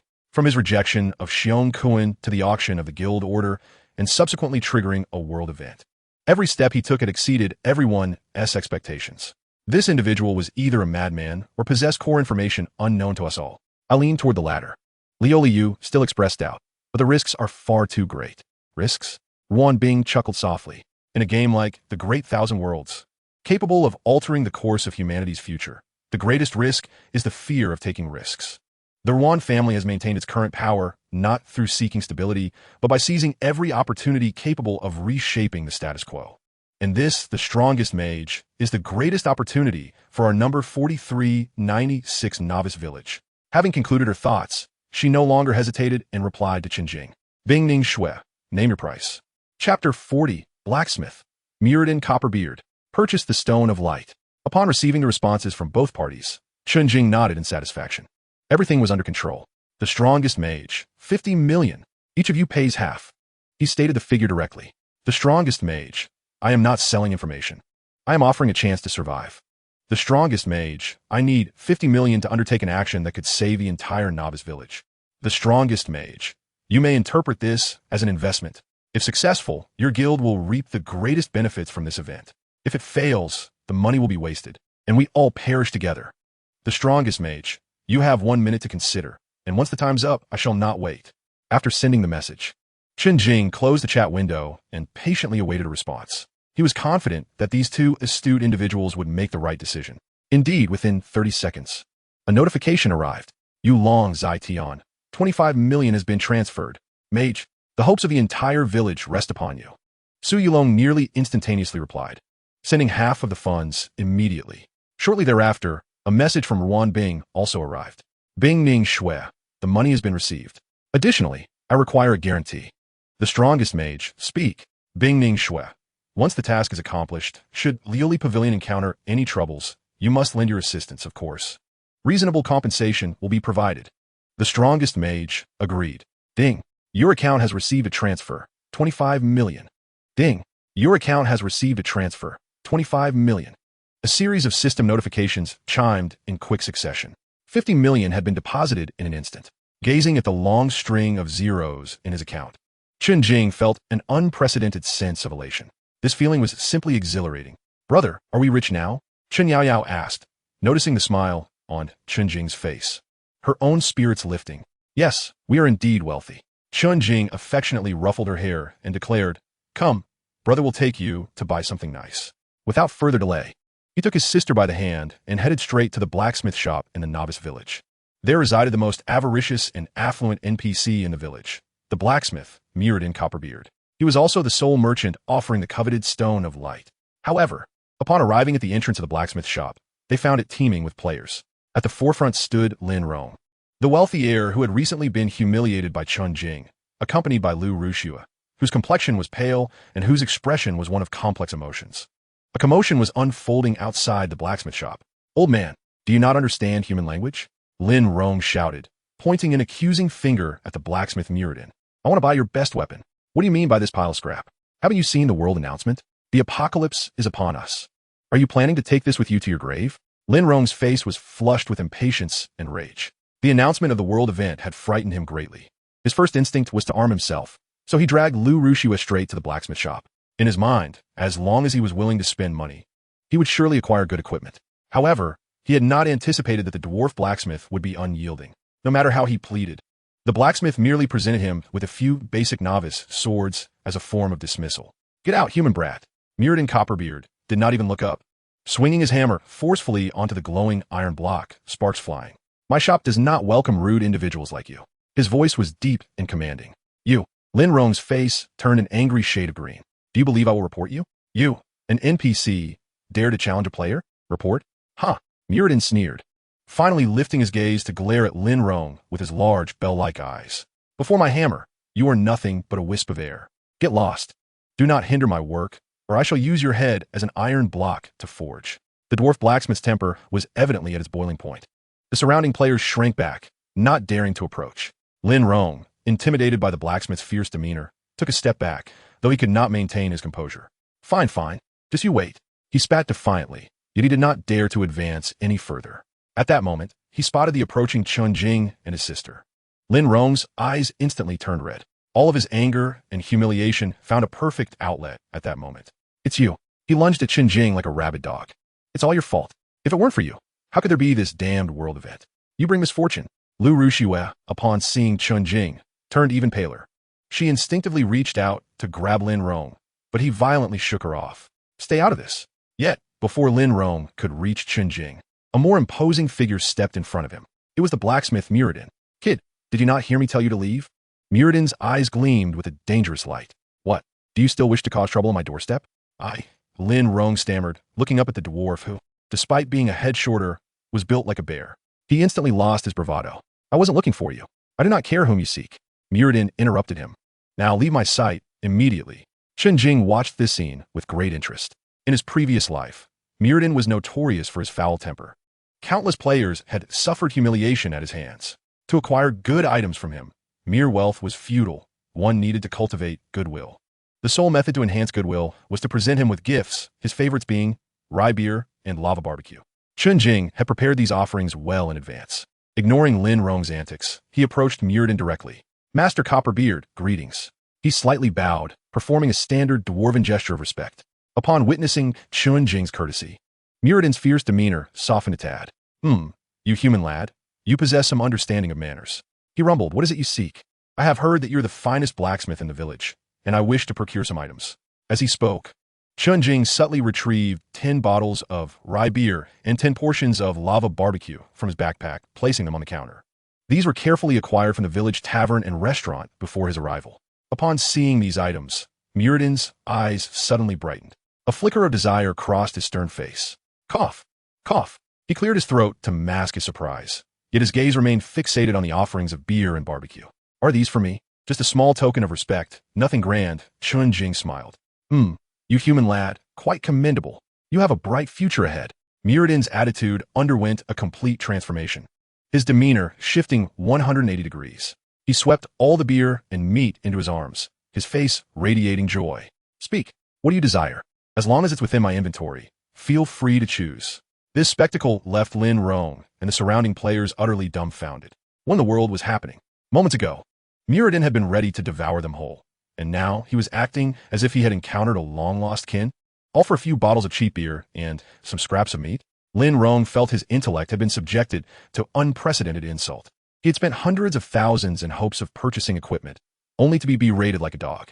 Yet here was Chen Jing, effortlessly winning over the foul-tempered dwarf with mere bottles of beer. Why was that? Lu Rushue stood there, dazed, her heart a tumult of emotions. She realized she had never truly understood Chen Jing. The man appeared to possess an uncanny ability to accomplish astonishing yet remarkably effective feats, often in the most casual of manners. Whether it was his resolute demeanor in the restaurant or his adeptness in dealing with NPCs now, he was a stark contrast to the weak and taciturn figure she had once known. I require this stone of light, Chen Jing stated directly, revealing his intent. Upon hearing these 4 words, Muradin's smile faltered slightly. The stone of light? What do you need that for? He regarded Chen Jing with a wary gaze, aware that such an item was not something an ordinary person could handle. I have my uses, Chen Jing replied, maintaining a calm demeanor. What is your price? After a moment's contemplation, Muradin extended a thick finger. 1 million for each. Gasps of astonishment swept through the surrounding players. 1 million? For a mere stone? Has this dwarf lost his mind? This is not how one extorts money. Lin Rong laughed heartily, reveling in the spectacle. 1 million each? Let us see you manage that. He watched Chen Jing with a gleeful anticipation, eager to witness his downfall. Yet, Chen Jing's next move nearly caused everyone's jaws to drop. He did not haggle, but nodded decisively. Very well, I will take all that you have. Without hesitation, he opened the trading interface. Muradin was momentarily taken aback by Chen Jing's audacity, staring blankly before finally regaining his composure. I have only 50 in stock. Then I shall take 50. Chen Jing entered the staggering sum of 50 million into the trade box without a second thought and clicked confirm. Transaction successful. You have spent 50 million to acquire 50 stones of light. A golden flash signaled the completion of the trade. The blacksmith shop fell into an eerie silence. Everyone stood as if petrified, their eyes fixed on Chen Jing and the astronomical transaction record. 50 million? Just like that, gone? Lin Rong's triumphant expression froze, his face burning with embarrassment. The wealth he so proudly boasted was being crushed time and again before this man. Ha ha ha, what a fine lad. So refreshingly straightforward. Muradin laughed heartily, regarding Chen Jing as if he were a long-lost brother. You, my friend, have earned my loyalty. Should you ever require assistance, seek me out any time. I shall offer you an 8% discount. Chen Jing stored away the stones of light, nodding in satisfaction. The money had been spent, but what he gained was not only a crucial item for his quest, but also the goodwill of a top-tier NPC. This transaction was undeniably profitable, ignoring the now-stunned onlookers. He turned to leave with Chen Yaoyao, not sparing a glance for Lu Rushue or Lin Rong. In the ensuing 20 hours, the entire novice village and indeed the vast, great thousand world were enveloped in an eerie calm, akin to the stillness before a tempest. Players anxiously awaited the arrival of the ominous corruption from the abyss. Su Yulong's Dragonlord Guild and Ruan Bing's Lioli Pavilion were diligently following Chen Jing's orders. Stockpiling vast quantities of potions and provisions, their members huddled at the resurrection point, poised for action. Their actions drew mockery from other players who deemed them foolish. Yet, Su Yulong and Ruan Bing held unwavering faith in Chen Jing's judgment. Time trickled by second, until the countdown reached its climax. World announcement. The final countdown has ended. The abyss has indeed descended. Crimson letters filled the sky, and the world trembled violently. A colossal roar shattered the heavens, and all players looked up in terror. The once azure sky shattered like a broken mirror, revealing grotesque, twisted black fissures that seemed to emerge from thin air, exuding a chilling and overwhelming aura of malevolence. Darkness had arrived. What in the world is that? The sky is splitting apart. Help! I don't want to die. As the sky was torn by countless abyssal rifts, the novice village of 4,396 descended into a state of apocalyptic panic. Screams and cries echoed into the heavens as players scattered, terrified by the horrific spectacle before them. Yet, this was merely the beginning. In the next moment, rain began to fall from the sinister black fissures. Black rain, monstrous creatures of bizarre shapes and dark energy surged forth from the rifts like a deluge, plummeting towards the earth. Corrupted Lesser Demon, LV5. Corrupted Fearhound, LV6. Corrupted Ripper, LV7. These monsters were predominantly above level 5. Their eyes glowed crimson, brimming with a thirst for blood and destruction. Upon landing, They immediately launched frenzied assaults on the nearest players. One player, attempting to seize an opportunity in the plains outside the village, was instantly overwhelmed by 3 corrupted fear hounds. His piercing screams lasted mere seconds before they were abruptly silenced. His body torn to shreds, blood staining the earth. This scene was but a microcosm of the chaos engulfing the novice village. The plains, forests, and rivers beyond were swiftly inundated by an unending tide of corrupted creatures. Countless players who had foolishly ventured outside the safety of the village found themselves torn apart before they could react, disintegrating into beams of white light. Hell on earth. This phrase encapsulated the grim reality of the moment. Quick, back to the novice village. It should be a safe haven. Help, don't leave me behind. Players who narrowly escaped the initial onslaught scrambled desperately towards the novice village. Behind them, a relentless horde of monsters surged forth like a tsunami. Yet, was their imagined sanctuary truly safe? A deafening roar erupted from the village square. A colossal beast, towering 5 meters tall and covered in bone spurs, crashed down from the largest rift, landing squarely upon the fountain at the center of the square. Abyssal Team Leader, Elite. Level, LV10. With a thunderous crash, the sturdy fountain shattered like delicate paper before it. Protect the village chief. Quickly, all guards assemble. The village chief, an elderly man with snow-white hair, bellowed with all his might. A dozen armored NPC guards, brandishing long spears, charged bravely towards the elite monster. However, their resistance proved utterly futile. The captain of the Abyss squad merely swung his formidable claws with casual indifference. Splat! The 3 soldiers at the forefront, clad in their armor, were unceremoniously torn asunder. Blood and entrails splattered across the ground. Horror, despair. The players in the entire novice village stood in stunned disbelief. Even the formidable NPC guards could not withstand a single blow from monster. What could they, mere players barely at level 5, possibly do? It was over, utterly over. One player collapsed to the ground, his face etched with hopelessness. This game was clearly not meant for humans. Chapter 42. The Source of the Abyssal Rift. Level up. Now at level 8. Meanwhile, near the resurrection point of the novice village, a vastly different scene unfolded.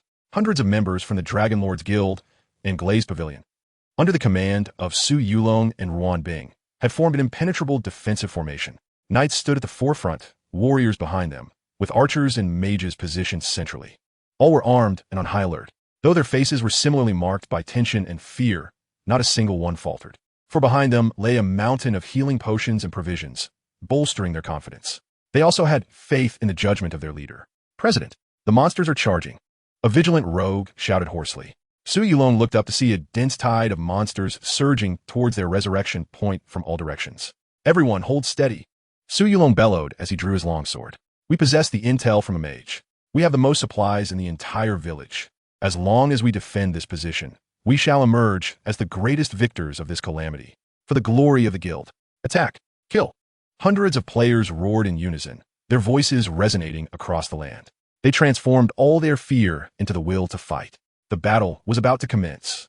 While chaos and conflict erupted around them, Chen Jing led Chen Yaoyao to a nearly forgotten corner of the village altar.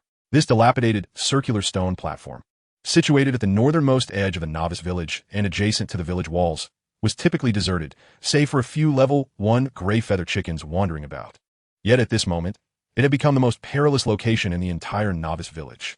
For directly above the altar, the rift in the sky loomed large and pitch black, a cascade of abyssal energy pouring down like a waterfall, incessantly eroding the altar below. The ground surrounding the altar had turned a charred black, while countless level 8 and level 9 corrupted monsters roamed nearby, guarding this place. At the pinnacle of the stone pillar in the center of the altar, a dark, pulsating vortex of energy was slowly coalescing. This was the source of the abyssal rift. Should it fully materialize, the entire novice village, 4,396, would be irrevocably consumed by the abyss. Brother, there are so many monsters. Chen Yaoyao's small face turned pale. The number of monsters before them far exceeded any they had encountered previously, and their levels were terrifyingly high. Fear not, Chen Jing replied, his expression as serene as ever. He retrieved the dawn emblem from his backpack. The gentle golden glow of the emblem stood out vividly against the encroaching darkness. As if sensing the sacred aura emanating from the emblem, all the corrupted monsters surrounding the altar immediately fixed their crimson gazes upon the 2 siblings. Roar! A cacophony of deafening roars erupted. In the next moment, dozens of corrupted monsters charged toward them with heavy footsteps. The ground trembled beneath their weight. Yaoyao, are you ready? Chen Jing turned to his sister. Chen Yaoyao nodded emphatically, her eyes resolute, fear replaced by determination. She lifted the barrier shield in her hands, her petite frame standing firm before Chen Jing. Then let us commence our battle. A cold smirk graced Chen Jing's lips.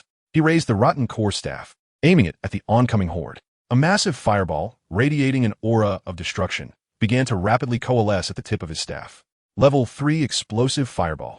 Leading the charge was a level 8 corrupted bull. Its massive frame, cloaked in a black chitinous shell, resembled an unstoppable heavy tank. It lowered its head, its sharp horns glinting ominously as they aimed at Chen Yaoyao, standing in the front line. Brutal charge. This was the signature skill of the corrupted bull, capable of sending a knight of the same level, shield and all, flying. Yet, Chen Yaoyao remained steadfast, quietly awaiting the impact. At the moment the horns were about to make contact, she calmly positioned her barrier shield in front of her. Bang! A dull thud echoed. Contrary to expectations, the scene of the girl being sent flying did not materialize. Chen Yaoyao merely swayed slightly before regaining her balance. Above her head, a damage number appeared that would leave any knight player questioning their existence. -44. Her formidable 440 health points had only lost a fraction of its vitality. SSS grade talent, absolute defense. Any single instance of damage was forcibly reduced to less than one of her maximum health. Such was the worth of a divine bulwark. The corrupted bull, its mind tainted by abyssal power, seemed momentarily perplexed. It could not comprehend why its full-force assault had utterly failed to harm this diminutive figure before it. But there was no time for contemplation. Boom! A colossal fireball, exceeding 2 meters in diameter and trailing a long tail of flame, hurtled toward its target. It struck precisely atop the corrupted bull's head. Level 3 explosive fireball. -404. A terrifying 5-digit damage figure erupted from the corrupted bull's head. With Chen Jing staggering 135 points in spirit, combined with the rotten core staff, as 10 points of spell damage enhancement, and the Hell Conqueror titles 20-point damage boost against dungeon monsters, world events equating to special dungeons. The damage from this explosive fireball reached an unfathomable level. The once mighty, corrupted bull had no chance to emit even a cry of agony before its massive form erupted into flames, utterly obliterated. A decisive kill, a thoroughly complete annihilation. Ding! You have slain a level 8 corrupted bull, gaining 150 experience points. And this was merely the beginning. After vanquishing the corrupted bull with a swift strike, the residual force of the explosive fireball erupted with a thunderous expansion. A terrifying wave of flames surged forth, engulfing an area of several meters around. 404, 404, 404. A relentless barrage of dense damage numbers erupted from the horde of monsters, akin to a frenzied stream. The front line of a dozen corrupted creatures was instantaneously depleted of their health, transforming into a cloud of dark ash. With a single skill, the battlefield was cleared. Such is the terrifying prowess of the elemental archmage. Brother, how impressive! Chen Yaoyao marveled at the spectacular scene before her, her large eyes filled with stars of admiration. This is merely the beginning. Chen Jing replied with a subtle smile, his hands never faltering in their actions. The talent of infinite blue rendered mana consumption a trivial concern, making him an inexhaustible mobile artillery. Explosive fireball, paralyzing thunderball, prismatic sphere. One high-damage spell after another detonated amidst the throng of monsters. Boom, boom, boom. The sound of explosions echoed continuously. Waves of corrupted creatures fell beneath his relentless bombardment. Meanwhile, Chen Yaoyao stood resolutely like an insurmountable bastion, firmly shielding him from harm. No matter how ferocious the monster's assaults, be it physical collisions or magical bites, their attacks merely inflicted single-digit forced damage upon her barrier shield. Occasionally, a stray monster would evade her defenses, aiming to strike Chen Jing, only to be repelled by a earth sphere followed by a water sphere to slow them down, and ultimately sent to meet their demise with a fireball. The siblings' cooperation was seamless as they withstood the onslaught of monsters, steadily advancing towards the altar, step by determined step. Beneath their feet lay a mountain of monster corpses, and their experience bars surged at a visibly frantic pace. Ding! Congratulations! You have leveled up. Current level, LV8. Ding! Congratulations! You have leveled up. Current level, LV8. Chapter 43. Shadow Sovereign? Merely 3 mice. In less than 10 minutes, both siblings had achieved a level up.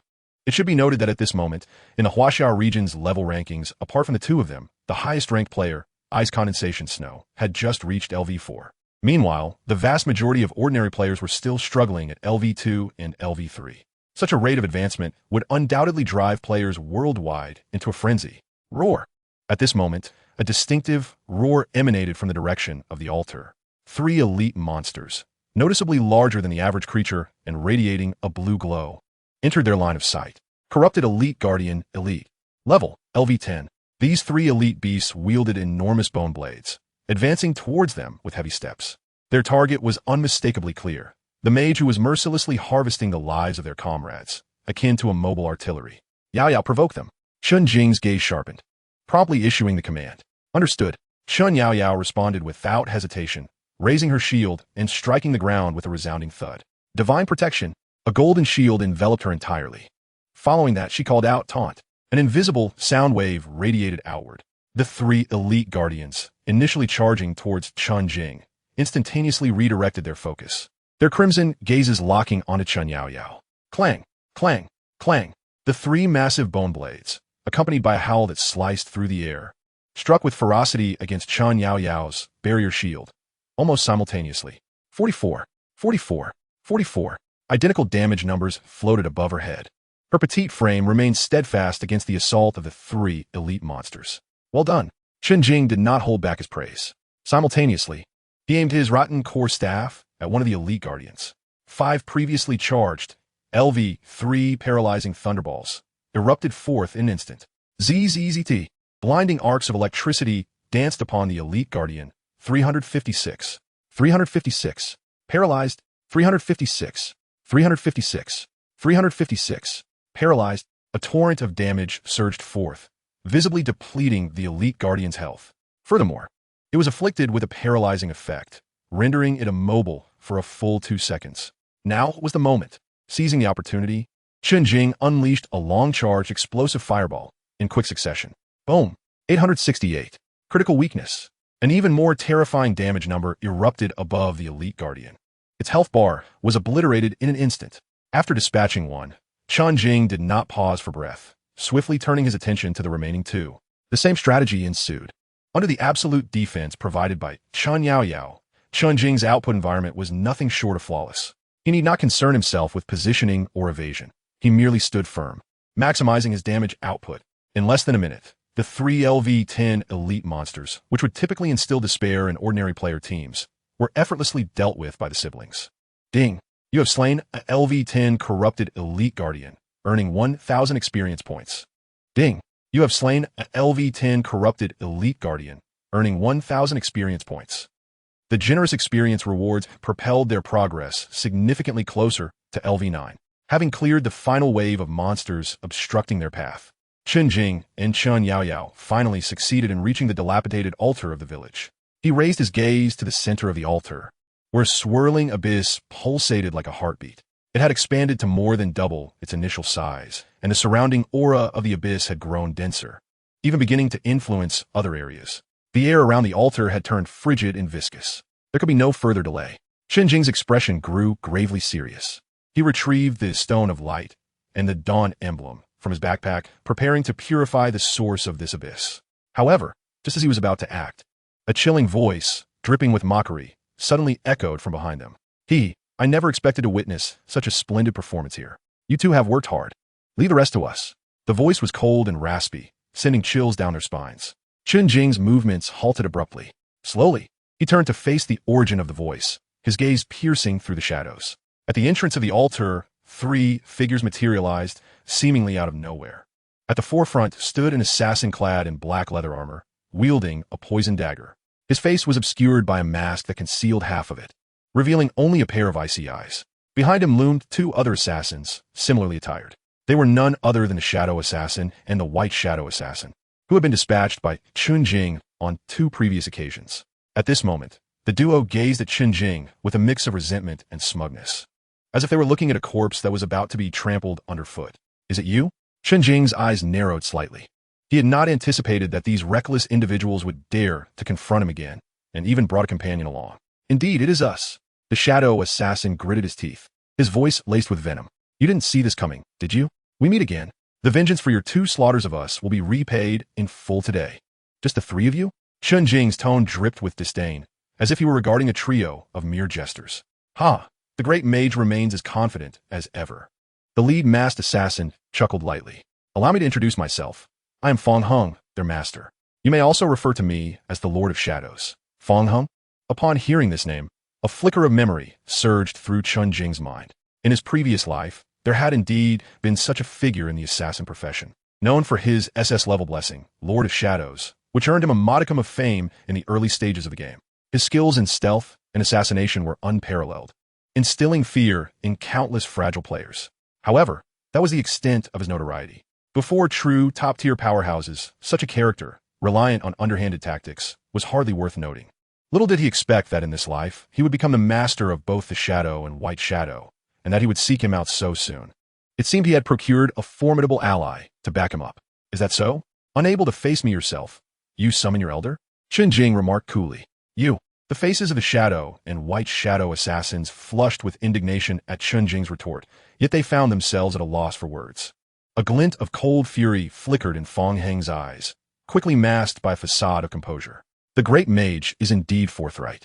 However, engaging in mere verbal sparring will avail you nothing. You must be exhausted from clearing monsters for so long. Why not relinquish this altar to our Shadow Alliance? In return, we shall graciously grant you and your sister a swift demise. He exuded an air of confidence, believing that Chen Jing and his sister, having recently endured a grueling battle, would be in no condition to resist. Meanwhile, his trio remained in peak form, ready to ambush a weary mage and a young girl. This was a situation ripe for victory. Shadow Alliance? Chen Jing scoffed, as if he had heard the most ludicrous of claims. You three little kittens dare to call yourselves a guild? You court death. With Chen Jing's repeated mockery, Fong Hung could no longer maintain his composure. The smile on his face twisted into a grimace. Since you refuse our hospitality, do not blame us for being ruthless. Attack. Slay them. With his command, the three figures transformed into indistinct shadows, vanishing from sight. Stealth. The signature skill of assassins. Once in stealth mode, they meld into their surroundings, nearly imperceptible to the naked eye. Brother. They disappeared. Chen Yaoyao gripped her shield tightly, scanning the vicinity with trepidation. Do not panic. They are merely three little mice. Chen Jing's voice remained calm, devoid of any tremor. His mental attributes had soared to an astonishing 145 points.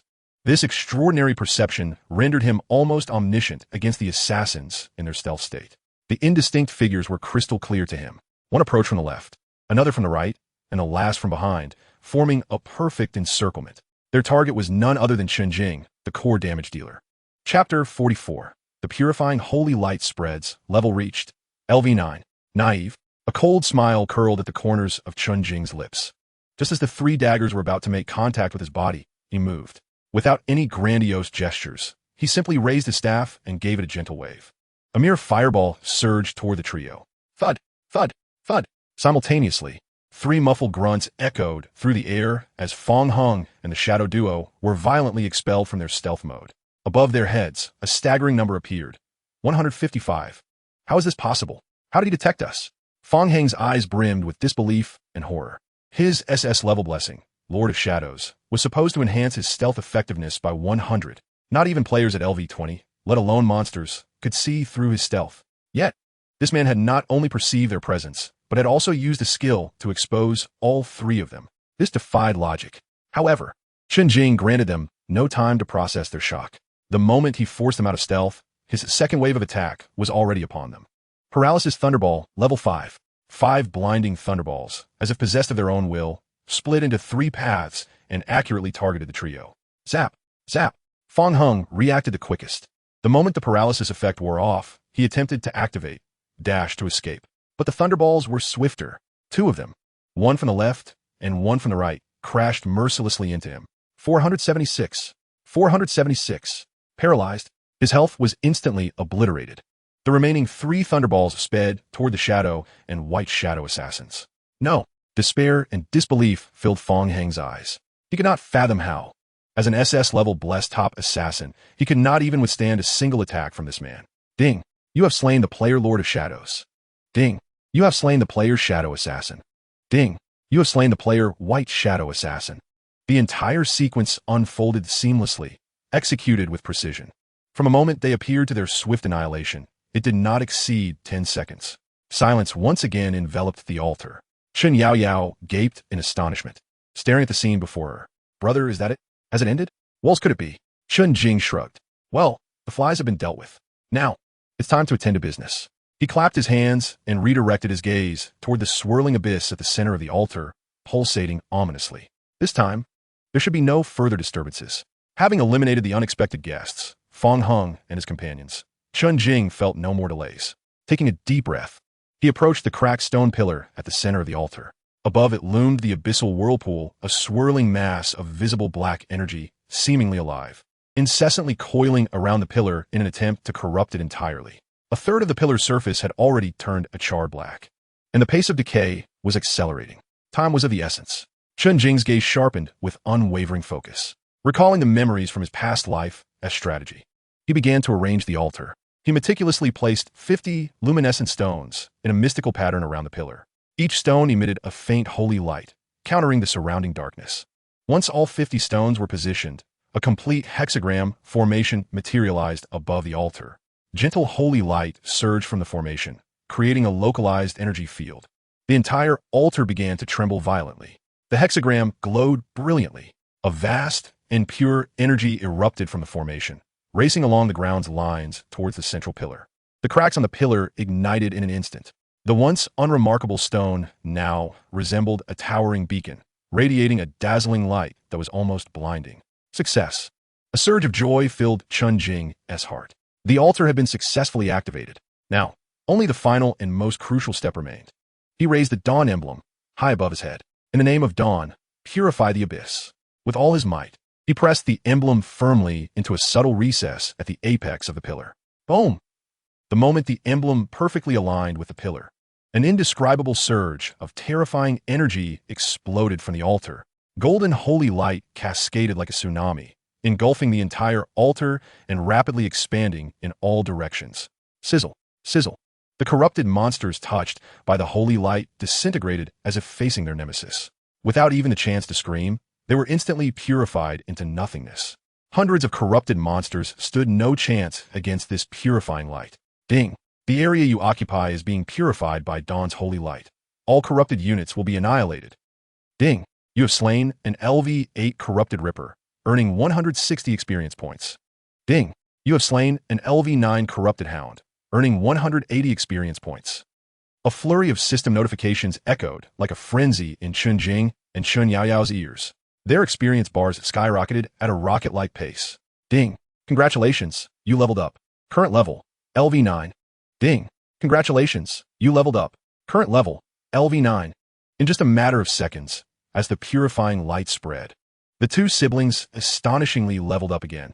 From LV8, they surged directly to LV9. This method of leveling was unprecedented. Brother, we leveled up again, Chen Yaoyao exclaimed. Her cheeks flushed with excitement as she jumped up. Calm down, this is merely an appetizer, Chen Jing replied, a satisfied smile gracing his face. The 50 million spent was worth every penny. Not only had he unlocked the quest, but this wave of experience was also immensely rewarding. The golden dawn's holy light continued to spread, quickly enveloping the entire northern region of the novice village, advancing towards the central square. Meanwhile, at the novice village's central square, the revival point, the defenses of the Dragon Riding Guild and Lioli Pavilion were on the brink of collapse. An endless tide of monsters surged, relentlessly battering their lines. Though they barely held on through sheer numbers and vast supplies, casualties continued to mount. Every moment, players fell, transforming into white light as they respawned at the revival point. Exhaustion and numbness were etched on everyone's faces. President, we can't hold on any longer. The eastern defense is about to break. Potions. I'm out of potions. Quick, give me a few. Damn it. Why are there more monsters the more we kill? When will this end? Negative emotions spread through the crowd. Even Su Yulong's expression had turned grim. He had personally engaged in battle, cutting down countless monsters, his equipment dulled from strain. Yet, the monstrous horde remained an overwhelming black mass, seemingly endless. Can the mage truly succeed? For the first time, doubt crept into his heart regarding Chen Jing's judgment. Just as despair threatened to engulf them all, a golden light suddenly illuminated the northern horizon. The radiance was gentle and divine, akin to the first rays of dawn piercing through endless darkness. Chapter 45. The projection of the Abyssal Lord descends early. What is that? A player embroiled in battle noticed the distant phenomenon and exclaimed. Instinctively, everyone turned to look in that direction.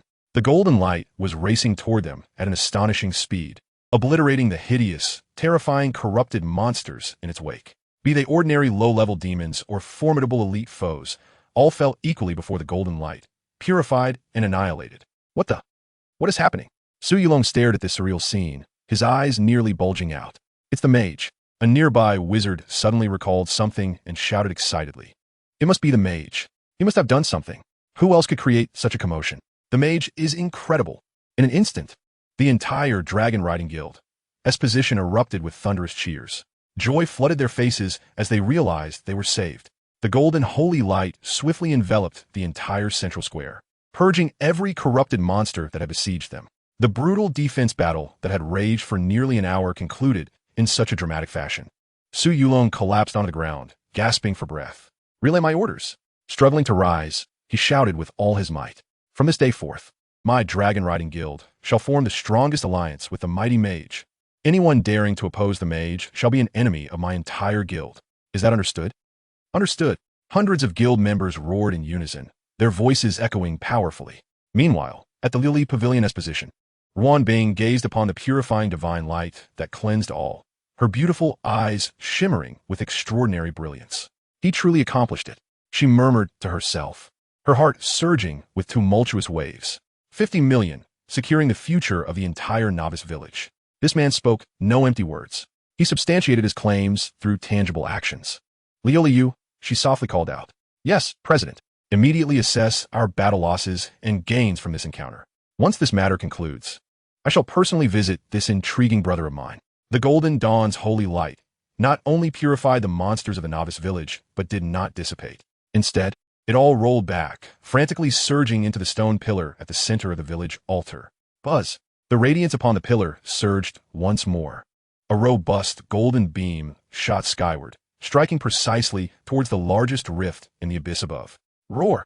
A bellow filled with agony and wrath emanated from the depths of the rift. This sound transcended the earlier roars of mere monsters, embodying a higher echelon of indignation imbued with supreme majesty. It was as if an ancient slumbering demon god had been roused from its slumber by this divine light. The very sky quaked violently in response to this furious roar. The rift, instead of sealing, was torn wider by an even more terrifying force from within. A colossal claw, enshrouded in black scales and ablaze with hellfire, suddenly thrust forth from the rift. Just that single claw was as large as half the altar. It grasped fiercely at the edge of the rift and yanked. Boom! The sky seemed to split open as if a massive wound had been inflicted. An unfathomably enormous and terrifying figure gradually squeezed through the rift. Towering dozens of meters high, it resembled a moving mountain. Its body was enveloped in impenetrable black, demonic armor, and two pairs of rotting bat wings overshadowed the heavens. A pair of grotesque, spiral demon horns adorned its head, and its eyes burned with ghostly green flames, brimming with savagery and destruction. In its hand, it wielded an equally gigantic black sword entwined with countless vengeful souls. As it fully descended into this world, the entire novice village was enveloped by the terrifying pressure radiating from its being. All players, regardless of their location, felt a soul-deep tremor, as if a mountain were pressing down upon their hearts, rendering them breathless. World announcement. Warning. Warning. Due to the excessive stimulation from Dawn's holy light, the projection of the Abyss Lord Fegamin has prematurely descended. Name: Fegamin, projection of the Abyss Lord. Level: Rank: Epic level boss. Health. Note: Destruction is the true essence of the Abyss. Upon witnessing this world announcement, alongside the boss panel riddled with question marks, all players who had just regained their composure after narrowly escaping calamity fell once again into a profound despair. What the hell? Su Yulong stared at the distant figure resembling a demon god, his mouth agape wide enough to fit an egg. What in the world is this? The final boss? Is this some kind of joke? Can players at this stage truly contend with such a creature? Have they lost their minds? Not just him. Even the usually composed Ruan Bing wore an expression of grave concern. The oppressive aura of this boss was far too overwhelming. Merely standing there extinguished any thought of resistance. How could they possibly fight? At the village altar, Chen Jing looked up, gazing at the towering demon god figure with unprecedented seriousness. The Abyss Lord Fegamin. In his previous life, this name haunted every player's nightmares. In the late game, when his true form descended, he had single-handedly slaughtered 3 major cities. resulting in the deaths of nearly 10 million players. He was undoubtedly one of the world-ending bosses. Chen Jing could hardly fathom that his actions in this life had triggered such a significant butterfly effect. Not only had the world event arrived prematurely, but it had also summoned the projection of this terrifying entity ahead of time. Brother. Chen Yaoyao's face had drained of all color. She clutched Chen Jing's clothing tightly, her body trembling uncontrollably. Do not fear. Chen Jing took a deep breath, forcing himself to remain calm. He shielded his sister behind him. It's merely a projection, not the true form. With me here, it cannot harm you. His voice, though soft, resonated with a reassuring strength. Chen Yaoyao's trembling gradually subsided. She looked at her brother's not-so-tall, yet remarkably steadfast figure, her eyes filled with reliance and trust. Indeed, with her brother around, no matter the difficulty, he would always find a solution. Mortals, have you disturbed this king's slumber? Fegemin's gaze slowly descended, ultimately locking onto the two minuscule figures upon the altar. Akin to ants, his voice, thunderous as a tempest, reverberated throughout the realm. You shall pay the price for this. Before his words had fully faded, he slowly raised the enormous black sword entwined with countless vengeful souls. An aura of annihilation radiated from the sword, darkening the sky. Countless black lightning bolts danced wildly in the clouds. Chapter 46. Unlock Skill. Holy Abyss Judgment. The Abyss Lord's forced repatriation. He is about to attack. Chen Jing's pupils constricted abruptly. Without hesitation, he swiftly retrieved the blue-quality necklace from his bag. I have corruption. This was equipment dropped from a hell-level dungeon. In previous battles, he had accumulated Eye of Corruption to its maximum limit of 100 charges by defeating monsters. Perhaps he could utilize the active skill of this necklace. Just buying a little time would suffice. Yaoyao, now's the moment. Use your strongest defensive skill, Chen Jing shouted. Though Chen Yaoyao did not understand her brother's intentions, she instinctively obeyed the command. She plunged the barrier shield firmly into the ground, clasped her hands together, and began to chant. A sacred and solemn aura emanated from her. Holy Light Protection, Paladin LV5 skill. Summons the power of Holy Light to form a shield capable of absorbing 2005 vitality damage while entering a state of divine sanctuary, reducing all incoming damage by 30 for 15 seconds. This was the first defensive grand maneuver she comprehended after reaching LV5. Buzz, a golden shield, several times thicker than the previous divine protection, enveloped her securely. Just as this occurred, Fegemin's attack was also primed and ready. Embrace annihilation. Abyss Slash. He let out a furious roar, the massive black sword in his hand cleaving through the heavens with a cataclysmic force. A terrifying blade of energy, resembling a black crescent moon and stretching 100 meters long, erupted from the sword's edge, hurtling towards the altar with a deafening shriek. Where the blade passed, the very fabric of space groaned under the unbearable strain, as if it were on the verge of shattering. The power of this strike was sufficient to cleave the entire novice village in two. Yet, in the face of this apocalyptic onslaught, Chen Jing's eyes were devoid of fear. Instead, they burned with a frenzied battle spirit. He aimed the Eye of Corruption at the howling black blade of energy and resolutely activated its ultimate skill. Destruction Beam. Consuming all 100 points of charge, it unleashed a targeted beam of annihilation, inflicting 10 points of magical damage that bypassed all defenses. Break for me, Chen Jing bellowed. A beam of deep azure light, even more resplendent and blinding than the previous dawn's holy light, erupted forth from the Eye of Corruption. This beam seemed to embody the purest essence of destruction. It disregarded distance and space, colliding violently with the terrifying black blade of energy in an instant. Boom! A tremendous explosion resonated through the skies. The azure destruction beam and the black abyssal sword energy clashed mid-air in a primal and violent confrontation. The two contrasting energies of devastation eroded and annihilated each other with reckless abandon. At the center of the collision, space twisted uncontrollably, forming a swirling singularity of energy. A terrifying storm of energy erupted from the point of impact, sweeping ferociously in all directions. Get down! From afar, Su Yulong, caught in the aftermath of the storm, staggered backward. He shouted in alarm, urging the guild members to seek shelter. Countless players were tossed about by the tempest, their health plummeting. The entire novice village descended into chaos. All eyes were fixed on the sky, transfixed by the cataclysmic duel that resembled a battle of deities. Time seemed slow to a crawl in that moment. Finally, after several tense seconds of stalemate, the azure destruction beam, empowered by its unyielding trait of ignoring defenses, gained the upper hand. It pierced the core of the black blade of energy, continuing its relentless trajectory towards Feigoman. What? For the first time, a glimmer of shock flickered in Feigoman's eyes, aflame with eerie green fire. He could not fathom how a mere mortal could unleash power formidable enough to rival his own. He attempted to evade, but the speed of the destruction beam was insurmountable. Thud! The azure beam struck him with pinpoint accuracy, dealing 1550 damage.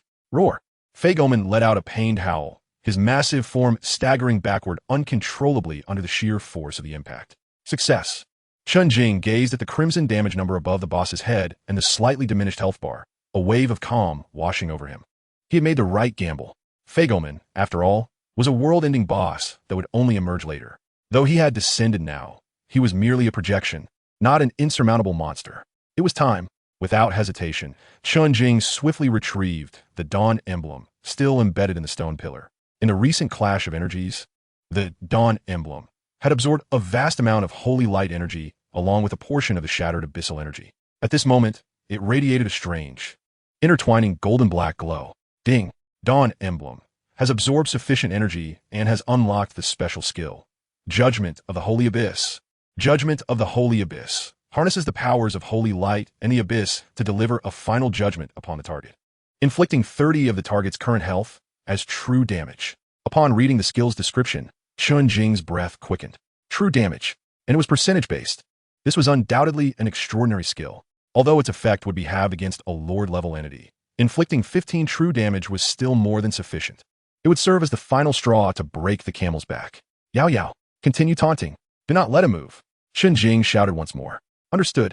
Chen Yaoyao immediately raised her shield and unleashed her taunt skill at the roaring Feigoman. Just as the boss had recovered from the previous blow, he was forcibly drawn to her by an unseen power, his furious gaze fixated on Chen Yaoyao. Insignificant insect. How dare you? He roared, raising his immense sword to strike at Chen Yaoyao. Yet, Chen Jing would not grant him that opportunity. Accept your judgment, Feigoman. Chen Jing raised the golden-black Dawn emblem high, targeting the Abyssal Lord. Judgment of the Holy Abyss. A beam of indescribable light, both sacred and sinister, erupted from the emblem, enveloping Feigoman's colossal form in an instant. His health plummeted by 15. No. Feigoman let out a heart-wrenching scream. He could feel the very essence of his projection being devoured by this strange light. The agony surpassed that of being pierced by the destruction beam 1,000-fold. Mortal, you have thoroughly enraged me. I shall ensure that you and this filthy world accompany me to the grave. Feigoman succumbed to madness, ignoring Chen Yaoyao's taunts. He forcibly turned his body, fixing his blazing eyes filled with unquenchable wrath upon Chen Jing. He would kill this mortal at any cost. He opened his massive maw, gathering a terrifying energy in his throat. That was Abyssal Dragon Breath, a forbidden spell capable of annihilating a city. However, just as he prepared to unleash the Dragon Breath, his body suddenly stiffened. His colossal form began to dissolve uncontrollably, becoming ethereal and transparent. What is happening? He gazed in shock at his own hands, witnessing his body transform into countless specks of black light, hurtling backward toward the rift in the sky. World announcement. The projection of Abyssal Lord Feigoman, having sustained damage, is unstable and will be forcibly returned. World announcement. The world event Abyssal Corruption has entered its final stage. All players who have inflicted damage upon Feigoman's projection will receive final settlement rewards based on their contribution. Countdown, 60, 59, 58. Chapter 47, A Deluge of Rewards. Legendary items bound. As Chen Jing gazed at the world announcement and the slowly dissipating silhouette of the boss, he exhaled deeply. It was over finally, it was over. He looked at his Eye of Corruption and Dawn emblem, now dimmed and cooling down, and a sense of dread filled his heart.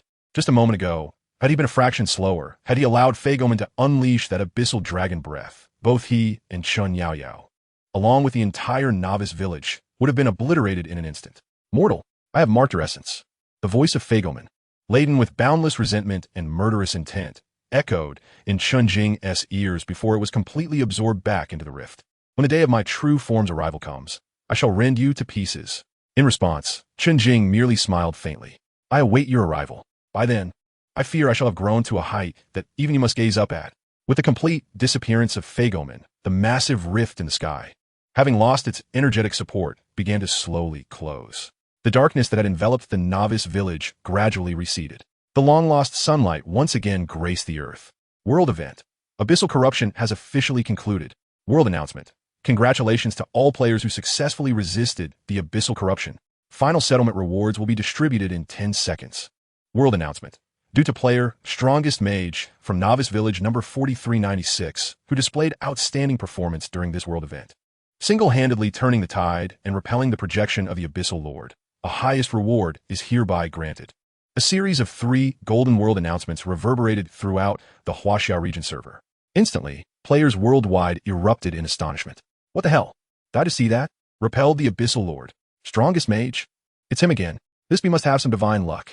Our Novice Village was just obliterated by a mere fart from the Abyssal Lord, tens of thousands of players annihilated, and you managed to beat him back?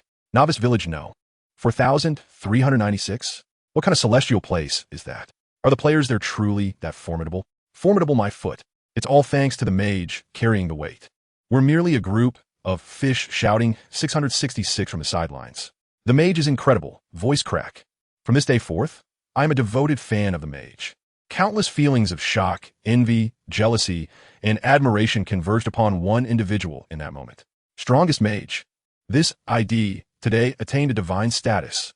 He became an entity that players across the Huaxia region, and indeed the world, could only look up to, and as the protagonist of the event, Chen Jing stood quietly atop the altar, awaiting his well-deserved rewards. Ding! Final settlement begins. Your contribution in this world event is being rated. Rating in progress. Congratulations! Your final rating is SSS level. Perfect. You will receive the following rewards. 1. Level 3. 250 free attribute points. 3. Legendary item Dawn Emblem, bound. 4. Random epic skill, book X1. 5. Title Abyss Exorcist. Gazing at the astonishingly generous list of rewards, even Chen Jing's heart raced uncontrollably. This was extraordinarily bountiful. The rewards were simply outrageous. An immediate level increase of 3.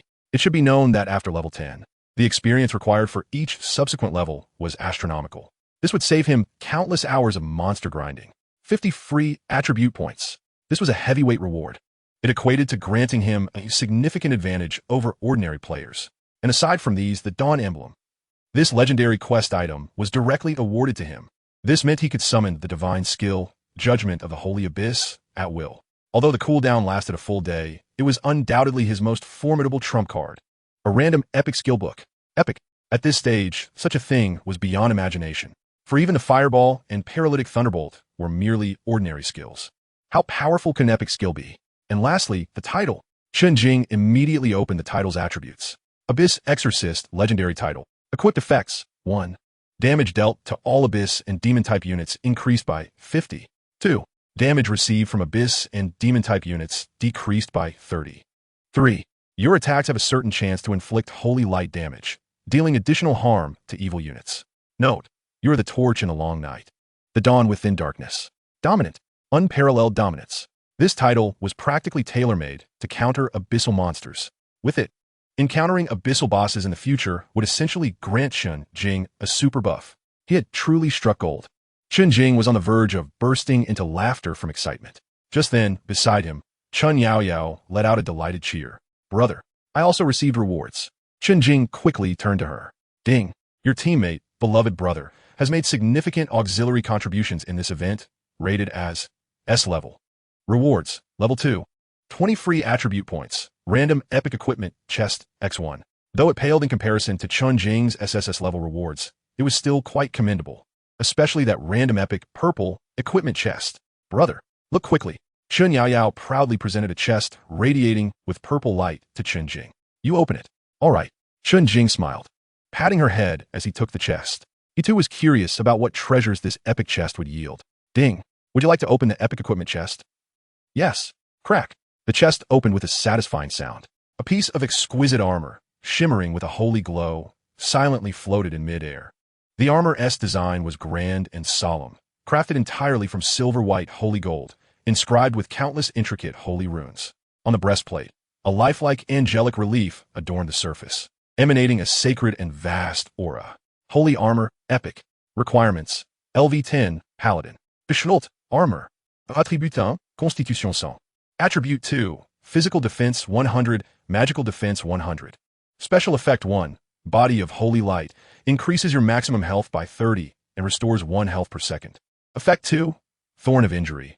Upon receiving an attack from an enemy, it will forcibly deduct 1 constitution point from the assailant. Effect 3.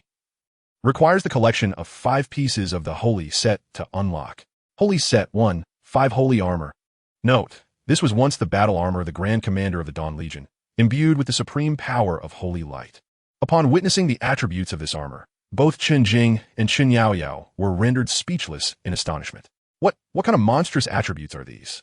Just the 100 points of Constitution alone are sufficient to overshadow all current equipment. Not to mention those 2 truly extraordinary effects.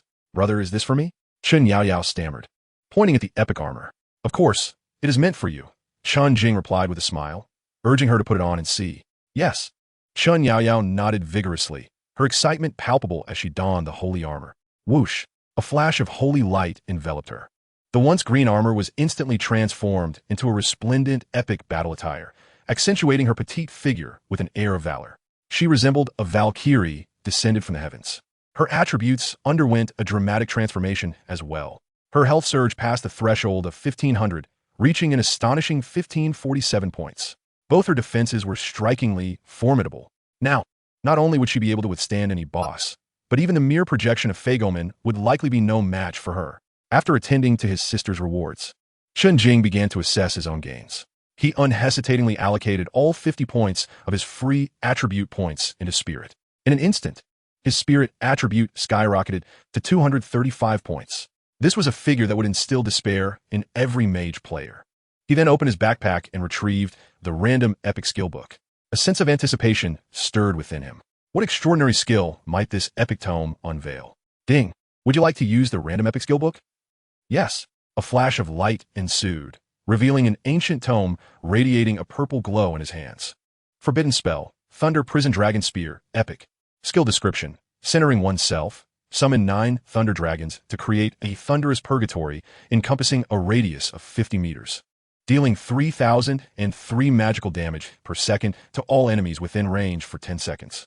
Upon the conclusion of the skill, the 9 thunder dragons will merge into a singular entity, transforming into a desolation dragon spear that can lock onto a target, unleashing a devastating final strike that inflicts 50,010 damage. Learning requirements: LV10, Mage, Spirit above 200 points.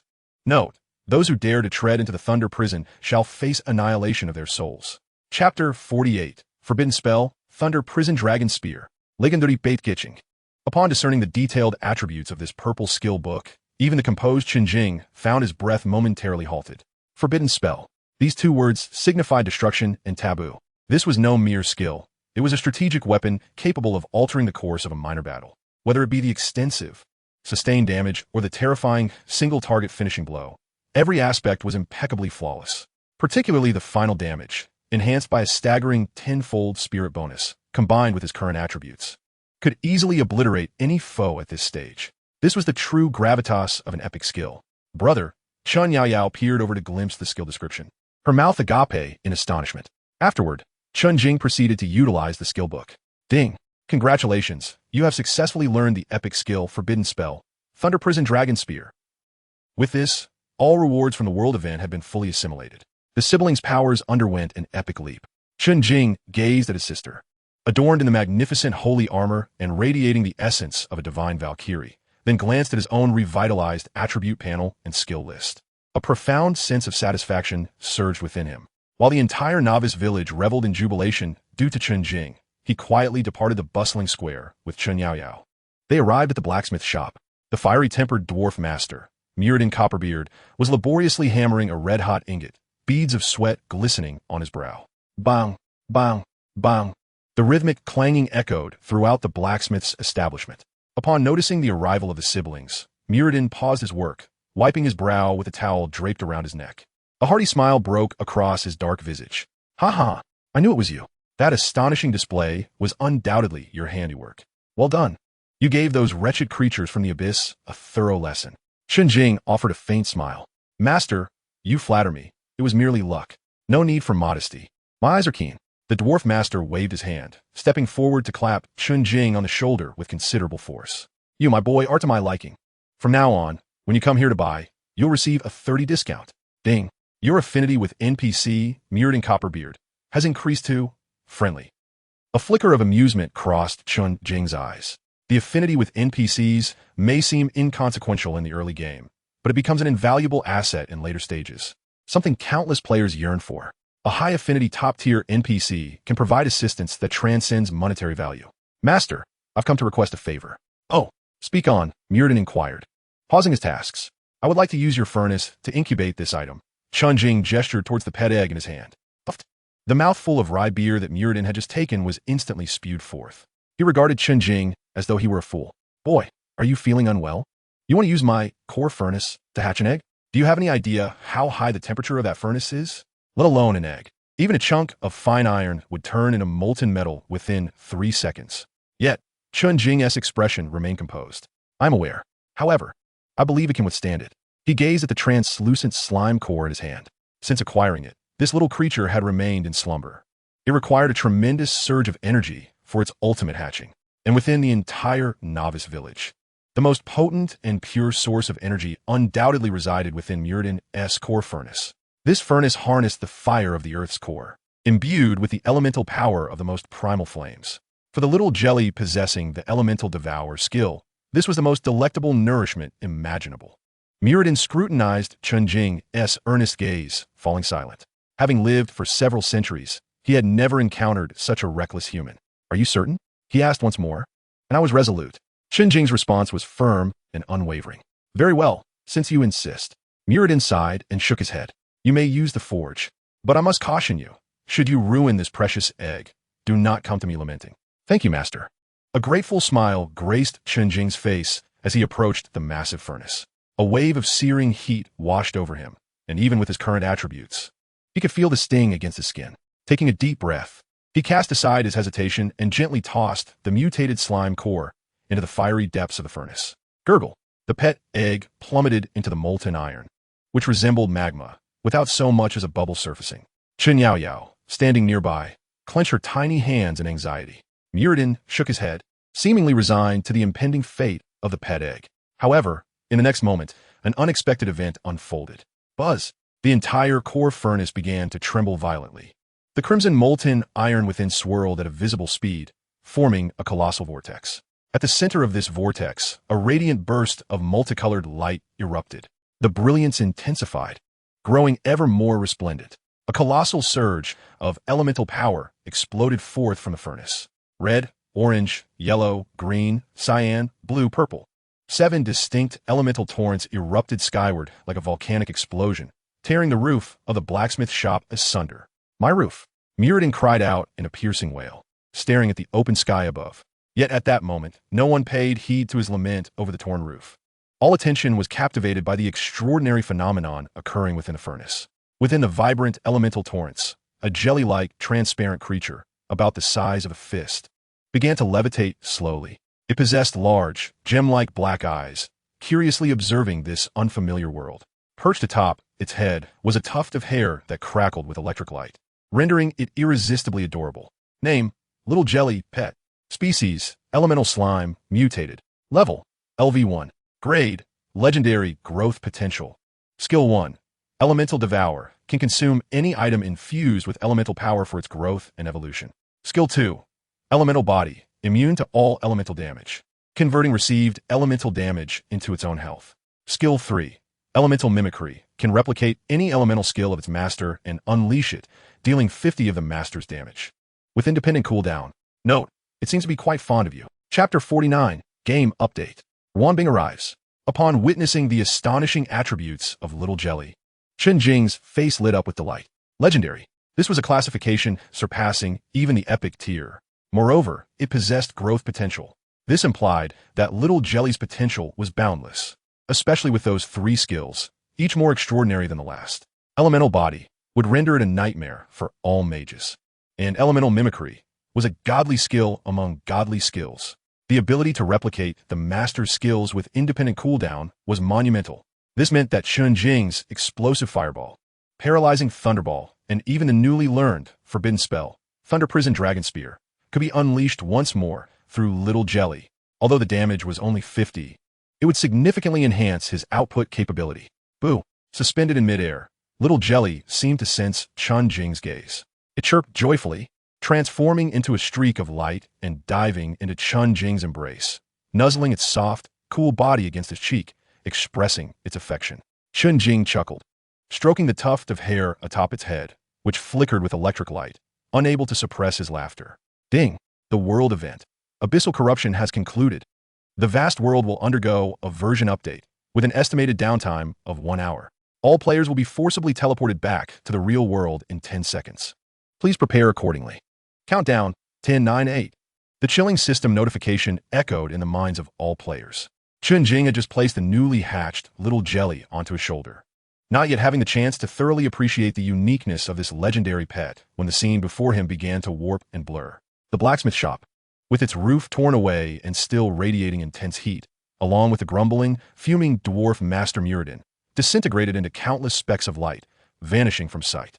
In the next moment, a slight sensation of weightlessness enveloped him. When Chen Jing's consciousness regained clarity, he found himself seated on a plush leather sofa in the real world. Beside him, his sister Chen Yaoyao sat quietly in her wheelchair. They were in the Yunding Tiangong, Building 1, their newly acquired home purchased for 88 million. Outside the window, the night scene of Jiangcheng sparkled like a river of stars. The neon lights from distant skyscrapers filtered through the expansive floor-to-ceiling windows, casting mottled shadows on the floor. Everything felt surreal, as if the cataclysmic world event and the towering abyssal lord had merely been an exceedingly vivid dream. At that moment, the roar of a car engine echoed from outside the villa. The sound was deep and powerful, evidently not produced by an ordinary vehicle. A beam of bright headlights came to a precise halt at the entrance of the villa's courtyard. The car door swung open, and 2 tall, striking figures emerged. Leading the way was Ruan Bing. Today, she had exchanged her sharp professional attire for an elegant black gown that perfectly accentuated her stunning figure. Her cool demeanor, coupled with her exquisite beauty, rendered her breathtaking in the night. Beside her stood another girl of remarkable beauty, clad in casual white attire, exuding a gentle aura. This was Ruan Bing's trusted confidant from the game, Lu Liu. Ding dong. The doorbell chimed. Chen Jing felt no surprise as he rose and walked to open the door. Good evening, Miss Ruan. Ruan Bing's beautiful eyes sparkled with a hint of a smile. I hope my unannounced visit hasn't disturbed you, Mr. Chen. Not all. Chen Jing gestured for her to enter. Please come in. As Ruan Bing and Lu Liu stepped into the villa, their gazes discreetly swept across the living room. Upon noticing Chen Yaoyao seated in her wheelchair, a flicker of barely perceptible surprise flashed across their eyes. Clearly, they had not anticipated that the top-tier paladin, who had withstood the boss like a fortress in the game, would be in such a state. In reality, there stood a girl with a disability in both legs. Yaoyao, she's Ruan Bing. Chen Jing introduced her to his sister. Hello, Sister Ruan. Chen Yaoyao greeted politely, her small face displaying a hint of shyness. Greetings. Ruan Bing approached Chen Yaoyao, her face illuminating with a gentle smile. That smile diminished much of the coldness surrounding her. You were far more valiant in the game than you are now. Upon hearing this, Chen Yaoyao's cheeks flushed slightly, and she bashfully lowered her head. After everyone took their seats, Lu Liu naturally retrieved a beautifully packaged gift box from her bag. Mr. Chen, this is a small token of appreciation from our president, congratulating you on your new residence. Chen Jing did not decline. Thank you. Following a brief exchange of pleasantries, Ruan Bing delved straight into the topic. Mr. Chen, the recent global events truly opened my eyes. Her gaze fixed intently on Chen Jing. With your singular strength, you repelled the Abyss Lord. I dare say your name is now known throughout the entirety of the Huaxiao region. Merely luck, Chen Jing replied nonchalantly. Ruan Bing smiled knowingly at his words. Luck? If such earth-shattering power can be merely termed as luck, then I fear all players worldwide would be weeping. She raised her teacup and took a delicate sip. Mister, Chen must sense it as well. This game, known as the Grand World, is likely far more intricate than we perceive. Its emergence, its authenticity, and the potential repercussions it may impose on the real world have transcended the realm of an ordinary game. Chen Jing remained silent, listening intently. He understood that what Ruan Bing was about to convey was the true purpose of her visit this evening. Indeed, Ruan Bing set down her teacup, her tone growing more serious. To be frank, those in higher echelons have already taken notice of this game. A special task force composed of experts from various fields has been established. Their aim is to explore the essence of this game, assess its risks, and if necessary, take control of it. Upon hearing this, a subtle shift appeared in Chen Jing's gaze. The national team, are they entering the fray so soon? This was at least half a month earlier than he recalled from his previous life. The authorities wish to recruit all top players like you, Mr. Chen. Ruan Bing's eyes brimmed with sincerity. With your abilities, should you agree, you will receive the maximum allocation of resources at the national level. Information, supplies, personnel, whatever you request. We shall fulfill. Such an offer was undeniably tempting. For any ordinary player, it would be a meteoric rise to prominence. However, Chen Jing merely shook his head calmly. Thank you for your kindness, Miss Ruan, but I must decline. Chapter 50. Su Xiao Li's private message. Have you found another good place? The air seemed to freeze in that moment. Lu Liu, standing nearby, widened her eyes in astonishment. She had never anticipated that, faced with such favorable conditions, Chen Jing would reject them so decisively. Even Ruan Bing's smile faltered slightly. She had envisioned numerous possibilities. Chen Jing might bargain, or perhaps propose his own conditions, but she had never considered he would outright refuse. May I ask why? Ruan Bing could not help but inquire. Chen Jing's gaze flickered to his sister beside him. I am accustomed to solitude and freedom. I dislike being bound by excessive rules. Moreover, I have more pressing matters at hand. This rationale seemed somewhat dismissive. Yet, as Ruan Bing gazed into Chen Jing's calm and resolute eyes, she understood that perhaps this was indeed his genuine sentiment. This man possessed his own pride and ambitions. He did not wish to become a mere tool in someone else's grasp. After a brief silence, Ruan Bing's face once again broke into a smile. I understand. She did not continue to persuade him. A wise woman knows when to cease her endeavors. Forcing recruitment would only yield counterproductive results, even leading to animosity. That was not her desired outcome. In that case, we shall not impose any further. Should you require assistance from our Lu Li Pavilion in the game, feel free to contact me at any time. This door will always remain open for you. All right. Chen Jing nodded. He accompanied Ruan Bing and Lu Liu to the door, watching the black sedan disappear into the night before slowly closing the door. Leaning against it, he exhaled softly. The intervention of national power had, after all, come sooner than expected. What impact this would have on the future trajectory was something even he could not fully anticipate. Nevertheless, it was of little concern to him. His singular goal in this life had always remained unchanged, to stand at the pinnacle of this world, possessing the absolute power to protect himself and his sister. As for everything else, he held no interest. Brother, his sister's melodious voice brought him back to reality. Chen Jing turned around to see Chen Yaoyao gazing up at him, her large eyes sparkling. Who do you think is prettier, Sister Lu Li or Sister Xiaoli? The corner of Chen Jing's mouth twitched involuntarily. What on earth is this? He walked over to his sister, gently tapping her on the head. Little ones should not dwell on such trifles. Oomph. Chen Yaoyao puffed out her cheeks in displeasure. I am not a child. Observing his sister's adorable demeanor, the weight in Chen Jing's heart dissipated like mist. He couldn't help but smile. Seeing his sister so joyful was more significant than anything else. An hour passed swiftly. Ding. The version update for the Grand World has been completed. The game will reopen in 1 minute. Wishing you a delightful gaming experience. The familiar system notification echoed in the minds of the siblings once more. Brother, let's hurry in, Chen Yaoyao urged, almost bursting with anticipation. All right, Chen Jing replied with a smile. In a flash of light, the two vanished from the opulent living room of the villa. The next moment, they reappeared in the blacksmith shop, its roof still missing. The air was filled with a lingering warmth. Master Murading, the dwarf, was directing several NPC apprentices as they patched up the enormous hole. Upon noticing Chen Jing and his sister's sudden appearance, he merely cast a sidelong glance before resuming his scolding of the workers. You fools, that plank doesn't belong there. Do you want my blacksmith shop to leak when it rains? Chen Jing chuckled, choosing not to disturb him. The small jelly on his shoulder affectionately nuzzled his cheek, emitting a cheerful sound. And just then, a notification chimed from a private message, prompting Chen Jing to open it. It was from Sugar and Pear, also known as Su Xiaoli. Sugar and Pear. Master Mage, are you online? The plethora of exclamation marks clearly indicated her current excitement. Chen Jing responded with a single word. The strongest mage, yes. No sooner had he sent the message than Su Xiaoli's reply appeared in an instant. Sugar and Pear. Master Mage, you are absolutely incredible. Sugar and Pear. I just watched a replay on the forum. You actually managed to drive away that enormous boss. You are like a celestial being descending to Earth. Sugar and Pear. Our newbie village 4396 has become the most famous of all newbie villages, all thanks to you. Amused by her effusive praise, Chen Jing shook his head with a smile. The strongest mage, let us get to the point. Sugar and Pear? Oh, right. Of course. Master Mage.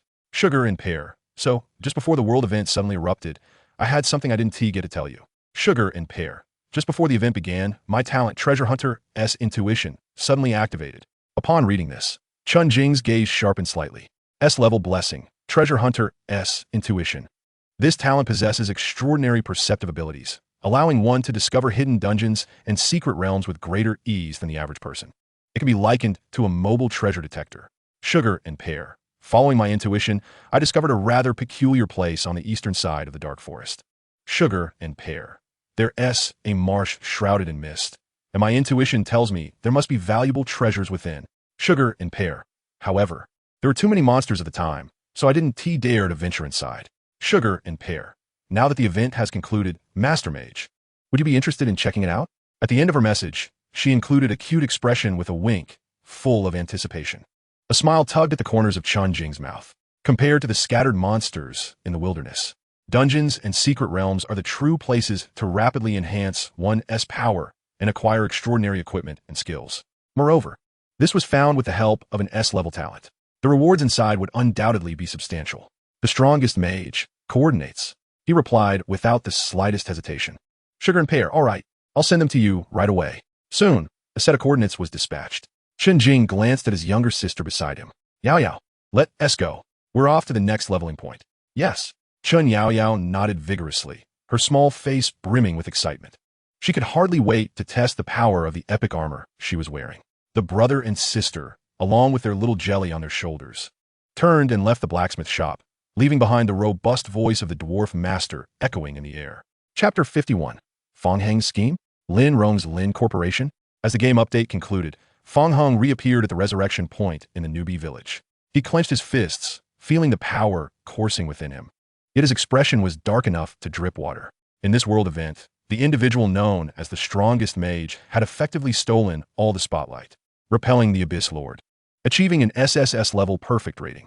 Now, the forums across the Huaxia region were teeming with posts about him, reaching an unprecedented level of discussion. And what about Fang Heng? He had attempted a sneak attack with 2 disciples, but ended up being eliminated in an instant. It was an utter humiliation. Who was Fang Heng? The possessor of the S-level assassin blessing, Shadow Master. In any previous virtual MMORPG, he had stood at the pinnacle of the assassin class, the Shadow King feared by countless players. When had he ever endured such indignity? Master, the brothers He Ying and Bai Ying approached, their faces reflecting a hint of trepidation.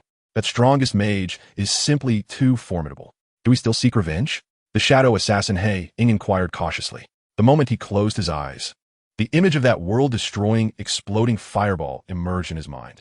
It was a power that was simply insurmountable. To confront him again would not be revenge. It would be courting death. Indeed, Master, Bai Ying echoed. A gentleman takes revenge. 10 years is not too late. Perhaps we should just concede for now. We can discuss it again when we are at a higher level and have better equipment. Upon hearing the despondent words of his 2 disciples, Fang Heng's expression darkened immediately. Silence. He chided in a low voice. Concede? Those words do not exist in Fang Heng's vocabulary. What is he? Just a mere mage. What is so impressive about that? He is riding high on luck, having stumbled upon a hidden quest. Once this wave of attention passes, he will be nothing. Fang Heng's eyes gleamed with a mad jealousy and resentment. He would never admit to being inferior to anyone, let alone a nameless upstart. To him, everything that Chen Jing had achieved was merely the result of sheer luck. Observing his 2 disciples, who were already terrified, Fang Heng snorted coldly and revealed his trump card. What is there to fear? I have already secured my allies. Allies? He Ying and Bai Ying exchanged puzzled glances. Indeed, Fang Heng's lips curled into a smug smile. The ally I have found is no ordinary person.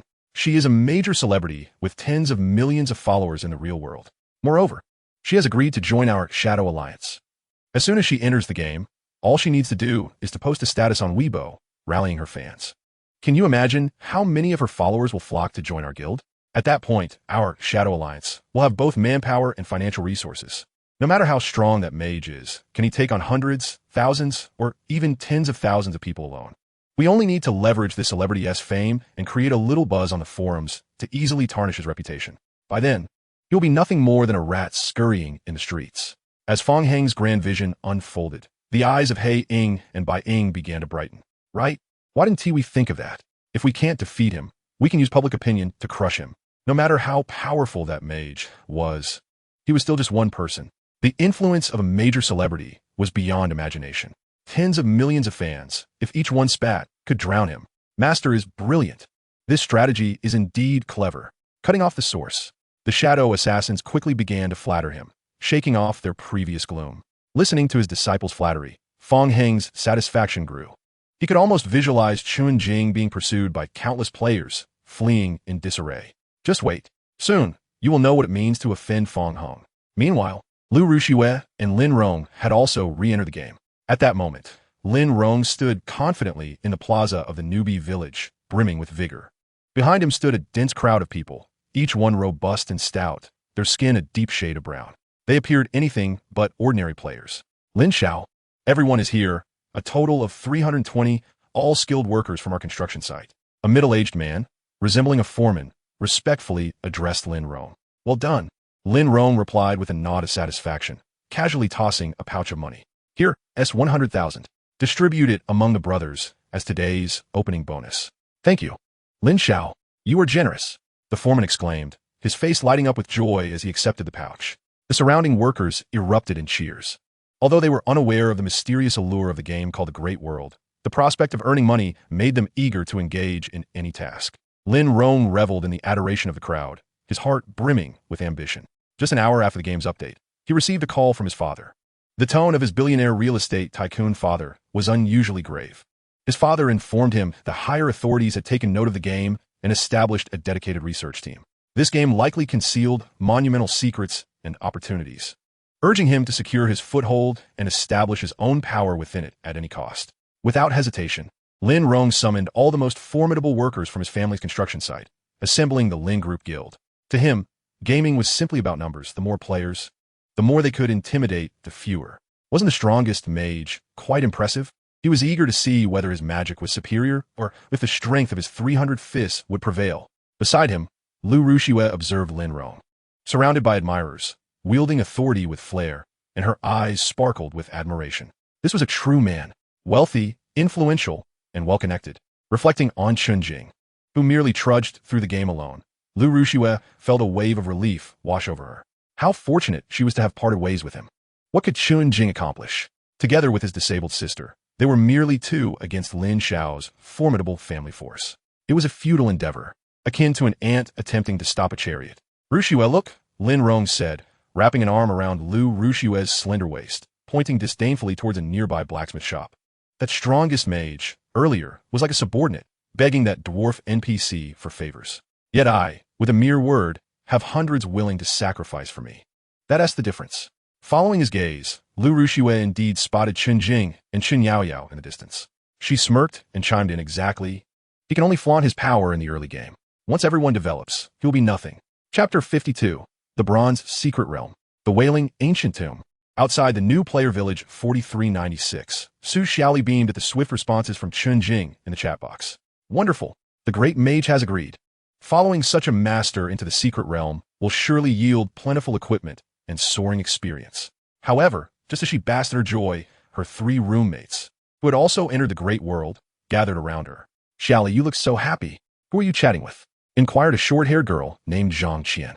And nothing. Su Xiaoli instinctively attempted to close the chat box. Keeping secrets? Let's see. Another roommate, Wang Linlin, walked over for a sneak peek. Isn't that the strongest mage? The hottest celebrity on the forums right now? Zhang Qian exclaimed in astonishment. What? Xiaoli, you know the great mage? The other two roommates leaned in, their faces filled with disbelief. Previously, Su Xiaoli had been so engrossed in this so-called great world that her roommates, finding themselves with nothing to do, had decided to give it a try. To their surprise, they became quite enamored with it. Within the hour of the game's update, they had been feverishly scrolling through the forums. The ID, the strongest mage, had become akin to a deity among all players of the great world, single-handedly repelling the Abyss Lord. Such achievements seemed straight out of novel. They never dreamed that their seemingly ordinary roommate, Su Xiaoli, could converse with someone of such stature. Xiaoli, you are being quite unfair, having such a big shot as a friend and not telling us. Zhang Qian remarked, a hint of jealousy in her tone. Exactly, Xiaoli. Since you're so close with the great mage, could you persuade him to take us along? Wang Linlin looked at Su Xiaoli with eager eyes. We're not asking for much, just a taste of the action. Right. Xiaoli, we're good friends. You can't keep this to yourself. Listening to her roommate's clamoring demands, Su Xiaoli's expression turned somewhat troubled. If she were to tackle a dungeon alone, it wouldn't matter to bring her roommates along. However, this was Chen Jing inviting her. Their relationship was merely that of teammates from one previous encounter, hardly friends. Why did she have to request Chen Jing to accommodate more people? Wouldn't he that burden the great mage? Resolutely, Su Xiaoli shook her head and replied no. Why not? Wang Linlin immediately expressed her displeasure. Isn't it just a few more people? Surely for a great mage, it's a trivial task. Exactly, Xiaoli. Are you afraid we'll steal your spotlight? Zhang Qian added sarcastically. That is not what I meant. Su Xiaoli's face flushed as she protested. I really am not close with the great mage. I can't. Enough with the excuses. Wang Linlin interrupted impatiently. You just don't want to take us along, right? Why make so many excuses? Do you really think you're something special just because you're connected to a big shot? We can play on our own. Maybe we'll encounter an even stronger mage. With that, Wang Linlin stomped away angrily. The other two roommates shot Su Xiaoli a discontented glance before following suit, leaving the atmosphere heavy with tension. Watching her roommates' retreating figures, Su Xiaoli felt a mix of grievance and determination. She knew she hadn't done anything wrong. Kindness was the hardest debt to repay. She couldn't let her selfish desires deplete the little goodwill Chen Jing had towards her. Taking a deep breath, Su Xiaoli followed the coordinates she had previously saved, making her way towards the marshland at the edge of the Black Forest. Soon after, she encountered Chen Jing and Chen Yaoyao. A stretch of marshland shrouded in gray mist lay silently before them, the air thick with the scent of decay and moisture. Bubbles occasionally surfaced in the swamp, as if something beneath was breathing. Great mage, this is the place. Su Xiaoli pointed toward the marsh ahead and whispered, My intuition tells me that something extraordinary lies deep within this swamp. Chen Jing nodded, his gaze calmly surveying the area. He had ventured here in his previous life, but at that time, the fog of the marsh had long dissipated, and the hidden secrets within had already been claimed by other guilds. Little did he expect that in this life, Su Xiaoli would discover it ahead of him. He retrieved an ancient bronze token from his backpack, an artifact dropped by the Shadow Wolf King he had previously vanquished. Bronze Secret Token grants access to any bronze-level secret realm. This swamp was indeed a concealed bronze-level secret realm, with a recommended entry level of LV8 to LV15. Ordinarily, without a special talent or extraordinary luck, even searching for days on end would yield no results. Thus, Chen Jing had not considered bringing Yaoyao to this marsh. The realm was a vast, ancient tomb, inhabited predominantly by undead creatures. Undead monsters carry various repulsive negative statuses. Chen Jing explained to the two beside him. Xiaoli, stay close to me when we enter. Remember to heal and cleanse any negative effects promptly. Understood, master. Su Xiaoli nodded vigorously, her small face reflecting earnestness. Yaoyao, ensure Xiaoli is well protected.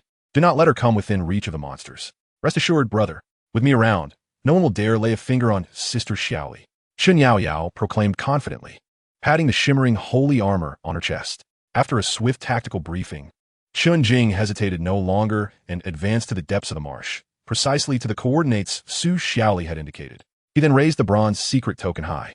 A resounding hum erupted as a blue light shot skyward from the token. The gray mist ahead roiled violently, as if encountering a nemesis, then parted to reveal a massive, ancient stone archway emerging from the swamp.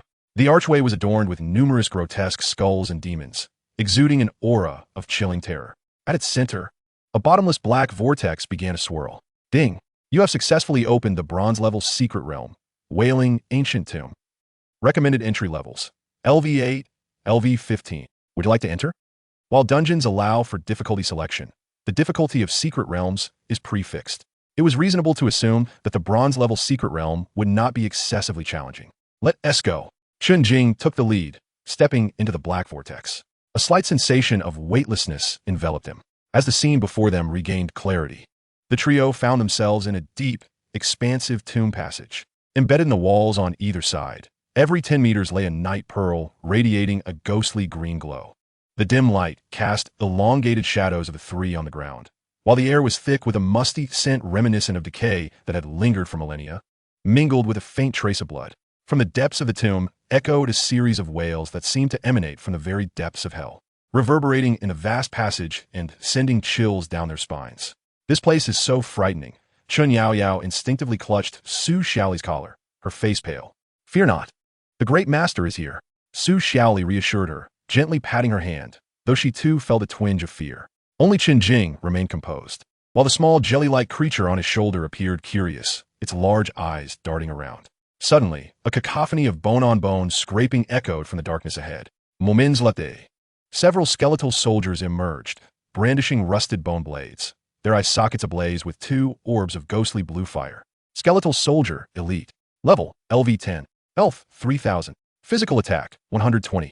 Physical defense, 150. Magical defense, 50. Skills, Undead Body, Heavy Slash. Note, the loyal guardians of the ancient tomb. They will shred any living being that dares to intrude. LV10 Elite Monsters. And there were 7 or 8 of them right at the outset. A conventional trio of players would likely have turned tail at such an overwhelming display. Yaoyao go. Chen Jing calmly commanded. Got it. Chen Yaoyao shouted as she brandished her shield and charged forward. Taunt. A golden halo expanded from her feet. The once lethargic skeletal soldiers were instantly provoked, their ghostly flames flaring with fury as they rushed at Chen Yaoyao, wielding their bone blades. Clang, clang, clang. A series of metallic clashes erupted as the skeletal soldier's blade struck against Chen Yaoyao's barrier shield, sending sparks flying. The damage numbers floated above her head. 0, 0, 0. Given her formidable health of 1547 points and high defenses, such meager damage could not even breach her defenses. Even more astonishingly, at the moment the skeletal soldiers attacked her, red damage numbers simultaneously appeared above their heads. 238, 238, 238.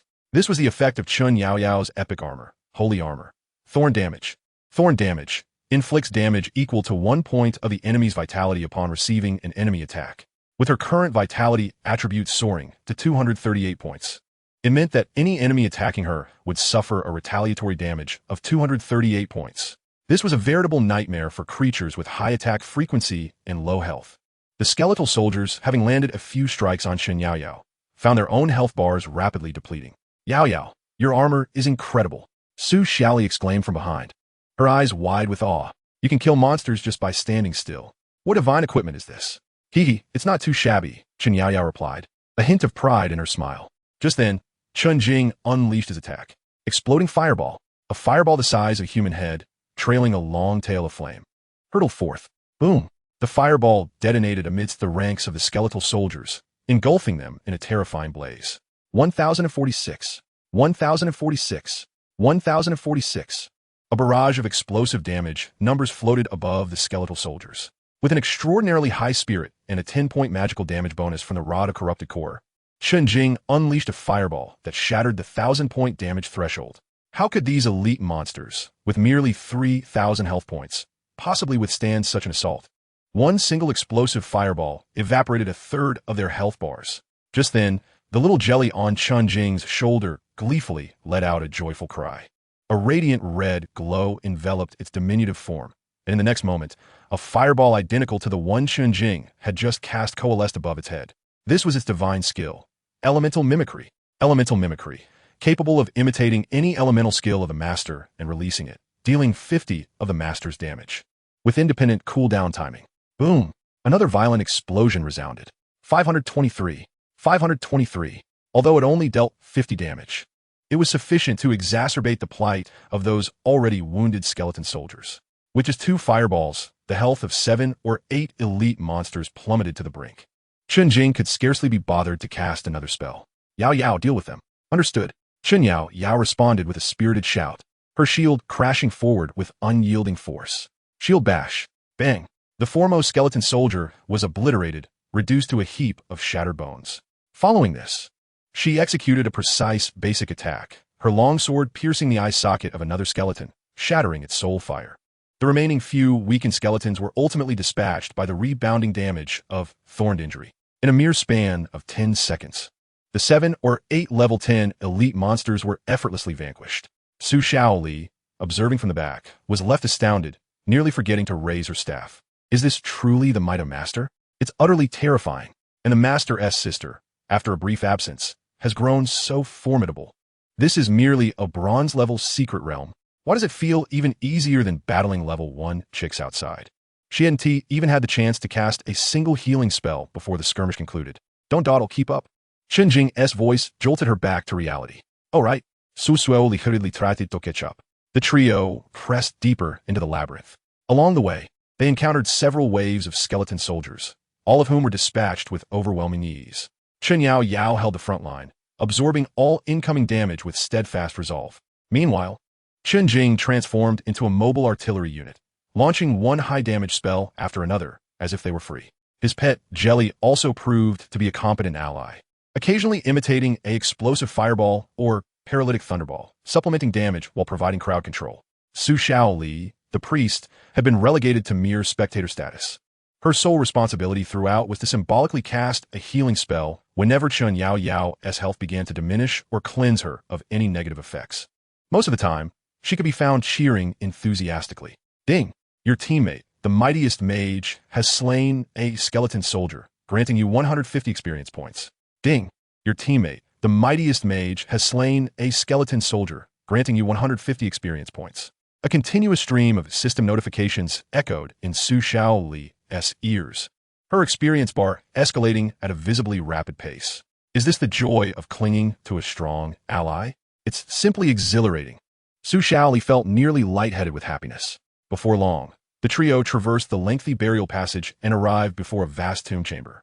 At the center of the chamber lay an enormous stone sarcophagus. Surrounding it stood a skeletal figure, wielding a giant axe and clad in tattered armor, towering over ordinary skeleton soldiers by twofold.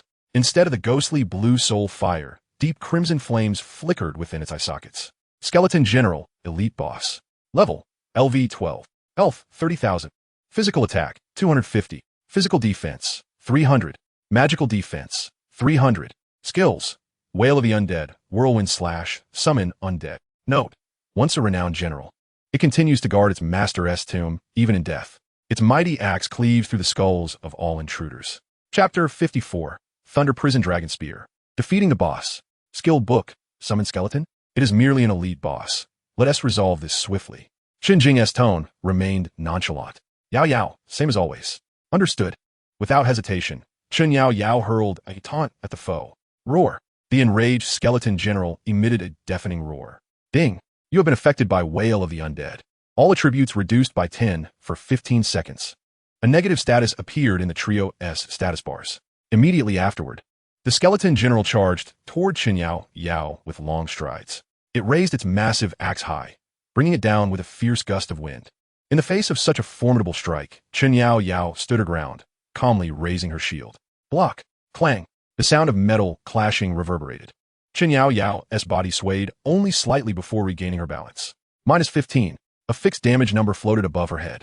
The SSS class talent, Absolute Defense, once again showcased its unparalleled might. Regardless of the enemy's attack power, the damage inflicted would never exceed 1% of her maximum health. Simultaneously, a retaliation damage number appeared above the skeleton general. -238. Well done, Yaoyao. Su Shaoli cheered excitedly from behind, her small fists pumping in the air. Chen Jing's attack followed closely behind. Paralytic Thunderball. A crackling orb of electricity struck the back of the skeleton general's head with pinpoint accuracy. -370. Crack. A paralysis icon materialized above the boss's head. The skeleton general's axe, which had just been raised, froze mid-air. Though it was only for a fleeting second, it was more than enough to be decisive. Puff. The little jelly emulated its master, releasing a smaller paralytic thunderball. -185. Another second of paralysis. Seizing this opportunity, Chen Jing had already completed the incantation for his next skill. Explosive Fireball. Boom. -555. The combination of continuous control and explosive damage caused the skeleton general's health to plummet sharply. Roar. The skeleton general erupted in fury.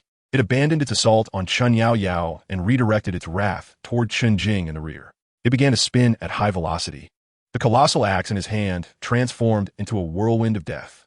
Whirlwind Slash. Be careful, brother, Chen Yaoyao exclaimed, hastily attempting to intervene. However, Chen Jing's reaction was swifter than hers. He charged forward, advancing into the very heart of that deadly vortex. Just as the massive axe was about to cleave him, a yellowish light suddenly illuminated the ground beneath his feet. Water ball. Bang! A small orb of water struck the ground at the feet of the skeleton general, drastically reducing its mobility. Almost immediately, another yellow light flared up. Earth ball. The skeleton general was pushed back a considerable distance. That unstoppable whirlwind slash was abruptly interrupted. With a seamless series of skillful maneuvers, he toyed with a level 12 elite boss as if it were a mere plaything. Having disrupted the boss's skills, Chen Jing showed no signs of hesitation and unleashed another explosive fireball, launching it forth. 555. The skeleton general's health plummeted once more. Undead Summon. Realizing that if things continued this way, it would be utterly kite to death, the skeleton general finally unleashed its final skill. It plunged its colossal axe into the ground with great force. Dark tendrils of energy erupted from the earth. A dozen level 10 skeleton soldiers clawed their way from beneath the surface, surrounding Chen Jing and his companions. So it has come to this. A glimmer of understanding flashed in Chen Jing's eyes. All of this had been anticipated. Shaoli, prepare to heal, he advised. Taking a deep breath, he began to chant a brand new skill, one he had just learned and never before utilized. In my name, summon the divine thunder from the heavens. Forbidden spell, thunder prison dragon spear. As he chanted, a terrifying pressure, suffocating in its intensity, erupted forth from him. The ceiling of the tomb darkened suddenly. Countless purple lightning serpents danced wildly in the darkness. In the next moment, 9 formidable dragons, entirely composed of electricity, tore through the gloom, roaring downwards. They coiled around Chen Jing, forming a storm of electric hell that enveloped a 50-meter radius. Crackle, crackle. Countless bolts of furious electricity surged and raged within the prison. The newly summoned skeleton soldiers could not even emit a cry before they were obliterated into dust by the horrific lightning. 1005. 1005. A series of cataclysmic damage numbers floated above their heads. Instant kill. A complete annihilation. The skeleton general, located at the heart of the thunderous prison, fared even worse. 705. 705. 705. Its health bar was visibly plummeting at an alarming rate. The 10 seconds of the thunder prison passed swiftly. The skeleton general's health was reduced to a mere sliver. Its armor lay shattered, and the flame of its soul and its eye sockets flickered weakly, as though it could extinguish at any moment. Yet this was not the end. Suddenly, the 9 lightning dragons coiled in the air let out a deafening roar. Their forms began to merge rapidly, coalescing into a spear of purple lightning, entwined with destructive energy. The spear's tip locked onto the skeleton general below. No! The skeleton general emitted its first and final words, filled with terror and despair. In the next instant, the annihilation dragon spear pierced the heavens, crashing down. Boom! 2,950. A terrifying damage figure slowly floated above the skeleton general's head. With various damage enhancements, the final damage approached 3,000. The colossal form of the skeleton general, along with its massive axe, was instantaneously vaporized, leaving not a trace of ash behind. Ding! You have successfully slain the skeleton general and earned 5,000 experience points. A crisp system notification echoed in the ears of the three. The loot from the boss was rather commendable. A piece of armor shimmering with a green glow, a blue staff, and a blue skill book. There were no skill stones this time. Chen Jing stepped forward, collecting all 3 items. General's armor, green. Requirements: level 10, warrior. Knight. Attributes: Constitution 20, Strength 10, Physical Defense 50. Note: the armor most favored by the skeleton general in life, though somewhat damaged, remains sturdy. Bone staff, blue. Requirements: level 10, mage. Attributes: Spirit 30, Spell critical rate 5. Special effect: your damaging spells have a 10 chance to instill fear in the target, rendering them unable to act for 15 seconds. Note: made from the spine of Archmage Harrison, infused with potent necromantic power. Summon skeleton, blue. Skill description: consume a corpse to summon a skeleton from the undead plane to fight for you. The skeleton's attributes depend on the strength of the corpse, with a maximum of 3 able to be summoned simultaneously. Learning requirements: level 10, necromancer. Note: arise, my servant. Chapter 55, legendary quest item, Heart of Holy Light. A knight's armor, a blue staff, and an exceedingly rare summoning skill book. This haul is certainly commendable. However, with the acquisition of the sacred armor, the general's armor will naturally become redundant. At that time, he could see if Su Yulong or Ruan Bing would want it. If they do, it will be perfect to sell. As for the Summon Skeleton book, it would be a good opportunity to learn. The Elemental Archmage class theoretically allows for the learning of any skills related to magic, so he promptly learned it. Finally, his gaze fell upon the Bone Staff. With Spirit 30, Spell critical 5, and a powerful control effect, its attributes were significantly superior to the Rotten Core staff he currently wielded. Without hesitation, he opted for the replacement. After equipping the new staff, his spirit attribute surged by another 10 points, reaching 245 points. His power had ascended to a new level. Just as Chen Jing finished handling the spoils and prepared to depart, his gaze inadvertently swept over the enormous stone coffin positioned at the center of the tomb. He frowned slightly. Wait, he called out to the 2 who were about to leave. What is it, brother? Chen Yaoyao inquired, puzzled. Chen Jing offered no reply. Instead, walking directly to the stone coffin, he extended his hand and gently rapped on the cold surface. Hood, hood, hood.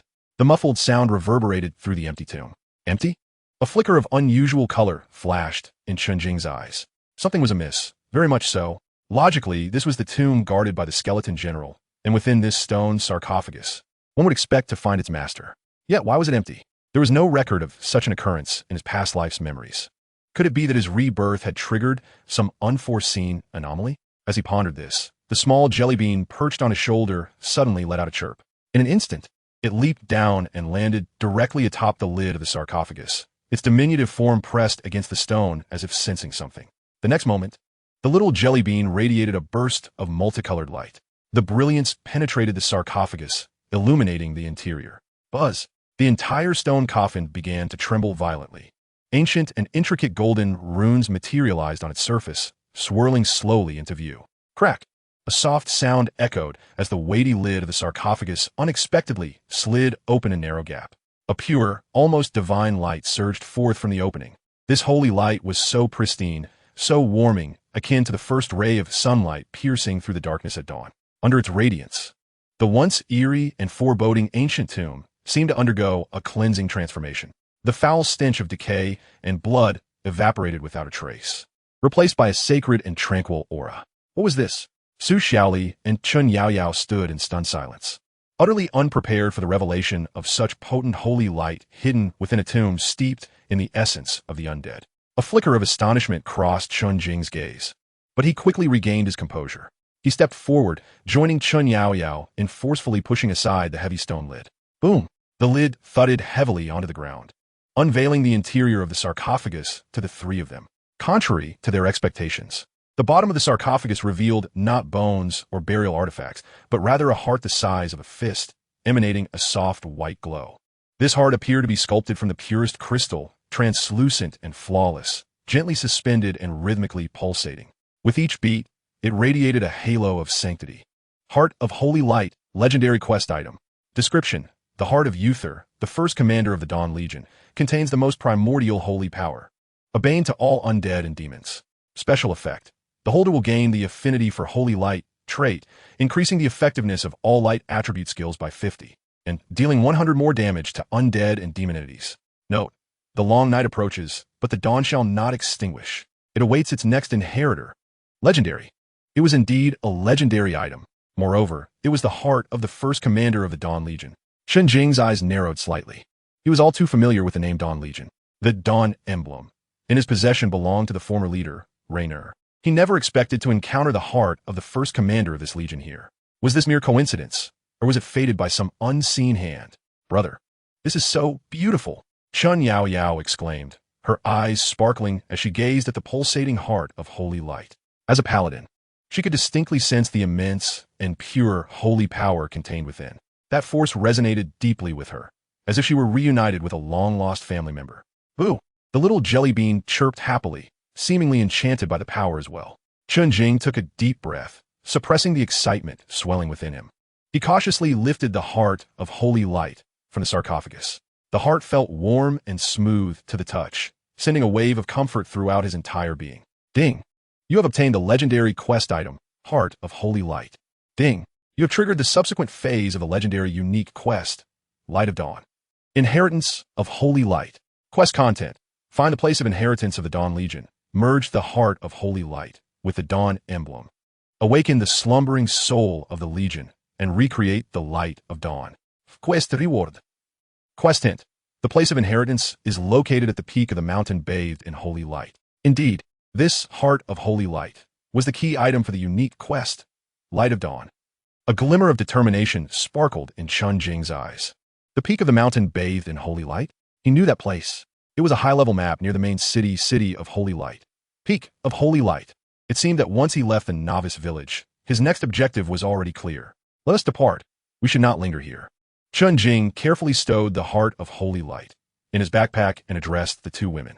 With such a significant item in hand, he wished to avoid any unnecessary complications. The two nodded in agreement. The trio swiftly exited the ancient tomb, filled with unexpected discoveries. Meanwhile, in the square of the novice village, an extraordinary scene was unfolding. A female player, identified by the ID, Moon Goddess Baby, suddenly appeared in the center of the square. Her presence immediately captured the attention of all. It was no wonder, for her beauty was simply breathtaking. With exquisite features, a figure reminiscent of a goddess, and adorned in a splendid novice mage robe, she radiated a star-like aura. Wow, who is this girl? She's stunning. My goodness, her looks and figure are simply unrivaled. Could she be some celebrity? She does look familiar. Isn't she that trending starlet? What was her name again? I remember. It's Lu Yu. She's Lu Yu, a player exclaimed, igniting a frenzy in the square. Lu Yu was one of the hottest rising stars in Huaxia, boasting an astonishing 50 million followers on Weibo. She had come to play Great World? Countless players surged forward, surrounding Lu Yu. Moon Goddess, is that really you? I'm your fan. Moon Goddess, please give me an autograph.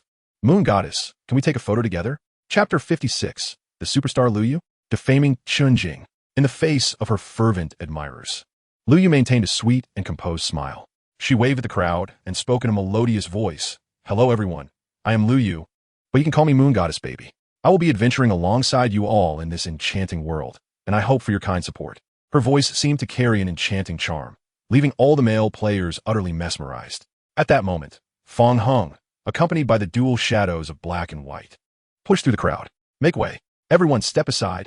With an air of pride, he approached Lu Yu. Clearing his throat, he proclaimed loudly, from this day forth, the Moon Goddess shall officially join our Shadow Alliance Guild. We, Shadow Alliance, warmly welcome all fans of the Moon Goddess to join us. By joining, you'll have the chance to team up with the Moon Goddess for dungeon raids. This announcement detonated like a bomb, igniting excitement throughout the venue. What? Joining the guild means playing games with the goddess? What is there to hesitate about? Count me in. I want to join. President, take me in. President. Though my skills may be lacking, I have wealth. In an instant, countless players clamored to join the Shadow Alliance. Fong Hung beamed with delight at the frenzy unfolding before him. This was precisely the effect he desired. With Lu Yu as his trump card, the rise of Shadow Alliance was imminent. Lu Yu surveyed the fervent scene, a glimmer of satisfaction flickering in her eyes. Her agreement to join this obscure guild was not rooted in Fong Heng's meager prowess, but rather because her management company recognized the vast traffic potential of the Great World. Her entry into the game aimed to attract more attention and solidify her popularity, with Fong Hung serving merely as a stepping stone. As a recruitment for Shadow Alliance surged, Lu Yu suddenly shifted her tone, adopting a pitiful expression. Everyone, I actually have another matter to ask for your assistance. Her voice bore a hint of grievance and quivering emotion. What happened to the Moon Goddess? Who has wronged you? Tell us, and we shall avenge you. Exactly. How dare anyone bully our Moon Goddess? They must be tired of living. Upon hearing that their idol had been wronged, her fans were incensed. Lu Yu, witnessing their fervor, reddened her eyes and skillfully shed a few tears, embodying a heart-wrenching image. The situation is like this. Previously, while I and other members of the Shadow Alliance were battling a boss in the wild, we had it nearly defeated. Suddenly, a person named the Strongest Mage appeared and, without a word, snatched our boss away. When we confronted him, he insulted us, calling us trash unworthy of playing this game. Woo-woo, after all our hard work. It was taken from us. I truly feel so wronged. As she spoke, she wiped away her tears, her delicate demeanor shattering hearts. Upon her words, the crowd erupted in astonishment. What? The so-called beacon of hope for the Huaxia region, the Strongest Mage, is actually such a person? Stealing monsters and hurling insults? The murmurs of disbelief spread like wildfire. No way. Is it true that the mage would act in such a manner? The Moon Goddess is in tears. It must be real. He must have taken advantage of his superior gear to bully newcomers. Damn, I misjudged him. I once admired him, only to find he is a hypocrite. Boycott the Strongest Mage. Let him be expelled from the Great World. Under Lu Yu's masterful performance and Fong Heng's incitement, public opinion underwent a dramatic reversal. Just moments ago, the Strongest Mage, revered by thousands, was swiftly transformed into a despised villain. Countless oblivious players were swept up in the frenzy, launching a barrage of insults against Chen Jing across the World Channel and forums. World Channel, Dragon AO Tian, that guy named Strongest Mage, come out. What kind of hero steals our Moon Goddess's boss? Guardian Knight of the Moon Goddess, indeed. He bullies newcomers just because he has high levels and good gear. What a shameless act. Down with the mage. Let us unite to boycott him. Make him the enemy of the entire server. Passerby, in no way. Is the mage really that kind of person? I find it hard to believe. Didn't he save the entire newbie village? Moon Goddess's diehard fan. What do you know? Knowing a person's face, but not their heart. He might have saved the newbie village just for show, to gain fame. Fong Hung. I can testify. Every word the Moon Goddess said is true. I was there and witnessed how that Strongest Mage ruthlessly snatched the boss and insulted us. The World Channel devolved into chaos. predominantly filled with fervent fans of Liu Yu and members of Shadow Alliance, all vehemently attacking Chen Jing. Although a few rational players raised doubts, their voices were quickly drowned out by the tidal wave of vitriol. The forums were even more outrageous, with a thread titled, "Earth-Shattering Scandal. The Strongest Mage's Character Crumbles, revealed as a shameless thief and insulter," rapidly climbing to the top. The post exaggeratedly described how Chen Jing had stolen the boss from Liu Yu's team and how he arrogantly insulted them, accompanied by a screenshot of Liu Yu crying in the game. This image instantly ignited the fury of all her fans. What? Our moon goddess is in tears. Is that strongest mage devoid of humanity? How could he bully a girl like this? Brothers, let's take him down. A server-wide manhunt for this scoundrel. I've created a victim alliance for those wronged by the mage. Let us seek vengeance. In a flash, the crowd's anger surged. The admiration they once held had transformed into fury. With the encouragement of those with ulterior motives, Chen Jing's image plummeted from that of a world-saving hero to a despicable villain. Meanwhile, Lin Rong and his newly established Lin Group guild were eager to seize this opportunity to strike while the iron was hot. Ha! Truly heaven sent. Look at this post on the forum. Lin Rong laughed heartily, reveling in the chaos. That fool dared to offend a major celebrity? Now, we needn't lift a finger. The spit of those fans will drown him. He turned to Lu Ruxue beside him, grinning with satisfaction. See, this is the power of connections and influence. No matter how strong he is alone, what does it matter? In the face of public opinion, he is nothing. Lu Ruxue mirrored his glee. You're right. Who told him to be so arrogant? Now he has become the enemy of the entire server. Let us see how he plays from here on out. Coolme, let us join the fun. With a grand gesture, Lin Rong led his entourage of over 300 workers toward the square. His intent was clear, to trample Chen Jing underfoot. Arriving at the center of the square, he activated the server-wide announcement feature, a function that cost 10,000 units of currency each time it was used. However, for a wealthy second generation like Lin Rong, this sum was mere pocket change. Server-wide announcement. Lin Group, young Master Lin. That cowardly turtle known as the strongest mage. Come out and face me. If you have the guts to steal a monster, why not admit it? If you kneel down now and apologize to our moon goddess baby, perhaps I might consider sparing your pitiful life. This provocative message echoed throughout the entire server, repeated 10 times. The entire Huaxia district was thrown into a frenzy. Even the Lin Group, clearly a major consortium, had to intervene. It seems that the strongest mage is truly facing his demise this time. Meanwhile, at the eye of the storm, Chen Jing had just teleported out of the secret realm with Chen Yaoyao and Su Xiaoli. Brother, we leveled up again. Chen Yaoyao exclaimed joyfully, having reached level 12. Her attributes enhanced once more. Chen Jing had also leveled up, now at level 13. However, a slight furrow appeared on his brow. Upon his arrival, he was inundated with a barrage of private messages. Some were casual chats, like from Dragon Sovereign Su Yulong. Others inquired about the situation, such as Frosty Snow, Ruan Bing. Yet, the majority were filled with vile insults and threats.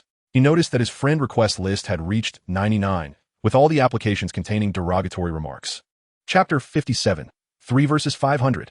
Chen Jing, are you seeking death? What's going on? A flicker of confusion crossed Chen Jing's eyes. He opened the world channel and immediately spotted Lin Rong's arrogant proclamation. Next, he navigated to the forum dedicated to the high-dimensional game, World of Deqian. Thus, even within the game, one could access it at any moment. Upon opening the forum, a thread pinned to the top caught his attention. Stealing monsters? Insulting others? After reading the post, a peculiar expression crossed Chen Jing's face. When did he ever steal a boss named Moon Goddess Baby? This was entirely fabricated, a figment of imagination. Truly baffling. Master Mage, what is going on? Su Xiaoli, having seen the World Channel content, wore an expression of shock and indignation. How can they do this? Who is that Moon Goddess Baby? Why are they slandering you? Brother, they're going too far. Chen Yaoyao's face flushed with anger. Her chest heaving, she detested nothing more than seeing others slander her brother. Observing the two girls filled with righteous fury, Chen Jing maintained his calm demeanor. He had witnessed such lowly tactics of public opinion in his past life. This was merely an attempt to leverage the fan effect of celebrity to tarnish his reputation, turning him into a target of public scorn. Though the methods were crude, they were undeniably effective, particularly against those uninformed players easily swayed by emotion. Just a clown? Not worth his concern. Chen Jing spoke with a hint of indifference, too apathetic to offer explanations. He understood that in the face of fervent public sentiment, any explanation would seem feeble. The more one explained, the more it appeared they were guilty. The best way to deal with such individuals was to crush them with an incomprehensible force, demonstrating that in the presence of absolute power, any conspiracy was but a joke. Yet, their insults were exceedingly harsh. Su Xiaoli remarked, feeling somewhat wronged. Those vile words made her blush as a girl. Ignore them. Chen Jing glanced at Lin Rong's proclamation, a glimmer of coldness flickering in his eyes. Since he wished for me to emerge, I shall oblige. With that, he replied succinctly in the World Channel. World Channel, strongest mage, I await you at the Novice Village Square.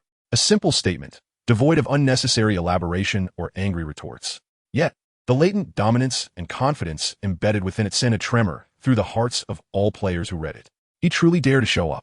Moreover, in the square, the most crowded place, what did he intend to do? Challenge both the Shadow Alliance and Lin Group? Insanity. He must be out of his mind. The Novice Village erupted in a frenzy. Countless players surged from all directions towards the square, eager to witness this impending, server-wide spectacle. When Chen Jing, accompanied by Chen Yaoyao and Su Xiaoli, returned to the Novice Village Square, it was already teeming with players, an impenetrable mass. Almost every player from Novice Village 4396 had gathered here. All eyes were fixated on the center of the square, where the members of the Shadow Alliance and Lin Group stood in stark, defined formations. On the left, the Shadow Alliance, led by Fong Heng and Liu Yu, numbered only a little over 100. Most were low-level solo players with mismatched equipment. Yet, their spirit was unwavering, bolstered by the presence of a major celebrity behind them. On the right stood the Lin Group, led by Lin Rong, a terrifying assembly of over 300 burly men. Though their gear was also basic, the formidable aura they exuded from their construction site backgrounds deterred nearby players from approaching. The two guilds together amassed nearly 500 individuals, creating a palpable sense of pressure in the square. He is coming. A voice rang out from the crowd. Instantly, all eyes turned towards the entrance of the square. There stood Chen Jing, flanked by two exceptionally beautiful girls, approaching with unhurried grace. His expression was as tranquil as a still pond, betraying no hint of anxiety. The gelatinous, transparent pet on his shoulder curiously surveyed the throng. Beside him, a paladin girl donned in magnificent epic armor held a shield, vigilantly guarding him, exuding an aura of valor. The other priest girl, though appearing somewhat anxious, resolutely followed in his wake. The trio faced the formidable army of 500, a scene brimming with visual impact. Wow, he truly dares to come. Murmurs spread through the crowd. He is going to challenge two major guilds all by himself? That is audacious. Audacity? I see a fool. Oblivious to his impending doom. Whispers circulated among the throng, some in admiration, others in derision, but all hearts raced in anticipation. He really dares to show up? Lin Rong stepped forth from the crowd, gazing at Chen Jing with haughty disdain, his eyes brimming with contempt and scorn. He scrutinized Chen Jing from head to toe, his tone dripping with mockery. Kid, kneel down now and apologize to our moon god baby. Then delete your character and roll out of the great universe. This young master may spare your life today. Otherwise, I shall ensure you die 100 times in the game and make your existence unbearable in reality. By the way, the one beside you is your disabled sister, ISN Tishi. What do you think would happen if I order my subordinates to trouble you in the real world? His words were laden with blatant threats. He had inquired and learned that Chen Jing was merely an orphan in reality, accompanied only by a disabled sister. For someone like him, a mere insect at the bottom of society, he could crush with ease. Upon hearing those words, Chen Jing's eyes finally flickered with a hint of emotion. A bone-chilling, murderous intent radiated from him. He could tolerate insults and slanders directed at himself, but he would never allow anyone to threaten him using his sister. That was his Achilles heel, one that, if touched, would spell death. Brother Chen Yaoyao sensed the terrifying aura enveloping her brother and tugged at his sleeve with concern. Chen Jing remained silent, merely patting her hand gently to reassure her. Then, he lifted his head, his gaze steady as he looked at Lin Rong, enunciating each word with clarity. You are courting death. Chapter 58, Thunder Prison Dragon Spear. Instantaneously slaying hundreds. Lin Rong paused momentarily at his words, then erupted into laughter as if he had heard the most ludicrous joke in the world. Courting death? Ha ha ha. Kid, are you out of your mind? Look around you. I have over 300 people backing me. And you? Just your 3 little kittens dare to challenge me? I'm standing right here. Let us see how you plan to kill me. He brazenly pointed to his chest, exuding arrogance. In his eyes, Chen Jing was merely posturing. How could those 3 possibly stand against over 300? Meanwhile, Lu Rushue stepped forward from the ranks of the Lin Group. She gazed at the besieged Chen Jing with a victorious smile. Chen Jing, did you ever imagine this would happen? She approached him, her eyes filled with a patronizing pity. I told you long ago that someone like you is unworthy of me. Do you believe me now? Look at young Master Lin, then look at yourself, one in the heavens, the other in the depths. Are you regretting not accepting my request back at the restaurant? Alas, it's too late. There is no such thing as a pill for regret in this world. Listening to her words, Chen Jing's expression remained impassive. He couldn't even muster the interest to glance at Lu Rushue. His focus remained solely on Lin Rong, looking at him as if he were a mere ghost.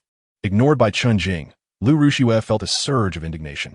The one thing she could not tolerate was his utter indifference towards her. You. Her face flushed with anger as she prepared to speak, but Lin Rong interrupted her. Xiaoxue, why waste breath on a dying man? At the same time, Fong Hong, who had received an SS-level blessing, stepped forward silently, a chilling smile on his face as he addressed Chen Jing. The strongest mage, you have slain my disciple multiple times. Today, I shall make you pay in blood for your debts. All brothers of Shadow Alliance, prepare for action. Brothers of Lin Group, get him. Lin Rong commanded. Kill him. Whoever manages to take him down will be rewarded with $100,000. With such a generous bounty, the eyes of the over 300 workers instantly glinted with greed. They roared in unison, brandishing their weapons like a surging tide, charging towards Chen Jing and his companions. The scene was nothing short of spectacular, with nearly 500 rushing forward, causing the ground of the plaza to tremble violently. The onlookers recoiled in fear, certain that a real battle was about to erupt. It's over. No matter how powerful the mage is, he can't withstand so many.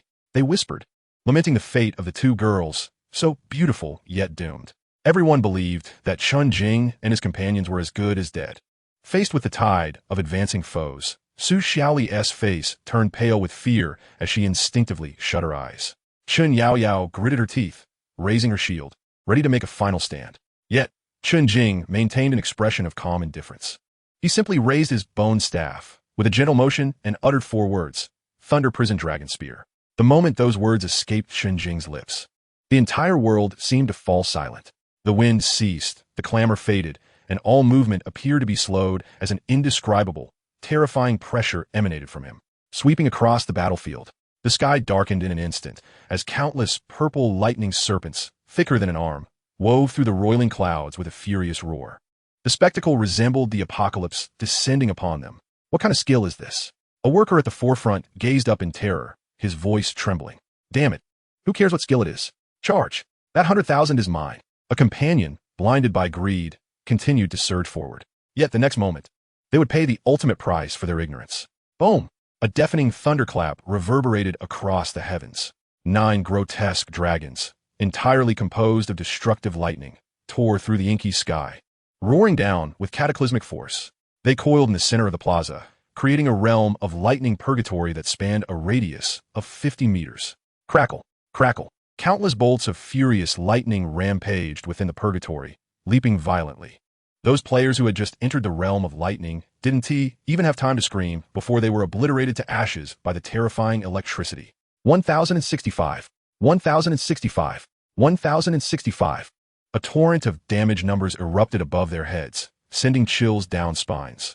Instantaneously slain, there was no doubt about it. These players, with levels barely reaching 2 or 3 and health points in the dozens, were as fragile as paper before an epic forbidden spell. In mere moments, nearly 100 players at the forefront had vanished in a white light, leaving behind an eerie vacuum in the plaza. Those players who had yet to plunge into the fray were paralyzed with fear, their legs trembling like chaff as they gazed in horror at the purplish hell of lightning before them. I can't, stammered one player, his voice a dissonant melody of dread. His visage was etched with the terror of having narrowly escaped death. Just a step further, and he would have been a lifeless corpse. Is this even a skill that a human can wield? A single skill that obliterated hundreds? What a farcical joke. The creature before them was nothing less than a monster. Amidst the ranks of the Shadow Alliance and the Lin Group, screams of terror erupted, their morale crumbling to dust in an instant. The arrogance and smugness that had adorned Lin Rong's face vanished, replaced by an abyss of fear and stupor. His mouth agape, he stared blankly at the scene before him, akin to a divine retribution, his mind a void. Lu Rushue, beside him, collapsed to the ground, her complexion as pale as parchment, her body shaking uncontrollably. Fong Heng's countenance was ashen. His once proud SS-level blessing and meticulously crafted propaganda now seemed utterly ridiculous and woefully inadequate. In the face of absolute power, all schemes and plots were rendered futile. At that moment, Chen Jing, positioned at the heart of the storm, resembled a deity wielding the thunderous judgment. His expression remained impassive as he observed the enemies struggling in agony amidst the tempest, ultimately reduced to ashes, devoid of any trace of mercy. After all, mercy towards adversaries is a cruelty to oneself. Chapter 59. Annihilate them all. The 10 seconds within the storm felt interminable to the players on the square. As the last vestiges of lightning dissipated, the plaza lay in ruins. The once mighty army of 500 from the Shadow Alliance and Lin Group was now reduced to less than half, with the remaining members cowering far from the storm's edge, too terrified to advance another step. Fear was etched upon every face. Yet, this was not the end. The 9 lightning dragons suspended in the air began to merge rapidly, coalescing into a purple dragon spear, entwined with devastating electricity. A pressure far more terrifying than before emanated from the spear. Its tip hesitated briefly in the air before locking onto a single individual within the crowd. Lin Rong. No. Pleased as the aura of death fixed upon him, Lin Rong finally snapped out of his stupor. He turned to flee, but his legs betrayed him, refusing to obey. He could only watch helplessly as the spear of death loomed larger in his vision. In the next heartbeat, the annihilating spear streaked through the air, crashing down with a thunderous roar. There was no hesitation, no mercy. Boom! The damage number of 3,050 floated ominously above Lin Rong's head, enough to plunge every player into despair. His corpulent form emitted no cry of anguish, evaporated in an instant by the cataclysmic force. Ding! You have slain player, Lin Group, young Master Lin. The cold system notification echoed in Chen Jing's ears, but his expression remained stoic, as if he had merely crushed an insignificant insect beneath his heel. The entire arena fell into a deathly silence, all eyes wide, fixated on the spot where Lin Rong had just vanished, unable to comprehend the reality. Was it true? The president of the Lin Group, that imperious scion of wealth, had just perished in a single blow, and in front of so many witnesses? This was beyond madness. The image of Lin Rong's demise was seared into the minds of all present, a visceral tremor that resonated from the depths of their souls. He was formidable, so overwhelmingly powerful that it defied reason, instilling a sense of hopelessness. In the face of true power, numbers held no significance whatsoever. Lu Ruxiu sat paralyzed on the ground, her eyes vacant as she murmured to herself, "This shouldn't be happening, how could this be?" She had witnessed the man who had just moments ago boasted before her, promising her the world, dissolve into nothingness. On the other side, Fang Heng's expression was one of utter devastation. He gazed at Chen Jing, his eyes filled with trepidation and fear, devoid of the previous resentment and madness. He realized he had lost utterly. Forget revenge. Now he only hoped that Chen Jing would regard him as inconsequential and let him go. The cost of his demise would be catastrophic, with loss of levels and equipment weighing heavily upon him. Let us go. Quickly. He urged the stunned members of the Shadow Alliance behind him. If they did not flee, they would all perish once the Harbinger of Death turned his attention to them. Upon hearing their leader's command, the players of the Shadow Alliance felt a wave of relief wash over them. They scrambled to escape this perilous place, their desperation evident as they fled with all their might, fearing that any delay would result in being claimed by this Reaper. Minutes later, within the headquarters of the Dragon Sovereign Guild, Su Yulong stared at the pinned video on the forum, rendered speechless. The footage was shaky, clearly recorded by someone who had been equally terrified. Nevertheless, the apocalyptic spectacle of a lightning spear still delivered an unparalleled visual impact. "President, this most powerful mage is simply too formidable," stammered the vice president, wiping the cold sweat from his brow. "Formidable? He is not human." Su Yulong replied with a wry smile, shaking his head. He felt an immense sense of relief for having allied with Chen Jing rather than opposing him. "Relay my orders." Su Yulong took a deep breath and spoke in a solemn tone. "From this day forth, every member of the Dragon Smite Guild must treat the mightiest mage and his companions with the utmost respect, and any form of disrespect will not be tolerated. Should anyone dare to provoke them, I shall be the first to expel that individual from the guild and issue a server-wide manhunt." "Yes, President," the vice president promptly responded, fully aware that the guild leader was protecting them. Individuals like Chen Jing were to be befriended, never antagonized. Within the premises of Liuli Pavilion, Ruan Bing was also intently watching the video. Her expression was even more grave than Su Yulong's. "Miss, Chen Jing's strength has far exceeded our expectations," said Lu Liyue, her face etched with concern. "He alone is comparable to an entire army. Moreover, his style is excessively domineering and utterly unrestrained. If such a person cannot be utilized to our advantage, he will undoubtedly become a significant threat in the future." Ruan Bing shook her head in response. "No, You only perceive his arrogance without recognizing the principles underpinning it. Why did he take action? It was because Lin Rong threatened him with his sister's safety. This implies that he is an individual who places immense value on familial bonds. He possesses vulnerabilities and boundaries. Such a person is not to be feared. The truly terrifying ones are those devoid of compassion, willing to resort to any means for their own gain. After a brief pause, Ruan Bing continued, furthermore, have you noticed that throughout it all, he has not inflicted harm upon any of the ordinary onlookers? His attacks are highly targeted, solely directed at those who exhibit hostility towards him. This indicates that he is not a mindless killer. He is a principled warrior. Upon hearing Ruan Bing's analysis, Lu Liuan nodded thoughtfully. Then, miss, what should we do next? Nothing at all, Ruan Bing replied with a faint smile. We shall continue to maintain our goodwill and observe the unfolding events. I believe there will come a day when he will require our assistance. Our task is to extend our hand without hesitation when that moment arrives. Chapter 60. The sighing dwarf blacksmith Muradin. The square lay in utter silence. The previous clamor and bloodlust had vanished, leaving only Chen Jing and his two companions amidst a throng of stunned onlookers. Chen Jing bent down to pick up the green dagger dropped by Fong Hung, tossing it into his backpack without a second glance. He then turned to Chen Yaoyao and Su Xiaoli behind him and said, let us go. Oh, all right. Su Xiaoli finally snapped out of her shock, nodding like a chick pecking at rice. Chen Yaoyao gazed at her brother's back with adoration, her eyes sparkling with admiration. Brother, you were so impressive just now. Upon seeing his sister's delightful expression, the cold lines on Chen Jing's face softened slightly. He ruffled Chen Yaoyao's hair, choosing not to respond. At that moment, his friend list began to flicker with notifications. It was Su Yulong and Ruan Bing. Dragon S. Might. Wow. Xingye, you are my dear brother. That Thunder Prison Dragon Spear was absolutely stunning. I declare, from this day forth, you are my brother from another mother. Ice condensing snow.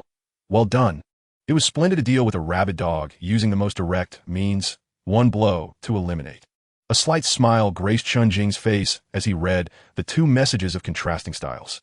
Su Yulong remained his straightforward self, while Ruan Bing's thoughts were profoundly insightful, always able to penetrate the surface to grasp the essence of matters. The mightiest mage, I merely cleared away some trash. He responded to each of them accordingly.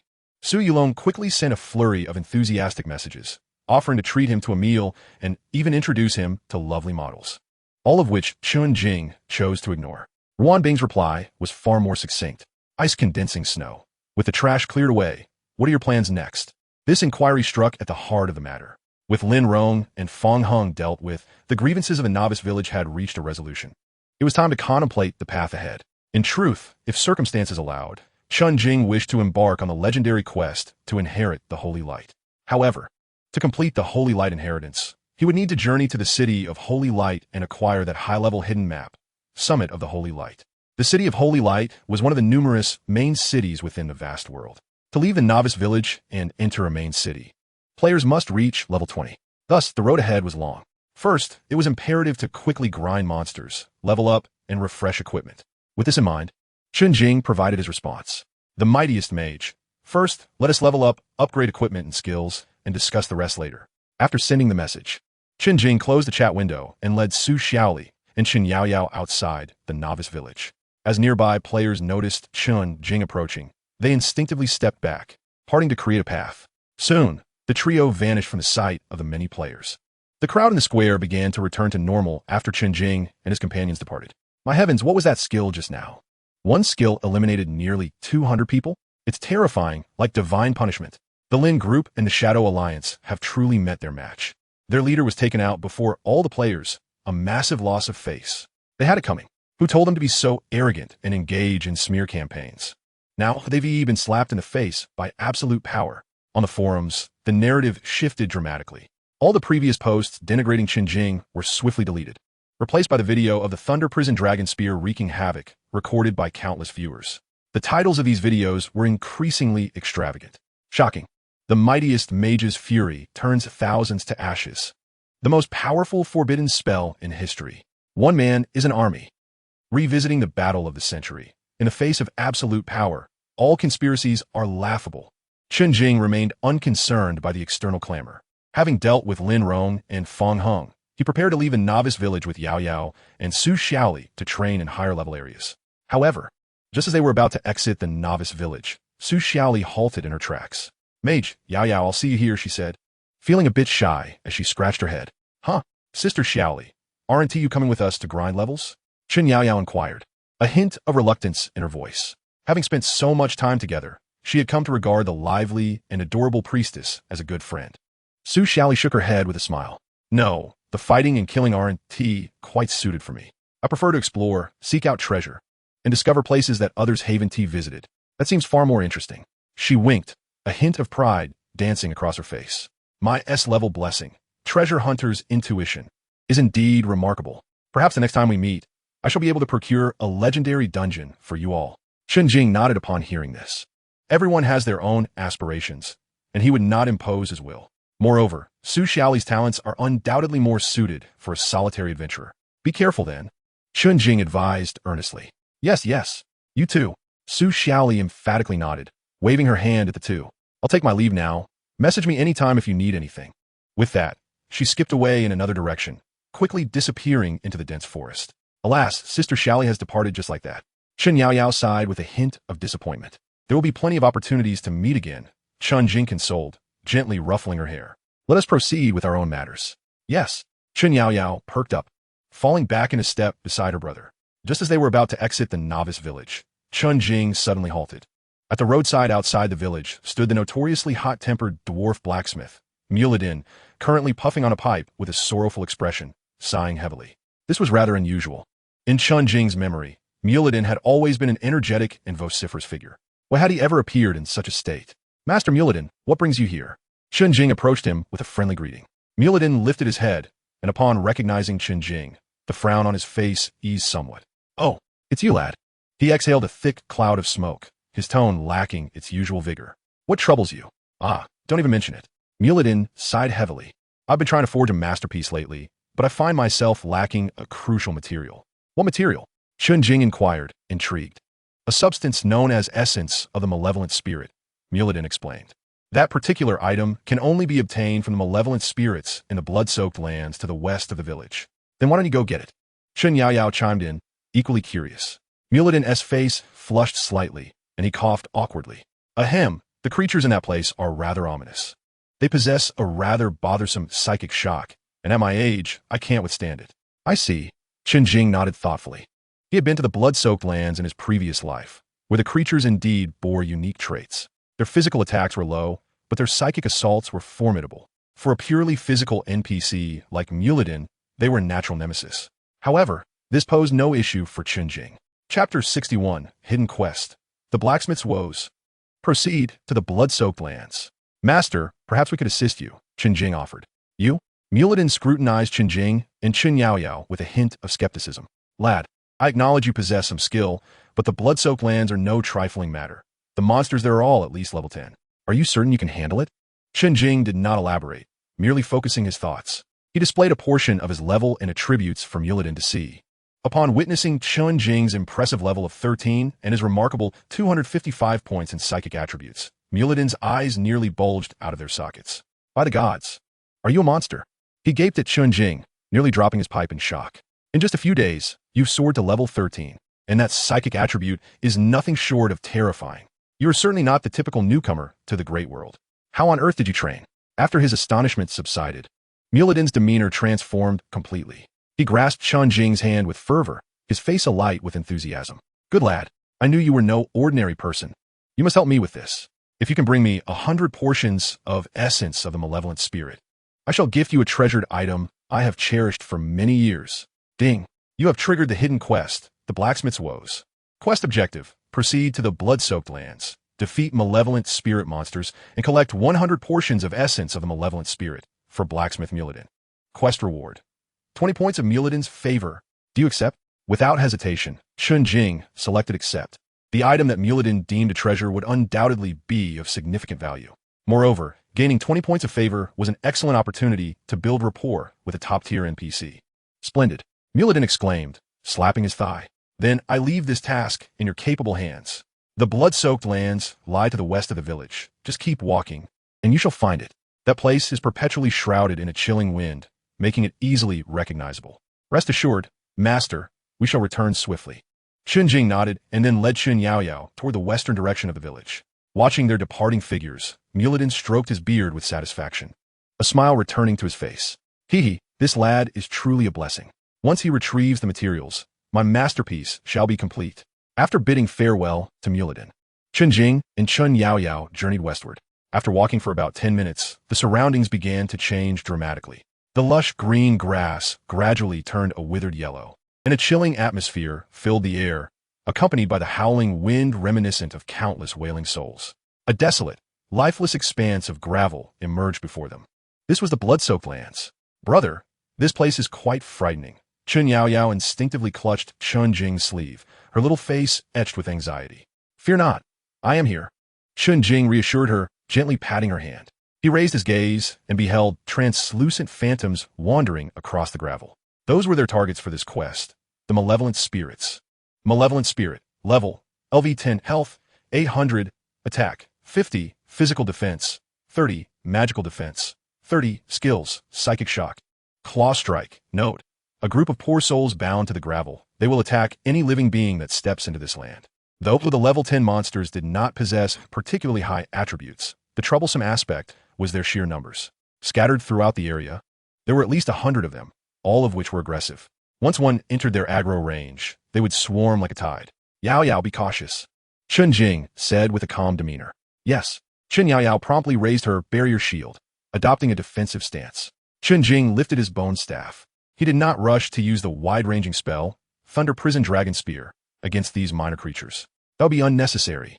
And he also wished to test another skill he had recently acquired. Arise, my servant, Chen Jing chanted softly, the tip of his staff glowing with an ethereal blue light. He pointed the staff toward a long-dried beast skeleton nearby, gently tapping it. Ding! You have utilized the skill Summon Skeleton. In the next moment, a wondrous scene unfolded. The beastly bones strewn across the ground began to tremble violently, as if drawn by an invisible force. Crack! Crack! The sound of bones reconfiguring echoed distinctly in the eerie silence of the desolate wasteland. Soon, a massive skeletal wolf rose slowly from the earth. In its hollow eye sockets burned two ethereal blue flames, and its sharp bone claws scraped against the ground with a piercing noise. Skeletal Warwolf. Level, LV10. Health, 1200. Attack, 100. Physical defense, 100. Magical defense, 100. Skills, bite charge. Notes, a loyal servant from the realm of the undead. It will shred any foes before it. Wow. Brother, what is this? Chen Yaoyao gazed curiously at the imposing skeletal warwolf. It's a newly learned skill, Summon Skeleton, Chen Jing explained calmly. This skill had dropped from a skeletal general he encountered previously in the Wailing Tomb. He had never had the opportunity to use it until now. The strength of the Summon Skeleton skill depends on the potency of the corpse employed. This beast remains likely belonged to a high-level elite monster in life. Hence, the Summon Skeletal War Wolf possessed commendable attributes, perhaps even surpassing those of other elite monsters of the same level. With a flicker of thought, Chen Jing waved his staff again, locating two more suitable skeletons nearby, and summoned two slightly smaller skeletal warriors. Three fearless undead servants now stood as a formidable line of defense before Chen Jing and Chen Yaoyao. Go, Chen Jing commanded. The skeletal war wolf emitted a silent roar and charged forth, followed closely by the two skeletal warriors. Their appearance immediately drew the attention of all nearby malevolent spirits. Hiss! Dozens of malevolent spirits let out shrill cries, transforming into gray shadows as they swarmed toward the three skeletal servants. Thus commenced a chaotic battle among the undead. The skeletal warwolf was exceedingly valiant, relying on its tough exterior to rampage through the fray. Each swipe of its sharp claws could sap nearly 100 points of health from a malevolent spirit. Meanwhile, the two skeletal warriors coordinated seamlessly, using their bodies to shield the skeletal warwolf's flanks. Their bone daggers relentlessly slashed, fending off attacks from all directions. However, the sheer number of malevolent spirits was overwhelming. They launched their claw strike with reckless abandon, leaving white scratches across the three skeletons. -20, -20, -18, though the damage was modest. The rapid frequency of their assaults took a toll. The health of the three skeletons diminished at a visibly alarming rate. Furthermore, those malevolent spirits unleashed mental shock, sending waves of invisible sound that temporarily delayed the movements of the three skeletons. Brother, they can hardly hold on, Chen Yaoyao said, her voice tinged with worry. It's all right, Chen Jing replied with unwavering calm. He raised his staff, and 5 orbs of varied colors rapidly coalesced at his fingertips. Whoosh, whoosh, whoosh. The 5-color orbs accurately struck the monsters. -255. minus 255, minus 510. Critical hit. Chapter 62. How the boss has been drawn? A hellish multiplayer dungeon discovered. Before Chen Jing's formidable spell damage, those malevolent spirits with a mere 800 health were utterly fragile. With Chen Jing's firepower support, the pressure on the three skeletons significantly reduced. They began to retaliate fiercely, harvesting the weakened malevolent spirits. The rhythm of the battle was entirely under Chen Jing's control, allowing Chen Yaoyao to merely stand behind him in awe, watching his display of prowess. Brother, you're amazing. These little monsters are no match for you. Chen Jing merely smiled in response, choosing not to speak. Though the monster-slaying process was effortless, it bore a hint of monotony. He glanced at the experience bar. Despite vanquishing so many foes, his experience had barely increased by a tenth. As levels rise, the experience required for advancement escalates dramatically. At his current level, the experience needed to gain another level was a staggering figure. Clearly, relying solely on ordinary monsters was far too slow. He needed to hunt bosses. Just as Chen Jing pondered this, he noticed a shimmering item drop from a slain malevolent spirit. It was a small handful of gray powder. Essence of the malevolent spirit. Quest item. Description. Formed from the dissipated energy of a malevolent spirit. It contains pure soul power. Oh, the drop rate is quite favorable. Chen Jing picked up the essence of the malevolent spirit and checked his quest progress. Essence of the malevolent spirit. 1/100. It seemed they would be grinding here for a while. Yaoyao, let us venture further in. All right. Chen Jing directed the three skeletons to lead the way. He followed behind, leisurely casting spells to eliminate any stragglers. This method of grinding was remarkably effortless. With skeletal shields in place, he and Chen Yaoyao needn't worry about monsters closing in. His infinite mana talent ensured his sustainability. As long as he wished, he could grind here indefinitely.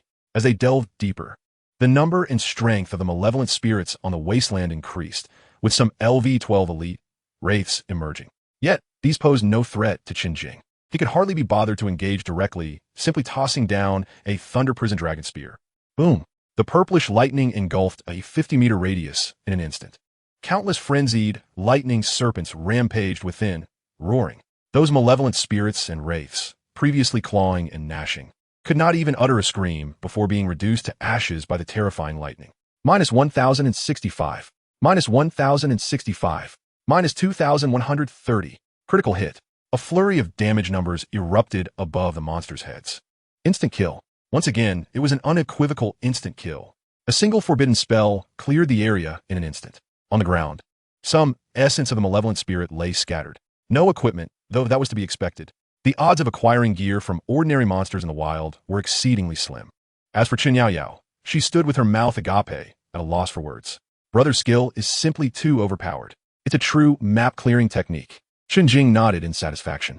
Indeed, using forbidden spells to grind monsters was the swiftest approach. He stepped forward to collect all the spoils. A fleeting glance at the task progress revealed that Essence of Evil had amassed 12,100. At this pace, completion was imminent. However, just as Chen Jing prepared to forge ahead with the Thunder Prison Dragon Spear, the entire blood-soaked expanse suddenly quaked violently. A chilling aura, far more terrifying than before, surged forth from the depths of the desolate wilderness. What is happening? Has a boss been summoned? While Chen Jing wreaked havoc across the crimson terrain, a rogue player named Wine Chaser cautiously prowled within the eastern reaches of the Blackstone Mountains in a novice village. He was a lone wolf, eschewing teamwork in favor of solitary exploration, seeking hidden secrets of the map. With commendable skills and a smidgen of luck, he had successfully leveled up to 6, standing out among ordinary players. As was his custom, he ventured to the Blackstone Mountains today, hoping for a stroke of fortune.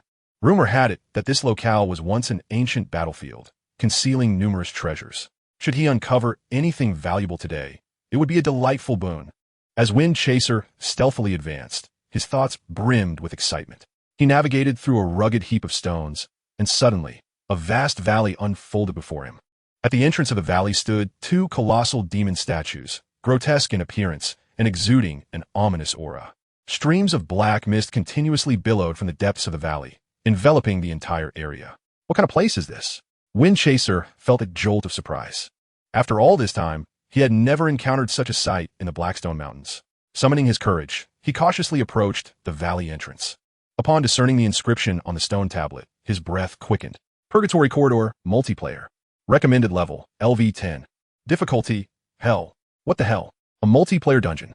Wind Chaser's eyes sparkled with excitement. In the realm of Boundless World, dungeons were categorized into two types: standard dungeons, which had entry limits, and multiplayer dungeons, like the one before him, which imposed no such restrictions, theoretically allowing an entire guild to enter. The rewards for such dungeons far surpassed those of standard ones. More importantly, this was a Hell difficulty dungeon. The initial completion rewards for Hell difficulty were beyond imagination. He was about to strike it rich.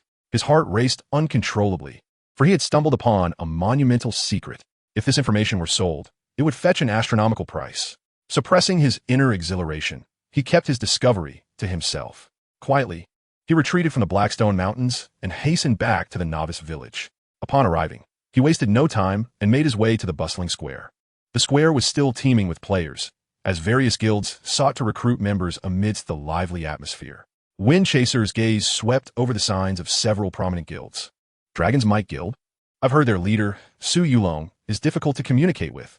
Best to avoid that. Liuli Pavilion? Even less favorable, as their leader, Bing Ningxue, is a woman of formidable connections, making her hard to deal with. Shadow Alliance and Lin Corporation? These two guilds had just been obliterated by the mightiest mage. Their leader taken down in an instant. They were likely in disarray, hardly in the mood to buy news. After some contemplation, Wind Chaser's attention settled on a rather unassuming sign. Bear's Ambition.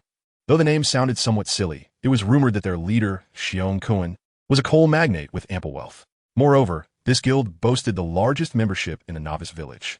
Though their strength varied, their numbers were a considerable advantage. Most importantly, Xiong Kun apparently had a past grievance with the mightiest mage, having been publicly humiliated. He would surely be eager for an opportunity to redeem himself.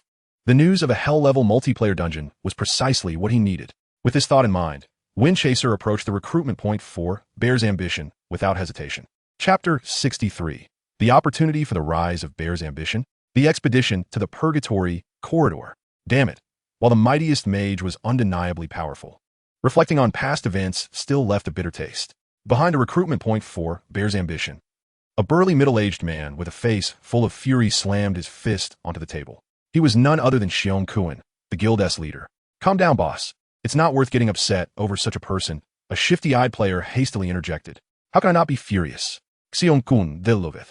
After all the games I've played, when have I ever been subjected to such indignity? To be told by some punk in front of so many that I can't afford it. This is an utter disgrace. The memory of being humiliated by Chen Jing in the square ignited a fire within him. As a coal tycoon with a fortune exceeding $1 billion, he was accustomed to reverence wherever he went. Yet in this game, he had been looked down upon by a pauper.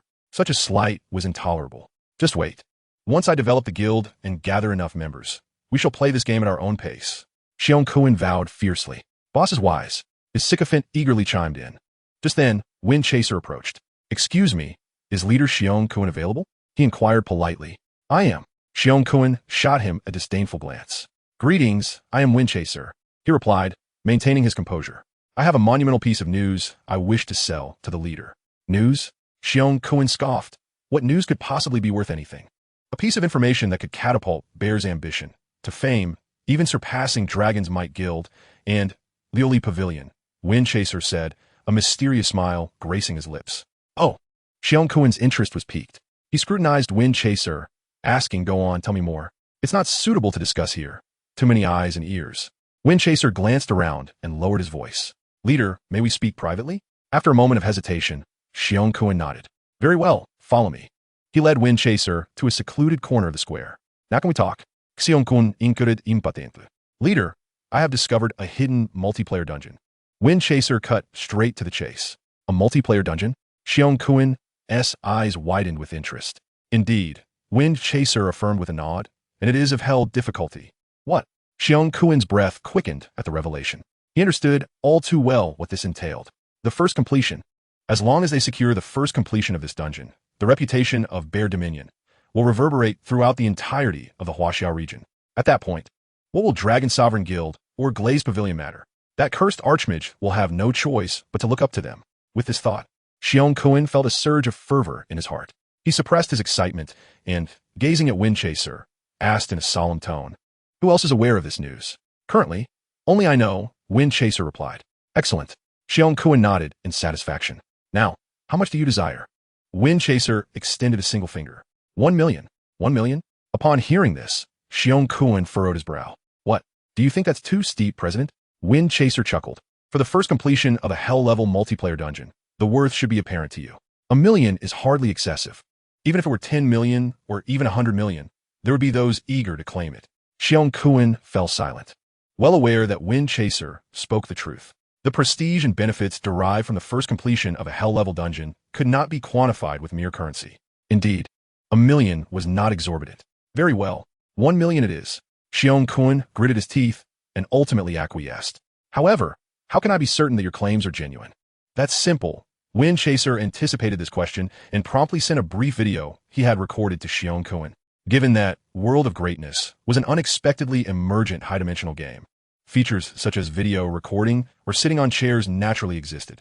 The content of the video depicted the entrance to the Purgatory Corridor, showcasing 2 menacing demon statues and the blood-red characters spelling hell on the stone tablet. The visual impact was undeniable. Good, good, good, Xiong Kuan exclaimed 3 times after viewing the video, excitement evident on his face. I will transfer the funds to you immediately. He swiftly sent 1 million in cash to Wind Chaser. Upon receiving the money, Wind Chaser readily divulged the precise coordinates of the Purgatory Corridor to Xiong Kuan. Pleasure doing business, President Xiong, Wind Chaser smiled. I wish your guild great success in achieving the first completion. Ha ha ha. May your words bring good fortune. Xiong Kuan lonit down. He could almost envision leading the members of Bear Dominion to the pinnacle of the server, basking in the adoration of thousands. As for that Archmage, once he secured the first completion, adorned in divine gear, who would dare to look down upon him then? With the coordinates of the Purgatory Corridor in hand, Xiong Kuan could hardly wait. He returned to the guild's recruitment point and bellowed at the top of his lungs to his legion of guild members. All brothers of Bear Dominion, assemble at once.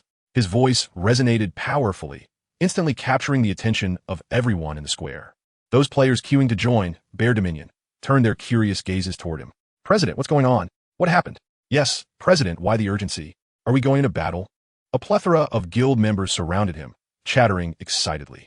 Xiong Kuan looked at the sea of faces before him, his heart swelling with ambition.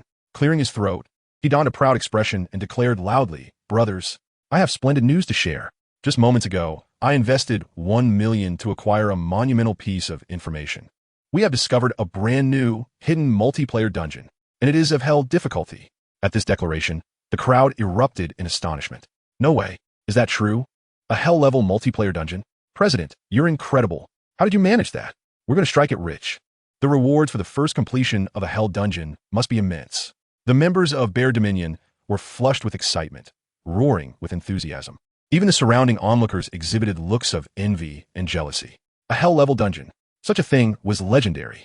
Previously, the strongest Archmage team had conquered a hell-level dungeon, Rotting Abyss, and had transformed their entire roster with superior equipment.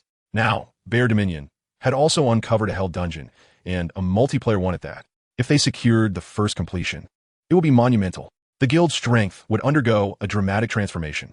Seeing the shock and envy on their faces, Xiong Kuan felt a profound sense of satisfaction. This was the response he had sought. He aimed to let everyone know that he, Xiong Kuan, and Bear Dominion were not to be trifled with. Brothers. Xiong Kuan raised his arm once more, his voice filled with fervor. Previously, that strongest Archmage humiliated us in front of the entire village, looked down upon us.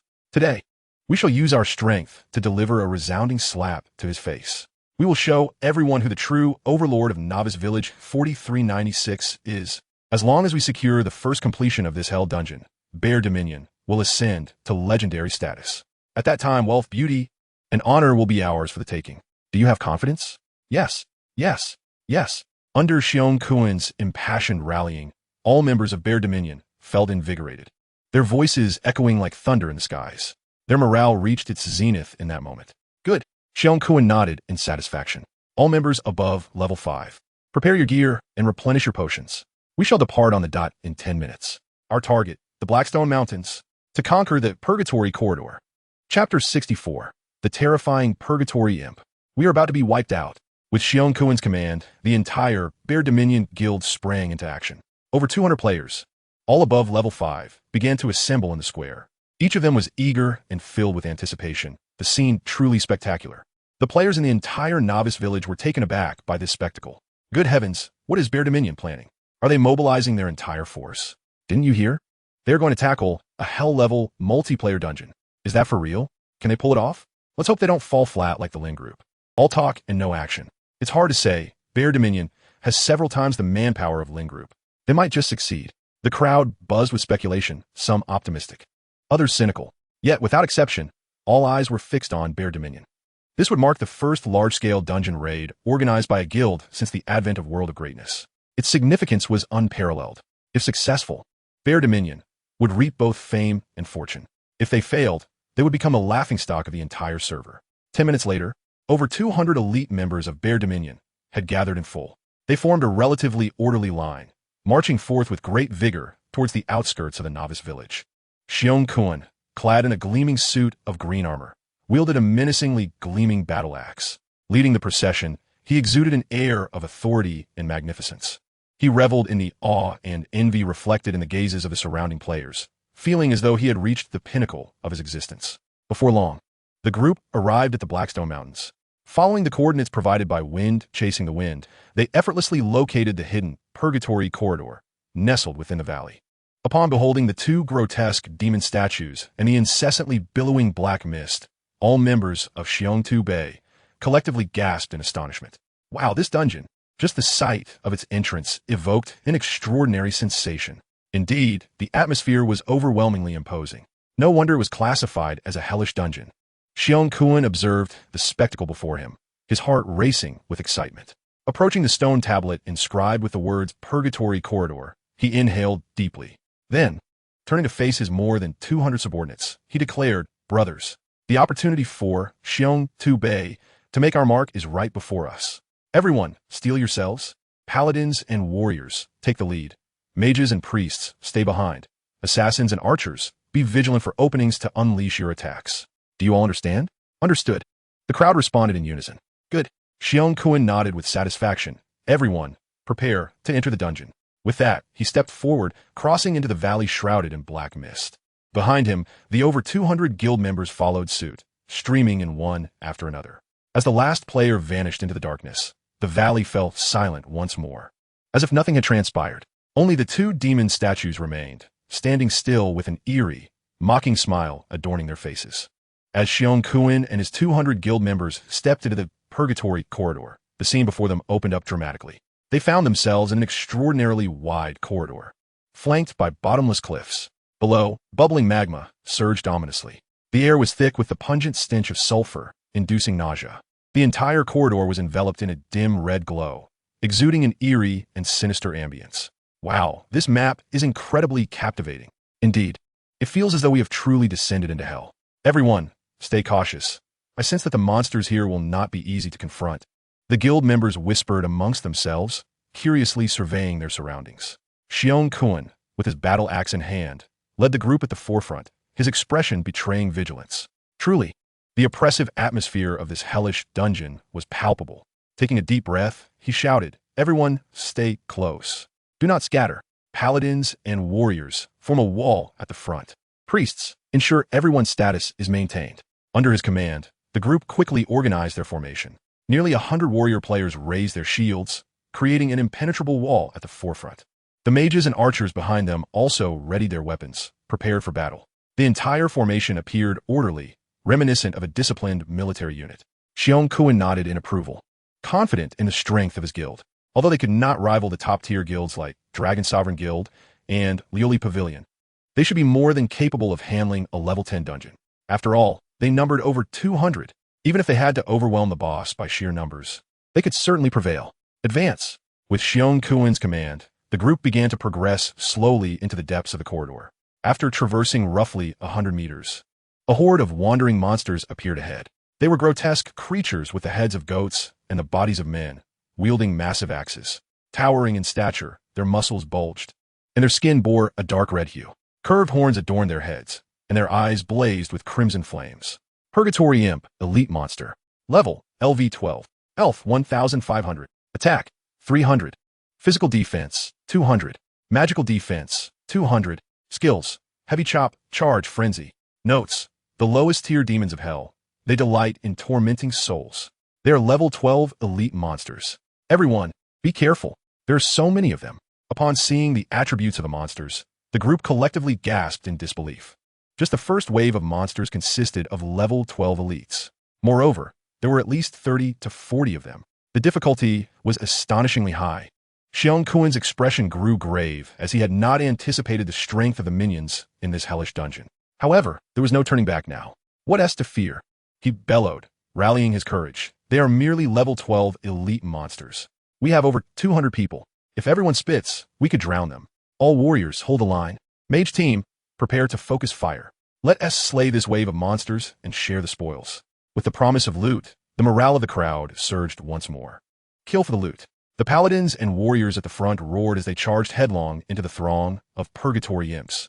Roar. The purgatory imps quickly detected the intruders. They unleashed thunderous roars, brandishing their massive axes, fearlessly launching their charge. Boom! The two sides crashed into each other violently. Hold the line! Hold the line! Xiong Kuan commanded from the rear. However, in the next moment, a shocking scene unfolded before him.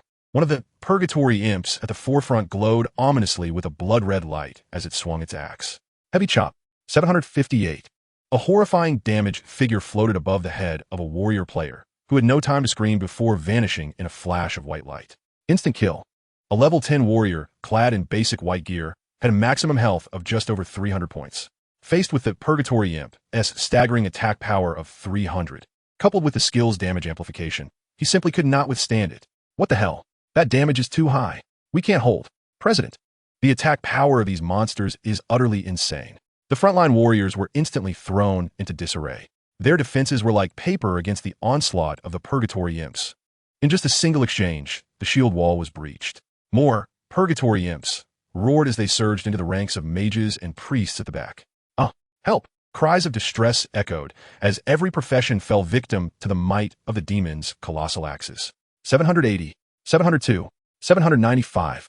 Chapter 65. The Boss of Bosses, Lord of Bones Morgue. A series of blinding white lights erupted among the crowd, instantly turning the entire scene into utter chaos. Do not panic. Everyone, remain calm. Where are the mages? Use your area skills. Xuanquan shouted desperately, his forehead glistening with sweat. Only then did the mages in the rear awaken from their stupor, hastily raising their staffs to commence their incantations. Fireballs, ice spikes, and wind blades rained down upon the horde of infernal imps, overwhelming them in a deluge. 10, 18, 36. Critical hit, however, as they beheld the pitifully low damage numbers. Despair washed over everyone. The defense of these infernal imps was a staggering 300 points, while the mages, typically at levels 5 or 6 and clad in inferior gear, found their attacks utterly ineffective. Damn it, how can we fight this? We're completely powerless. Run. Flee. At that moment, morale shattered completely. All desire to fight evaporated, and they turned to escape. Yet this was a dungeon. Where could they flee? The infernal imps, having disrupted the formation of Bear's ambition, became even more frenzied, wielding their massive axes and ruthlessly harvesting the players' lives as if they were mere sheep before a lion. The entire infernal corridor transformed into a one-sided slaughterhouse. Xuanquan stood frozen in shock before the hellish scene, his mind blank. Defeated? Just like that? Without even encountering a single boss. They had been annihilated by a swarm of lesser foes? How could this be? He had led over 200 people. Yet, the stark reality was undeniable. An infernal imp, brandishing a colossal axe, noticed the motionless Xuanquan, its crimson eyes gleaming with a cruel light. With a roar, it charged toward him. No! Xuanquan finally snapped out of his stupor, instinctively raising his axe in defense. But it was too late. The massive battle axe, accompanied by the sound of whistling wind, struck him with a brutal force.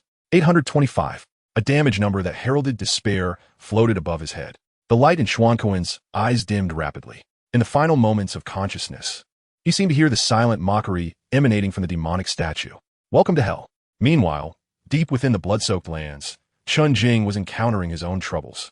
A terrifying chill swept across the desolate expanse, the ground trembling violently as if some colossal entity were about to emerge from the depths. Brother, what's happening? Chen Yaoyao's small face turned pale as she pressed closely against Chen Jing. I don't know. He shook his head, though his expression remained unchanged. He sensed 3 immensely powerful presences rapidly approaching from the center of the wasteland. Yaoyao, prepare for battle, Chen Jing said in a low voice. With a flick of his mind, 3 skeletal servants positioned themselves defensively before the two. Chen Jing raised his bone staff, 5 paralytic thunderballs swirling ominously above his head, crackling with dangerous electricity. The small jelly on his shoulder also sensed the impending danger, tensing its body and vigilantly surveying the surroundings. Boom! A tremendous sound erupted from the ground nearby. A gigantic skeletal claw, over 3 meters in height, burst forth from the earth, crashing down with tremendous force. Following this, a colossal figure began to emerge from the ground, a monstrous entity composed of countless bones and wailing spirits. Its body resembled a moving mountain of bones, covered with a multitude of lamenting human faces. In its grasp was a massive scythe forged from vertebrae, engulfed in a ghastly green flame. Lord of Bones Morgue, boss level. LV 20 health, 100, 000 attack, 1000, physical defense, 500, magical defense, 500 skills, death scythe, bone prison, wailing storm. Lord's command. Note, ruler of the blood-soaked lands, it has consumed countless souls and possesses immense power. A level 20 boss. Chen Jing's pupils constricted sharply. These attributes were astonishingly formidable. 100, 000 health, 1000 attack, 500 in both defenses. This was an entity beyond the reach of current players. Yet, the nightmare did not end there. Behind, Lord of Bones Morgue, 2 slightly smaller figures crawled forth from the earth, 2 skeletal generals wielding bone shields and bone spears. Clad in tattered armor, their eye sockets ablaze with crimson soul fire. Skeletal Guardian left, elite boss. Level. LV 15 health, 50, 000 attack, 100, physical defense, 500, magical defense, 500, skills, shield bash, charge, guardian, skeletal guardian right, elite boss. Level. LV 15 health, 30, 000 attack, 500, physical defense, 50, magical defense, 50, skills, lethal throw, piercing, armor break, a boss level entity accompanied by 2 elite bosses. This lineup was nothing short of extravagant. Brother, can we defeat them? Chen Yaoyao gazed at the 3 bosses, a flicker of unease in her eyes. Though the Abyssal Lord had been formidable, it had merely been a projection. But these 3 bosses were tangible threats. It's manageable. We'll take our time. Chen Jing replied calmly. At that moment, Lord of Bones Morgue seemed to notice Chen Jing, the detestable human. Its head, formed of countless human faces, let out a deafening roar.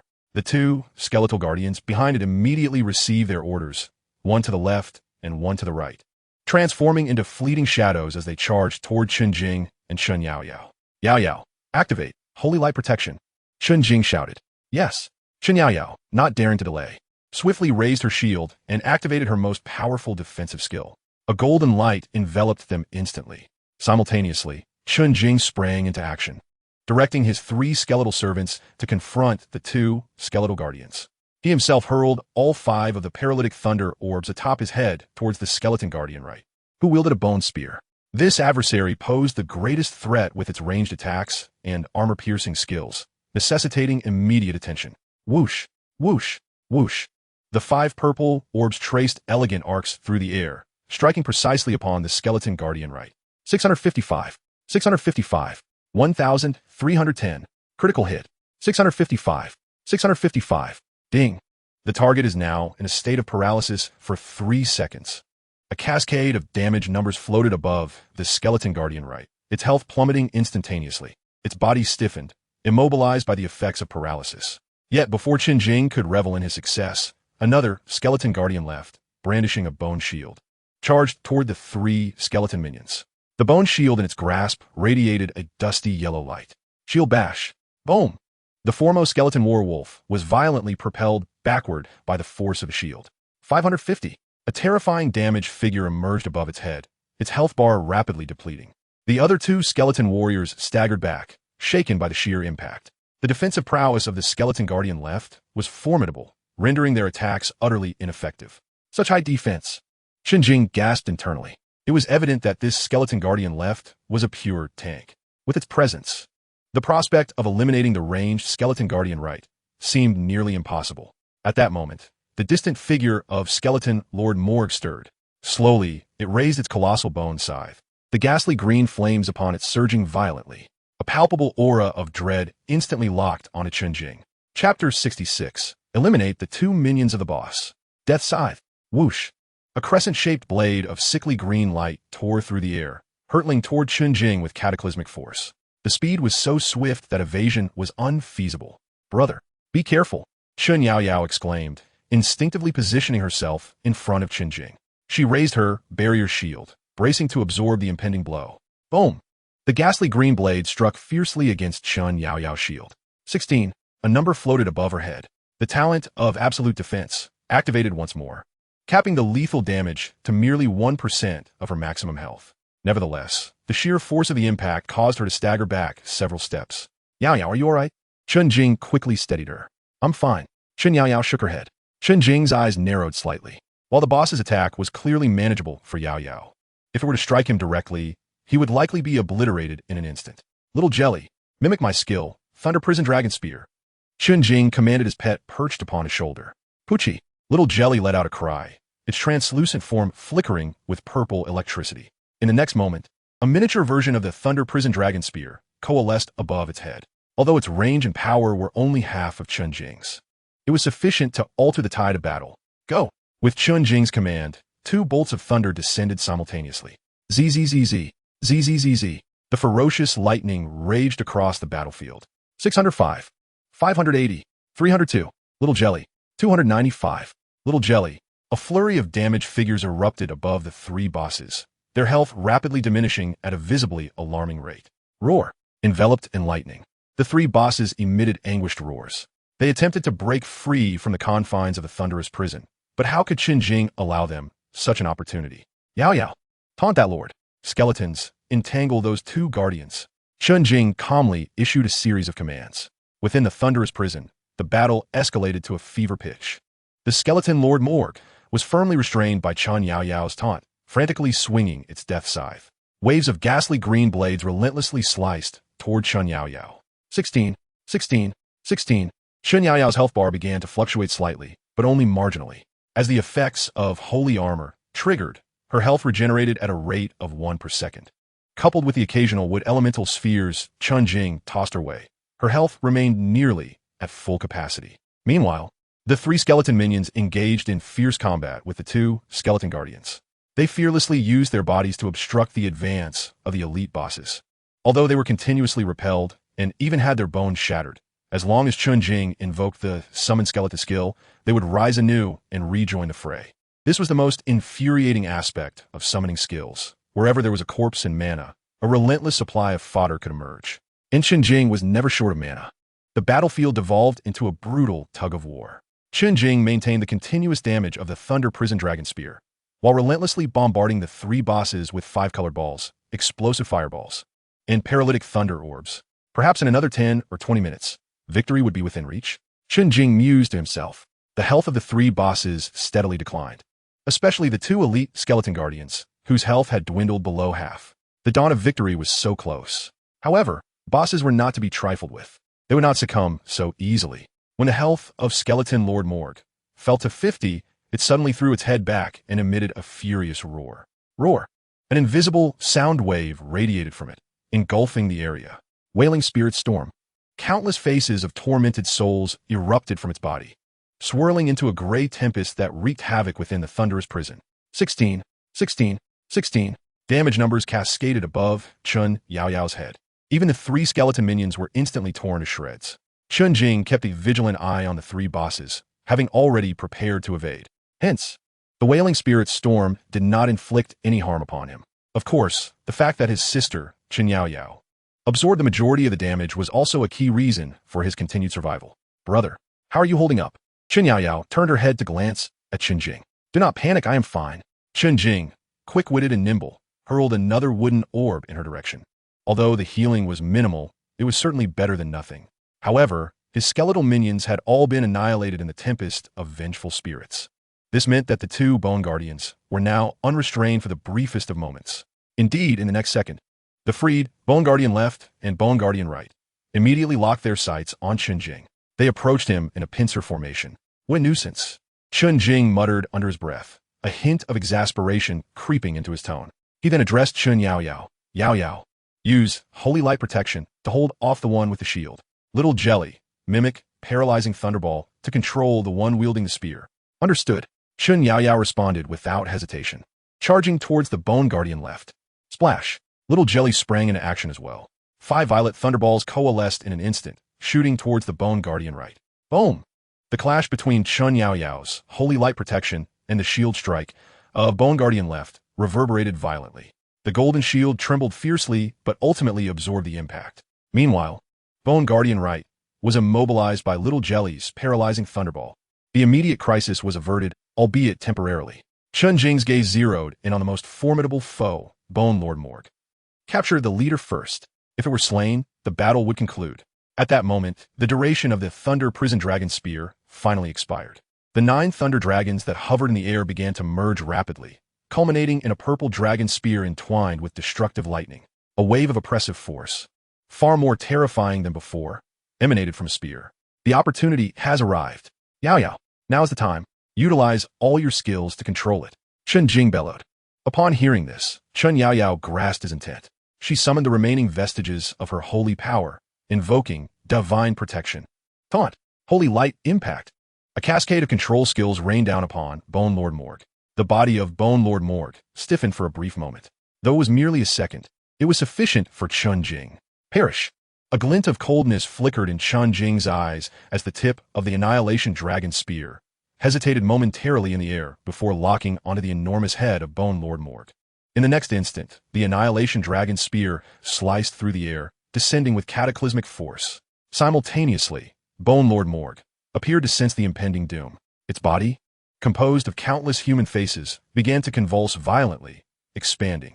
The death sigh that wielded was raised high. Lord's command.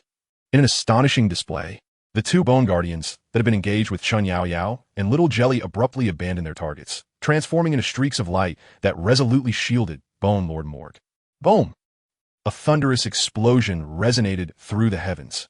The devastating lightning collided with the bodies of the 2 Bone Guardians. 6,100. Critical hit. A terrifying damage figure floated above the heads of the 2 Guardians. Their hardened skeletons began to fracture under the might of the Annihilation Dragon Spear.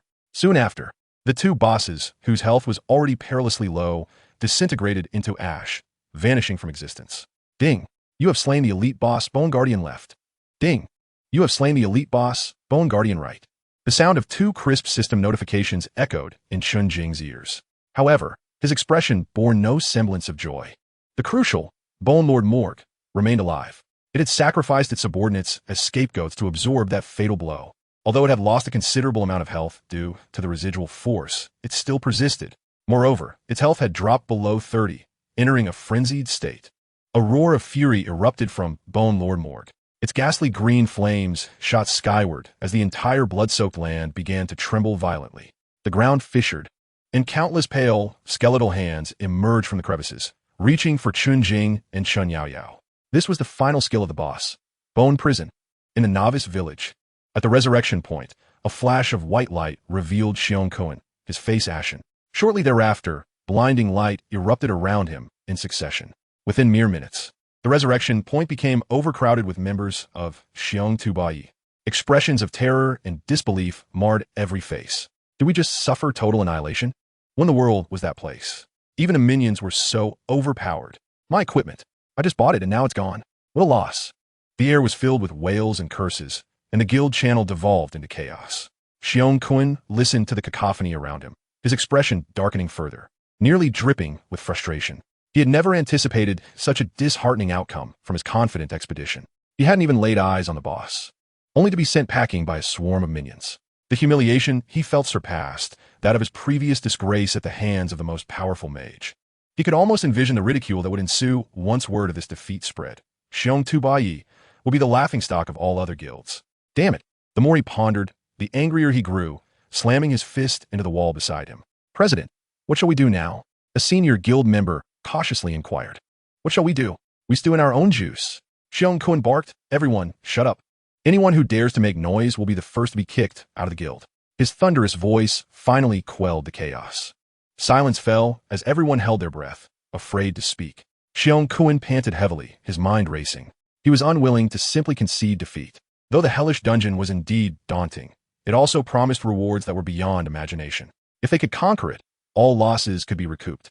However, relying solely on Xiong Tubai was undoubtedly futile. The strength of those minions was far beyond what the current players could withstand. Unless a glimmer of determination sparked in Xiong Kun's eyes. Unless we can drag the other guilds down with us. Yes, if everyone joins forces for a collective defeat, then bear S ambition. 1T seem so disgraceful. Moreover, there is strength in numbers. If we could unite all the major guilds in the novice village, gathering 1,000 or 2,000 players, we might actually have a chance at conquering that dungeon. With this thought, Xiong Kuan-'s heart was suddenly filled with determination. He promptly opened his friends' list and sought out the contact information of several other guild leaders. The first he reached out to was Su Yulong, the leader of the Dragon S Might Guild. Bear S Ambition. President Su, are you there? Dragon S Might Guild.